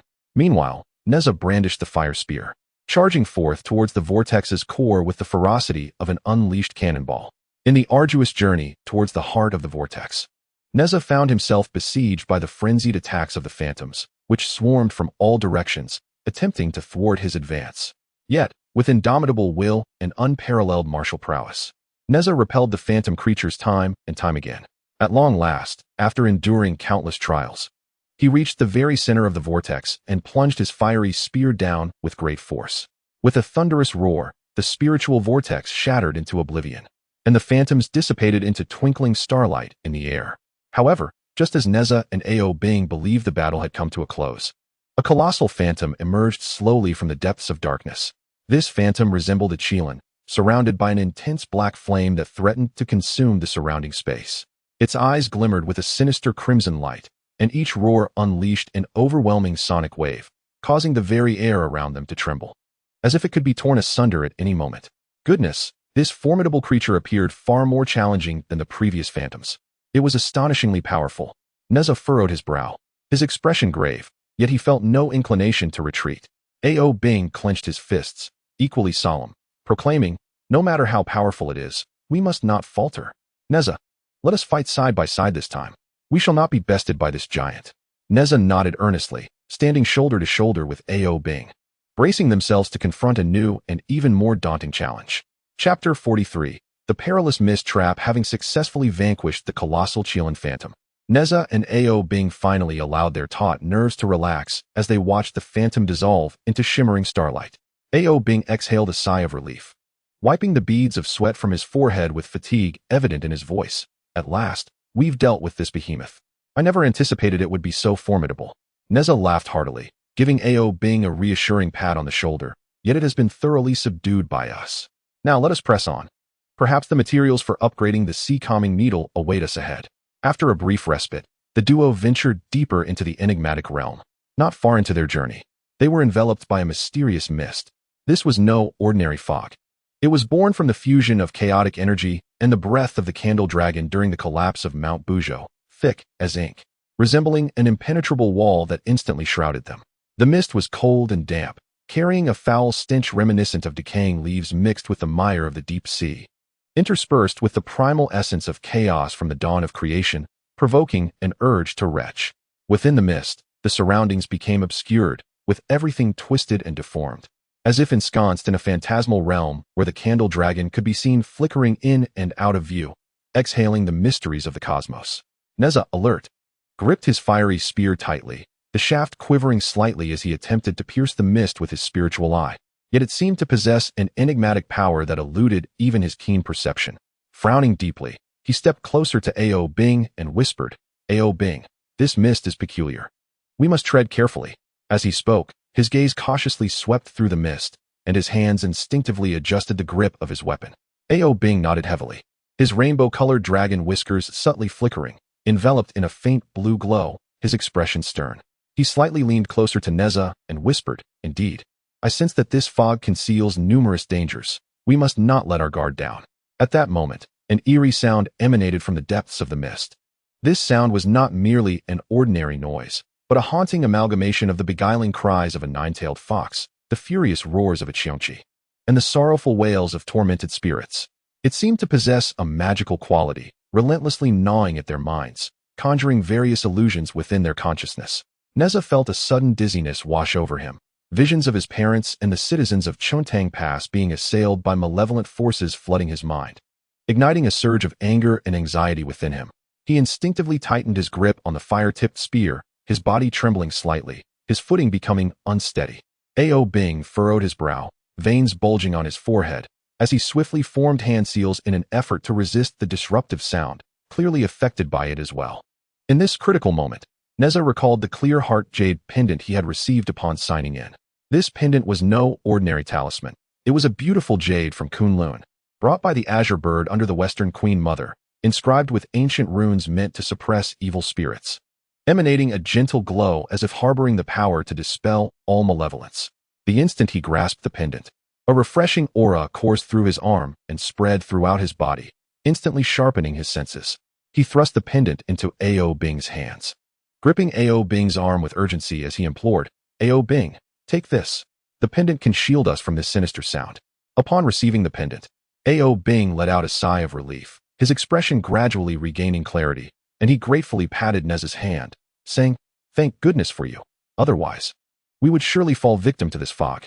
This mist and sound are undoubtedly traps set by someone, Ao Bing remarked gravely, his eyes scanning the mist for any potential weaknesses as he cautiously adjusted his stance. We must find an exit swiftly, or else being trapped here will inevitably lead us into a greater peril. Nezha nodded in agreement and retrieved the guiding compass from his robes. Crafted from fragments of fallen stars, the compass's face bore intricate diagrams of the 8 trigrams and the 10 celestial stems, with a gem embedded in the needle radiating a soft glow, drawing upon the power of the solar core to indicate direction amidst the chaotic fog. As Nezha gently rotated the compass, the gem flickered in tandem with the needle's movement, illuminating their path. While turning the compass, he beckoned to Ao Bing, come over quickly and observe the direction indicated by this compass. The two cautiously advanced along the path indicated by the compass. Within the mist, they felt as if they were ensnared in a labyrinth, the surrounding scenery almost identical, making it difficult to discern their way. With every step, they risked plunging into unknown dangers. Suddenly, Nezha halted, his body tense, eyes alert as he peered ahead. He grasped Ao Bing's arm, lowering his voice in a whisper. Ao Bing, do you feel that? A powerful presence is approaching. There was a note of tension in his voice. Ao Bing closed his eyes, employing the perceptive abilities of his dragon lineage to meticulously sense his surroundings. After a brief moment, he nodded gravely, his hands tightening around his dragon whiskers. Indeed, and this aura exudes a sinister essence. We must approach with caution. At that moment, a colossal mist beast emerged slowly from the haze. This creature was composed entirely of swirling mist, its form elusive and indistinct, with eyes that glimmered like eerie green flames. It opened its cavernous maw, emitting a deep, resonant growl, causing the surrounding mist to churn violently into swirling vortices. Upon closer inspection, the mist beast's shape seemed to amalgamate the wickedness of the flying beasts and the ferocity of the Zhuqian, emanating a chilling aura that instilled dread. What manner of monster is this? Nezha exclaimed, brandishing his fiery spear and adopting a battle stance, the spear tip aimed directly at the mist beast.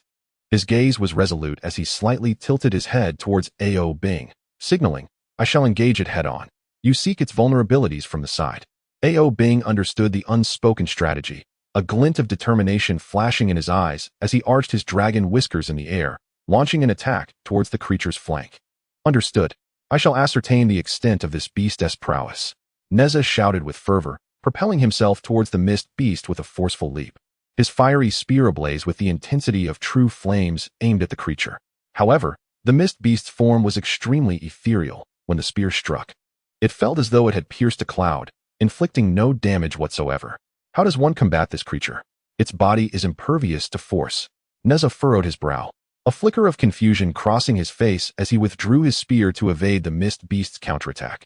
Meanwhile, Ao Bing manipulated his dragon whiskers in an attempt to ensnare the creature, responding, "This mist beast is composed of vapor. We must locate its core to defeat it decisively." At that moment, the mist beast suddenly launched an offensive, opening its vast maw to expel a billow of black mist. This noxious fog exuded a potent stench of decay. Wherever it spread, the surrounding rocks were corroded, forming gaping holes. Within this black mist, there seemed to lurk the lethal venom of the Gujiao, and contact with it would yield dire consequences. Nezha and Ao Bing swiftly retreated, with Ao Bing casting out his dragon whiskers to form a barrier before them, shielding against the encroaching black mist. "It seems this monster is no trivial foe," Nezha shouted. His gaze locked on the mist beast as he continually swung his spear to disperse the approaching fog. "We must devise a strategy. We cannot remain on the defensive." After a moment of contemplation, Ao Bing proposed, "Nezha, I shall employ dragon magic to create a vacuum area, dispersing this black mist. You take this opportunity to locate its core." Nezha nodded in agreement, trust glimmering in his eyes. "Very well, I will divert its attention. You can focus on casting your spell." The two coordinated seamlessly. Ao Bing quickly formed hand seals, muttering incantations, as a powerful current surged from his hands, creating a vacuum that banished the black mist. Seizing the moment, Nezha activated his spiritual eye, scrutinizing the structure of the mist beast. Under the influence of his heightened perception, he discerned a faintly glowing core nestled within the creature's chest. "Ao Bing, I have located its core. It lies within its chest. Let us concentrate our attacks there." Nezha exclaimed with fervor, his eyes sparkling with the light of victory as he wielded the fire spear to capture the attention of the mist beast. Ao Bing, with a slight curve of his lips, manipulated his dragon whiskers, aiming for the creature's chest. "Behold as I deliver a decisive blow." The duo once again exhibited their remarkable synergy. Nezha brandished the fire spear to distract the mist beast while Ao Bing skillfully controlled the dragon whiskers to strike at its core. Through their combined efforts, the mist beast began to sway, and the radiance emanating from its center gradually dimmed. However, just as they believed they were on the verge of triumph, several more mist beasts surged forth from the fog, encircling them. These beasts were diverse in form. Some exuded the ferocity of Zhu Yan, while others radiated the searing heat of Bai Fong, effectively trapping Nezha and Ao Bing. It was evident that this battle was far from over. Gritting his teeth, Nezha declared, determination gleaming in his eyes as he leaned closer to Ao Bing, their shoulders brushing. "Ao Bing, let us fight side by side and carve a path through this bloodshed." Ao Bing clenched his fists, a surge of blue light enveloping him as he patted Nezha's back. "Indeed, no matter the cost, we shall break through." Chapter 44. A labyrinth of mechanisms in search of materials. Nezha and Ao Bing engaged in a breathtaking battle against the mist beasts amidst the swirling fog. Ao Bing's iridescent dragon whiskers danced like agile whips, each strike accompanied by a howling wind, lashing out at the ethereal forms of the mist beasts. Nezha, wielding the fire spear, unleashed the three flames, illuminating the dense mist with fierce radiance. Their silhouettes flickered in and out of the haze, sweat mingling with the fog, thoroughly soaking their garments. After a strenuous struggle, the mist beasts finally dissipated under their combined assault, transforming into glimmers of light that merged with the fog. Yet, this victory offered them no respite. The surrounding mist thickened ominously, resembling an impenetrable wall or viscous ink, ensnaring them tightly. Nezha, panting heavily with his hands on his knees, felt his chest heave violently, beads of sweat cascading down his forehead, thoroughly soaking his collar. After a brief moment of adjustment, he retrieved the guiding compass from his system backpack. This compass, crafted from fallen star fragments, revealed ancient patterns of the 8 trigrams and the celestial stems and earthly branches, flickering mysteriously within the dense fog, as if whispering the secrets of the universe. The gem at the compass's needle shone like the solitary firefly in the darkness. emitting a faint yet resilient glow, laboriously directing their path through the chaotic mist. "Ao Bing, let us follow the compass's guidance. It may lead us to an escape," Nezha said, reaching out to pat the equally breathless and weary Ao Bing, his voice imbued with resolve and anticipation. Together, they ventured into the unknown fog, following the compass's direction. The surrounding mist was chillingly frigid, akin to countless tiny ice needles, piercing sharply into their skin, the cold seeping deep into their very bones. Occasionally, eerie sounds echoed, at times resembling a mournful whisper in the darkness, filled with sorrow and longing, as if recounting endless anguish. At other moments, it bore the feral roar of a beast, powerful and menacing, suggesting that a ferocious creature lurked in the shadows, poised to pounce. With each step they took, the brittle twigs and fallen leaves beneath their feet creaked, the sound piercing the oppressive silence of the fog, each crackle resonating like a clarion call, as if to awaken the hidden dangers lurking in the gloom. In this protracted and arduous exploration, time appeared to lose its significance, and the two could only advance step by step, guided by the faint indication of the compass. Suddenly, a glimmer of light appeared ahead, like a flicker of hope igniting in the darkness. Nezha and Ao Bing exchanged a glance, a spark of surprise illuminating their eyes, and their previously heavy footsteps unconsciously quickened. As they drew nearer, a stone platform gradually came into view, upon which lay materials emitting a soft glow. This was it. Nezha's heart soared with joy, and he was about to rush forward when, as if struck by a jolt of electricity, he abruptly halted. As a time traveler, he was well aware that the acquisition of treasures in the original mythological tales was often fraught with traps, and this instance would likely be no exception. Thus, he extended his hand to halt Ao Bing, who was equally eager to act, his expression grave, brow furrowed, and voice low as he cautioned, "Hold on. This place feels peculiar. There may be traps." Upon hearing this, Ao Bing immediately ceased his advance, his demeanor shifting to one of vigilance as he meticulously surveyed their surroundings. His colorful dragon whiskers unfurled quietly, appearing almost sentient as they flickered in the mist, ever alert to the surrounding movements, ready to respond to any unforeseen circumstances. Just as Nezha and Ao Bing cautiously approached the stone platform, the air around them seemed to solidify instantaneously, becoming oppressively dense, making it difficult to breathe. Following this, a faint yet distinct sound of gears turning emanated from all directions. Initially subtle, it rapidly intensified, as if countless iron beasts were charging towards them. "Not good. The mechanism has been activated," Nezha shouted, instantly deploying the diamond shield obtained from his system backpack. This shield, forged from celestial iron, was of unparalleled hardness, its surface adorned with defensive runes that shimmered with a metallic luster, seemingly imbued with the power to withstand all attacks, unyielding. Almost simultaneously with the shield's deployment, a barrage of sharp arrows rained down from every direction, akin to a tempest of projectiles. These were no ordinary arrows. Their tips glimmered with a ghostly blue light. Clearly coated in a lethal poison, the consequences of being struck unthinkable. The arrows collided with the diamond shield, producing a cacophony of metallic clangs, sparks flying as they traced brilliant arcs through the darkness. Observing this, Ao Bing swiftly invoked his dragon clan magic, summoning a curtain of blue water that enveloped him, radiating a crystalline brilliance amidst the fog, forming a flowing barrier that deflected the incoming arrows. "Nezha, I will locate the mechanism's core to deactivate these traps," Ao Bing shouted, his figure darting away like a nimble fish, racing towards the source of the sound. As Ao Bing sought the mechanism's nexus, the onslaught of arrows intensified, seemingly inexhaustible. Nezha, fully engrossed in maneuvering the indestructible shield to fend off the arrows, occasionally glanced at Ao Bing's movements. Suddenly, an arrow, exploiting Nezha's momentary distraction, streaked through a gap in the shield like a bolt of black lightning, aimed directly at his shoulder. Quick as a flash, Nezha evaded, akin to a nimble monkey, the arrow narrowly grazing his garment, leaving a long gash that sent a chill down his spine. "By heavens, these arrows are quite cunning," Nezha muttered under his breath, gripping the shield with renewed vigor, beads of sweat forming on his brow, though his eyes radiated defiance and determination. Meanwhile, Ao Bing deftly navigated through the gaps in the barrage of arrows, akin to a graceful dragon in flight. He leaped high to evade the incoming projectiles, his movements light and agile, then swiftly bent low to dodge arrows shot from below, his actions fluid and precise. Amidst the perilous rain of arrows, he drew closer to the location of the mechanism's core, relying on the innate agility and wisdom of his dragon lineage. At last, A.O. Bing halted before a concealed stone wall, inscribed with peculiar symbols that emanated a mysterious aura. Swiftly, he formed hand seals and chanted incantations, sending forth beams of blue light from his hands, resembling strings of azure meteors, striking a mysterious rune on the wall. In an instant, the sound of gears ceasing echoed, and the once torrential rain of arrows came to a halt, plunging the surroundings into a brief silence.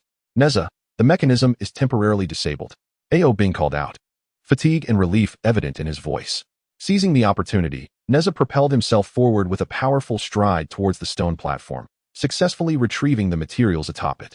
However, just as joy enveloped him, a cold system notification echoed in his mind, detected that this material is not the key component required for upgrading the sea calming needle.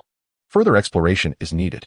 Nezha froze for a moment, his smile vanishing as if doused by a bucket of icy water. How could this be? This material looks extraordinary, yet it is not the key component.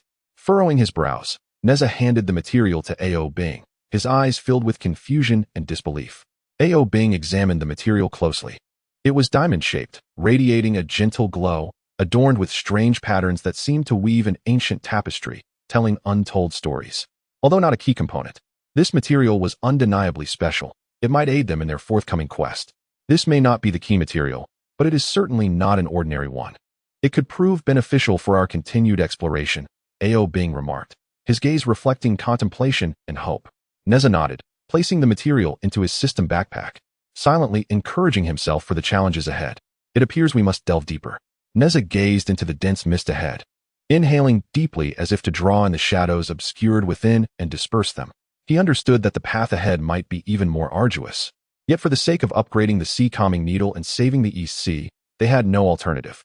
A.O. Bing, no matter the obstacles that lie ahead, we shall face them together, Nezha declared, patting A.O. Bing's shoulder, his eyes resolute like a blazing flame. A.O. Bing smiled faintly and replied, of course. We are steadfast brothers in arms. After a brief respite, the two resumed their quest. As they ventured deeper into the mist, the surroundings grew increasingly bizarre. The ground became rugged, with gaping chasms appearing intermittently, exuding a nauseating stench reminiscent of foul vapors from the abyss, inducing a sense of revulsion. Suddenly, a narrow passage emerged ahead, its stone walls inscribed with enigmatic runes that flickered with a sinister light, seemingly warning them to keep their distance. Nezha activated his spiritual eye, striving to unveil the secrets of these runes. Under the influence of this mystical sight, he discerned that the runes contained formidable spiritual energy, and any contact could unleash dreadful consequences, akin to opening Pandora's box. A.O. Bing, this passage is peculiar. We must exercise caution, Nezha whispered, his tone laced with prudence and vigilance. At that moment, a low, rumbling roar emanated from the depths of the passage, a sound that seemed to echo from the ancient past, imbued with an overwhelming sense of majesty and oppression, as though a long-slumbering behemoth was awakening. Nezha and A.O. Bing exchanged a glance, gripping their weapons tightly, and slowly advanced towards the passage. They understood that a new challenge was imminent, perhaps more formidable than any they had previously encountered. Chapter 45. The key materials finally acquired. Nezha and A.O. Bing stepped together into the shadowy, narrow passage, where the runes on the stone walls appeared to have existed since the dawn of time. These runes, crafted from the essence of the candle dragon, were imbued with spirituality as they flowed along the walls, radiating an eerie glow, as if whispering the ancient secrets long buried by time. The pungent odor in the passage intensified, a blend of sulfur from the collapse of Mount Buzhou and the decaying scent of leaves, mingled with the essence of the Jingwei bird's efforts to fill the sea with wood. This noxious mixture was enough to incite nausea. Yet Nezha and A.O. Bing pressed on resolutely into the unknown. As they ventured further, a towering stone door gradually came into view. This door, forged from the primordial black iron at the beginning of chaos, was incredibly sturdy, adorned with intricate carvings of ancient deities such as the candle dragon and the Yinglong, crafted with exquisite detail that made them appear lifelike. The candle dragon's eyes seemed capable of perceiving all things, while the dragon whiskers of Yinglong and the feathers of the phoenix appeared to sway gently in the wind, as if these divine beasts might break free from the stone and guard this mysterious realm at any moment. With the memories of a traveler surging within him, Nezha felt an intense premonition that the key materials for upgrading the sea calming needle were likely concealed behind the stone door. Unable to contain his excitement, he turned to A.O. Bing, his eyes shimmering with anticipation, exclaiming, A.O. Bing, I am convinced that the key materials lie beyond this door. Ao Bing nodded slightly. His expression solemn, as his multicolored dragon whiskers instinctively swayed, alert to their surroundings. Regardless of what lies within, we must approach with utmost caution, he stated gravely. With that, both inhaled deeply in preparation, and Nezha placed his hands against the stone door, exerting force to push it open, accompanied by a deep and prolonged rumble.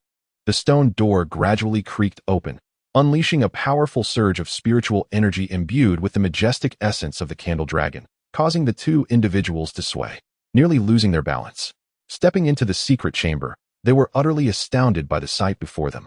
The chamber's vaulted ceiling was assembled from remnants of the Yunzhao mountain, stones that had endured the test of countless ages, exuding an ancient and weighty aura, as if silently narrating the cataclysmic upheaval of the heavens and earth. In the center of the chamber, a material radiating intense spiritual energy floated in midair. This was the key to upgrading the sea-stabilizing needle, the Hongmeng Starfall Crystal. The Hongmeng Starfall Crystal was entirely clear and transparent, resembling a pure block of crystal, yet within it flowed a vast galaxy, twinkling with innumerable tiny stars traversing its depths, constructing a mysterious and magnificent cosmic tableau. Upon closer inspection, the patterns on the surface of the material subtly resonated with the diagrams of the river chart and the Luo script, enigmatic and profound, seemingly containing some arcane laws of the universe. The moment Nezha touched the Starfall Crystal, he felt a powerful and pure spiritual force surge through his fingertips into his body, akin to a torrential flood that instantly coursed through his meridians, filling him with strength and creating a wondrous resonance with the spiritual energies of the cosmos. According to legend, the Hongmeng Starfall Crystal was birthed at the dawn of creation, a culmination of the essence from the collision of stars, embodying the primordial power of creation. It not only significantly enhances the spiritual force of artifacts, but also bestows upon them the extraordinary ability to perceive the world and comprehend all things. For the sea-stabilizing needle, the Hongmeng Starfall Crystal was crucial for restoring its divine power and transcending its limitations. With it, the sea-stabilizing needle could not only stabilize the water veins of the four seas, but also unleash earth-shattering power in critical moments, defending against any malevolent forces that sought to disrupt the order of heaven and earth. However, before the awe could dissipate, a deep roar emanated from the depths of the chamber, shattering the brief tranquility. A colossal ancient divine beast slowly emerged, resembling a Qiankun but possessing 3 eyes. Its body cloaked in dark red scales inscribed with mysterious runes, each radiating a blazing light, as if harboring boundless energy. Nezha's heart raced. Drawing upon the knowledge accumulated prior to his crossing, he instantly recognized this as the ancient divine beast, the Crimson Flame Qiankun, known for its formidable fire power and extreme difficulty to contend with. As soon as the Crimson Flame Qiankun appeared, it mercilessly opened its cavernous mouth, unleashing a torrent of flames. This was no ordinary fire, but a conflagration that fused the true fire of the sun with the primordial chaotic fire, intertwining 2 potent sources of heat that instantly transformed the entire chamber into a sea of flames. The temperature soaring as if one were standing at the core of the sun, unbearably scorching. Nezha reacted swiftly, immediately retrieving the fire-repelling pearl from his system backpack, an extraordinary artifact forged from the ice essence brought back by the azure bird of the Queen Mother of the West, which had faced numerous perils in the frigid lands. The surface of the pearl was inscribed with ancient runes that sealed the flames of the candle dragon, shimmering with a mysterious luminescence, as if containing the formidable power to dispel all flames in the world. Nezha hurled the fire-repelling pearl high into the air, and in an instant, it erupted into a dazzling blue light, forming an impenetrable azure shield that enveloped both him and Ao Bing, successfully fending off the onslaught of flames. Observing this, Ao Bing swiftly danced his hands, rapidly forming seals to unleash the ice magic of the dragon clan.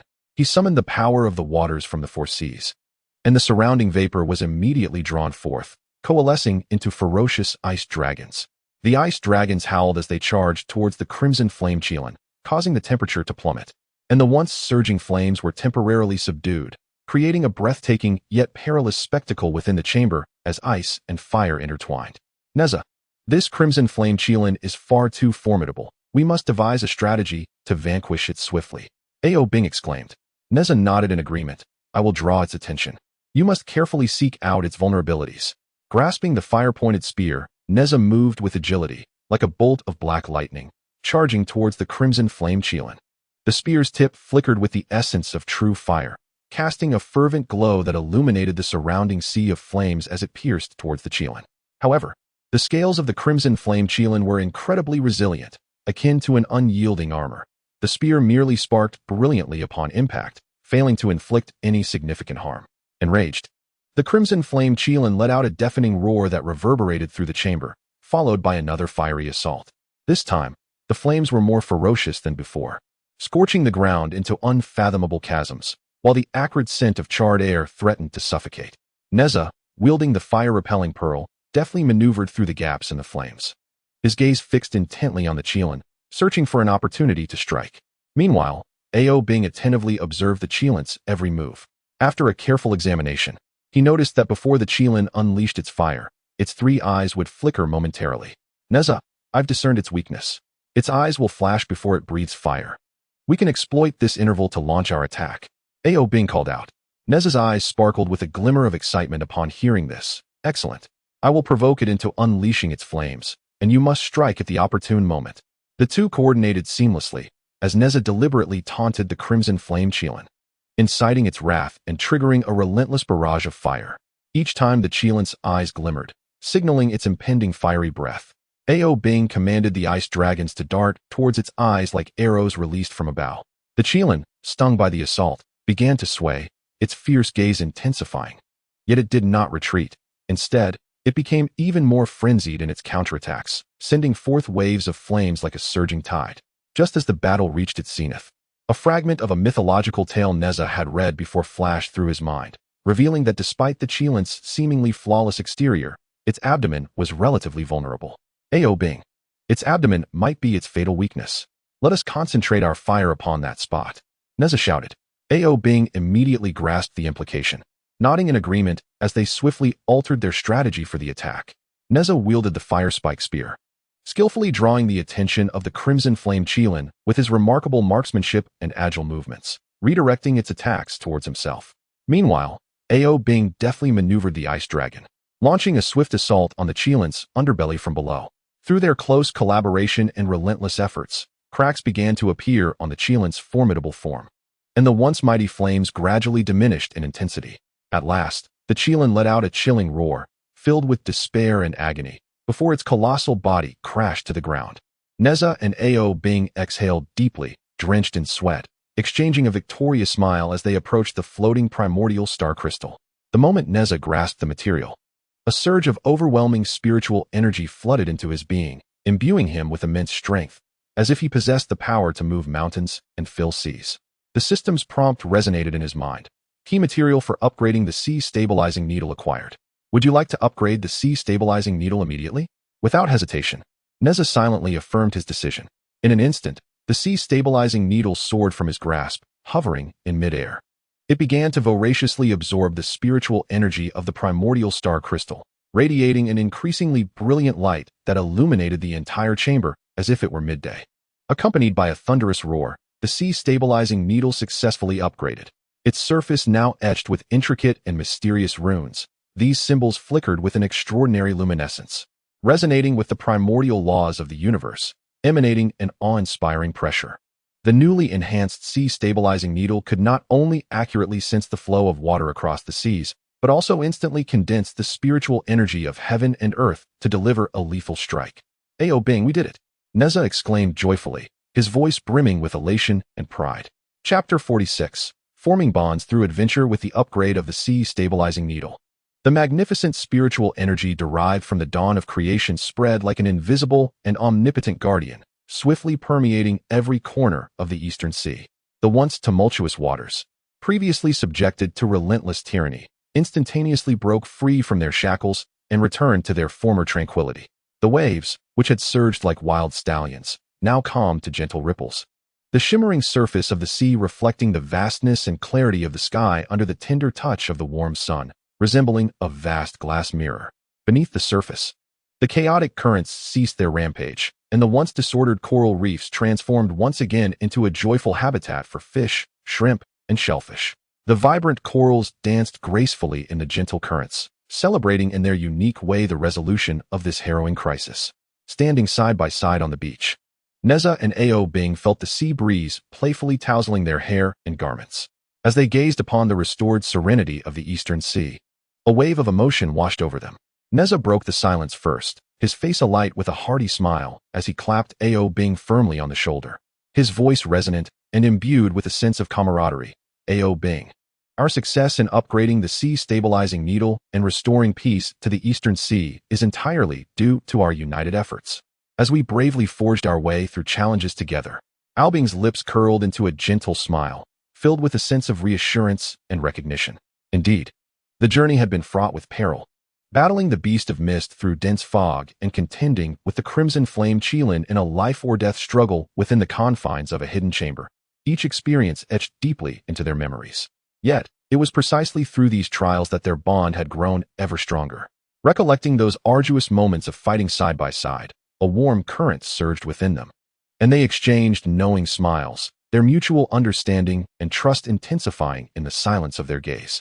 Suddenly, Nezha's expression shifted to one of solemnity, his eyes gleaming with determination as he turned to Ao Bing, his tone forthright and sincere. Ao Bing, having endured these adversities, I have come to regard you as my dearest friend and brother in life and death. Why not formalize our friendship today? From this moment forth, through tempests and rainbows, we shall share and shoulder it all together. Ao Bing's eyes sparkled with surprise and emotion, and without hesitation, he nodded vigorously, his voice quivering with excitement. That is precisely my intention. In that instant, their hands clasped tightly together, the sea breeze howled, and the rhythmic crashing of waves against the shore seemed to resound in celebration of their precious friendship. After pledging their camaraderie, an insatiable thirst for the unknown propelled Nezha and Ao Bing to embark on a fresh adventure around the Eastern Sea. They were acutely aware that this vast, boundless azure expanse concealed innumerable secrets, perhaps even hidden treasures capable of enhancing their powers. Before their departure, Nezha swiftly checked the system and, as anticipated, discovered that this adventure had triggered a brand new sign-in task. This revelation instantly ignited his fighting spirit, filling him with anticipation as he pondered the possibility of acquiring a formidable artifact that could significantly bolster their forthcoming exploits. The duo progressed along the serpentine coastline, the warm sunlight pouring down unreservedly, dispelling the fatigue accumulated from their previous endeavors.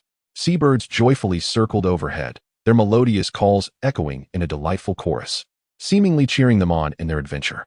As they continued, a sudden, mournful wail pierced through the serene atmosphere, shattering their tranquility. Nezha and Ao Bing exchanged a quick glance, their eyes brimming with vigilance and concern, prompting them to quicken their pace towards the source of the sound. Navigating around a towering reef that pierced the clouds, the sight before them tightened their hearts. A colossal sea turtle was ensnared within a labyrinth of jagged reefs, unable to move. Its shell was as wide as a room, etched with strange patterns that bore the marks of time, silently narrating tales of ages past. Its limbs were lacerated by sharp rocks, crimson blood seeping forth and staining the surrounding waters a deep red. The turtle's eyes were filled with agony and despair, yet upon catching sight of Nezha and Ao Bing, a flicker of hope ignited within its dim gaze. Seeing this, Nezha's heart raced with urgency, and without a moment's hesitation, he dashed towards the sea turtle. Ao Bing, maintaining the inherent vigilance of his dragon lineage, scanned the surroundings with keen eyes, ever ready to confront any potential danger. Reaching the side of the turtle, Nezha gently caressed its shell, whispering soothingly, "Do not fear, we shall rescue you at once." As soon as the words fell, a clear system prompt resonated in his mind. Event triggered, would you like to check in? Without a moment's hesitation, Nezha resolutely responded in his heart, check in. In the blink of an eye, a dazzling light flashed, and a bottle of healing potion, radiating a mysterious glow, appeared in his hand. Nezha carefully applied the potion to the turtle's wound, and a miraculous scene unfolded. The moment the potion touched the injury, it emitted a gentle light, and the wound began to heal at an astonishing rate, with the bleeding gradually ceasing. Subsequently, Nezha and Ao Bing worked in unison, firmly planting their stances, exerting all their strength to push the submerged reef. Through their relentless efforts, the reef finally began to shift, granting the turtle its freedom. The turtle joyfully swam a few laps in the water, then turned to Nezha and Ao Bing with gratitude in its eyes. Thank you both for your timely rescue. I have lived in these waters for centuries, and I am privy to many hidden secrets. Deep in the East Sea lies a mysterious island, home to a formidable treasure capable of altering the very fabric of reality. However, the island is surrounded by powerful barriers, and fearsome guardian beasts keep watch day and night. Acquiring the treasure is no simple task. Upon hearing this, excitement flickered in Nezha and Ao Bing's eyes as they exchanged a glance of mutual understanding, instantly deciding to venture forth to uncover the mysteries of the island. After bidding farewell to the turtle, the duo delved deeper into the East Sea. As they advanced, the surroundings grew increasingly enigmatic. The color of the water transformed into a profound, dark blue, resembling a colossal sapphire of untold value. Occasionally, massive schools of fish swam by, their scales reflecting a mesmerizing array of colors under the sunlight, creating a dreamlike spectacle. Suddenly, a strange mist appeared ahead. Within the fog, low growls echoed, hinting at the presence of a fierce beast lurking within, poised to strike. Nezha quickly activated his spiritual senses, attempting to pierce through the mist, but discovered a mysterious force that interfered with his perception. Ao Bing, this mist seems peculiar. We must exercise caution, he cautioned, gripping his fiery spear tightly, his expression grave. Ao Bing, with a stern demeanor, nodded slightly, as his vibrant dragon whiskers extended, enveloped in a layer of ethereal blue light, ever ready to confront the impending unknown peril. The two cautiously stepped into the mist, and in an instant, a bone-chilling cold enveloped them, the temperature plummeting as if they had entered an icy wasteland. Eerie sounds echoed through the fog, resembling whispers or monstrous roars, sending chills down their spines. At that moment, a massive sea creature surged from the mist like an arrow released from a bow. This creature bore a striking resemblance to an octopus, yet possessed 6 robust tentacles adorned with sharp suckers, exuding a nauseating slime that muddied the waters in its wake. Nezha shouted, wielding his fiery spear, charging forth like a blazing comet. The spear emitted true flames, illuminating the surrounding mist, as the intense heat caused steam to rise from the water. Meanwhile, Ao Bing swiftly formed hand seals, invoking the Dragon Clan's magic to summon a water dragon. The water dragon, fierce and formidable, surged forth with a torrent of water, launching a fierce assault on the sea monster from the side. Under the harmonious cooperation of the two, the sea monster gradually exhibited signs of fatigue, finding itself at a disadvantage. However, just as they believed victory over the creature was imminent, an unexpected turn of events unfolded. Chapter 47. The opportunity to rescue the sea turtle. The adventure of Nezha and Ao Bing at the shores of the East Sea continued to progress tirelessly. The warm sunlight cascaded down, draping the boundless sea in a resplendent golden veil, with shimmering waves sparkling brilliantly. The duo leisurely traversed the winding coastline, as the sea breeze enveloped them with its rich, saline scent. The crisp calls of seabirds echoed in a harmonious symphony, weaving a vibrant melody that painted a breathtaking seascape. Just as they became enraptured by the beauty before them, a low, sorrowful wail suddenly pierced the serene tranquility, shattering the pleasant ambience. Ao Bing, listen closely, Nezha exclaimed, furrowing his brow as he abruptly halted, his expression turning grave. The sound carried an air of mystery, as if a living being were in desperate need of rescue. Ao Bing immediately closed his eyes, harnessing the innate sensitivity of his dragon lineage to seek the source of the sound. After a moment, he slowly opened his eyes, a flicker of concern crossing his gaze. The sound originates from that cluster of reefs. We must hurry to investigate. The two quickened their pace, maneuvering around a towering rock formation. The sight that greeted them caused their hearts to constrict. A massive sea turtle was ensnared within the intricate network of submerged rocks. Unable to move, its shell was as wide as a room, its surface etched with the wear of time, seemingly whispering ancient and mysterious tales.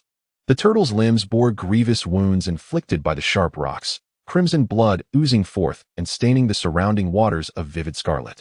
Its eyes were filled with agony and despair.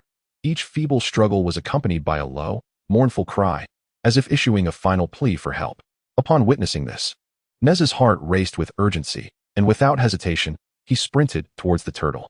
As a traveler from another realm, he understood that in this unpredictable East Sea, every creature might harbor unique opportunities, especially this turtle, exuding an aura of ancient wisdom. Just as he drew near to the turtle, a system prompt resonated in his mind. Event triggered. Please choose whether to sign in. Without a moment's pause, Nezha made his decision. In an instant, a brilliant light enveloped him, and he found himself adorned with a pair of gloves radiating a mysterious sheen, the mighty gauntlets, crafted from the hide of an ancient divine beast. The surface was inscribed with runes that amplified strength, said to bestow the power to move mountains and fill seas upon the wearer. Eagerly donning the gloves, Nezha felt a surge of immense strength flood his body, akin to a colossal beast awakening from deep slumber. Gripping a massive underwater rock tightly, he bellowed, his muscles tensing as he exerted all his might to lift the boulder. However, the rock proved astonishingly heavy. His arms trembled slightly, beads of sweat forming on his forehead, each breath accompanied by labored gasps. This rock is far heavier than I anticipated. Nezha gritted his teeth, astonished within. Upon witnessing the unfolding scene, Ao Bing immediately invoked the ancient spells of the dragon clan. A gentle azure light enveloped the sea turtle like a delicate veil, soothing its agitated emotions, gradually alleviating its pain and fear. The once frantic gaze of the turtle began to calm, and it gently swayed its tail, seemingly expressing silent gratitude towards Ao Bing. Nezha, steady yourself. I shall lend you my strength. Ao Bing called out, swiftly forming intricate hand seals while reciting incantations, summoning forth a powerful torrent of water. This surge of water resembled invisible yet formidable hands, forcefully striking the surrounding reefs in an effort to lighten Nezha's burden. Under the relentless impact of the water, some of the reefs began to shift. However, several massive stones remained stubbornly wedged, firmly entrapping the sea turtle. Taking a deep breath, Nezha steadied himself, focused all his energy, and grasped a boulder tightly, exerting himself once more. His face flushed crimson from the exertion, veins bulging on his forehead, as the runes on his gauntlets glimmered with radiant light, continuously channeling strength into him. Ah! Nezha roared, pouring forth all his might, and at last, he began to lift the colossal stone. With a resounding thud, the boulder plunged into the sea, sending up a towering splash of water. Seizing the moment, Ao Bing maneuvered the water flow to swiftly clear a pathway. Just then, a loose reef suddenly plummeted towards the sea turtle, and the situation became dire. Watch out! Nezha shouted, unhesitatingly casting aside the reef in his grasp, leaping towards the sea turtle to shield it with his own body. The reef crashed heavily onto his shoulder. A wave of excruciating pain surged through him, yet he endured, standing resolute like an unyielding mountain. Seeing this, Ao Bing's eyes ignited with a flicker of wrath.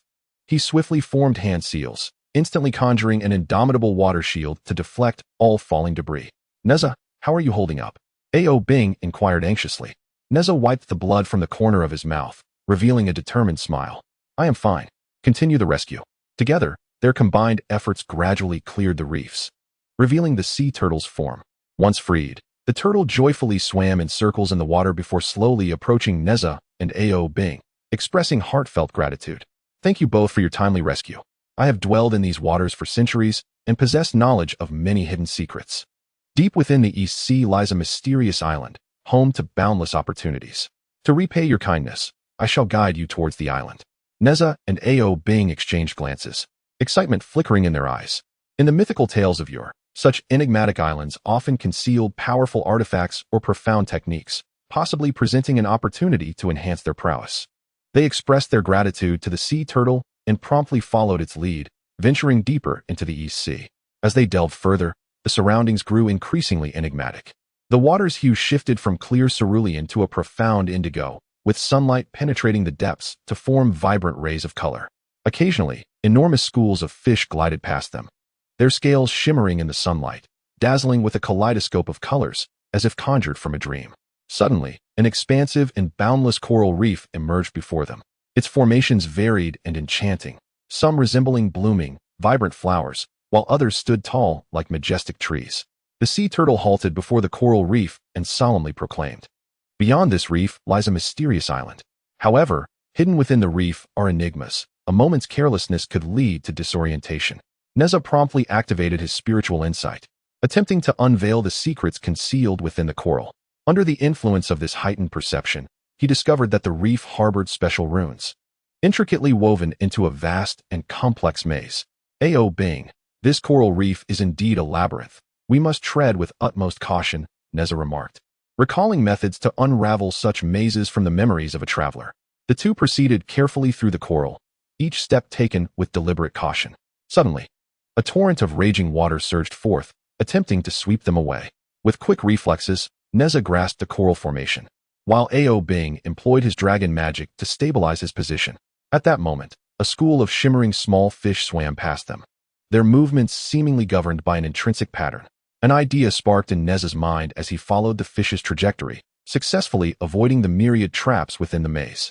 Once they navigated through the coral reef, a mysterious island shrouded in fog came into view. The island emanated a powerful aura of spiritual energy, evoking a sense of reverence. As they set foot on the island, a system notification echoed in their minds. Island sign-in triggered. Would you like to sign in? Nezha opted to sign in, and a radiant light enveloped him, revealing an ancient tome imbued with a sense of antiquity. The cover bore the inscription Taishu illusionary techniques in large characters, and the pages contained various exquisite and formidable spells. Eagerly, Nezha and Ao Bing delved into the tome to study its contents. The spells inscribed within were profound and enigmatic, some capable of wielding elemental forces, while others could bewitch the minds of foes. Utilizing the unique perspective of a traveler, Nezha swiftly grasped the essence of certain spells, while Ao Bing, employing the extraordinary wisdom of dragons, engaged in deep discussions with Nezha regarding the application of these techniques. Just as they became engrossed in their studies, a deep and authoritative roar resonated from the depths of the island, filled with fury, as if a slumbering giant had been abruptly awakened.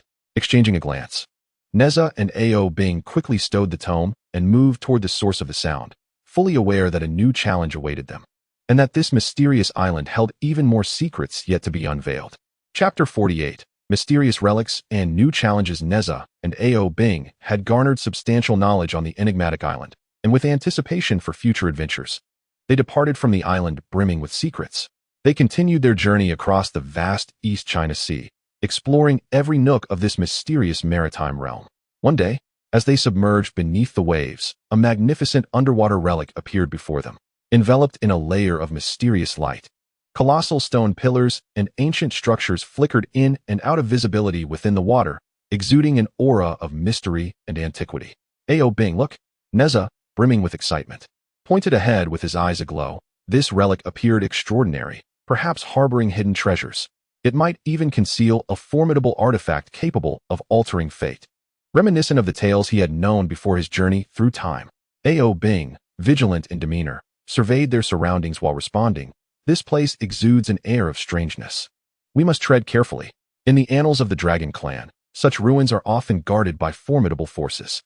As a traveler from another realm, Nezha understood all too well that the relics in mythological narratives were fraught with peril, yet they also promised immense opportunities. Eagerly, he longed to step into the ruins and unveil their secrets. The two approached the relic with utmost caution, and as they crossed the threshold, an ancient aura enveloped them, as if a millennium of history had awakened in that moment. Suddenly, a system notification resonated in Nezha's mind. Entering the underwater ruins has triggered an adventure sign-in. Would you like to sign in? Without a moment's hesitation, Nezha chose to sign in, and a radiant light enveloped him, bestowing upon him a pair of boots of agility. Crafted from the hide of a 1,000-year-old spirit deer, these boots bore runes of acceleration upon their soles, enhancing his speed manifold. Donning the boots, Nezha felt a newfound lightness in his step, as if he could soar through the air. Ao Bing, behold my new treasure! Nezha exclaimed, bouncing in delight. Now, even if there are myriad traps, I can easily evade them. Ao Bing chuckled wryly. Do not let your guard down. The mechanisms in this ruin may be beyond our imagination. Just then, a faint sound of gears turning echoed through the vast chamber of the ruins. Nezha's heart raced as he shouted, Ao Bing, be cautious. There are traps. No sooner had he uttered these words than a flurry of poisoned arrows shot forth from small apertures in the walls, their tips gleaming with a malevolent blue light, signaling their deadly nature. With the agility bestowed by the boots of agility, Nezha darted through the hail of arrows with remarkable finesse, leaping and ducking to evade each one, all the while jesting. Ao Bing, do you think these arrows are welcoming us? In response, Ao Bing conjured a water shield through the Dragon Clan's water manipulation technique, swiftly forming a barrier that shimmered and repelled the incoming arrows. Nezha, cease your banter. These traps are quite formidable. We must swiftly locate the mechanism's core. Ao Bing urged. Nezha nodded in agreement. I'll scout ahead. Stay close behind. If I happen to get captured, do remember to come to my rescue. The duo continued deeper into the relic, the atmosphere growing increasingly sinister. The walls were adorned with enigmatic runes and ancient patterns, seemingly narrating the history of the relic. While dodging traps, Nezha curiously examined the designs. Ao Bing, look at these patterns. They appear to tell an ancient tale. Perhaps this was once the abode of a primordial deity, submerged beneath the sea due to a great battle. Ao Bing, maintaining control of the water shield, replied. Elders of the Dragon Clan have spoken of a divine conflict that transpired in this maritime region during antiquity. Perhaps this relic is indeed linked to that cataclysmic event. Suddenly, the ground trembled violently, and stone slabs began to collapse, revealing an unfathomable abyss below. Utilizing his agility, Nezha leapt deftly between the crumbling stones, forging ahead. Ao Bing manipulated the flowing waters, forming columns that supported his body as he closely followed Nezha. Nezha, the ground is collapsing more and more, Ao Bing exclaimed. Nezha, leaping gracefully, replied, Fear not, consider it merely a game of jumping on stepping stones. If I happen to fall, you must lend me a hand.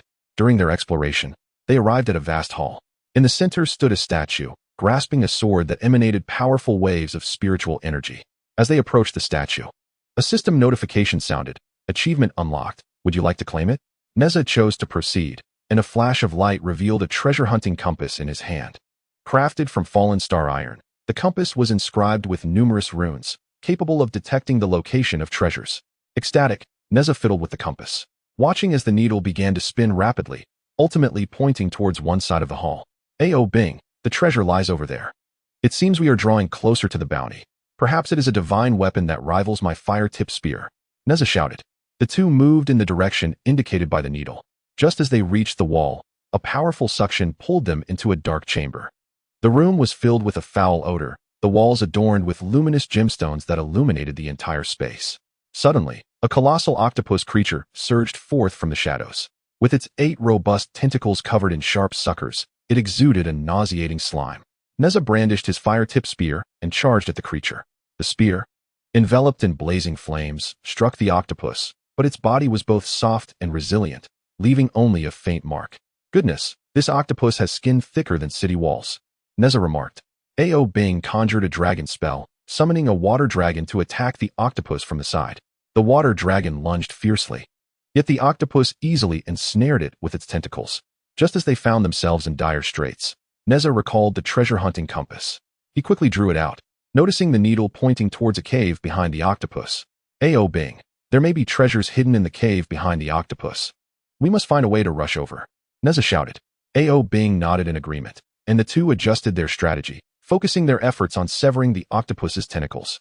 Nezha, I will entangle its tentacles. You seize the moment to dash past. Ao Bing called out. Nezha replied, All right, if I succeed, do not envy me for finding the treasure first. Through their synchronized efforts, the tentacles of the octopus were gradually severed. Ultimately, the creature let out a wretched cry and sank to the ocean floor. Nezha and Ao Bing exhaled deeply, making their way towards the cave. A mysterious glow emanated from within, and though they were unaware of what awaited them, they understood that new challenges were on the horizon. Chapter 49. Treasure hunting in the depths of the ruins. After successfully repelling the massive octopus with its serpent-like tentacles, the turbulent waters gradually calmed. Yet the tension of battle still lingered around them. At this moment, the treasure-seeking compass in Nezha's hand flickered with a faint glow. Its needle, crafted from the shards of the candle dragon's eye, danced like a nimble fish, resolutely pointing deeper into the cave. Ao Bing, look. This compass distinctly indicates that the treasure is within arm's reach. Nezha's voice was deliberately lowered, a blend of anticipation for the imminent treasure and a wariness of the unknown perils that lay ahead. Gripping the compass tightly, his gaze burned with intensity, as if he aimed to pierce through the surrounding darkness and catch an early glimpse of the treasure's silhouette. Ao Bing's expression was grave. He nodded gently, his multicolored dragon whiskers swaying softly in the water's flow, resembling delicate ribbons. He remained acutely aware of every subtle change in their surroundings. The closer they approached the treasure, the more vigilant they must be. Both knew well that this ancient relic had existed since the dawn of time, and the dangers it harbored were likely beyond imagination. The duo crouched low, cautiously feeling their way forward. The cave was permeated with a damp, faintly briny scent, as if some ancient creature lay dormant within. The walls were adorned with layers of peculiar luminescent moss, intertwining to emit an ethereal green glow, casting the entire cavern into a dreamlike otherworld. The soft light swayed gently under the caress of the currents, resembling countless eyes peering from the shadows. The surroundings were eerily silent, with only the echoes of their footsteps and breaths reverberating through the cave, each step resonating with a muffled thud, as if interrogating the history of this ancient site. Rewinding to earlier, in the grand hall of the relic, at the moment when Nezha and Ao Bing triggered the achievement sign-in, a brilliant beam of light sliced through the dim space like lightning, followed closely by the treasure compass landing steadily in Nezha's palm. This compass was exquisitely crafted, made from the mysterious iron forged by the relentless winds atop Mount Buzhou over millennia. The surface bore the elusive patterns of the river map and Luo book, as if unraveling the secrets of the cosmos. The needle was fashioned from the shards of the candle dragon's eye, capable not only of accurately sensing the treasure's location, but also discerning the hidden dangers that lurked nearby. Upon first grasping the compass, Nezha felt a warmth radiate from his palm, as if the compass resonated with his very spirit. As they ventured deeper, the path ahead suddenly opened into a spacious stone chamber. At its center stood a massive treasure chest, silently towering like a stoic guardian. This chest was of significant origin. Crafted from the primordial divine wood of chaos, it exuded a resilient aura despite the passage of countless ages. Its surface was intricately carved with legendary motifs depicting the candle dragon's eyes, open for day and closed for night. Each line seemed to narrate the magnificent saga of creation, emanating an air of ancient mystery. Embedded in the lid was a gem known as the Eye of Truth, sourced from the eye of the ancient divine bird by Fawn. And under the light, flames appeared to flicker within the gem, revealing concealed restrictions without fail. "This is it," Nezha exclaimed, his voice trembling with excitement as he propelled himself forward. Quick-witted, Ao Bing seized Nezha's arm, his expression urgent. "Wait. Observe the disturbances in the spiritual energy around this chest. There must be formidable restrictions in place. Approaching recklessly, even the slightest misstep could plunge us into an irretrievable abyss." Nezha abruptly halted, scratching his head with an awkward smile, then widened his eyes to scrutinize the surroundings of the treasure chest. Indeed, a faint circle of shimmering light flowed around the chest, delicate as strands of silk, yet radiating a chilling wave of energy, forming a mysterious array. At that moment, a system prompt echoed in Nezha's mind. Core relic discovered, sign-in task activated. "Do you wish to sign in?"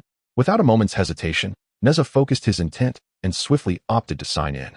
In an instant, a beam of light flashed, and a golden glowing talisman, the break-sealing talisman, appeared in his hand. This talisman, crafted from ancient celestial paper, was as thin as a cicada's wing yet remarkably resilient. Adorned with ancient runes that flickered with a mysterious luster, said to be capable of unraveling most earthly seals. "Look, Ao Bing. I've obtained the break-sealing talisman from the sign-in. Now unlocking the chest is assured," Nezha exclaimed, exuberantly waving the talisman, his face radiating confidence. Ao Bing's eyes sparkled with surprise as he nodded slightly, saying, "With this break-sealing talisman, our chances of success have significantly increased. However, we must remain cautious." Taking a deep breath to calm his excitement, Nezha slowly approached the treasure chest. The moment he stepped into the circle of light, the surrounding seawater seemed to freeze instantaneously, and an immense, invisible pressure surged towards him. Nezha felt as if he were beneath an invisible mountain, each step forward excruciatingly challenging, his legs feeling as heavy as lead. "Goodness, the power of this seal is truly formidable." Nezha gritted his teeth, struggling to speak. He gradually raised the break-sealing talisman, causing the runes to shimmer and emit a dazzling golden light. As the brilliance intensified, the surrounding seal began to vibrate violently, accompanied by a resonant hum. Suddenly, a powerful energy erupted from the seal, surging forth like a dragon emerging from the sea, carrying overwhelming might towards Nezha. Observing this, Ao Bing immediately conjured a Dragon Clan spell, swiftly forming hand seals while chanting incantations. The surrounding seawater coalesced instantly into a translucent water shield, firmly positioned in front of Nezha. The energy collided with the water shield, splashing droplets everywhere, and the tremendous force made Ao Bing stagger backward involuntarily. "Nezha, hurry. Take advantage of the seal's weakness and break it," Ao Bing urged. Focusing intently, Nezha thrust the break-sealing talisman forward. Instantly, the talisman transformed into a golden streak of light, merging into the seal. With a thunderous sound, the seal's brilliance dissipated instantaneously, and the surrounding pressure vanished along with it. "We did it," Nezha cheered excitedly. He hurried to the treasure chest, grasped the lid with both hands, and pulled upward with force. With a creaking sound, the chest slowly opened, and a radiant light burst forth from within, illuminating the entire stone chamber. Inside the chest lay an array of items emitting peculiar glows, including precious materials for upgrading magical artifacts, such as the vermilion bird feathers infused with true solar fire, fluttering gently as if ready to ignite into roaring flames, and basalt capable of harnessing the power of mountains and rivers, its surface intricately patterned as if chronicling the changes of the earth. Yet, Most captivating of all was a mysterious orb. The bead is resplendent and translucent, its interior seemingly alive with the flow of a starry river, exuding an aura of mysterious and formidable energy. Upon closer inspection, ancient star trajectories emerge on its surface, mirroring the alignment of the Big Dipper. The system's prompt chimes again. Acquired a precious artifact upgrade material, the mysterious star bead. This bead harbors immense energy, awaiting further exploration. Nezha picks up the star bead, scrutinizing it intently. It feels warm and smooth in his hand, as if it possesses a life of its own, gently pulsating. Ao Bing, this bead is extraordinary. It may prove invaluable in our forthcoming adventures. Ao Bing leans in, observing the star bead, curiosity flickering in his eyes. The energy emanating from this bead is remarkably potent. It may indeed be connected to the secrets of this ruin. We must find a secure place to study it thoroughly. Chapter 50. Encountering Crisis Again. Nezha and Ao Bing, invigorated by the rare treasures discovered in the underwater ruins, continue their adventurous journey across the vast East China Sea. The clear sunlight pours unabashedly over the boundless sea, the shimmering waves glistening and dancing, resembling countless lively spirits at play. The sea breeze, laden with a salty and damp essence, gently caresses their faces, offering a sense of tranquility. This should have been a leisurely voyage. However, an impending crisis looms, akin to storm clouds gathering before a tempest, silently and swiftly approaching.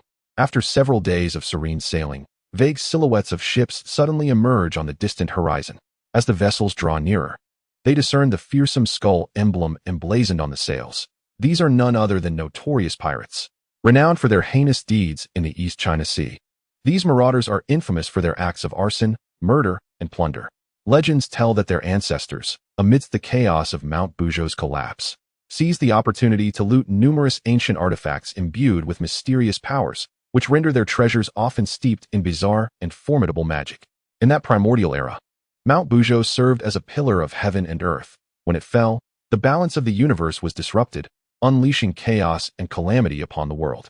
The pirates' forebears, amidst this turmoil, ventured into the sealed ancient treasury, driven by greed and fearlessness, and absconded with artifacts that had been carefully safeguarded. These relics, having endured the passage of time, absorbed the chaotic essence from the dawn of creation and were further corrupted by the pirates' malevolent sorcery, becoming powerful tools for their wickedness. Ao Bing, it seems we have encountered formidable foes, Nezha remarked gravely, his gaze sharp and unwavering as he fixated on the encroaching pirate ship, his eyes betraying a blend of vigilance and determination. Nezha contemplated inwardly. These pirates are notoriously infamous, and now, as their paths converge, a fierce battle is inevitable. Although he and Ao Bing bear extraordinary treasures and possess remarkable strength, the mysterious nature of the pirates' artifacts demands utmost caution. Ao Bing nodded slightly, his resplendent dragon whiskers swaying gently in the sea breeze, already coalescing a profound spiritual power around him. With a calm and measured tone, he stated, "These pirates come with great ferocity. I have heard their artifacts are tainted with ancient malevolent energy, making them exceedingly formidable. We must exercise extreme caution." In Ao Bing's mind, the ancient texts of the Dragon Clan resurfaced, recounting the ominous presence of primordial demonic energy, a force of profound malevolence and potency capable of corrupting the human psyche and amplifying the might of magical artifacts. The consequences of succumbing to such an insidious force were dire. No sooner had he spoken than the pirate ship, akin to a pack of ravenous wolves, swiftly converged with alarming speed. At the helm stood the formidable pirate captain, a figure of intimidating presence, his visage marred by coarse features and a menacing countenance. Draped over his shoulders was a cloak fashioned from the meticulously crafted scales of the candle dragon, each scale glimmering with an enigmatic and eerie luminescence, as if whispering ancient, arcane tales. The candle dragon, a legendary beast of antiquity, heralded the day with its gaze and summoned the night with its slumber. Its scales embodied immense strength and an aura of mystery. The captain's possession of such a cloak attested to his ruthless cunning and fortuitous encounters. Clutched in his hand was a staff emanating a chilling, ethereal light, a relic of considerable provenance, said to be forged from the spine of the Yangcheng, capable of voraciously siphoning the dark energies of the cosmos, a sight to instill dread. The Yangcheng, who aided the Great Yu in taming the floods, bore within its bones the might of resilience, yet had been perverted by the pirates into a vessel of malevolence, a sinister artifact of darkness. What serendipity, to find such succulent prey with no effort at all. Brothers, advance. The captain bellowed, his voice commanding as the pirates brandished their respective artifacts. In an instant, the brilliance of their treasures intertwined, heralding the imminent clash of titans. In a heartbeat, the artifacts erupted with blinding black radiance, coalescing into a formidable column that ascended to the heavens, swiftly manifesting into a colossal black vortex upon the ocean's surface. This vortex spun with astonishing velocity, voraciously drawing in seawater and emitting a deafening roar, as if intent on devouring all existence, reminiscent of the terrifying abyss that heralded the dawn of chaos. The vessel carrying Nezha and Ao Bing began to tremble violently under the immense pull, creaking in anguish as if on the brink of being mercilessly ensnared by the endless darkness. The ship's timbers warped under the relentless force, while the sails flapped wildly in the tempestuous winds, threatening to be utterly torn apart at any moment. By the heavens, these pirates possess truly sinister artifacts, Nezha exclaimed, straining to maintain his balance while urgently summoning the system within his mind. Just then, a prompt echoed clearly in his consciousness. Crisis, sign-in activated. Would you like to sign in? Without hesitation, Nezha focused his intent and confirmed his choice. In an instant, a surge of mysterious and formidable energy, akin to a tumultuous tide, flooded into his being, the power of the stars. With swift motions of his hands and incantations upon his lips, a resplendent astral projection materialized above him, the cosmic energies cascading like a mighty galaxy, converging seamlessly to form a protective shield radiating a gentle and sacred light. Upon this shield, the constellation of the Big Dipper shimmered faintly, exuding an aura of enigmatic strength, steadfastly safeguarding them and the vessel against the overwhelming pull of the black vortex. Nezha, feeling the surging power of the stars within him, was filled with a sense of grandeur. He was acutely aware of the might of this force, confident that it would aid them in overcoming the impending crisis. Observing this, Ao Bing swiftly formed seals with his hands, invoking the formidable magic of the dragon clan, and uttered a low incantation. Ice dragon, arise. In an instant, a colossal ice dragon soared from the depths of the sea, its fierce claws and teeth glinting as it radiated an unbearable chill. The dragon unleashed a deafening roar, akin to a flash of white lightning, charging fiercely towards the pirate ship. Wherever the ice dragon passed, the seawater instantly froze into thick layers of ice, causing the pirates to tremble in sudden cold. Those who reacted slowly were encased in ice, floating in the water, creating a truly breathtaking spectacle. As Ao Bing commanded the ice dragon, he pondered how best to coordinate with Nezha to deliver a decisive blow to the pirates. However, the pirates did not waver in their resolve. The captain, witnessing the scene, revealed a sinister grin, brandishing his dragon bone staff and chanting incantations to unleash a more potent dark magic. As his spell resonated through the air, the black vortex's pull intensified, and the starry shield began to show fine cracks under the immense pressure, creaking ominously as if it could shatter at any moment. Nezha, the vortex's power is escalating. We must devise a plan swiftly, Ao Bing shouted anxiously, his voice tinged with tension. Observing the fractures on the starry shield, he was consumed with worry. Should the shield break, they would be plunged into dire straits. Nezha, while meticulously controlling the starry shield, keenly observed the pirates' every move, searching for any weaknesses to exploit. In this critical moment, a system notification echoed in his mind. You have triggered a special sign-in during battle, granting you the ability to wield lightning. A surge of joy filled Nezha's heart, his eyes gleaming with excitement as he immediately sought to harness this newfound power. He raised his hands high and called to the heavens, Thunder God and Lightning Mother, heed my command. With the might of thunder, vanquish the wicked. As his voice rang out, the once clear sky darkened abruptly, swirling clouds of ink-like blackness rolled forth, and powerful bolts of lightning danced within the tumultuous clouds, reminiscent of the roar of a thunder god drumming in fury, eager to obliterate all evil from the world. Feeling the crackling power of lightning surge through him, Nezha felt as though he had become the sovereign of thunder and lightning, bolstered by an overwhelming confidence. Ao Bing, prepare for a full-scale assault, Nezha bellowed, then wielded the lightning as if it were a myriad of razor-sharp swords, striking down upon the pirate ship with great fervor. The bolts of lightning pierced through the clouds with precision, striking the pirate vessel with tremendous force. In an instant, the ship was engulfed in flames, the fire raging fiercely in the sea breeze, while the pirates, struck by lightning, emitted chilling cries, scattering amidst the smoke and flames in utter chaos. Seizing the opportunity, Ao Bing commanded the ice dragon to launch another ferocious attack. The ice dragon gracefully weaves through the tempest of lightning, exhaling a chilling breath that collides with the electric arcs, creating a mesmerizing spectacle of radiant light.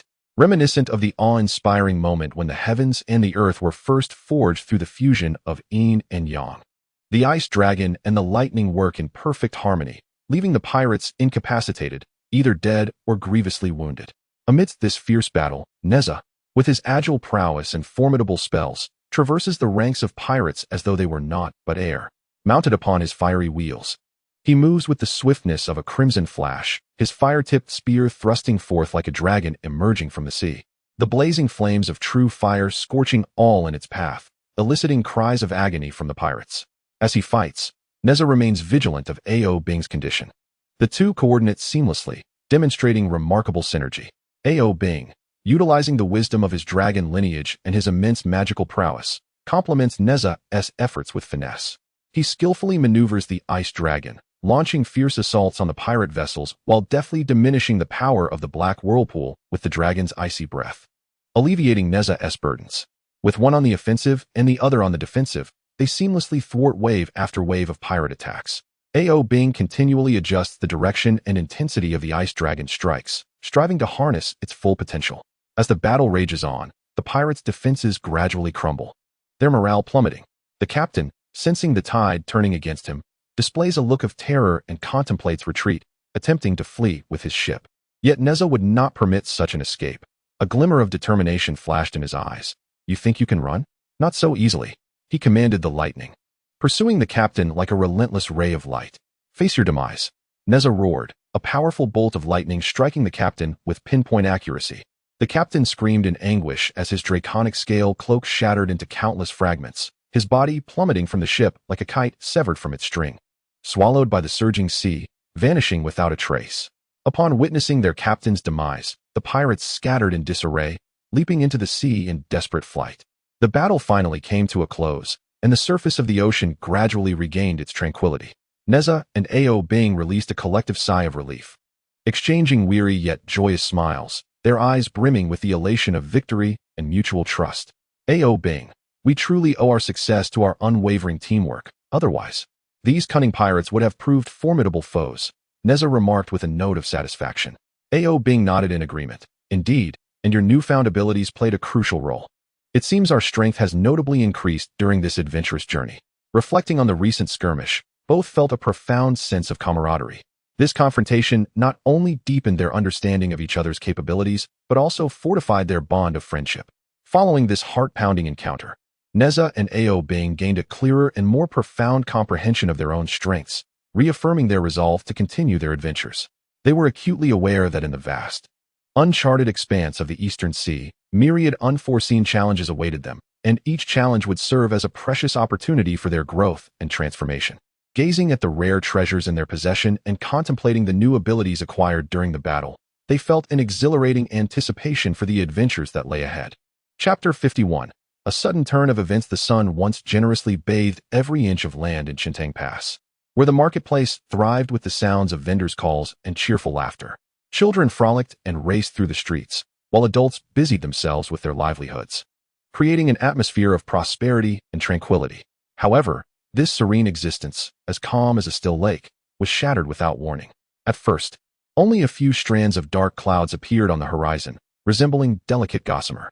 Yet, in the blink of an eye, these clouds gathered with the ferocity of a surging tide, swiftly enveloping all of Qiankun Pass in a shroud of gloom. Soon after, a tempest arose, with howling winds that bent trees and sent debris flying. Torrential rain, as fierce as a volley of arrows, cascaded down, striking the rooftops and producing a cacophony of sound. Within the Dragon Palace of the East Sea, Aogia's face was contorted with fury, his eyes ablaze with the flames of vengeance. Nezha's recent actions in the East Sea had not only brought disgrace upon the Dragon clan, but had also cost them numerous precious treasures. The more Aojia pondered, the angrier he became, slamming his palm onto the table, causing the wine cups to leap and spill their contents all over the floor. Qiankun Pass and Nezha have inflicted such a profound humiliation upon our clan. I, Aojia, will not rest until I exact my revenge, he declared through clenched teeth. In pursuit of his vendetta, Aojia tirelessly traversed the dragon palaces of the North Sea, West Sea, and South Sea, employing his silver tongue to successfully persuade the other 3 dragon kings to unite in a concerted assault on Qiantang Pass. This time, we shall ensure that Qiantang Pass pays a heavy price for its previous transgressions, Ao Jia proclaimed passionately to the other dragon kings. The North Sea Dragon King stroked his beard, nodding slightly, a glint of icy malice in his gaze. Indeed, Qiantang Pass dares to offend the dignity of our clan. They must not escape unscathed. The West Sea Dragon King crossed his arms, snorting disdainfully. They shall learn the consequences of provoking the Dragon Clan. The South Sea Dragon King brandished his weapon, loudly echoing, "Yes, we shall flatten Qiantang Pass and avenge the honor of our clan." The 4 Dragon Kings, leading a formidable army of shrimp and crab soldiers, boarded the Dragon Palace warships, which were towed by colossal sea turtles, and set forth towards Qiantang Pass with great fervor. Wherever the warships traveled, the ocean roared and surged, creating towering waves, while the sky crackled with thunder, as if heralding an impending apocalypse. Upon reaching the waters of Qiantang Pass, Ao Jia stood at the bow of the ship, gazing upon the pass with a menacing grin. "Qiantang Pass, today marks your demise." With a command from Ao Jia, the shrimp and crab soldiers unleashed their spells, and the tumultuous sea surged forth like a ferocious beast, clawing its way towards Qiantang Pass.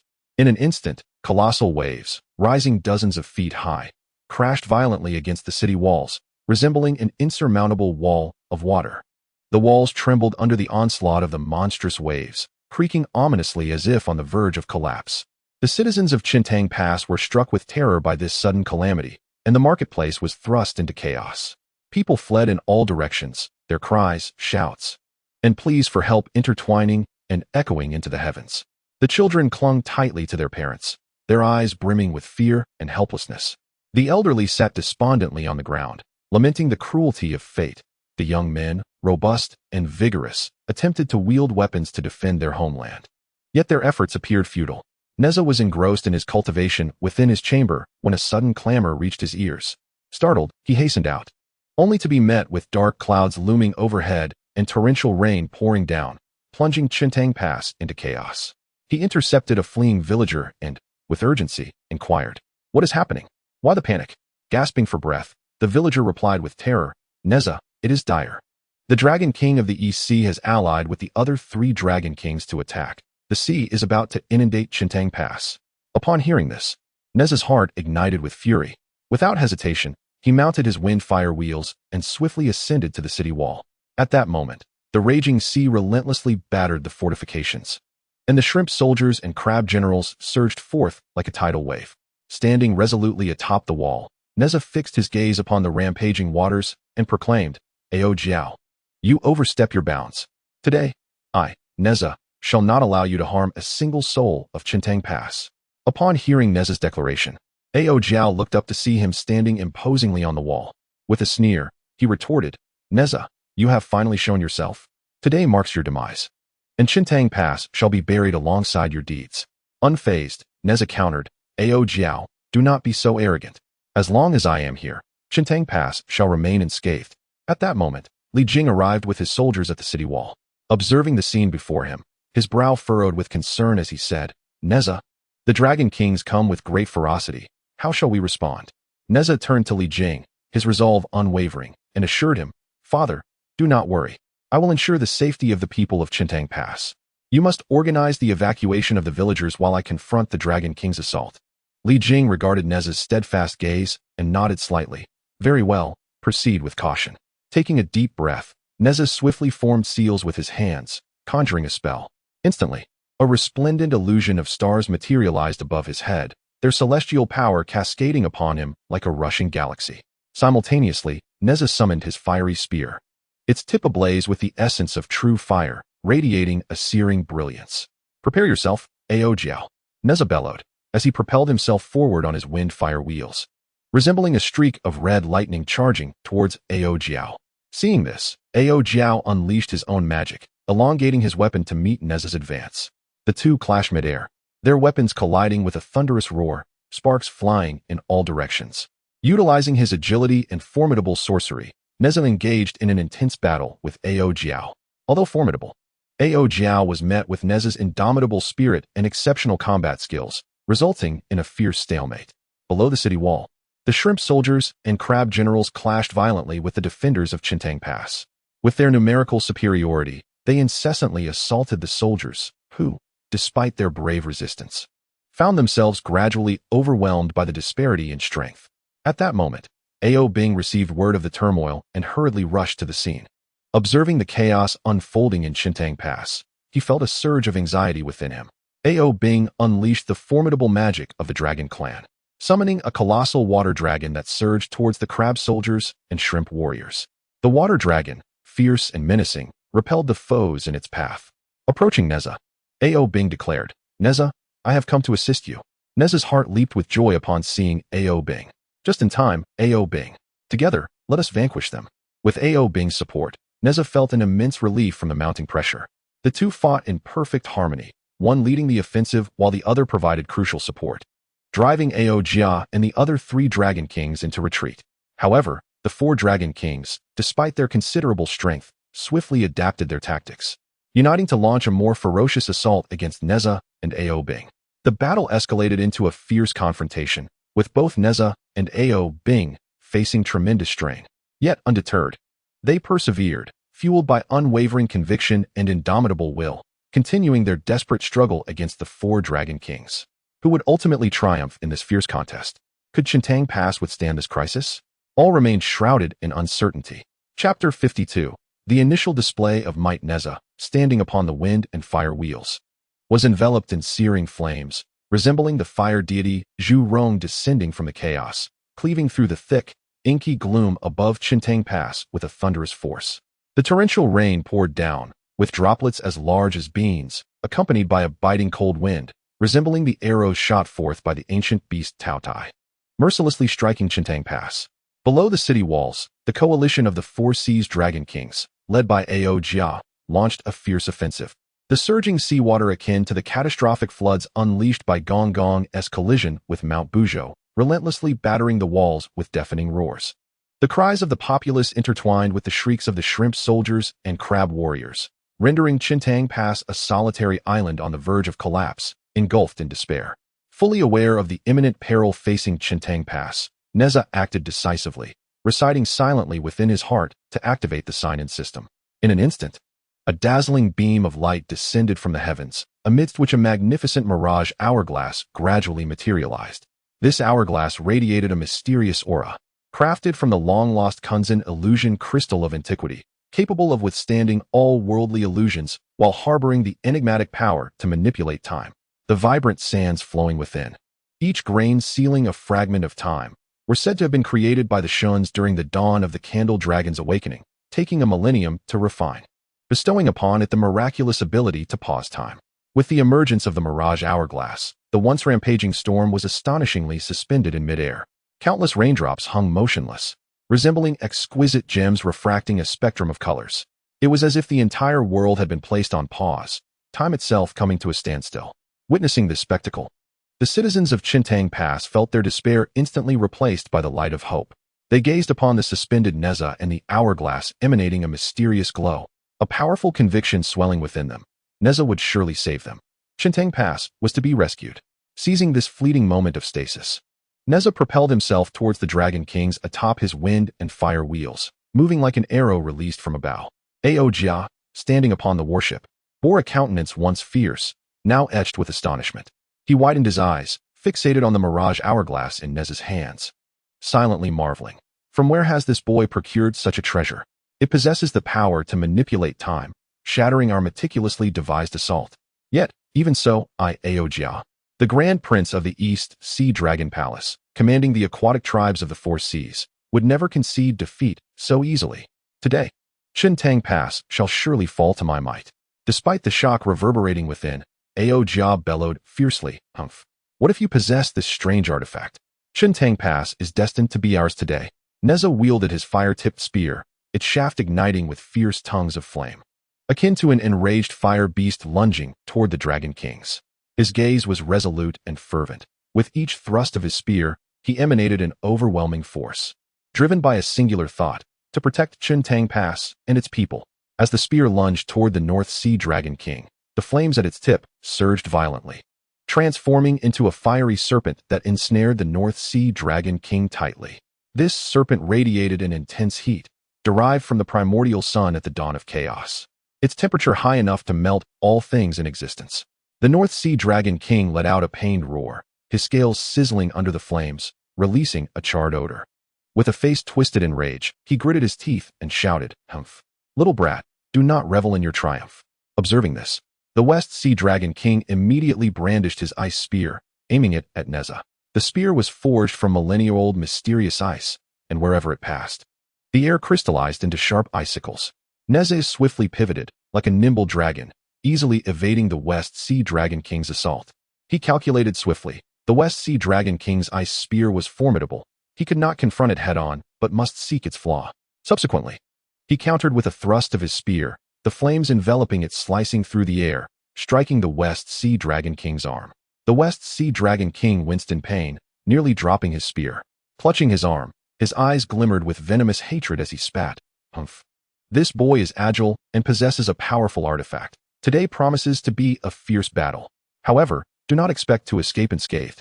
The South Sea Dragon King, unwilling to be outdone, chanted incantations, summoning a torrent of water that transformed into a colossal water beast, charging at Nezha. This creature resembled the ancient divine beast Qiankun, its wings blotting out the sun, and its scales flickering with a deep blue luminescence, each scale imbued with the mysterious power of the deep sea. Unperturbed, Nezha mounted his wind and fire wheels, swiftly darting through the air to evade the water beast's onslaught. Simultaneously, he aimed his fire-tipped spear at the creature, shouting, "Break!"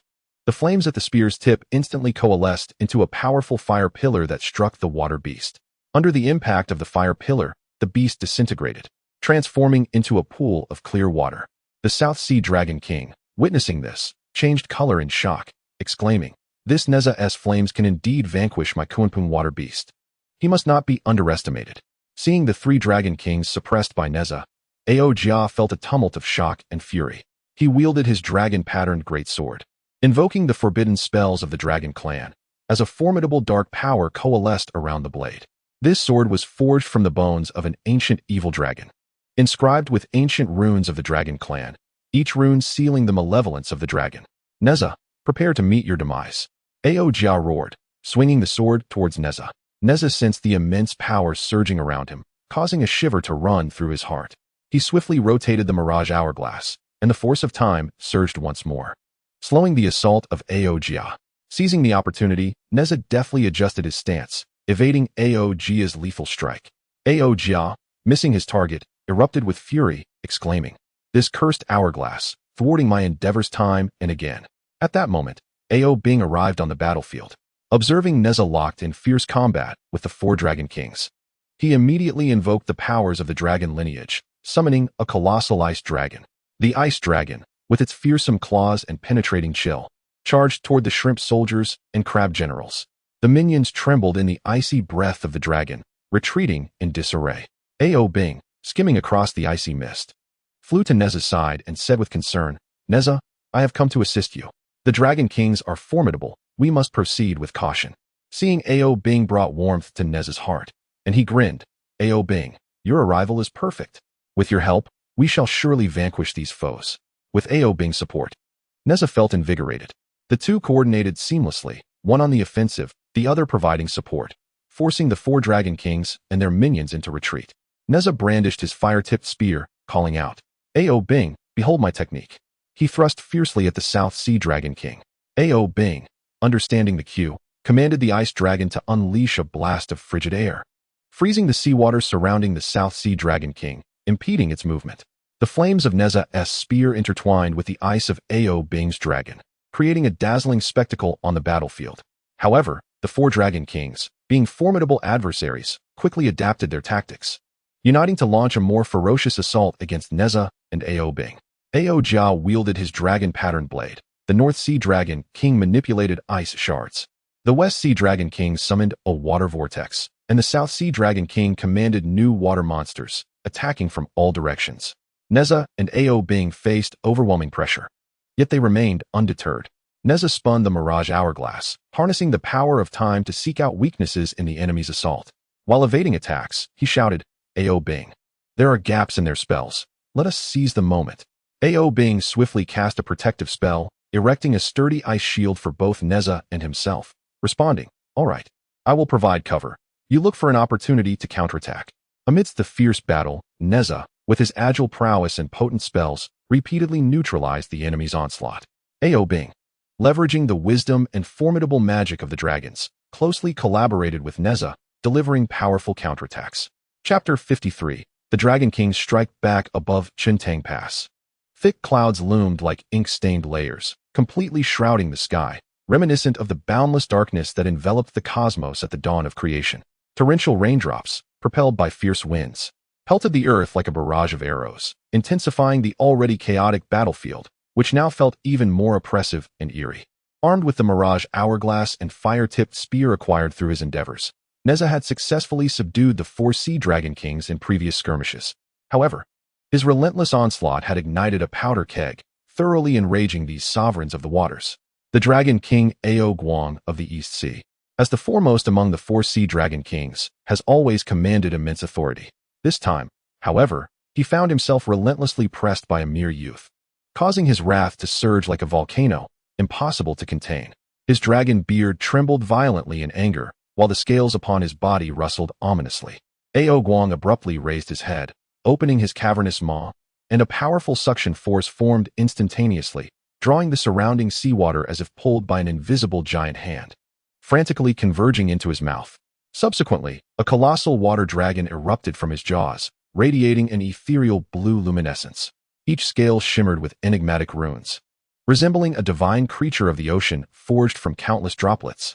Its roar was deafening, seemingly capable of piercing the clouds, shaking the very foundations of Qiankun Pass, akin to the thunderous roar of the legendary Yinglong commanding clouds and rain.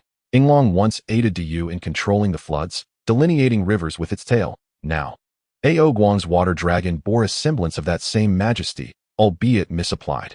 Nezha, witnessing the oncoming water dragon, felt a jolt of surprise as his wind fire wheels spun into action. As a time traveler, he was well versed in various mythological tales, yet standing before this scene, reminiscent of a myth come to life, he couldn't help but feel his heart race. Good heavens, was Ao Guang envisioning himself as Yinglong? This water dragon certainly appeared formidable, but its efficacy in battle remained uncertain. While Nezha inwardly critiqued, he remained vigilant, observing the movements of the water dragon. The Dragon King of the North Sea, not one to be outdone, swiftly formed hand seals and chanted incantations. In an instant, the temperature of the surrounding waters plummeted, a piercing chill enveloping the area. Under his command, the seawater crystallized into countless sharp ice spikes, glimmering with a cold light, shooting towards Nezha like meteors across the night sky. Each ice spike harbored the ancient cold of the depths of the North Sea. Should they strike, they would instantly encase their target in ice. Legend speaks of the North Sea deity Yangcheng, possessing a human face and bird's body, commanding the winds and snows of the North Sea. The North Sea Dragon King's manipulation of the ice spikes bore a striking resemblance to Yangcheng's prowess. Feeling the overwhelming pressure bearing down upon him, Nezha's heart sank. Could it be that Ao Shun was a descendant of Yangcheng? The ice spikes seemed to be unleashed without restraint.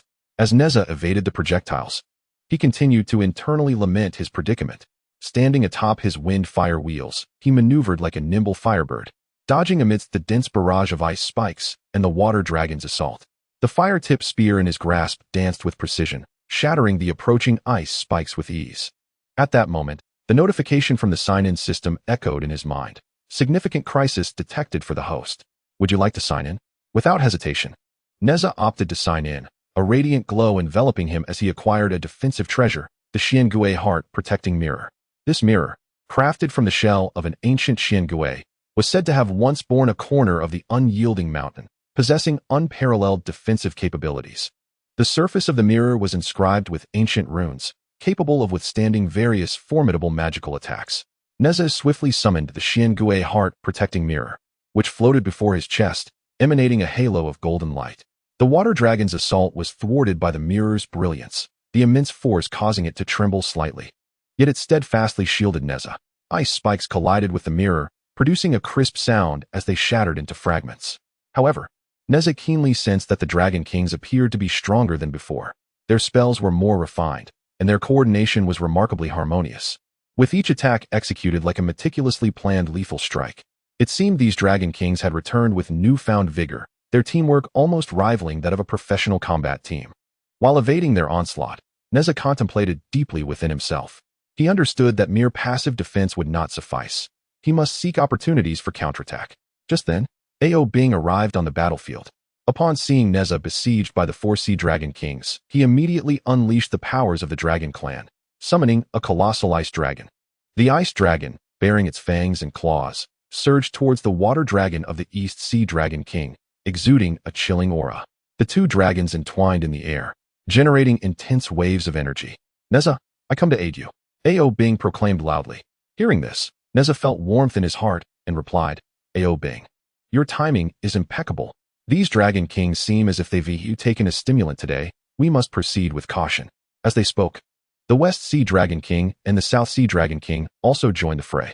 The West Sea Dragon King manipulated a water vortex, attempting to ensnare Nezha and Ao Bing, while the South Sea Dragon King summoned a swarm of water monsters from all directions to attack.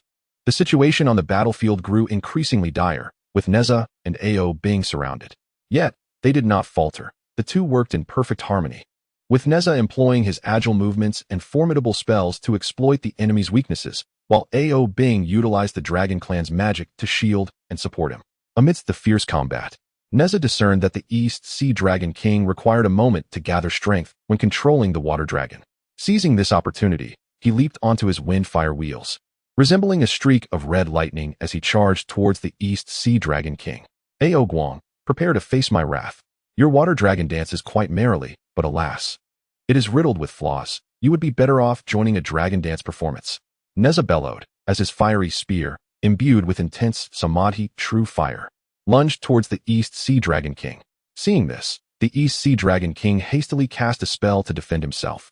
In that moment, the North Sea Dragon King took advantage of the distraction, manipulating ice spikes for a sneak attack from behind Nezha. Quick-witted and agile, Ao Bing commanded the ice dragon to intercept the North Sea Dragon King's assault. Nezha, beware of your rear, Ao Bing shouted urgently. As the battle raged on, the attacks from the 4 Sea Dragon Kings intensified. The citizens of Qiankun Pass stood atop the city walls, anxiously observing the fierce confrontation. Their hearts swelled with concern, uncertain if Nezha and Ao Bing could successfully withstand the onslaught of the Dragon Kings.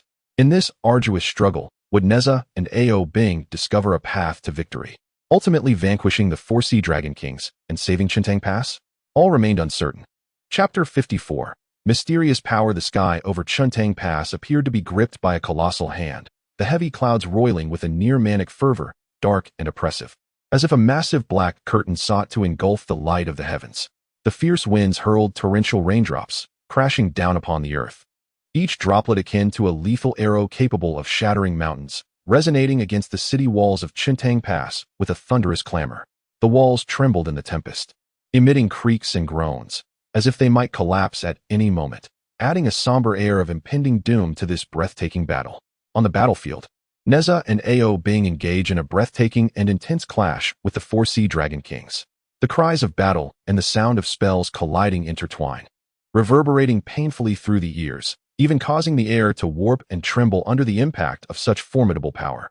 Nezha, riding on his wind and fire wheels, moves with the swiftness of lightning, deftly weaving through a hail of weapons.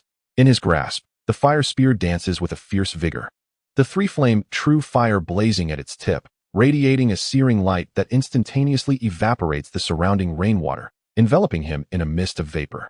Ao Bing, alongside Nezha, commands an ice dragon, repeatedly repelling the approaching shrimp soldiers and crab generals. The ice dragon roars, exhaling a chilling breath that freezes vast expanses of seawater, leaving the shrimp soldiers and crab generals shivering and sluggish in their movements. However, as the battle rages on, Nezha keenly senses something amiss with the Dragon Kings.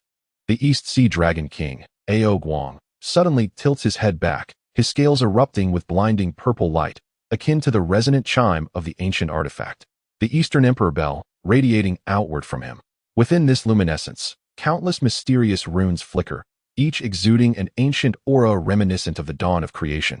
As if whispering secrets of a bygone era, Ao Guang opens his cavernous maw, and an immense gravitational pull manifests, drawing in the surrounding seawater, which coalesces before him into a colossal water dragon. This water dragon, entwined in purple radiance, boasts scales inscribed with runes that seem alive, exuding a powerful and enigmatic presence. Each scale is the size of a grinding stone, glimmering with a chilling, ghostly light. The water dragon roars and surges toward Nezha, creating a massive whirlpool in its wake. As if an invisible force were guiding the sea, distorting even the fabric of space under its oppressive weight. Reminiscent of the earth-shattering tremors heralded by the awakening of the legendary candle dragon. Nezha's heart races as he evades the water dragon's assault, swiftly spinning the shell of the mirage hourglass to harness the power of time, thus slowing the water dragon's advance. In an instant, the world around him seems to be pressed into slow motion. The dragon's movements become languid, and the howling winds subside to a muted whisper. Simultaneously, he summons the black tortoise heart protecting mirror to shield himself. The ancient runes upon the mirror shimmer with golden light, counterbalancing the water dragon's purple glow. When the water dragon collides with the black tortoise heart protecting mirror, a thunderous sound erupts, the immense force causing Nezha's body to quiver, momentarily halting the wind and fire wheels beneath him. Goodness, the power of this water dragon has increased manifold. Through gritted teeth, Nezha silently laments his predicament. Moreover, he realizes that this mysterious force has not only amplified the water dragon's offensive capabilities, but has also endowed it with formidable regenerative abilities. The wounds inflicted by his fire spear heal almost instantaneously, the speed of recovery akin to time reversing upon the water dragon. At this juncture, the influence of this mysterious power spreads across the entire battlefield. The ice spikes controlled by the North Sea Dragon King, Ao Shun, glow with an ethereal blue light, their hardness augmented and imbued with tracking capabilities. No matter how Nezha attempts to dodge, the ice spikes follow him relentlessly, tracing blue arcs in the air and freezing the air itself into frost wherever they pass.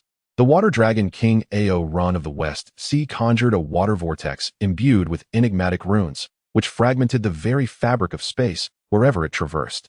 The surrounding seawater, tainted by these runes, emitted a pungent odor. The corroded water bubbled ominously, producing eerie black foam that churned like a sinister mire from the depths of hell. The South Sea Dragon King Ao Qin summoned aquatic monstrosities that, under the influence of mysterious powers, exhibited a remarkable increase in intelligence. They coordinated seamlessly, forming a tightly knit assault formation that encircled Nezha and Ao Bing.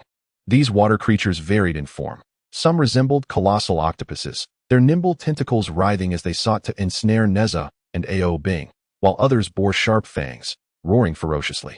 Despite the overwhelming pressure, Nezha exhibited no sign of retreat. Engaging in combat with the water monsters, he astutely observed the dynamics of the battlefield. In the heat of battle, Nezha discerned that when the Dragon Kings cast their spells, a peculiar flicker of light emanated from them, momentarily impeding the water dragon's movements and rendering the ice spike's tracking ability ineffective. A realization struck him.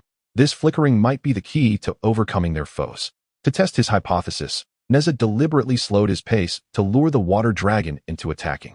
As the water dragon lunged with its claws bared, Nezha fixed his gaze on the purple glow emanating from it. At the very instant the light flickered, he leaped onto his windfire wheels, dashing towards the water dragon like a bolt of crimson lightning.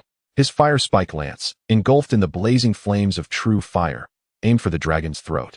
Simultaneously, he calculated the frequency of the mysterious power's fluctuations, striving to discern its patterns. With each strike, he noted the intervals of the water dragon's flickering light and the moments of power shifts, his mind racing with precision akin to a finely tuned instrument. Observing Nezha initiate his assault, Ao Bing promptly directed the ice dragon to engage the West Sea Dragon King, alleviating some of Nezha's burden. The ice dragon opened its maw and unleashed a piercing chill, attempting to freeze the spells of the West Sea Dragon King. However, with a mere flick of his sleeve, the West Sea Dragon King effortlessly dispersed the icy breath, causing the ice dragon to emit a pained roar as its form became somewhat ethereal. This mysterious power acted like an invisible hand, easily dissipating the ice dragon's chill and rendering Ao Bing's attack futile. Despite the formidable nature of the Dragon King's mysterious powers, they were not without vulnerabilities. Their spells flickered, and their movements were constrained. "We must seize this opportunity," Nezha shouted as he evaded the aquatic monster strikes. Upon hearing this, Ao Bing's heart quickened. He maneuvered the ice dragon swiftly to Nezha's side. "All right, I will distract the other Dragon Kings while you search for an opening to exploit the water dragon's weaknesses." In the ensuing battle, Nezha and Ao Bing exhibited impeccable synergy. Nezha, with his agile movements, weaved through the gaps between the water monsters and spells, consistently seeking moments to strike when the water dragon's light flickered. Ao Bing manipulated the ice dragon, using its chilling breath to disrupt the spells of the other dragon kings, creating opportunities for Nezha. Each time the water dragon's glow flickered, Nezha surged forward like an unleashed arrow, repeatedly targeting the dragoness throat and abdomen with his fire spike lance. Nezha's attacks were both swift and precise, each thrust imbued with the force of the wind, while the three-pronged spear, enveloped in true fire, instantly boiled the surrounding seawater. As the battle raged on, Nezha gradually discerned the rhythm of the mysterious power. He discovered that each time the Dragon Kings unleashed a formidable spell, the luminescence of the mysterious energy flickered, with the intervals between flashes growing increasingly prolonged. This indicated that the utilization of this arcane power exacted a significant toll on the Dragon Kings. A sense of clandestine joy welled up within Nezha. He understood that the opportunity for counterattack had arrived. He began to deliberately entice the Dragon Kings into casting their powerful spells, observing the fluctuations in their strength, and patiently awaiting the most opportune moment to strike. The citizens of Qiankun Pass stood atop the city walls, anxiously gazing upon the fierce confrontation. Their hearts brimmed with trepidation, uncertain whether Nezha and Ao Bing could decisively vanquish the Dragon Kings and save Qiankun Pass. Chapter 55. Engaged in a bitter struggle above Qiankun Pass. The dark clouds appeared as if coalesced from the malevolent thoughts of ancient demon gods, thick and turbulent like ink, rolling madly as if embodying the gaping maw of an ancient behemoth. The ominous aura seemed poised to engulf the entire world in an abyss of unending darkness. The tempestuous winds bore down with torrential raindrops, crashing violently to the earth.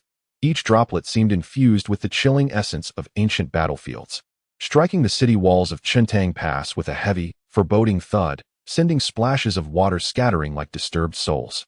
On the battlefield, Nezha's fierce combat with the 4 Sea Dragon Kings had escalated to a fever pitch. The clamor of battle cries intertwined with the sounds of spell clashes resonating through the air, causing the surrounding atmosphere to tremble violently, as if shattering glass. With ripples of eerie distortion cascading through space, the East Sea Dragon King, Ao Guang, threw back his head and unleashed a deafening roar that reverberated through the heavens and the earth. In an instant, his dragon scales erupted in a blinding violet light, reminiscent of the primordial glow at the dawn of creation, yet imbued with a sense of destruction. The runes danced like ancient serpents, weaving through his scales, each one emanating a mysterious and potent energy, whispering tales of long-buried curses. With a sudden, fierce opening of his massive jaws, an unparalleled suction force materialized, as if the surrounding seawater answered the call of their sovereign, surging forth like a stampede of 1,000 steeds, coalescing before him into a fearsome water dragon. This aquatic beast was enshrouded in violet lightning, the flickering arcs suggesting the roars of countless thunderous titans within. Its scales, vast as millstones, shimmered with an enigmatic glow, seemingly harboring the cataclysmic might to obliterate the very heavens and earth. The water dragon let out a thunderous roar that echoed to the very skies and wherever it passed. The sea was churned into a colossal vortex that engulfed everything in its path. The space around it twisted and contorted under the oppressive force of the water dragon, emitting mournful wails akin to the lamentations of the universe at the collapse of ancient pillars. Simultaneously, the North Sea Dragon King, Ao Shun, swiftly formed seals with his hands like fleeting phantoms, intoning incantations that resonated as if from the depths of the netherworld. In an instant, the temperature of the surrounding seawater plummeted, a piercing chill enveloping the battlefield like countless icy blades. Under his command, the sea crystallized into countless sharp ice spikes, glowing with an ethereal blue luminescence. These ice shards resembled a ravenous flock of predatory birds, ravenous and poised to strike, descending upon Nezha in a relentless storm. Each spike harbored the ancient chill of the depths of the North Sea, and wherever they landed, the air was instantaneously frozen into frost, leaving behind ghastly white traces, akin to the grim sides of death drawn through the atmosphere. Nezha, riding the wind and fire wheels, moved with the swiftness of lightning, evading the furious onslaught of water dragons and ice spikes with deft agility, much like a solitary boat tossed amidst a tempestuous storm, resilient yet struggling to navigate forward. The fire spear in his hand was wielded with unwavering precision, its tip ablaze with the 3 purities true fire, striving to repel the ceaseless tide of assault. However, the Dragon Kings intensified their assault, and the oppressive force of their mysterious power felt like an ancient mountain pressing down upon him, rendering each breath a Herculean task. as if his chest were constricted by a colossal boulder. Humph, Nezha, today shall mark your demise. Prepare to meet your end. Albuan's voice thundered like a bell, imbued with boundless authority and wrath, as if intent on utterly obliterating Nezha. Gritting his teeth, Nezha silently cursed. These detestable dragon kings are resolute in their intent to extinguish my life. I, Nezha, will not easily submit to fate. Despite the unprecedented pressure bearing down upon him, a fierce determination shone in his eyes, revealing no hint of retreat. He understood that he bore the grave responsibility of protecting the countless souls of Yangcheng Pass. This weighty mission illuminated his heart like a beacon of faith, compelling him to persevere regardless of the challenges that lay ahead. At that moment, the West Sea Dragon King, Auruin, summoned a torrent of water, surging towards Nezha with cataclysmic force. The waterspout was infused with innumerable razor-sharp blades, glinting ominously, slicing through the sea with gruesome clarity, conjuring a nightmarish tableau as if heralding the apocalypse. Nezha, recognizing the peril, dared not underestimate the threat. He swiftly rotated the Shunfeng sandglass, and in an instant, the power of time rippled forth, attempting to diminish the terrifying velocity of the waterspout. Concurrently, he decisively summoned the Xiangui heart protecting mirror, which hovered before him, radiating concentric circles of golden light, resembling an indomitable fortress defending him. The waterspout collided forcefully with the Xiangui heart protecting mirror, producing a deafening roar akin to the very heavens and earth collapsing. The tremendous impact caused Nezha's body to tremble violently, akin to a kite severed from its string, while the wind and fire wheels beneath him nearly spiraled out of control, swaying precariously in midair as if on the verge of plummeting. Good heavens! The power of this waterspout has intensified greatly. It seeks to drive me into a corner. Nezha lamented inwardly. At this juncture, he bore multiple wounds, blood gushing forth, staining his garments, dripping down and merging with the sea, resembling sorrowful blood lilies blooming amidst a crimson ocean. Yet, his gaze remained steadfast, exuding an unwavering belief, like an eternal flame burning brightly upon this brutal battlefield. In the midst of the fierce battle, Nezha, with his astute insight, discerned that as the Dragon Kings continued to unleash their formidable spells, their mysterious radiance, while increasingly dazzling like brilliant stars, flickered at an ever-quickening pace, reminiscent of a candle flame on the verge of extinguishment. This indicated that the utilization of their enigmatic powers came at a significant cost, as they were relentlessly depleting their own strength, akin to sacrificing their very lives for fleeting might. Yet, despite this realization, Nezha found himself momentarily at a loss for an effective strategy to vanquish his foes, his heart burning with anxiety, yet feeling utterly powerless. At that moment, the Dragon King of the South Sea, Qin, muttered incantations, summoning a horde of grotesque and terrifying aquatic monsters. Empowered by the arcane forces, these creatures became even more ferocious, ruthless, and cunning. They lunged at Nezha, surrounding him like a pack of wolves encircling a solitary sheep. Wielding his fire-pointed spear, Nezha engaged in a breathtaking struggle for survival. The spear struck the scales of the water monsters, emitting a dull, futile sound, yet it failed to inflict fatal damage. As if their scales were forged from ancient divine metal, impenetrable and unyielding. This cannot continue. I shall inevitably succumb to these monsters. I must devise a means to break free.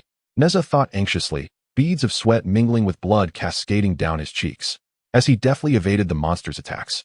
He desperately sought an opportunity to escape, his eyes betraying a mix of anxiety and resolve. At that critical juncture, a colossal octopus-like creature stealthily approached, suddenly extending its powerful tentacles, akin to resilient ropes, ensnaring Nezha's legs with a vice-like grip. Pain shot through his limbs, as if shackled by iron chains. He struggled fiercely, attempting to extricate himself from the tentacle's grasp, his feet flailing in the air, the wind-fire wheels spinning wildly. Yet he discovered that the octopus's strength was immense, rendering his efforts somewhat futile and tightening its hold even further. Where do you think you can escape? Submit to your fate. Qin's voice echoed mockingly across the battlefield. Nezha's heart sank. He understood all too well that if he could not swiftly free himself from the octopus's grip, he would find himself in an even more perilous predicament, potentially facing death itself. Just as the situation reached a critical juncture, Bing, commanding the ice dragon, arrived like a flash of white lightning. The ice dragon opened its maw, unleashing a frigid blast that swept over the octopus, instantly encasing it in a massive block of ice. Seizing the moment, Nezha exerted all his strength to break free from the bindings, landing on the wind-fire wheels and soaring to Bing's side. feeling a wave of relief wash over him. Ao Bing, thank you.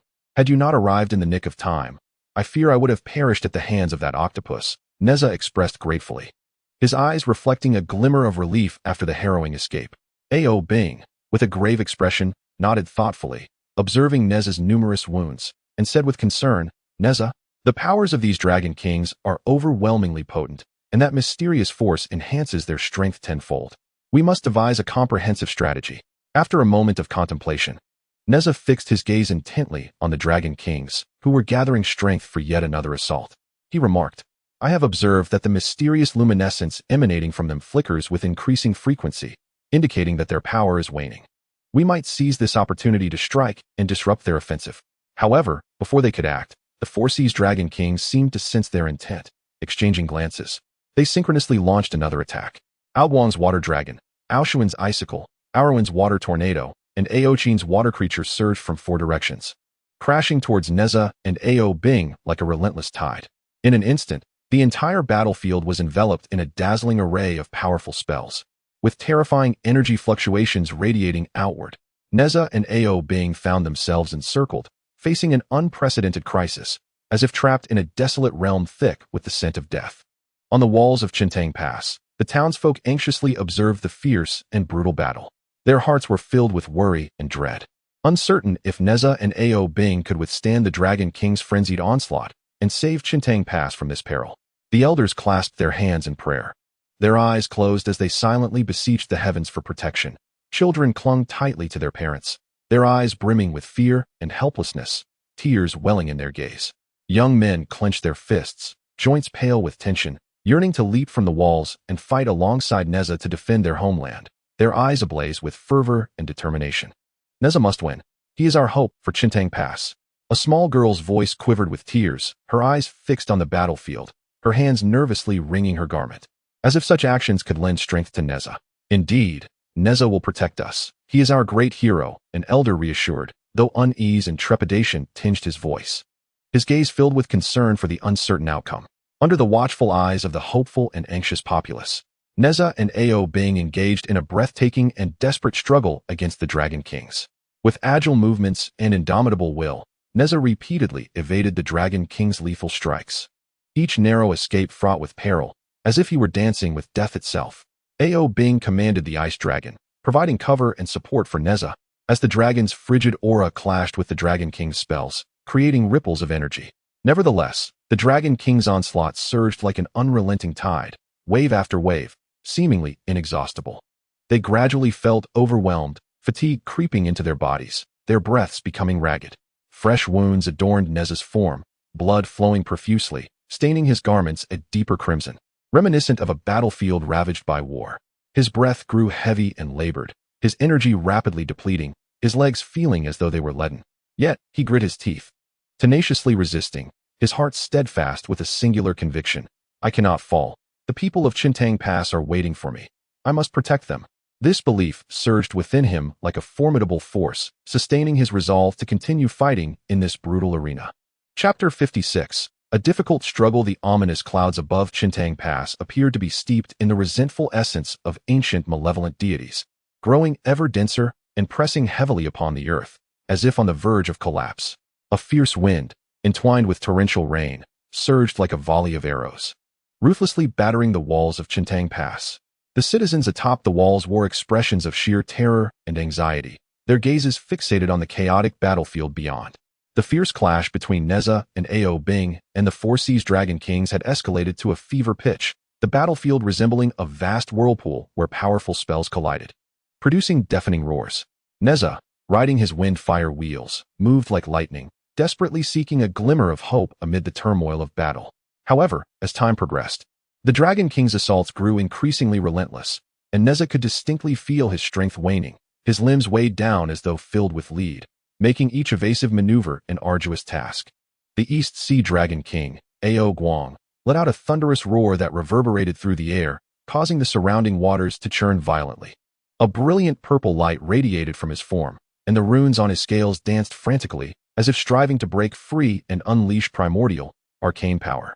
Suddenly, Ao Guang opened his gaping maw, and a formidable suction force emerged, summoning the surrounding waters within a 100-mile radius to converge with overwhelming force. The waters coalesced in midair, intertwining and compressing to form an even larger water dragon, enveloped in flickering purple lightning that crackled with the thunderous wrath of the storm god. The scales of the water dragon were as large as grinding wheels, shimmering with an enigmatic glow, seemingly harboring the power to annihilate the heavens and earth.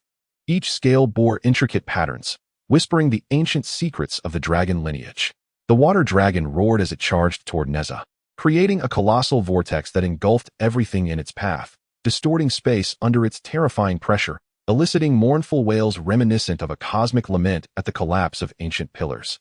Simultaneously, the North Sea Dragon King, Ao Shun, swiftly formed intricate seals with his hands, intoning incantations that resonated as if emerging from the depths of the abyss. Imbued with a chilling dread, in an instant, the temperature of the surrounding waters plummeted, the biting cold slicing through the air like countless icy blades, swiftly enveloping the entire battlefield. Under his command, the seawater crystallized into numerous sharp, ethereal blue icicles, resembling ravenous predators, densely shooting toward Nezha. Each icicle contained the frigid essence of the North Sea, unyielding for millennia, freezing the air into frost wherever they struck, leaving behind haunting white traces akin to the scythe of death cleaving through the atmosphere. Caught between the onslaught of the water dragon and the icy spikes, Nezha evaded left and right, his fire-tipped spear dancing with fervor, striving to fend off the relentless barrage. Yet, a chink in his defenses appeared. Just as he dodged the water dragon's attack, an icicle seized the opportunity, piercing through like a flash of cold light, striking his arm with precision. Nezha felt a searing pain radiate from his arm, nearly causing his fire-tipped spear to slip from his grasp. He bore the pain with great fortitude, beads of sweat rolling off his forehead, silently lamenting. Goodness, the assaults from these dragon kings are becoming increasingly difficult to withstand, and my stamina is waning. At that moment, the West Sea Dragon King, Ao Ron, danced with both hands while chanting an enigmatic incantation, commanding a water vortex that surged toward Nezha with the force of a tidal wave. This vortex was interwoven with countless blades of water, sharp and glinting with an eerie cold light, formed from the enchanted black water of the deep West Sea. Wherever the water vortex passed, the sea was instantaneously sliced into myriad fragments, the scene both gruesome and terrifying, with the severed waters bubbling black foam that emitted a pungent odor. Nezha dared not show any sign of complacency. He quickly spun the Shunfeng air, and in an instant, the power of time rippled outward, attempting to slow the vortex's momentum. Simultaneously, he summoned the Xian turtle heart-guarding mirror, which floated before his chest, radiating concentric circles of golden light, resembling an indomitable golden fortress that shielded him from harm. The vortex collided with the Xian turtle heart-guarding mirror, producing a deafening sound, the tremendous impact causing Nezha's body to tremble violently, and the wind-fire wheel beneath him nearly lost control, swaying precariously in midair as if it might plummet at any moment. I cannot continue like this. I will inevitably be defeated by these dragon kings. Nezha felt an overwhelming urgency. He was acutely aware of his responsibility to protect the citizens of Qintang Pass and could not afford to fall easily. At that moment, he suddenly recalled the healing elixir he had obtained from signing in. This elixir was said to be crafted by the ancient Shinong from celestial herbs collected in Kunlun Mountain, refined under the true fire for 49 days, possessing miraculous properties of resurrection and rapid recovery of vitality. Without hesitation, Nezha retrieved the elixir and swallowed it.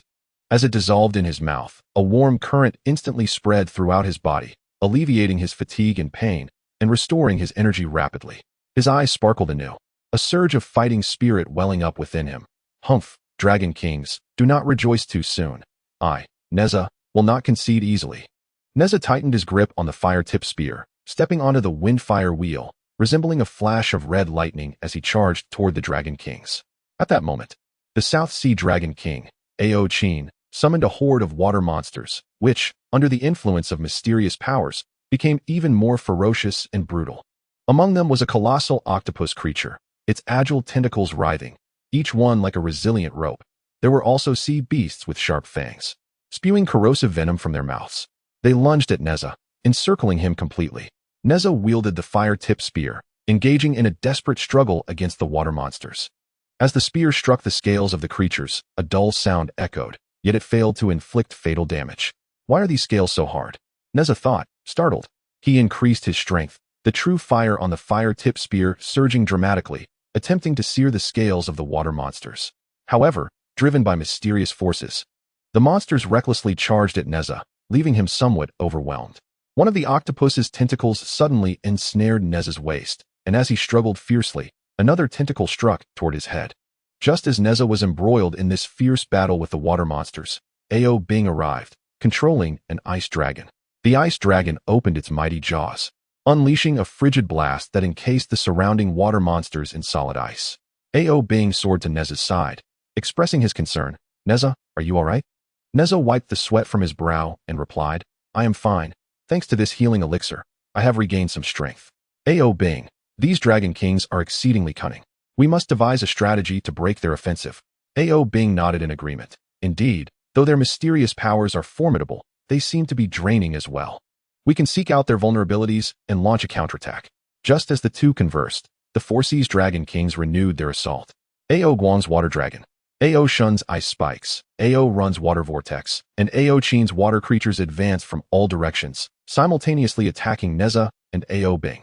The duo swiftly adjusted their stances, coordinating seamlessly, one taking the lead while the other provided support, striving to withstand the onslaught of the Dragon Kings. Utilizing his agile movements, Nezha weaved through the barrage, searching for an opening to strike. He seized the moment when the water dragon's attack faltered, leaping onto his wind-fire wheels to close the distance with the East Sea Dragon King, shouting, "Ao Guang, prepare yourself." The fiery spear, imbued with searing true fire, darted towards the East Sea Dragon King like an enraged serpent. Seeing this, the East Sea Dragon King hastily conjured a spell to defend himself, a shield of purple light forming around him. The fiery spear collided with the shield, erupting in a shower of sparks. At that instant, the North Sea Dragon King seized the opportunity to unleash ice spikes from behind, aiming for Nezha. Quick as a flash, Ao Bing commanded the ice dragon to intercept the attack. The ice dragon and the ice spikes clashed, producing a crisp sound of shattering ice. "Nezha, watch your back," Ao Bing called out loudly. As the battle raged on, Nezha and Ao Bing gradually attuned themselves to the rhythm of the Dragon King's attacks. However, the Dragon King's strength was overwhelmingly potent, their relentless assaults crashing upon Nezha and Ao Bing like an unyielding tide, leaving them feeling overwhelmed. Nezha bore several new wounds, blood staining his garments, yet he gritted his teeth and persevered, his eyes radiating determination. The citizens of Qiankun Pass stood anxiously atop the city walls, their hearts filled with trepidation, uncertain whether Nezha and Ao Bing could successfully fend off the Dragon King's advance. The elders clasped their hands in prayer, silently beseeching for victory. Children clung tightly to their parents, their eyes wide with fear, while the young men clenched their fists, yearning to leap from the walls and fight alongside Nezha. "Nezha must win. He is the hope of Qiankun Pass," a small girl cried, her voice trembling. She gazed intently at the battlefield, her hands nervously twisting the hem of her garment. "Indeed, Nezha will protect us," an elder reassured, though his tone hinted at unease. Under the watchful eyes of the populace, Nezha and Ao Bing engaged in a breathtaking battle against the Dragon Kings. With indomitable will and unwavering faith, Nezha thwarted the Dragon King's attacks time and again. Ao Bing, drawing upon the wisdom of the Dragon Clan and his formidable magical prowess, worked in close harmony with Nezha, delivering powerful counterstrikes against their adversaries. Chapter 57. Survival and Desperation Above Qiankun Pass. Dense dark clouds seemed to be pressed down by an invisible hand, lowering ominously like an enormous inverted pot, enveloping the entire area in a shroud of darkness. The howling wind, accompanied by torrential rain, surged forth like an enraged beast, battering against the walls of Qiankun Pass. The citizens atop the walls were etched with fear and despair, their gazes fixated on the battlefield, silently praying for a miracle. The fierce clash between Nezha and Ao Bing against the Four Sea Dragon Kings had reached a fever pitch. At this moment, Ao Bing was entangled in combat with the North Sea Dragon King, Ao Shun. As the Ice Dragon and the colossal ice beast summoned by Ao Shun tore at each other, shards of ice and cold air scattering in all directions. Meanwhile, Nezha found himself ensnared in an unprecedented predicament. Surrounded by violet lightning, the East Sea Dragon King, Ao Guang, swiftly formed seals with his hands, chanting incantations. With a thunderous dragon roar, a gargantuan water dragon surged forth from his mouth. This water dragon, adorned with enigmatic runes, shimmered with a ghostly blue glow, as if harboring the power to annihilate the heavens and the earth. The dragon charged at Nezha, its claws outstretched, creating a massive whirlpool in its wake, warping the very fabric of space under its overpowering presence. The West Sea Dragon King, Ao Run, commanded a water vortex that advanced upon Nezha with the force of a natural disaster. This vortex was laced with countless razor-sharp water blades, forged from the frigid depths of the West Sea, slicing the surrounding waters into innumerable fragments, the air thick with a pungent, briny scent. The South Sea Dragon King, Ao Qin, summoned a myriad of monstrous aquatic creatures, each rendered more ferocious by an arcane power. Among them was a colossal sea serpent that spewed corrosive venom, causing the seawater to boil and bubble ominously. Additionally, a swarm of bat-like water creatures flapped their wings, emitting shrill cries that disoriented Nezha's senses. With the wind and fire wheels beneath his feet, Nezha dodged and weaved amidst the relentless onslaught. The fire-tipped spear in his grasp danced like a tempest, the flames of the Samadhi true fire blazing fiercely as he endeavored to repel the incessant barrage. Observing the relentless ferocity of the Dragon King's assaults, Nezha pondered grimly.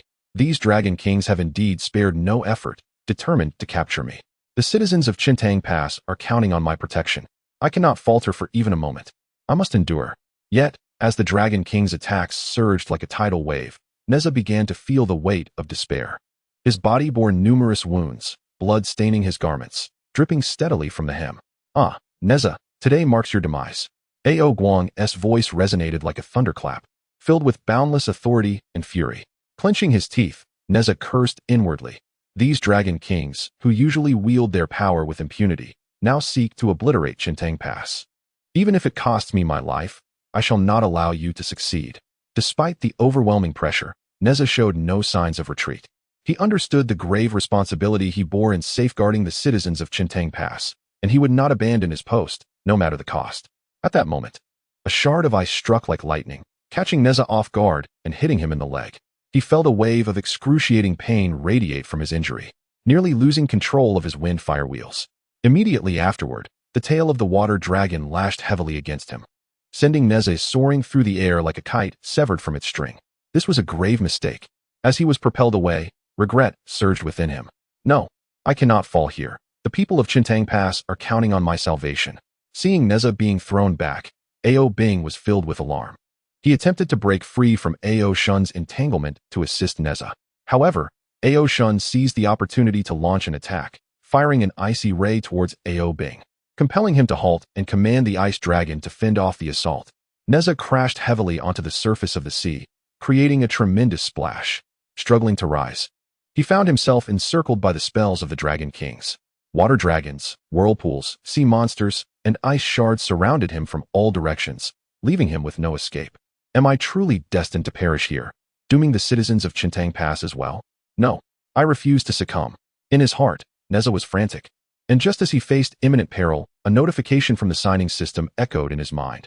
Host detected to be in life and death crisis. Would you like to sign in? Without hesitation, Nezha chose to sign in. In an instant, a radiant light enveloped him, and he acquired the Phantom Cloak. This cloak, woven from the feathers of ancient divine beasts, was said to have the power to create countless illusions when traversing the realms of Yin and Yang. As he donned the cloak, a mysterious force surged within him. The heavens do not abandon those in despair. With the Phantom Cloak, perhaps there is still hope. Elated, Nezha swiftly wrapped himself in the cloak, instantly transforming into numerous phantoms that scattered in all directions. Each illusion was vividly lifelike, emanating the same aura and brilliance as Nezha, confounding the Dragon King's vision. What is happening? Ao Guang, witnessing this, was taken aback and hastily directed the water dragon to attack the phantoms, only to find himself unable to discern which was the true Nezha. The other Dragon Kings also commenced their assaults, and in an instant, various spells intertwined above the sea, radiating light as the waters surged in tumultuous waves. Seizing the opportunity, Nezha summoned all his strength, soaring on the wind fire wheels like a bolt of red lightning towards the Dragon Kings. His fire spike lance, imbued with the searing flames of true Samadhi, pierced toward their vulnerabilities. The lance struck the throat of the water dragon, eliciting a pained roar as its form began to waver. Following this, Nezha lunged at Ao Guang, who could not evade in time, resulting in the lance slicing through his scales, blood gushing forth. I hit him. A surge of exhilaration coursed through Nezha. It appeared that this Dragon King was not invulnerable after all. Ao Guang let out a furious roar, astonished that Nezha could launch a counterattack in such dire circumstances. The other Dragon Kings, witnessing this, fortified their defenses. However, after unleashing this round of attacks, Nezha was left on the brink of collapse, his body trembling. His complexion was as pale as parchment, sweat and blood mingling as they streamed down his cheeks. The wheels of flame beneath his feet had dimmed, their speed diminishing with each passing moment. No, I cannot falter. The people of Qiankun Pass are still awaiting my return, Nezha silently reminded himself. However, the Dragon Kings would surely launch an even fiercer counterattack. Albing and I must swiftly devise a strategy to vanquish them. At that moment, Albing finally shook off Aoshuan's entanglement, steering his ice dragon toward Nezha. Nezha, how are you faring? Albing inquired with concern. Nezha managed a faint smile as he replied, I am holding up, Albing. These Dragon Kings are formidable. We must conceive a plan to decisively defeat them. Albing nodded in agreement, stating, Indeed, we can no longer remain passive targets. I have discerned that while their mysterious powers are formidable, they are not without flaws. We can seek an opportunity to strike decisively. Just as the two conversed, the Four Seas Dragon Kings launched another assault. Aoguang's water dragon, Aoshuan's ice spikes, Arwen's water spouts, and Aoqin's water monster surged toward Nezha and Albing from all directions.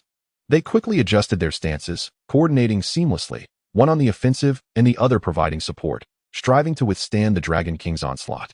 Nezha, empowered by the illusionary cloak, conjured phantoms to confuse the Dragon King's vision while seeking an opening to attack.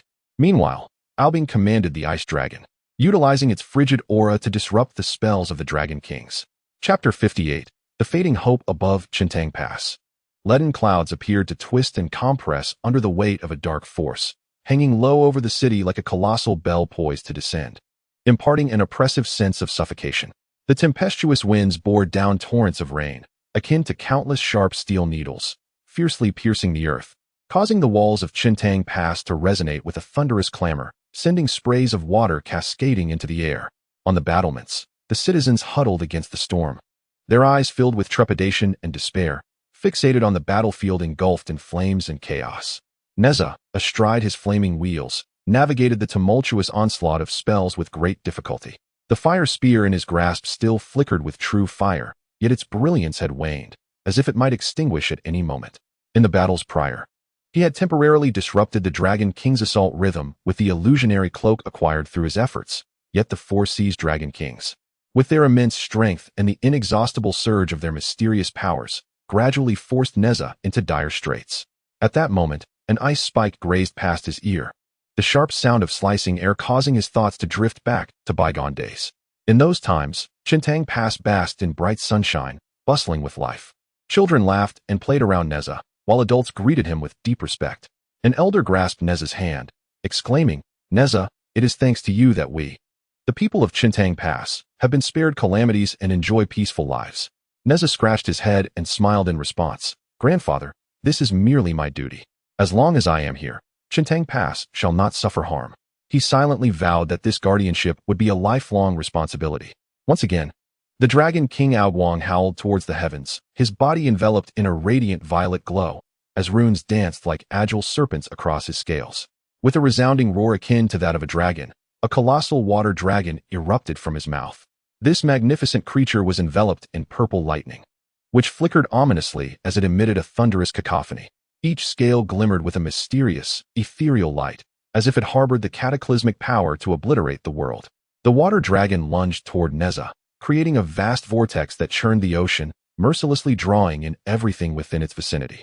The very fabric of space contorted under the dragon's terrifying pressure, releasing mournful wails reminiscent of the lamentations of the heavens when ancient pillars fell. Simultaneously, the Dragon King Aoshuan of the North seized swiftly formed intricate seals with his hands, chanting incantations that resonated like echoes from the depths of the underworld. In an instant, the temperature of the surrounding waters plummeted, an arctic chill slicing through the air like countless daggers, enveloping the entire battlefield. Under his command, the seawater crystallized into myriad sharp icicles, glowing with a ghostly blue radiance, resembling famished raptors poised to strike. These icy projectiles surged toward Nezha, each one imbued with the eternal frost of the deep North Sea, freezing the air into a crystalline mist, leaving behind stark white trails that resembled the scythe of death itself. The Dragon King Arwen of the West Sea manipulated a swirling waterspout that surged toward Nezha with overwhelming force. Within this tempest, countless razor-sharp water blades glinted with a sinister light, formed from the enchanted black waters of the West Sea. As the waterspout advanced, the ocean was violently sliced into innumerable shards, painting a gruesome scene, the cut waters frothing with black bubbles that exuded a noxious stench. Meanwhile, the Dragon King Xiang of the South Sea summoned a host of monstrous aquatic creatures, their forms varied and made more ferocious by mysterious powers. With claws bared and teeth gnashing, they surged toward Nezha, encircling him. Among them, a gargantuan octopus extended its powerful tentacles, resembling thick ropes intent on ensnaring Nezha's legs, while a sea beast with sharp tusks spewed corrosive venom, causing the water to boil and froth with dark bubbles where it landed. Amidst this onslaught, Nezha dodged and weaved, but his body bore multiple wounds. Blood stained his garments, dripping steadily and creating crimson blossoms in the seawater. Weariness and helplessness flickered in his eyes, yet he remained resolute. Fixating on the Dragon Kings as he silently vowed, "I cannot falter. The people of Qiankun Pass are still waiting for me. They trust me, and I shall not betray this trust." However, the relentless assault of the Dragon Kings surged like a tidal wave, and his resistance began to wane. An icy spear shot forth like a bolt of lightning, striking Nezha's right arm before he could evade it. A searing pain coursed through him, nearly causing the fire-tipped spear to slip from his grasp. Almost immediately, the dragon's tail struck him with tremendous force, sending Nezha hurtling through the air like a shattered kite. With a gasp, he coughed up blood, a glimmer of despair flickering in his eyes. In that moment of falling, he recalled not long ago when Qiankun Pass faced a minor flood, and he had plunged into the waters without hesitation to rescue the trapped citizens. A mother, cradling her child, spoke to him with tears brimming in her eyes. "Nezha, you are our savior." In that poignant moment, he felt the weight of being needed, which fortified his resolve to protect. The citizens of Qiankun Pass stood atop the city walls, witnessing Nezha's dire predicament, their hearts heavy with despair. The elderly clasped their hands in prayer, their trembling fingers betraying the fear within. "Oh heavens, save Nezha, save our Qiankun Pass," an aged woman implored, her voice quivering with helplessness.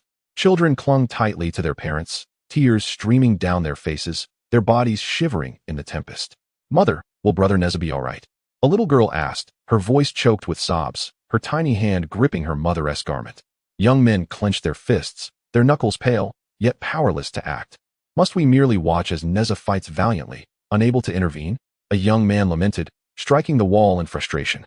"It seems Nezha may not endure," an elder murmured, his voice trembling with concern. "No, Nezha will be fine. He is our great hero of Qiankun Pass," a young man attempted to reassure the crowd, though uncertainty tinged his words. The rising sea loomed like a ferocious beast, inching closer to Qiankun Pass. The citizens atop the walls felt the chilling threat of death, their cries and sobs intertwining. "What shall we do? Qiankun Pass is on the verge of being engulfed," a woman cried in despair.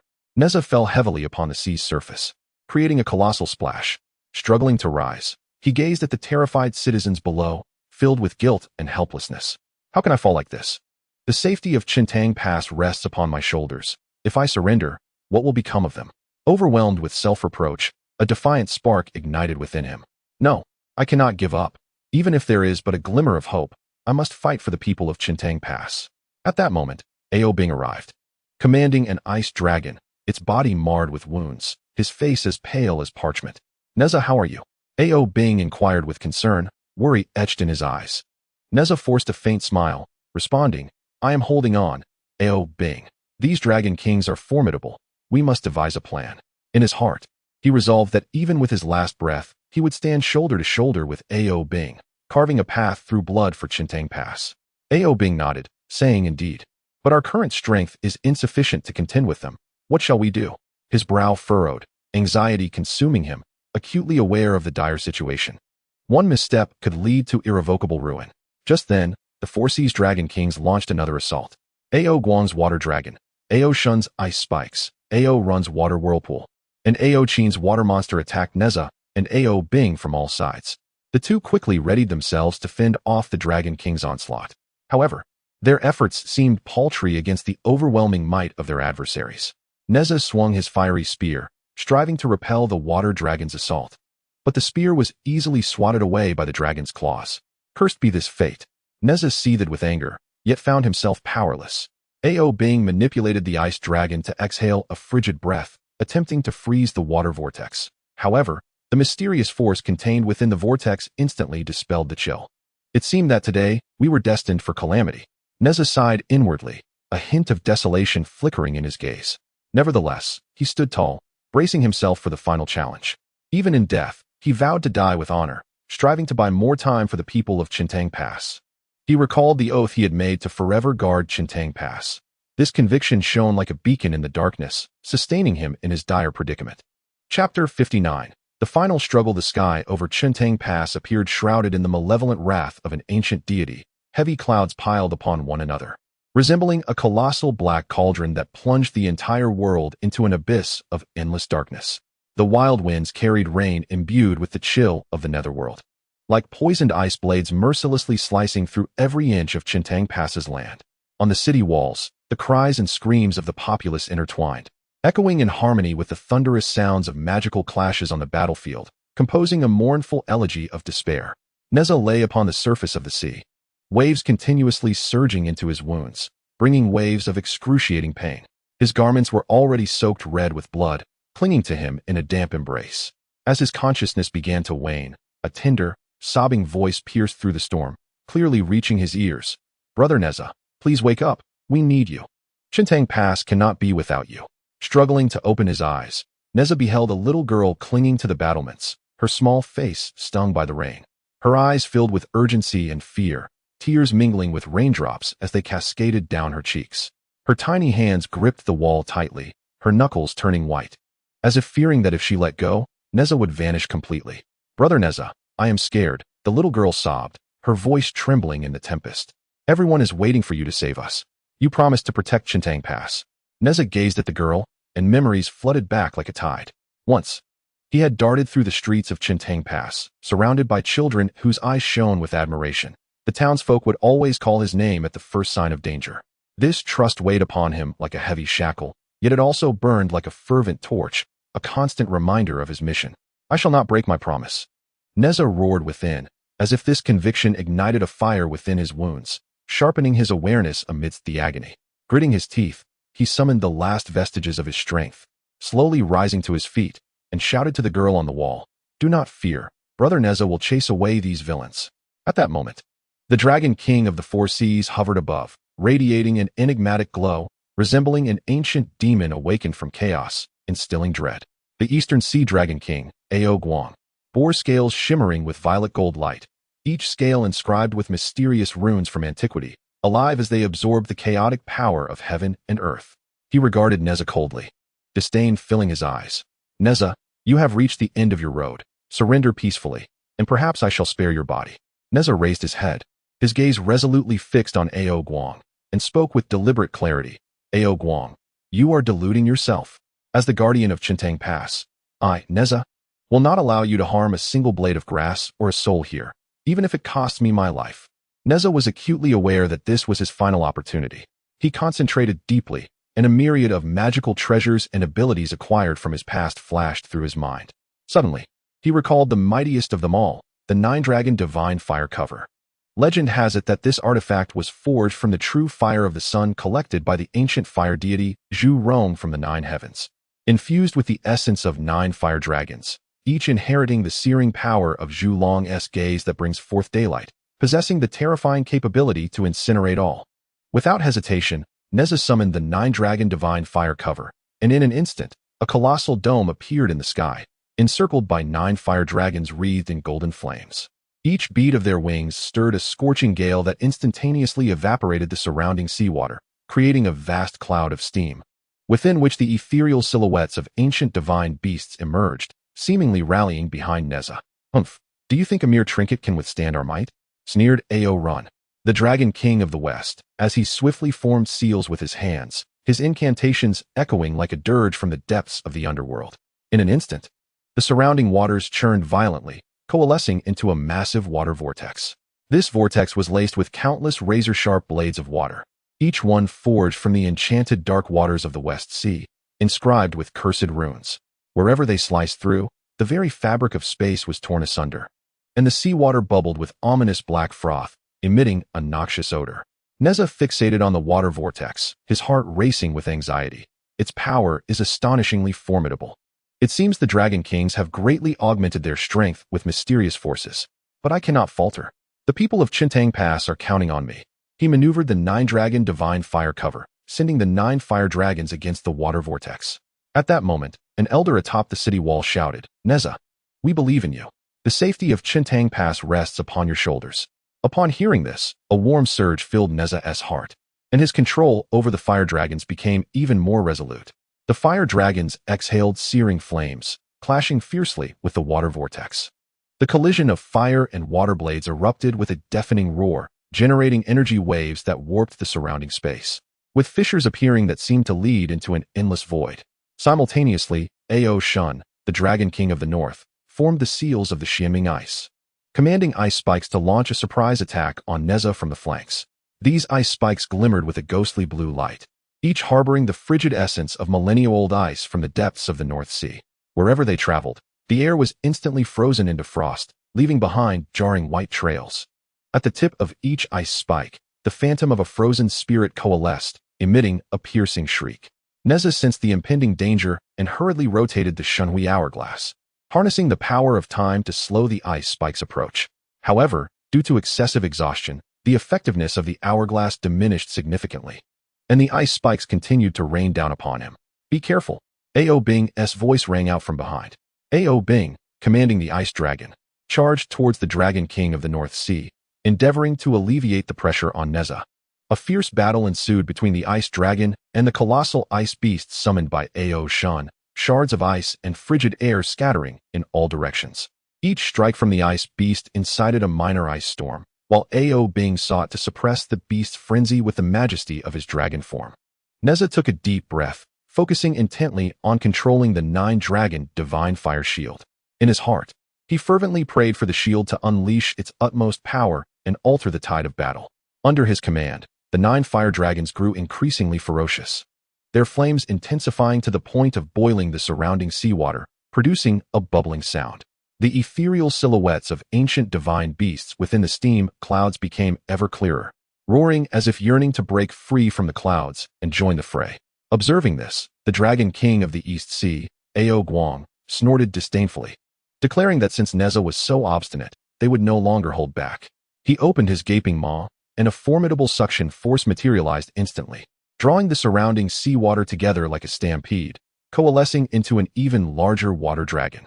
This water dragon was enshrouded in purple lightning, crackling with energy and emitting deafening thunderclaps, each scale shimmering with a mysterious, ghostly light, as if imbued with the power to devastate the world. Its eyes resembled 2 black suns, devouring all that fell under their gaze. Meanwhile, the Dragon King of the South Sea, Ao Qin, summoned a horde of diverse aquatic monsters, emboldened by mysterious powers to become more vicious and savage. They lunged at Nezha, encircling him menacingly. A massive octopus-like creature extended its powerful tentacles, akin to resilient ropes, attempting to ensnare Nezha's legs. A sea beast, armed with sharp fangs, spewed corrosive venom, causing the seawater to boil and bubble ominously. Each monster radiated an aura of malevolence, as if they had crawled forth from the abyss of hell. Amidst this relentless onslaught, Nezha evaded and dodged, sustaining additional wounds. Blood flowed incessantly, blurring his vision. Yet, he remained fixated on the Dragon Kings, driven by a singular conviction. He must protect the people of Qiankun Pass. At that moment, the citizens on the city wall spontaneously rallied behind Nezha, their powerful shouts resonating like war drums, invigorating him. A young girl's voice rang out particularly loud. "Brother Nezha, you are the best. We are all waiting for your victorious return." The 9-dragon divine fire shield clashed violently with the water dragon, water vortex, ice spikes, and the aquatic monsters, sending forth radiant bursts, while the sea was stirred into towering waves. However, the power of the Dragon Kings proved overwhelming. The 9-dragon divine fire shield gradually waned, its flames flickering weakly as the fire dragon's forms became increasingly ethereal. How could this be? Nezha's heart brimmed with reluctance. Is Qiankun Pass truly destined for destruction at my hands? How can I face the citizens of Qiankun Pass? How can I live up to their trust? Just then, the water dragon's tail struck the 9-dragon divine fire shield with tremendous force, propelling Nezha away. He fell heavily to the ground like a kite severed from its string, his body battered and bloodied, staining the earth around him. Consciousness gradually blurred, and the scene before me became increasingly indistinct. I cannot perish yet, Nezha murmured within his heart, attempting to rise once more, but his body betrayed him. The citizens of Qiankun Pass stood upon the city walls, witnessing Nezha being hurled away, their hearts heavy with despair. The elders clasped their hands in silent prayer. Children clung tightly to their parents, tears brimming in their eyes. The robust young men clenched their fists, yet felt utterly helpless. The little girl who had called out to Nezha wept hoarsely, "Brother Nezha, please get up. We need you." Ao Bing, upon seeing Nezha struck down, was taken aback. He endeavored to shake off Ao Shun's entanglement to assist Nezha. However, Ao Shun seized the opportunity to launch an attack, a beam of icy energy hurtling towards Ao Bing, forcing him to halt and conjure an ice dragon to fend off the assault. The Dragon King of the Four Seas approached Nezha slowly, a self-satisfied smile gracing his face. Ao Guang coldly inquired, "Nezha, do you have any final words?" With great difficulty, Nezha lifted his head, gazing at the Dragon Kings with eyes ablaze with fury. "You wretched fiends, Qiankun Pass shall not be destroyed by your hands. Someone will come to hold you accountable. Even if I become a vengeful spirit, I will not let you go, nor allow you to harm the people of Qiankun Pass." Chapter 60. A powerless situation above Qiankun Pass. The heavy clouds appeared to be steeped in the malevolence of ancient deities, presenting a sinister shade of blue-black, pressing ominously towards the earth as if ready to crush this town, home to countless souls, into oblivion. The tempestuous winds carried chilling raindrops, akin to poisoned ice blades, mercilessly slicing through every inch of Qiankun Pass. The cries and screams of the populace intertwined with the thunderous roars of magical clashes on the battlefield, composing a mournful elegy of despair. Nezha lay upon the ground, his body battered and bruised, blood staining the surrounding earth, mingling with the rain to form ghastly pools. His garments were tattered and soaked, clinging to him, each wound narrating the brutality of this battle. He gazed at the rampaging Dragon Kings in the sky, witnessing the Four Seas Dragon King emanating an enigmatic glow, reminiscent of an ancient demon awakening from chaos, instilling terror. The scales of the East Sea Dragon King, Ao Guang, shimmered with a purplish golden luminescence, each scale inscribed with mysterious runes from antiquity, the runes moving as if alive, drawing upon the chaotic energies of the cosmos. The West Sea Dragon King, Ao Run, commanded a water vortex, within which countless water blades inscribed with cursed runes swirled, tearing apart the very fabric of space. The North Sea Dragon King, Ao Shun, continuously summoned ice spikes and colossal ice beasts, shrouding the battlefield in an unbearable chill. The South Sea Dragon King, Ao Qin, unleashed a horde of grotesque water monsters, exuding malevolence, charging towards Qiankun Pass. Meanwhile, the sea surged like a tumultuous black tide, steadily rising, threatening to engulf Qiankun Pass. Amidst the streets, the citizens fled in all directions, their cries and shouts echoing in a cacophony of terror. Children clung tightly to their parents, their eyes brimming with terror. The elderly sat despondently on the ground, hopelessly awaiting the judgment of fate. The young, strong men, despite their clenched fists, found themselves powerless. Nezha beheld this scene, his heart swelling with indignation. He recalled the moments spent with the people of Qiankun Pass, the children laughing and playing around him, the townsfolk gazing at him with trust and gratitude.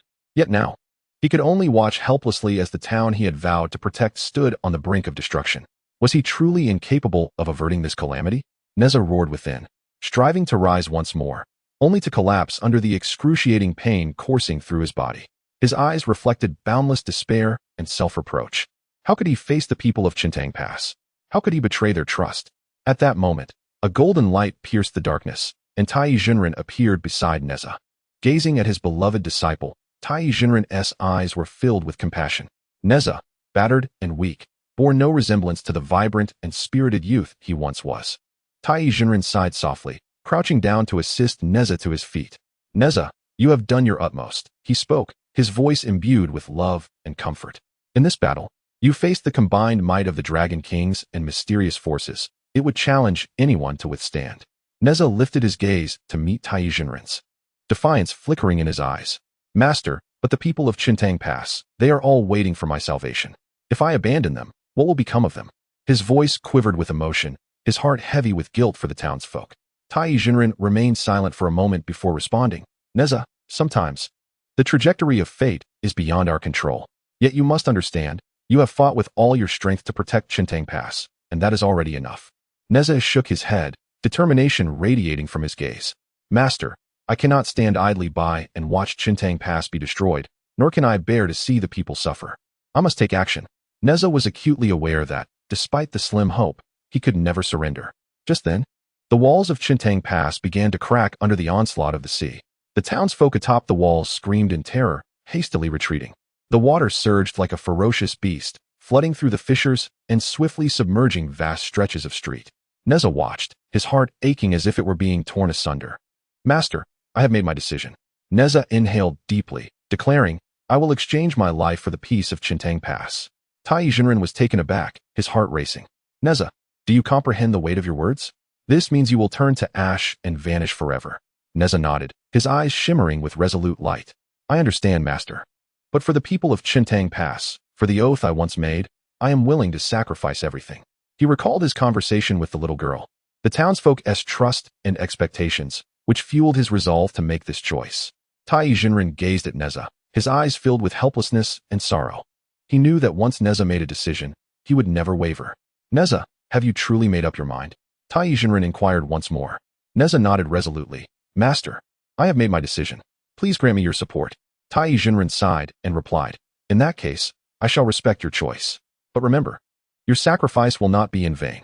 Nezha smiled gently, saying, Master, to die for the people of Qiankun Pass, I have no regrets. A hint of relief adorned Nezha's smile, as if he had laid down all burdens. At that moment, the Dragon King of the Four Seas sensed the commotion and approached Nezha and Tai Jinren slowly. Ao Guang looked at Nezha with cold disdain, his eyes filled with contempt. Nezha, do you have any final words? Nezha lifted his head, his gaze unwavering as he stared at Ao Guang, declaring, Ao Guang, listen well.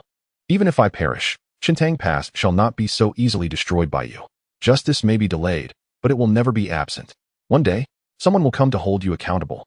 Though Nezha's voice was faint, it resonated with strength, like a bolt of lightning cleaving through the dark night sky. Ao Guang scoffed. Humph, facing death, you still speak defiantly. Nezha ignored Ao Guang. Turning to Tai Jinren, he said, Master, thank you for your guidance and care throughout the years. Please take care of yourself. Tears glimmered in Tai Jinren's eyes as he responded, Nezha, your master will remember you. Go with peace of mind. Chapter 61. A desperate choice. Qiankun Pass, ravaged by the tempest, had long lost its former tranquility and harmony, resembling a forsaken island of despair. Heavy dark clouds loomed like ferocious demons, clawing menacingly at the heavens, enveloping the entire town in a shroud of oppressive darkness. The fierce winds, accompanied by piercing rain, struck like countless sharp needles, relentlessly assailing every corner. The waves roared like ancient beasts awakened from the abyss, crashing deafeningly against the walls of Qiankun Pass time and again.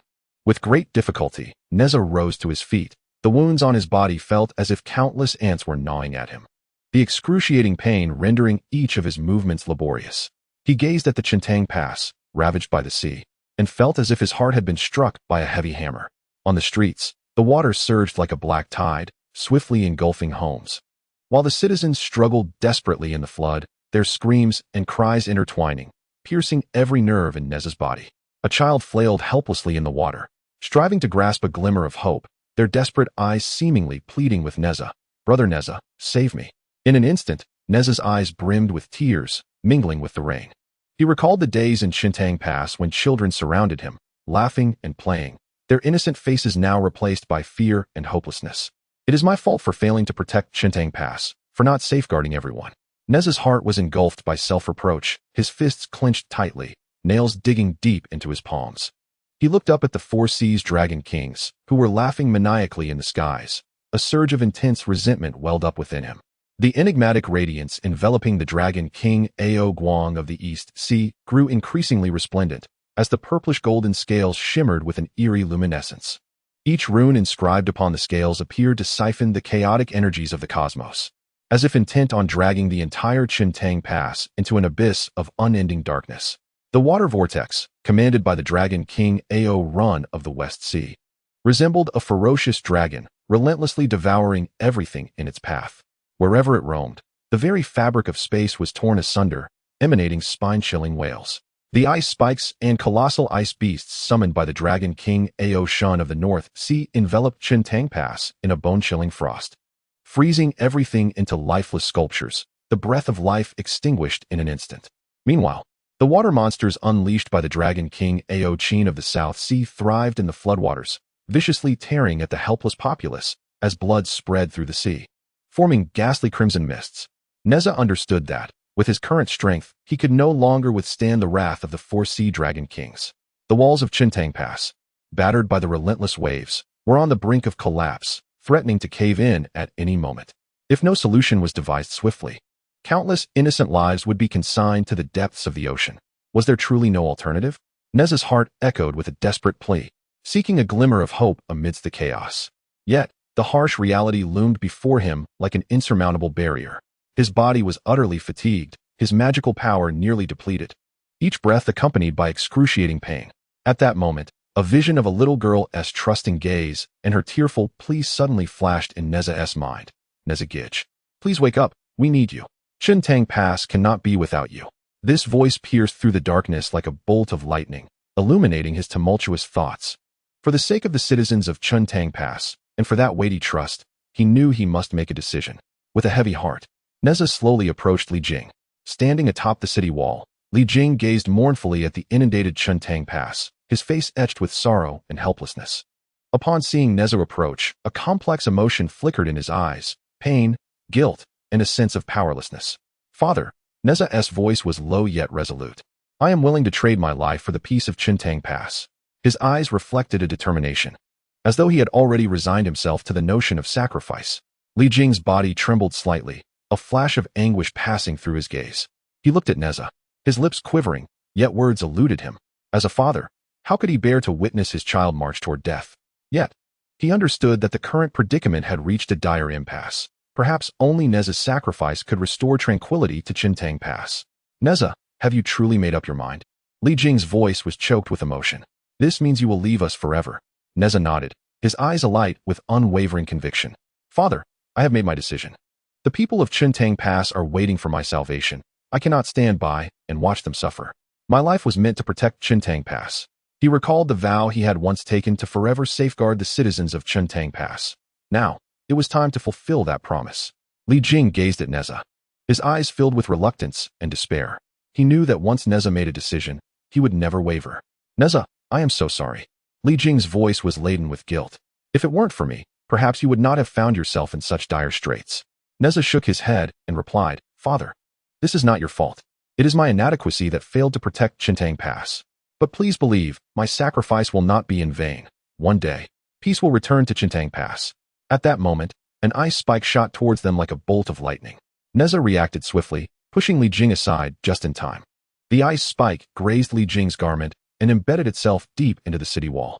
Father, you must leave. Nezha shouted, it is too dangerous here. Li Jing gazed at Nezha, his heart a tumult of emotions. He understood that it was too late to dissuade Nezha. All he could do was respect his son's decision. Nezha, take care of yourself. Li Jing's voice trembled. Your father will remember you. Nezha smiled softly, saying, Father, do not worry. After I am gone, please take good care of yourself. His smile bore a hint of relief, as if he had relinquished all burdens. Nezha turned to face the flood-ravaged Qiankun Pass, silently praying, may my sacrifice bring peace to Qiankun Pass and allow the people to live in tranquility. He took a deep breath, preparing to unleash his final power. At that moment, the Dragon King of the Four Seas sensed the commotion and gradually approached Nezha and Li Jing. Ao Guang gazed coldly at Nezha, his eyes brimming with disdain. Nezha, do you think you can stop us like this? What a delusion. Nezha lifted his head, his gaze unwavering as he fixed it on Ao Guang. Ao Guang, listen well.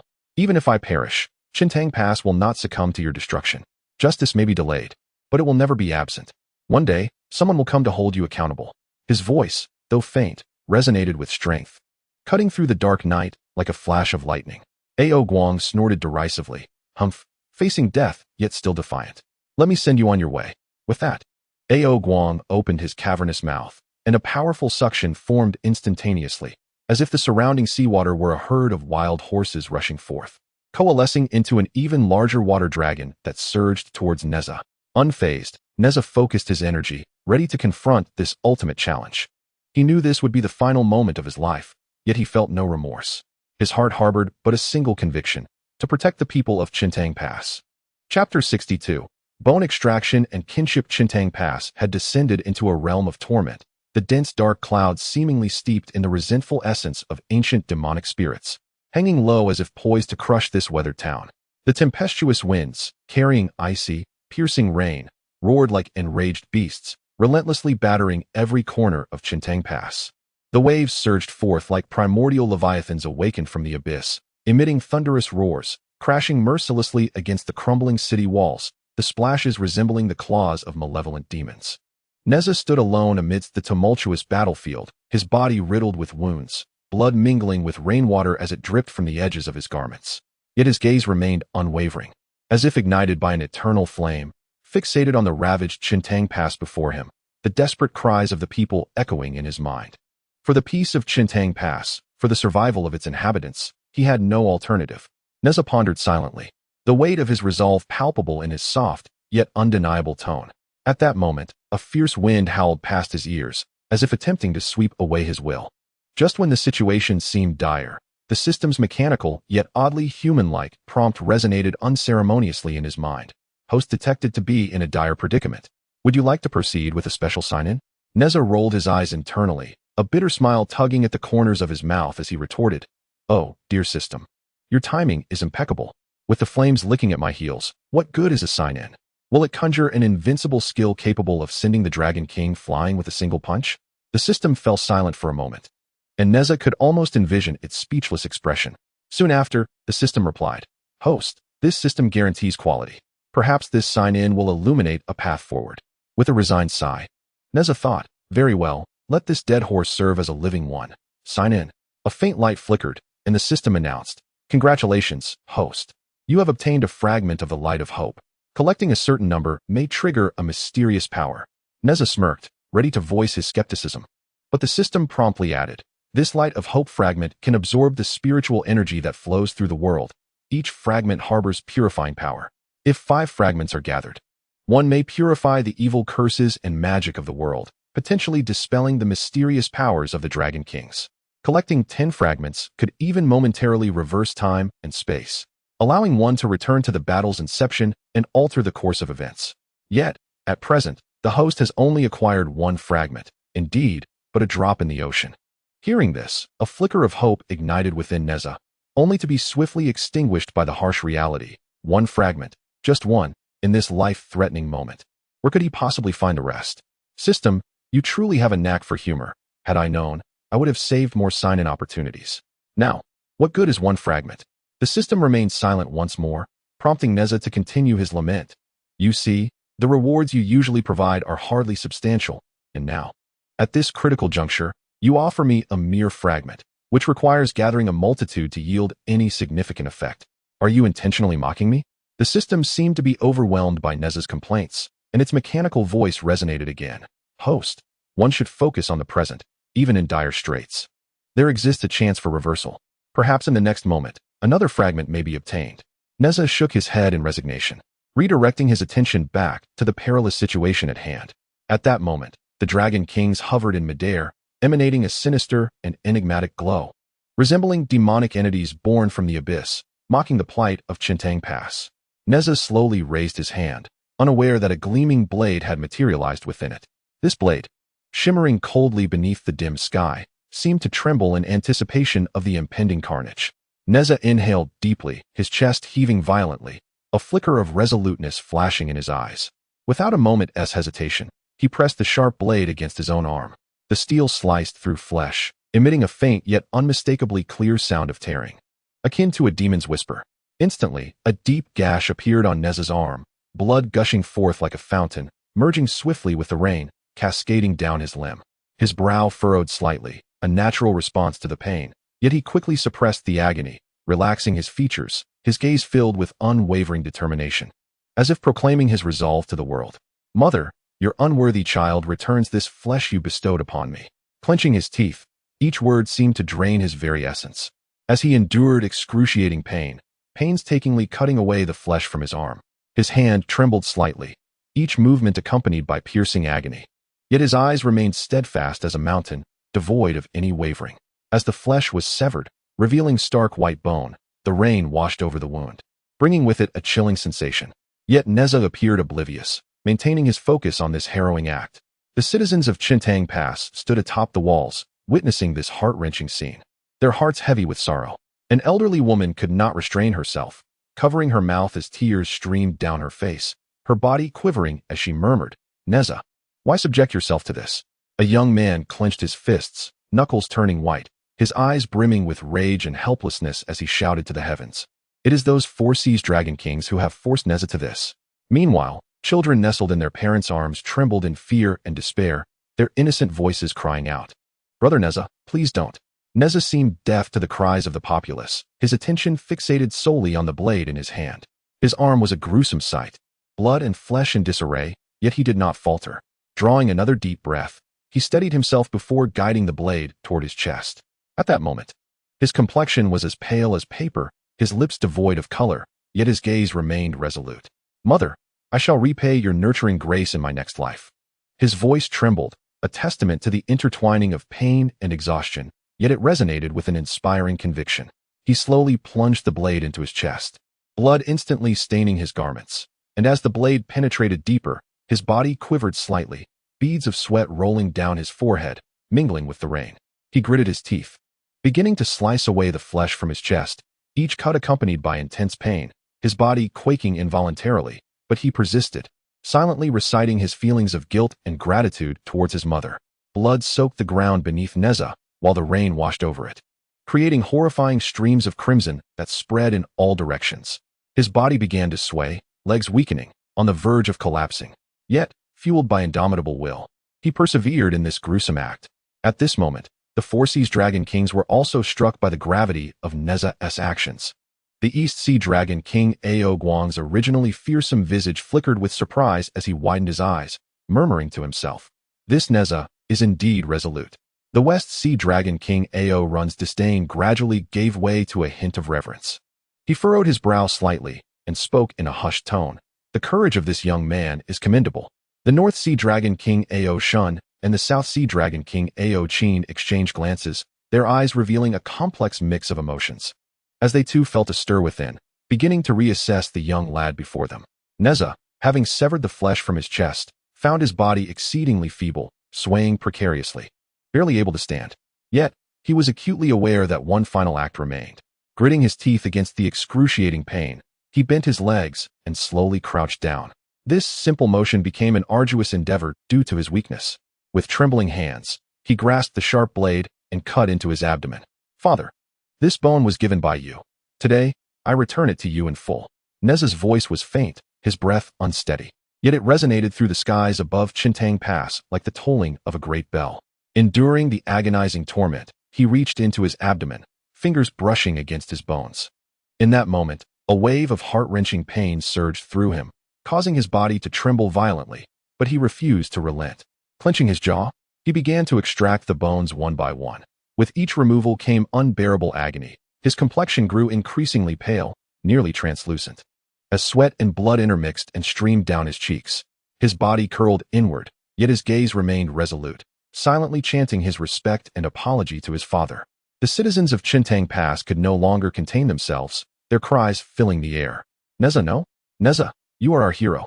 Their voices echoed through the storm, seemingly bidding farewell to Nezha. The children's wails were particularly piercing, filled with reluctance and fear, desperately calling out his name. The elders knelt with hands clasped, praying for the heavens to show mercy on Nezha. The youth clenched their fists, eyes brimming with sorrow and indignation, yet feeling utterly powerless. The Four Sea Dragon Kings observed Nezha's actions, their hearts stirred with a ripple of emotion. The surging tides momentarily hesitated, as though even the ocean itself was shaken by Nezha's harrowing resolve. A flicker of doubt crossed Ao Guang's gaze. Perhaps we have indeed gone too far? Ao Run remained silent, yet pondered the significance of this conflict. Ao Shun and Ao Qin also shelved their earlier arrogance, quietly witnessing the unfolding events, reflecting upon their own conduct. At last, Nezha extracted the final bone. His body could no longer bear the strain, and he slowly collapsed. His form was a tapestry of wounds, almost unrecognizable. In his heart, he silently recited the name of Qiankun Pass, his eyes filled with longing for the people there, their smiles vividly flashing before him, images he had longed to protect. Just as he was about to close his eyes, a mysterious radiance suddenly shot up from the depths of Qiankun Pass into the heavens. Chapter 63. The wandering soul Qiankun Pass remained shrouded in gloom. The tempestuous winds swirling with torrential rain, akin to roaring beasts rampaging across this land already riddled with scars. The waves relentlessly battered the city walls, producing a deafening roar, as if heralding the town's impending doom. On that battlefield, stained crimson with blood, Nezha's body gradually succumbed, akin to a fallen star, laden with boundless regret and unwillingness. Nezha felt his consciousness blurring, his body becoming weightless, as if stripped of all mass. When he regained a semblance of awareness, he discovered he had transcended his corporeal form, his spirit drifting in the ether.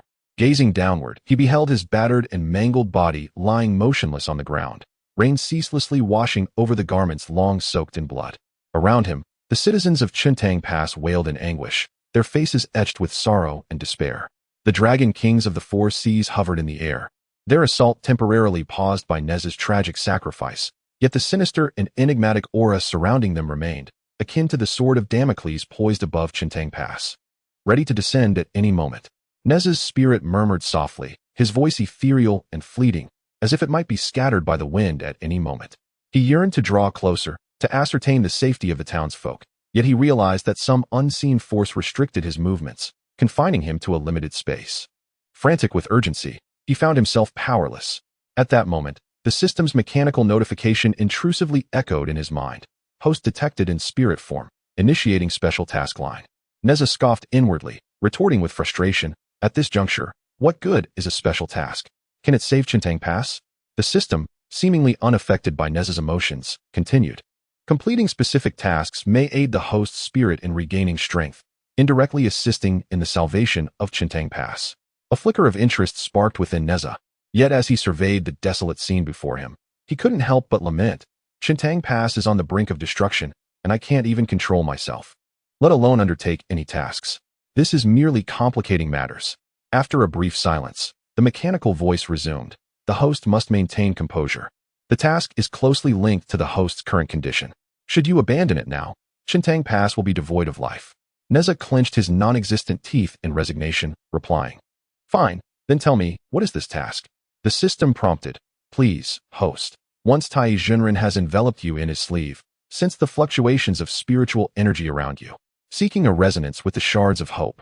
Nezha furrowed his intangible brow, incredulous. Is that it? At this moment, I care not for shards. I merely wish to know the fate of the citizens. Yet, he recognized that he had no choice but to comply with the system's directives, suppressing his agitation as he awaited Tai Junren's arrival. Before long, a golden light cleaved through the darkened sky, as Tai Junren descended upon the battlefield upon a cloud. He gazed at Nezha's spirit, his eyes filled with compassion and sorrow. He understood all too well the sacrifices Nezha had made for Qiankun Pass. With a gentle sigh, Tai Junren invoked his celestial powers, and with a graceful wave of his sleeve, a soft yet potent force enveloped Nezha's spirit, gradually drawing him into the folds of his garment. Within Tai Junren's sleeve, Nezha endeavored to perceive the surrounding fluctuations of spiritual energy. The system intermittently reminded him, Pay attention. There is a faint disturbance in the spiritual energy in the upper left, possibly related to the fragments. Following this guidance, Nezha searched diligently, but found nothing of significance. Is this information even reliable? I haven't discovered anything remarkable. Nezha could not help but express his frustration to the system. The system replied, The fluctuations in spiritual energy are subtle, and your current soul state has limited perception. You must concentrate more deeply. Taking a deep breath, Nezha focused his mind, determined not to overlook any trace of spiritual energy changes. Master Tai, carrying Nezha's soul, turned and stepped onto a cloud, soaring towards the golden light cave of Mount Qianyuan.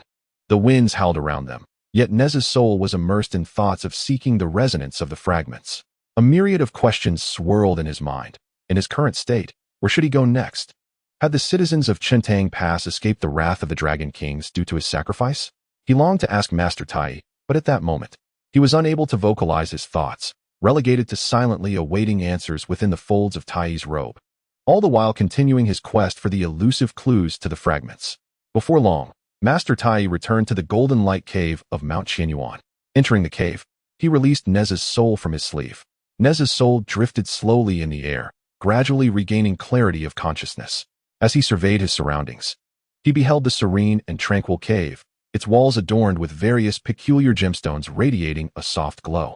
At the center stood a massive 8 trigrams furnace, emitting a gentle warmth, its flames dancing as if recounting ancient tales. Master. Nezha's soul finally found its voice, calling out softly to Master Tai. His tone imbued with confusion and helplessness. Master Tai approached, gazing at his beloved disciple with warmth and compassion. Nezha, you have suffered. His voice was gentle and steady, exuding a sense of reassuring strength. Master, what of the citizens of Qiankun Pass? How are they faring? Nezha inquired anxiously, his eyes filled with concern. Master Tai sighed softly, saying, when I departed, the dragon kings of the 4 seas had temporarily ceased their onslaught, but Qiankun Pass remains in grave danger. However, rest assured, I shall find a way to save Qiankun Pass. A tremor coursed through Nezha's soul, filled with guilt. It is my fault. I failed to protect Qiankun Pass and its people.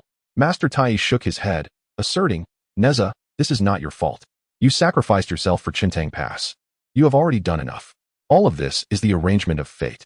After a moment of silence, Nezha asked, Master, what should I do now? My soul. Master Tai pondered for a moment before responding. Though your soul has departed from the body, there remains a possibility for rebirth if the appropriate method is discovered. However, this process is exceedingly arduous and fraught with unknown dangers. A flicker of determination ignited in Nezha's eyes as he declared, Master. As long as I can save Qiankun Pass and ensure the safety of the citizens, I am willing to tread any difficult path. At that moment, the system once again prompted in his mind. The host's unwavering conviction aids in the consolidation of soul power. Continue to maintain this resolve. Nezha silently responded in his heart. I hope what you say is true, that you can help me save Qiankun. Tai Yizhenren nodded and said, very well, I shall certainly assist you. In this golden light cave, you should first rest and restore the strength of your soul. When the time is ripe, we shall devise our plans. Nezha's soul gently descended, landing upon a stone bed. He closed his eyes and began to concentrate on consolidating the power of his soul. Yet, each time he recalled the despairing gazes of the people of Qiankun or the ferocious visage of the Dragon King of the 4 seas, his heart became restless. At that moment, the system spoke again. The host may accelerate the gathering of soul power by recalling moments of conviction in battle. Heeding this advice, Nezha conjured images of his fierce struggle to protect Qiankun against the Dragon King, and a surge of power began to flow within his soul. In the tranquility of the golden light cave, time seemed to lose its meaning. Nezha's soul lay quietly on the stone bed, diligently gathering strength, while Tai Yizhenren stood vigil beside him. At times, he cast celestial spells to infuse Nezha's soul with spiritual energy. At other times, he consulted ancient texts in search of a method for Nezha's rebirth. Uncertain of how long had passed, Nezha's consciousness grew increasingly lucid, and his power steadily intensified. He slowly opened his eyes, a determined light gleaming within them. He knew he was one step closer to rebirth and to achieving his goal of saving Qiankun. Just then, the system announced, congratulations, host. Your soul power has increased, bringing you one step nearer to completing your mission. Continue your efforts. For the fate of Qiankun lies in your hands. However, the crisis at Qiankun had not yet been averted. Though the dragon kings of the 4 seas had temporarily halted their assault, they remained hovering ominously above, waiting for the opportune moment to strike again. Chapter 64. An anomaly in the system. In the golden light cave of Qianyuan Mountain, ethereal spiritual energy swirled like a delicate veil, while gentle light emanated from the gemstones embedded in the cave walls, cloaking the entire cavern in an aura of mystery and tranquility. Every day, Tai Yizhenren visited the place where Nezha's soul resided, with hands forming intricate seals and incantations upon his lips. Streams of pure spiritual energy flowed from his palms, gradually merging with Nezha's soul. Under Tai Yizhenren's meticulous care, Nezha's once erratic and nearly dissipated soul began to stabilize, its contours becoming ever clearer. Nezha floated serenely above the stone bed, his eyes tightly shut, fully attuned to the nourishing power enveloping his soul. As time elapsed, his awareness sharpened, and vivid memories of past battles and the faces of the people of Qiankun once surfaced in his mind. These recollections coalesced into a resolute conviction, bolstering his efforts to concentrate his soul power. However, this tranquility did not endure for long. One day, as Nezha reveled in the cleansing of spiritual energy, a sudden and intense radiance erupted from the sign-in system within his mind without warning. This brilliance pierced through his consciousness, manifesting even in the physical realm. The light within the golden light cave was instantly overshadowed by this extraordinary radiance, casting a vibrant, multicolored halo throughout the entire cavern. Simultaneously, the familiar notification tone of the system reverberated in his mind, louder and more urgent than ever before. Ding! A surge of extraordinary spiritual energy was detected, triggering a hidden quest. Nezha abruptly opened his eyes, filled with astonishment and confusion, unable to suppress a mental exclamation. System, your entrance is quite breathtaking. I nearly lost my soul in the process. Pray tell, what is the situation this time? The system promptly delivered a series of notifications, hidden quest details. In a specific spiritual realm, collect the scattered mysterious spirit orbs. These orbs harbor immense spiritual power, and each one collected will significantly enhance the host's soul strength. Upon completion of the quest, the host shall receive a formidable boon capable of altering destiny. Nezha furrowed his brow, contemplating. This sounds promising, but is it truly that straightforward? He then inquired, System, are you certain that collecting spirit orbs will indeed strengthen me? There are no traps involved, are there? The system's mechanical voice responded coldly. The task rewards are genuine and valid. The host need not question them. Completing the task is crucial for the salvation of Qiankun Pass. Nezha curled his lips in skepticism, yet, thinking of the common folk of Qiankun Pass, he gritted his teeth and resolved to give it a try. Taiji Jinren was equally taken aback by this sudden turn of events. He halted his incantation, frowning deeply, his gaze warily fixed on Nezha. As a celestial being with many years of cultivation, he keenly sensed the extraordinary nature of this mysterious power. Nezha, what has transpired? Taiji Jinren asked, his voice tinged with concern and anxiety. Nezha relayed the system's notifications in their entirety to Taiji Jinren. After listening, Taiji Jinren fell into deep contemplation. After a lengthy pause, he spoke slowly. This sign-in system has been shrouded in mystery since you acquired it. The triggering of this hidden quest may be a divine opportunity bestowed upon you, or it could conceal unknown dangers. A hint of worry glimmered in Taiji Jinren's eyes, for he understood that in this chaotic world, what seemed like fortune could often harbor peril. Nezha frowned slightly, his mind racing. He recalled the despairing expressions of the people of Qiankun Pass, the fierce visage of the Dragon King of the Four Seas, and the devastation he wrought. Now, with his soul detached, Qiankun Pass remained in peril, and this hidden quest might indeed be his sole chance for rebirth and the salvation of the pass. Master, no matter how perilous this task may be, I must attempt it. The people of Qiankun Pass are waiting for me. I cannot abandon them. Determination sparkled in Nezha's gaze, his tone resolute. Taiji Jinren, observing Nezha's unwavering conviction, felt a mix of concern and understanding. He recognized Nezha's steadfast nature. Once he resolved upon a course, it was difficult to sway him. If that is your decision, then I shall lend you my support.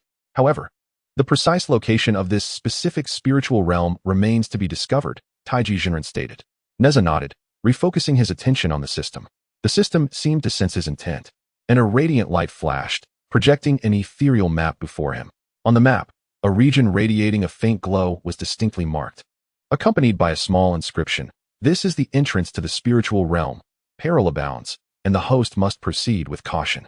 Nezha scrutinized the map, endeavoring to uncover any clues within.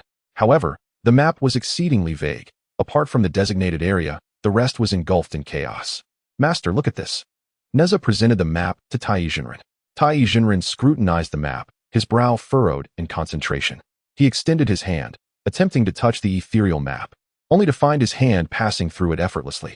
This spiritual realm appeared to be shrouded in a formidable force, making it challenging for even a master to perceive its depths.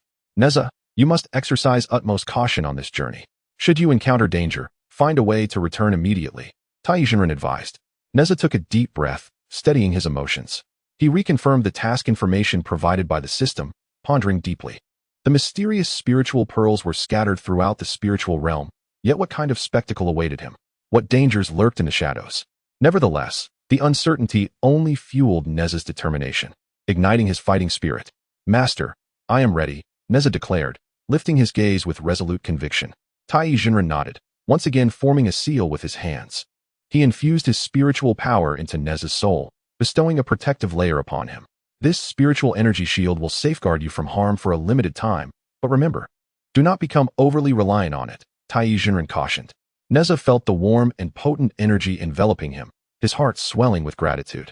Thank you, Master, he replied.